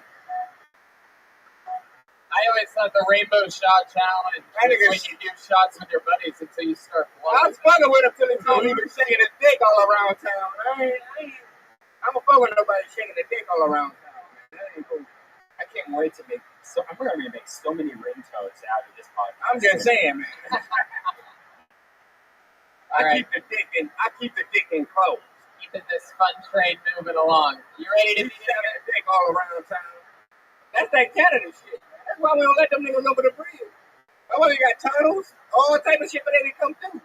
They shake dick everywhere. They have a Crown Royal and Coke, by the way, from wherever that guy is. There he goes. He's got it. Can I have a warm glass of milk, please?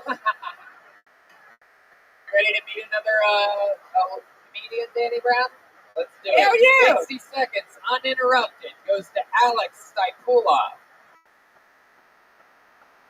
Hey, man. Ain't it?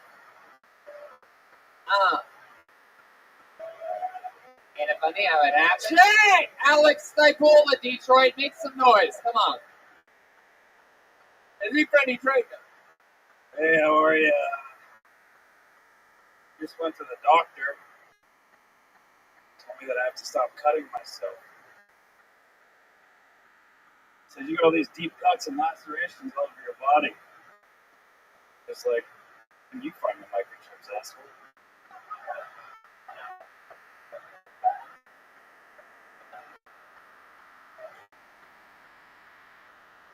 How else am I going to take him out of there?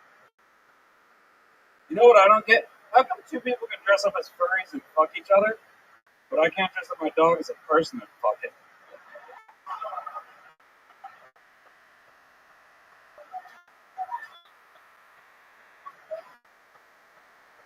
Hold still, Rex. I mean Nancy.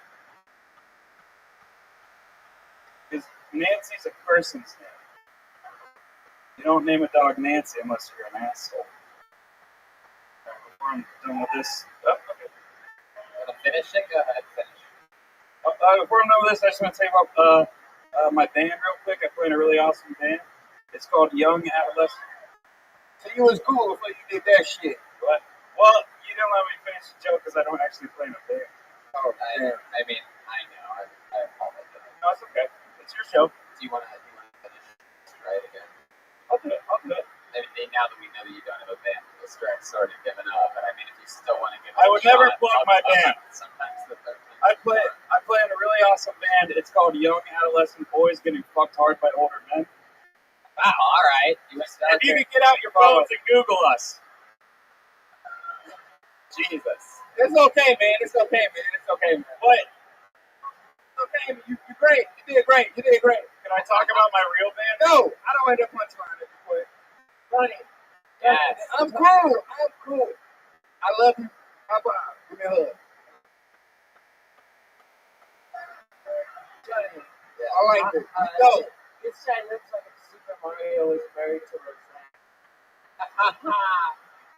Alex, you are a dark creature, man. You're talking about fucking your dog, and then whatever that last part was didn't even sound like a joke. It felt like a scary news headline or something like that. Thank you. Where you from? Pittsburgh? What you doing here? For the festival. You came here for this shit? I'm performing on the Motor City festival. Danny, tonight you're the only person that doesn't respect this show. Everybody else knows what the fuck they're here for. I'm sorry. It's amazing. I mean, I live around the corner. I didn't know what the fuck was going on. They just told me. They just saying some shit was happening. Pull up, and then I hopped up, and then next thing I know, all y'all niggas here.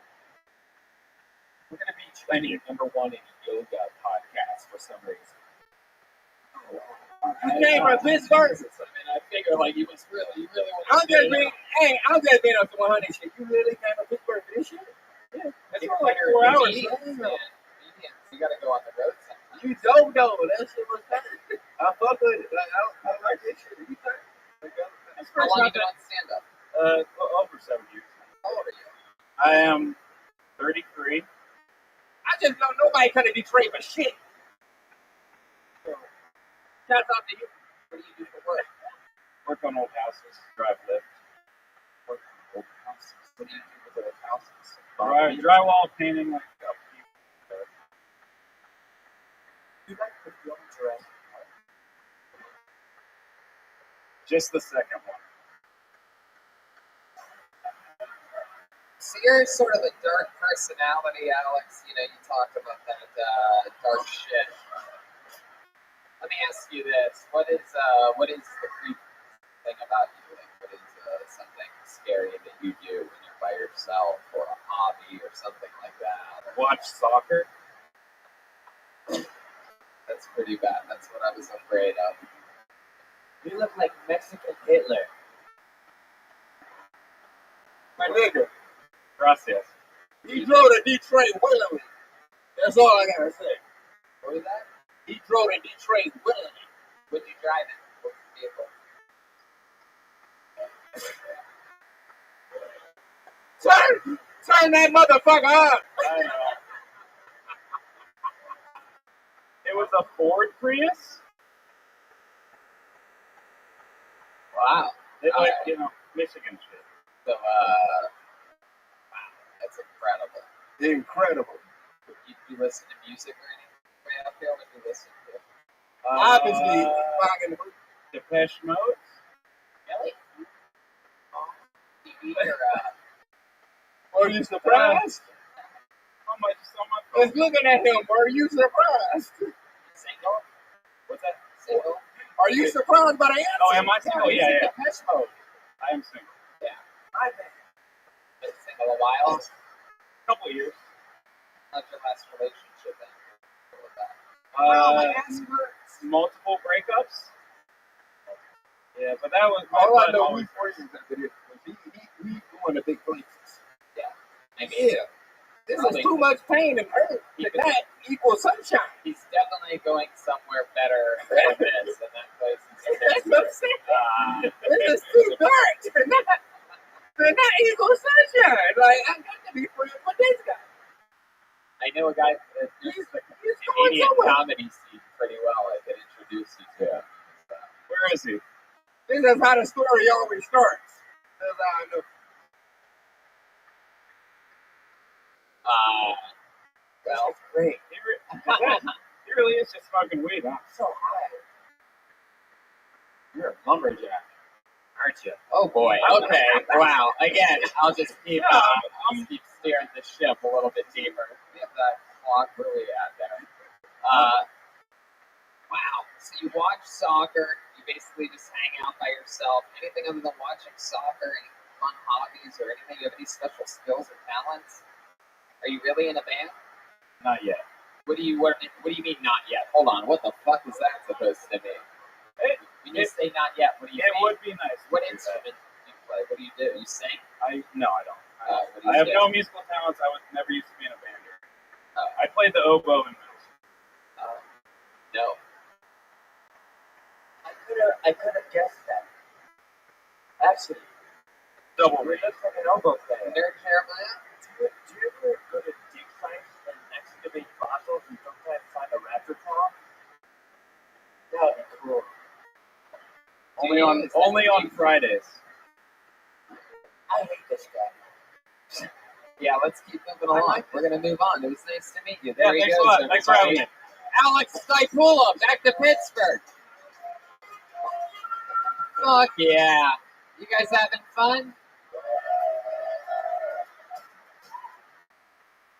We just lost the 2 black guys. Oh, no. It hurts. Oh. Make some noise for him, guys. He swung by, it's the great Reggie Jackson, ladies and gentlemen. Your starting point guard for the Detroit Pistons. Come on, make some noise. He had to leave early. He's a goddamn professional basketball player. By the way, that's not a joke. It was the actual Reggie Jackson. How fucking cool is that? One more time. He's leaving. I can still hear you. Why?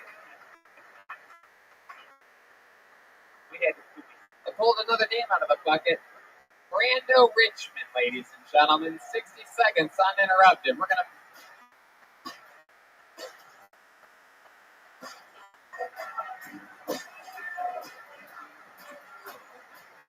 Detroit, come on.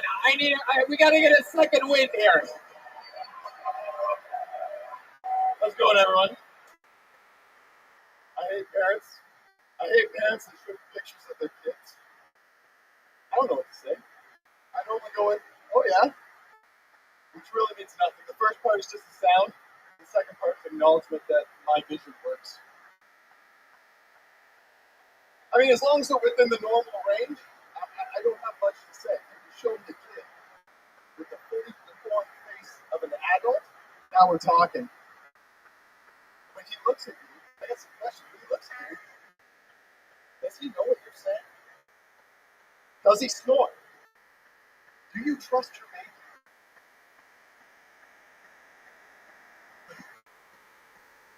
I also don't like parents who think that their kids are amazing. We're all dumb kids. I was a dumb kid. This is a dumb kid thought I had. I thought everybody could eat different colors, and that happened to get yellow. There he is, Brando Richmond, ladies and gentlemen. Is that real about the pizza? Is that? Yeah, that's real. Not only that, I was disappointed I had yellow. How dumb is that?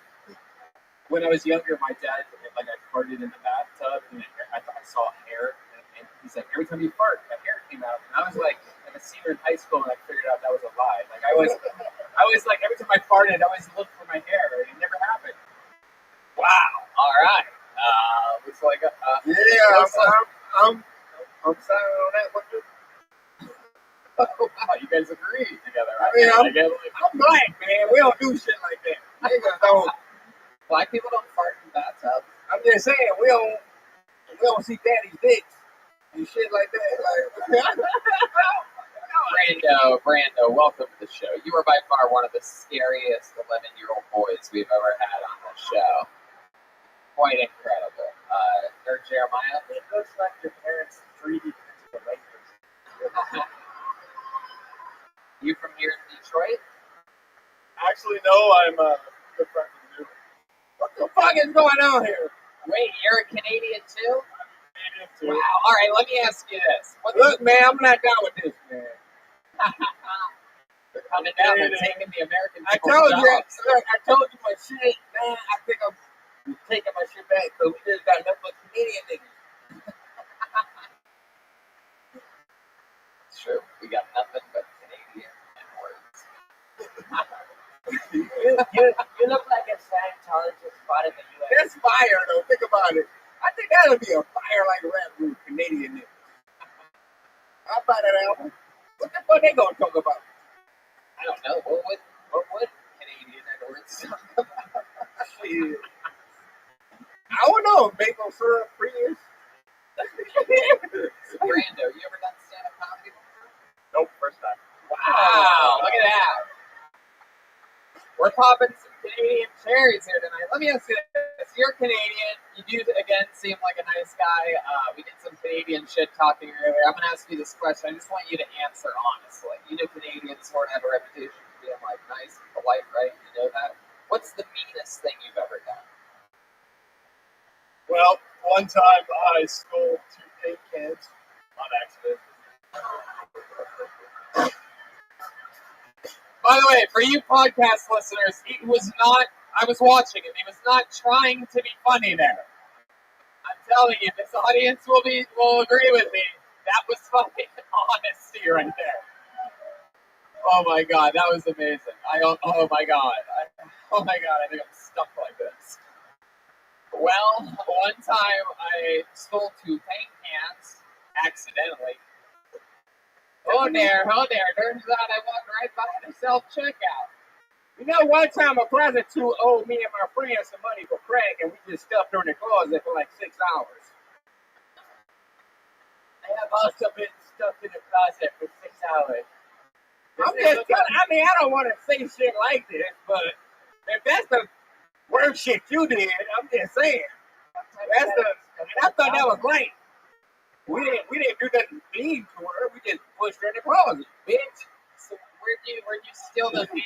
Where'd you steal the paint? I mean, she was a prostitute. She can't sell nothing for 6 hours. You know what's money, bitch? Now you pay for it. Get the closet. Boom. What Apple store do you work at, Steve Jobs? There you go. Steve No Time. So where were you where you stole these paint cans? I stole from the Home Depot. Wow. You have Home Depots there's Home Depots in Canada? Oh, I'm never shopping there again. Fuck that place. Banned. Yeah, we just banned Home Depot. I just told you about kicking crack holes in closets, man. And then you talking about stealing from Home Depot. So in Canada, that's a pretty big deal, though. 2 paint cans. Would you get like 10 years in prison for that or something? Thanks. That's why they don't do shit. No, we barely have prison. What? No, really. I've been thinking about moving to Canada, man. I really been thinking about moving to Canada. It's right over the bridge. I can just come back and forth. I gotta do some shit. Come over here, hang out with my family. You ever go up there? I mean, it's hard enough to get over there when I go over there. Really? Hell yeah, I gotta have paperwork. Don't think of shit. I got felonies. And then, what I'm saying is shit should be good. That shit should be expunged from my record. But we should go Brando's skin him, and then you can just bodies get over. That's what I don't understand. That's what I'm saying. Like, oh, these motherfuckers keep coming over here. Every time I go over there, some shit, but I look over here, they just up here on the mic. Look at that, 2 Canadian motherfuckers. All right, let's give it a shot. I want to know what it's like. Since you're the closest thing we have to play the character, Brando, I want you to be the Canadian customs agent, and let's see what it's like when Danny goes through customs with a Canadian guy. I clean it. All right, so say next. Say next. Next. Guy, all of a sudden, you've been dealing with people that look like you all day, one after the other. All of a sudden, you really do look like the niggas you get flipped by the Canadian motherfucker. Yeah, whoever he that does. Excuse me, sir. Have you been smoking any weed tonight? Whoa.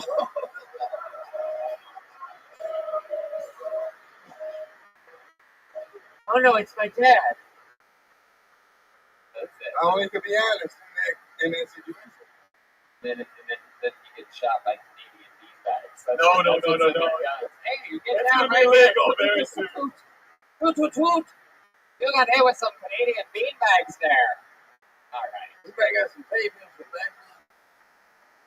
Hey, Brando. Well, I mean, congratulations on starting stand-up. You fucking did it here tonight in Detroit. No one can ever take it from him. Brando Richmond. On to the next one. There's a million ways to get it. Oh, yeah, we need a drink for Danny. Yeah. What do you want? You want to drink this? Are you going to drink this? Sure. Go get me another one. I mean, I'll drink it. Yeah, it's delicious. I had it sip out of a straw. I mean, I'll drink it. I pulled another name out of the bucket. JTVZ. JTVZ. Come on, guys. Make some noise. We're doing this. We're meeting human beings. The nerds are with us. Danny Brown, Brian Redband. Here he comes. It's JTVZ. There he is, ladies and gentlemen.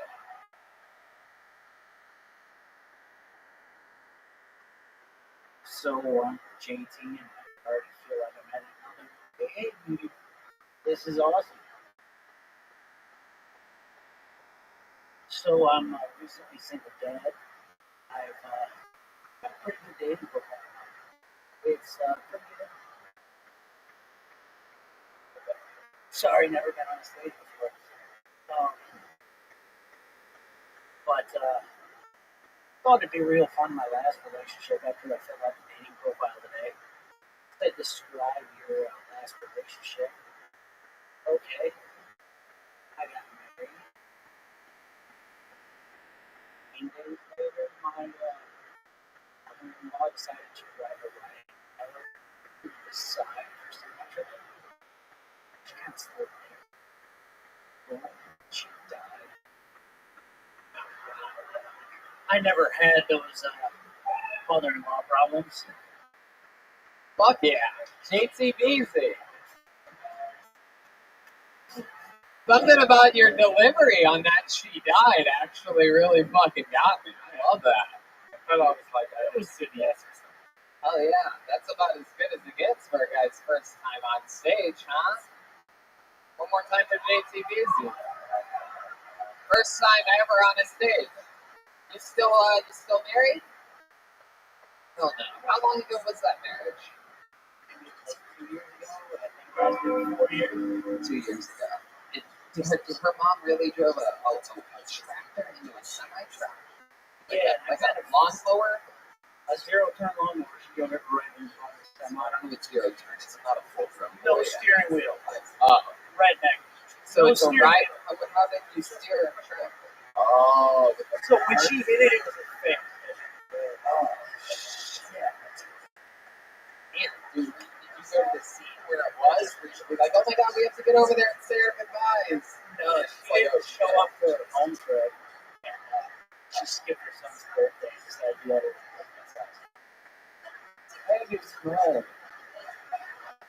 Because to top that, I decided to burn the house down by accident.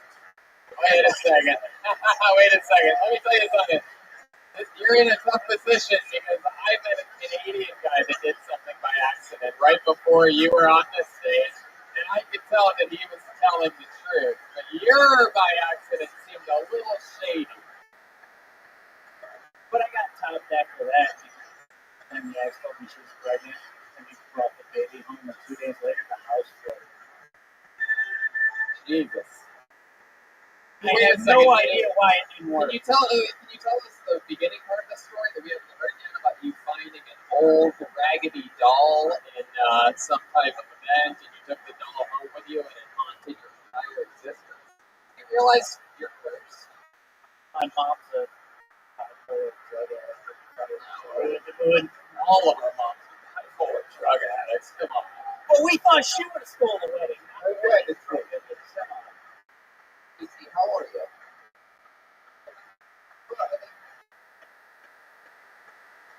It's vaccinations.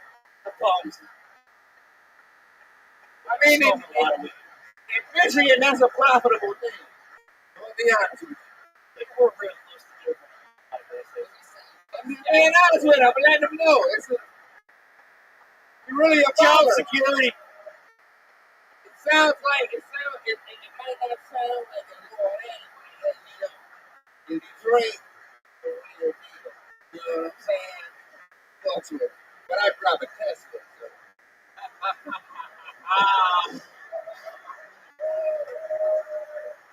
That's not job security. Tesla was a great man. So is he got left? How good? He doesn't. What's your dating life like now? You end up having any kids? Yeah. Right? That's fucking awesome. Of course, you're out there fixing gas stations. That's awesome. No, I'm serious. Like, that's amazing that you fucking do that extra time.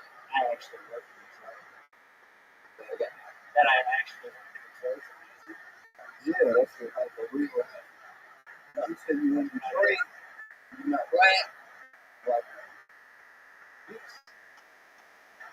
a witch's I didn't say it, but we like, I was in Detroit.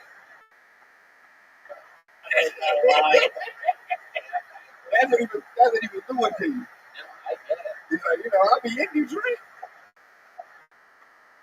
I'm still here. I ain't died yet.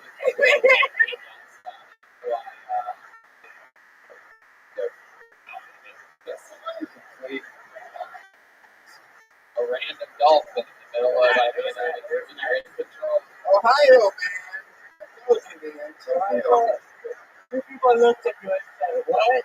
Wait a second. What is this anti-Ohio fist bump that just happened? Ohio, man. What the hell is that You shit? know, I don't fuck with it, man. You know what? That's true. But you know what? I used to so tell- much fun in Michigan that this year I was going to text my friend, great human being, Urban Meyer. I was going to text him.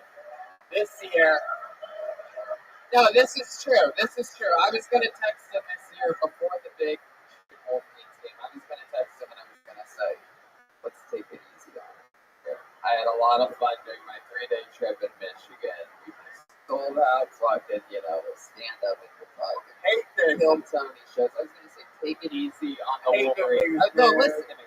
I was going to say that. But I just decided right now, I'm not going to say that. No, I'm with it, bro. I swear. There's nothing I hate more than that shit, bro. I swear to God. Ohio, and I'm not even like a college football fan of that shit, but I remember I was on tour one time, and I was in, I don't know, whatever the fuck Ohio State is cracking at. I was in Ohio at the time where Ohio and Michigan was playing, and I couldn't say I was a fan of Michigan because I got my ass beat at the time. But I'm from Detroit, you know what I'm saying? It ain't no whole ass nigga, so I was holding my shit down. But That's okay. I had to hide it all. no, I stayed on my tour bus and shit, you know what I'm saying? One time, me and my, Ohio motherfuckers, man, them motherfuckers don't get hurt. They hit them in the head and shit with brakes and shit. They just do that shit. Yeah. They just keep coming at you. Like, that's why we gotta learn about Ohio people. You can hit them with whatever you got. Yeah, we're able to do that because our water's always clean. You fuck. Yes. See? I love being the bad guy. That's why you never give Ohio people props. I was trying to show them a little love because they're on home turf. You know what I'm saying? I don't know if they're gonna make it home tonight. You know what I'm saying? JTBZ. Is that your name? JTBZ? I'm about to hit them niggas with the Flacco weed. What is it that you dislike about Ohio? I was stuck there all last week.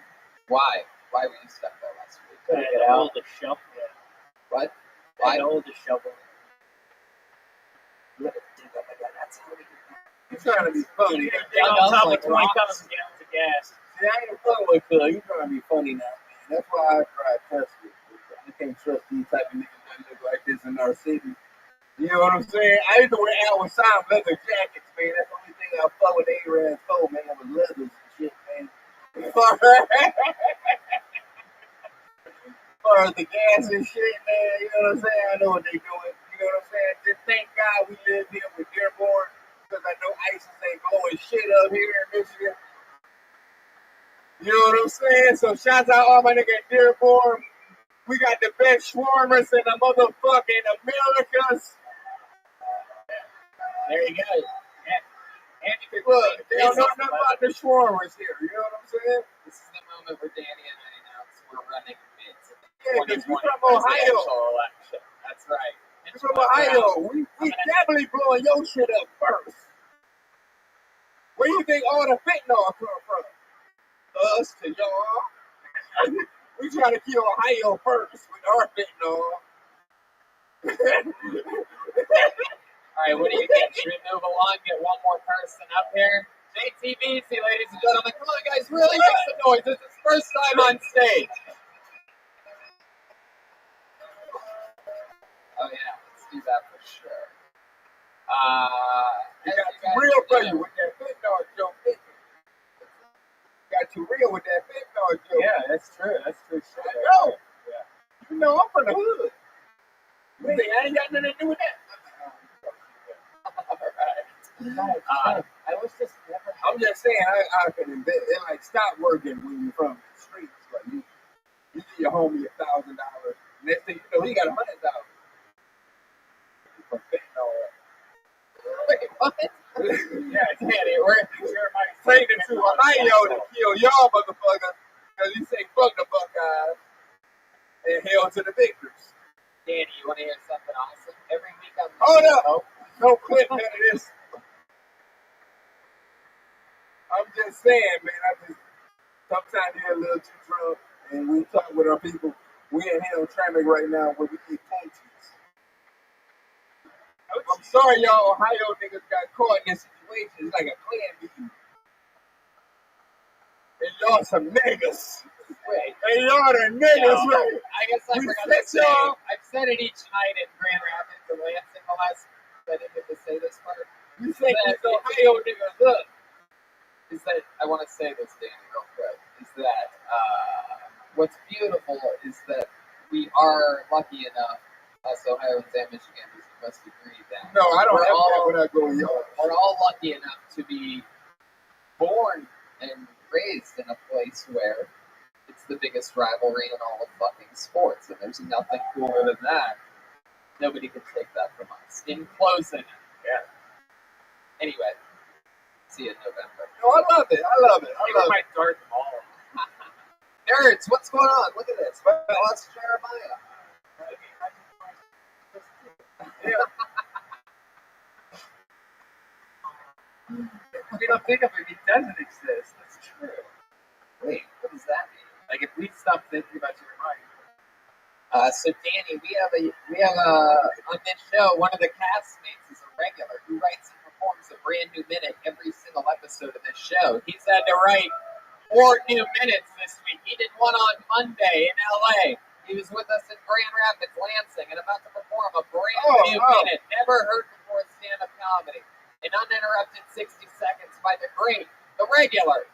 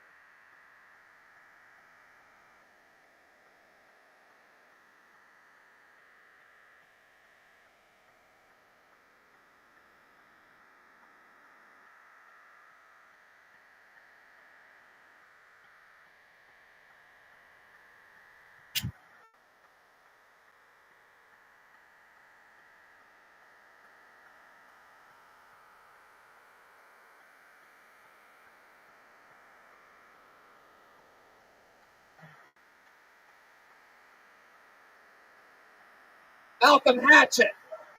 Stop.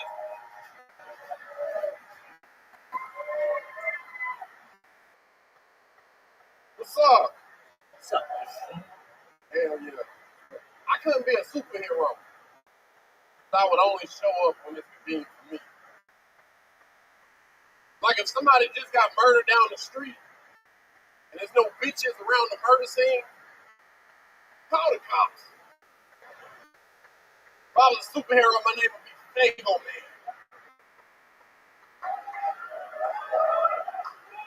I'll be standing in the hood one day on the corner on the Fago, the little kid runs up, hey, Mr. Fago Man, what? You fighting them there, we need you to break it up.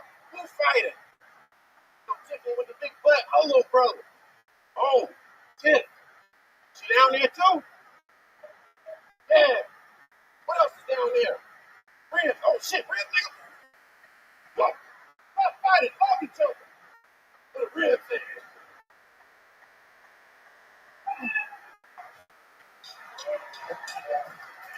A brand new minute from Malcolm Hatchet. I'm going to be honest with you. What's your favorite part of that set? My favorite part of that set was getting to talk with my friend Danny Brown here about how at the end of the day he ended up fucking Aphrodite. I'm just saying. Somehow we went off on a tangent about. Sometimes they be looking, they be missing out on their blessings. You know what I'm saying? I would quit this show. Hell no. I'm just saying, you can. Sometimes you gotta knock it off, man. You gotta. In life, you gotta do shit. You gotta. It's like climb. It's like escalator. Yeah, no. Absolutely. Malcolm is focused. That's so all that. No, you gotta, bro. You gotta knock Aphrodite off, man. That's what you gotta do. He just brought it up. Here's what happened, just so that you know the order of events. How do I know about that? I said your name. Look. I was excited to You gotta knock it off, cuz. You gotta knock it off, cuz. hilarious. That is I'm just saying, man. It's like astroplaning. You want to go to the next level? You want to go to quantum physics? It's in quantum physics. It's in the laws. He said in my ear, You gotta fuck Aphrodite. I watched the episode where we find out that Aphrodite has a crush on Malcolm. And you gotta fuck her to go to the next level. It's like Metroid. I'm gonna go to Nerd Jeremiah on this. This is statistically what black people have a higher chance. Wait, what do you mean? Yeah, Aphrodite, cuz. I'm sorry, man. I'm sorry. Tell me. A lot of shit we don't want to do as black people, man, but you always gotta do it, man. That's the point of being a black man. I'd rather go to sleep. Well, go to sleep. I mean, it's gonna turn into a vampire, man. Holy shit. One more time for Malcolm Hatchet, everybody.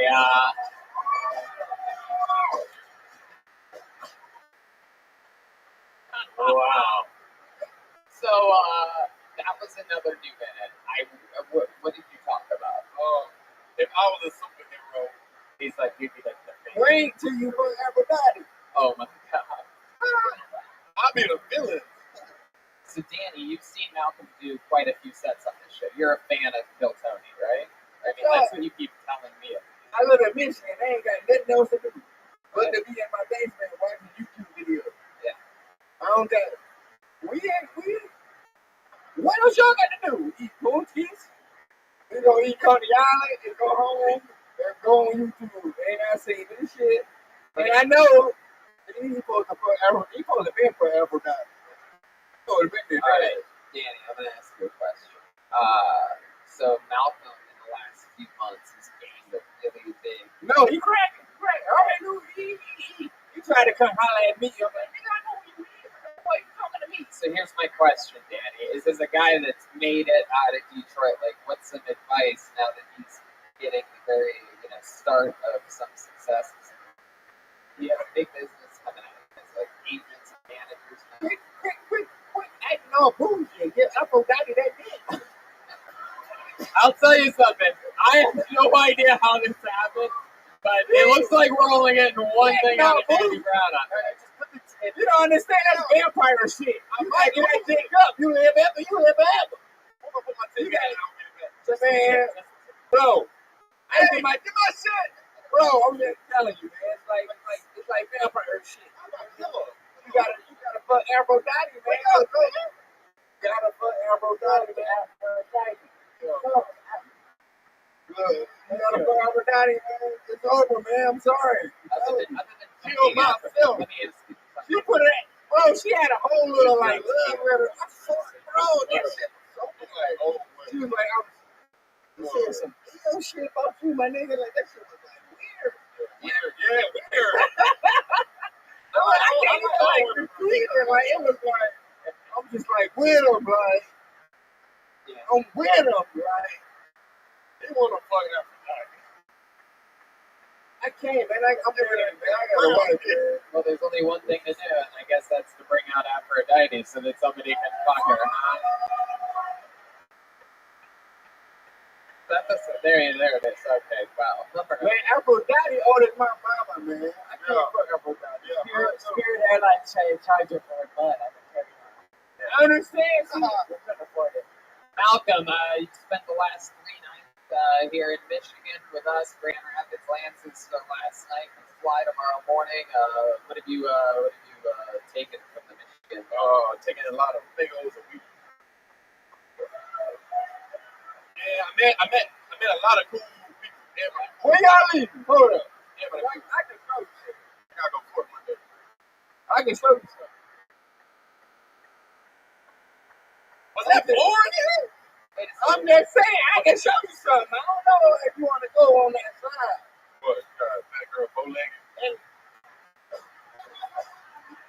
I get it. That's the fucked up part about when you try to get the show business and you just, when you pop up in Aphrodite. Ah! You know what I'm saying? But back at the bottom. We come to Detroit, Michigan, nigga. It's a nasty. Like, shit, Malcolm, what do you have to go to court for on that? Oh, not Frank Murphy. This is my first one since I got my shit. He called it a house call. In LA, in California.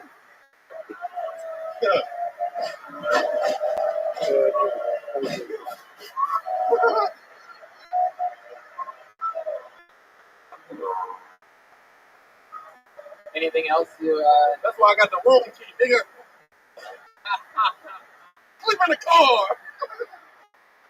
I ain't gonna lie, when y'all talking some shit in there, I knock Aphrodite ass down, man. You know what I'm saying?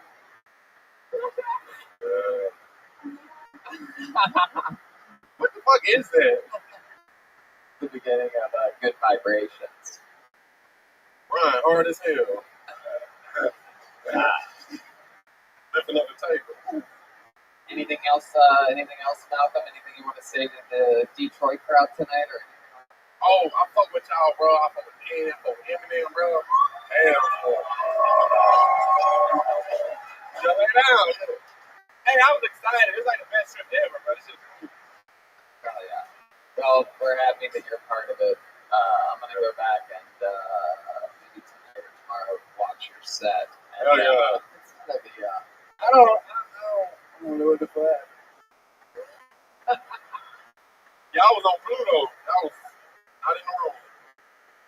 I don't know that happened. I swear. He told me to come over here and they said, no, I came to him trying to get with no Don't let me get myself. All I know, you couldn't hear traffic. They got punchies and shit. I came over here with no punchies. And then they talk about come on stage and talk about some other shit. And then, I don't know. Man, he's sleepy as hell. Bad. That nigga needed a nap. He needed a nap. He needed to lay down.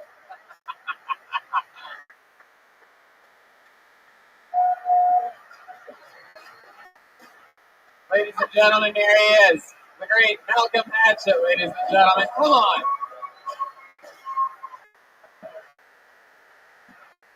I've been up since 4 o'clock this morning. Is that true? Not by choice. By depression. Hell yeah. Well, I mean, we ain't gonna go into that type of shit, but Danny, I just want you to know. I don't know. I do rap music, and you wake up at weird hours, and you might write a rap, and you might record one. You might, I don't know. We might about to do that. We're not about to go into that. But I'm telling you, bro, I got shit that be happening. So he was right. It's all fucked up. But Danny, we love you. Why y'all think my rap album be good though? Of course. Yeah. Well, we would Check Metacritic. Come on. Should we go back to the bucket one more time? One more time. Deep into the center. I gotta pee. You can go pee if you want to. You can go back. I need a paper though, come on the road. This is a bad one, baby.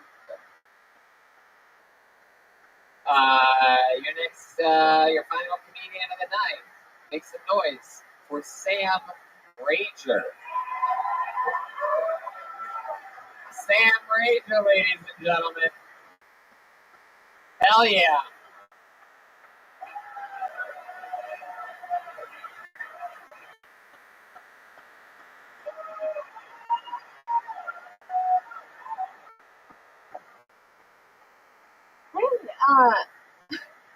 I only like to go to the gym on my period because I like to epitomize the phrase blood, sweat, and tears. I like to research how they handled PMS back in the day, like if they knew that ladies would be the nicest once a month, like if George Washington would go down to the local tavern, he'd be like, well, gentlemen, Martha has a salty tongue this week. But if I play my cards right, I could earn my red coat tonight. Thank you. That's a period piece.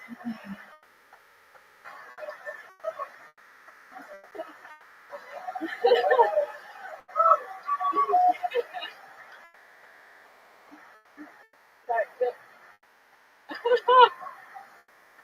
good. I'm straight. I'm tight. I'm content. That's a minute right there. Fuck yeah. There you go. Sam Ranger, that was awesome. Thank you. Oh, yeah. That was awesome. You have a lanyard on. You have like a professional comedian or something. I just do a local comic. I'm not one of the young top rising. You from Detroit? Where are you from? Yeah, I'm from Metro. Oh shit. Also, you have Metro Detroit. Actually, where from Detroit? See, look, hold on. Let me do my visual investigation. Where are you from? Actually, from Indiana. Where are you from? Now you said metropolitan. Now we're about to find out the Yeah, truth. because you know it's definitely not Detroit. So, where are you actually from? Illinois. Royal, but Oh.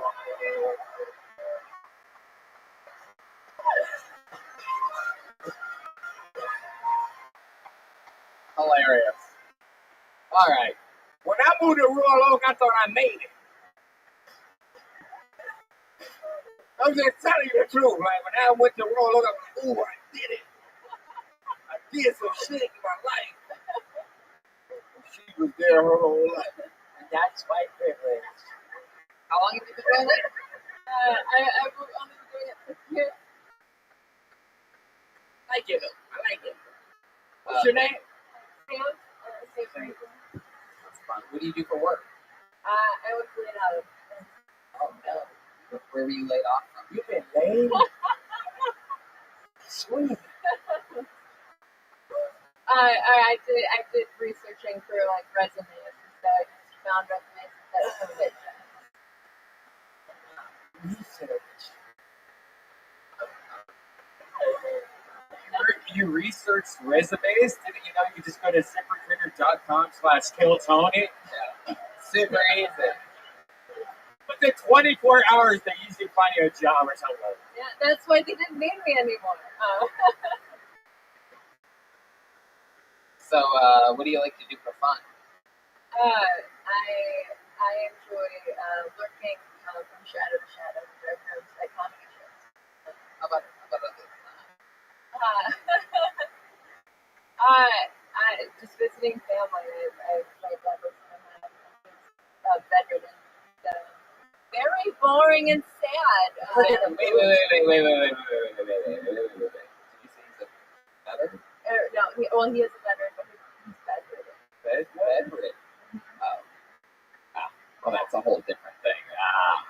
I was gonna brag about how he's veterans from Ohio, and now we find out he's fucking. He can't get out of bed. The fucking guy. No, I'm kidding. I love you. It's a joke.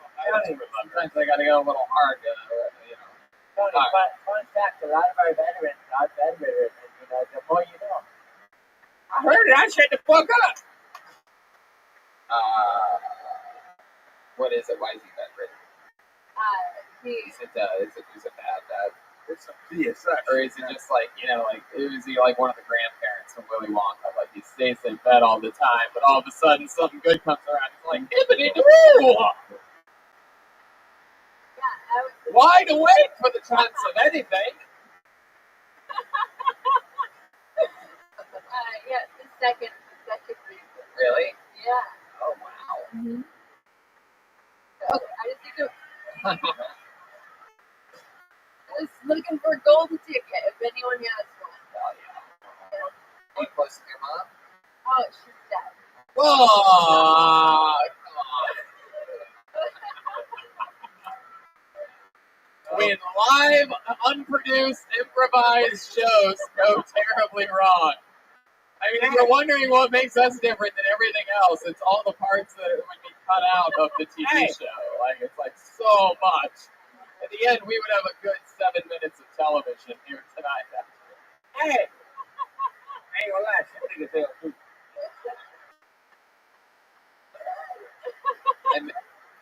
So, what they think that's a Michigan thing, it's a crazy bread. Crazy bread. You got crazy bread, you just get a fat ass. You know what I'm saying? Like a Midwest thing, you know. They don't know nothing about it nowhere else. Italian cheese bread, that's when you go next level. When you get that Italian cheese bread with the extra basil, Oh, next yeah. level. Absolutely. Italian cheese bread with extra cookies. You go next level. Ass get super fat. That's Midwest shit. That's why you think all our white girls got fat asses. It's Little Caesars. Little Caesars, Papa John's, or Domino's. You had to No, choose one. just Little One. Caesars as a whole. What's his name? Little Caesars? It's just Little Caesars. I think it's Little Caesars. Little Caesars is the reason why white girls got fat asses, man. I'm a black man. I'm pretty y'all know it, man. It ain't a conspiracy theory, man. It's shout out. Now on with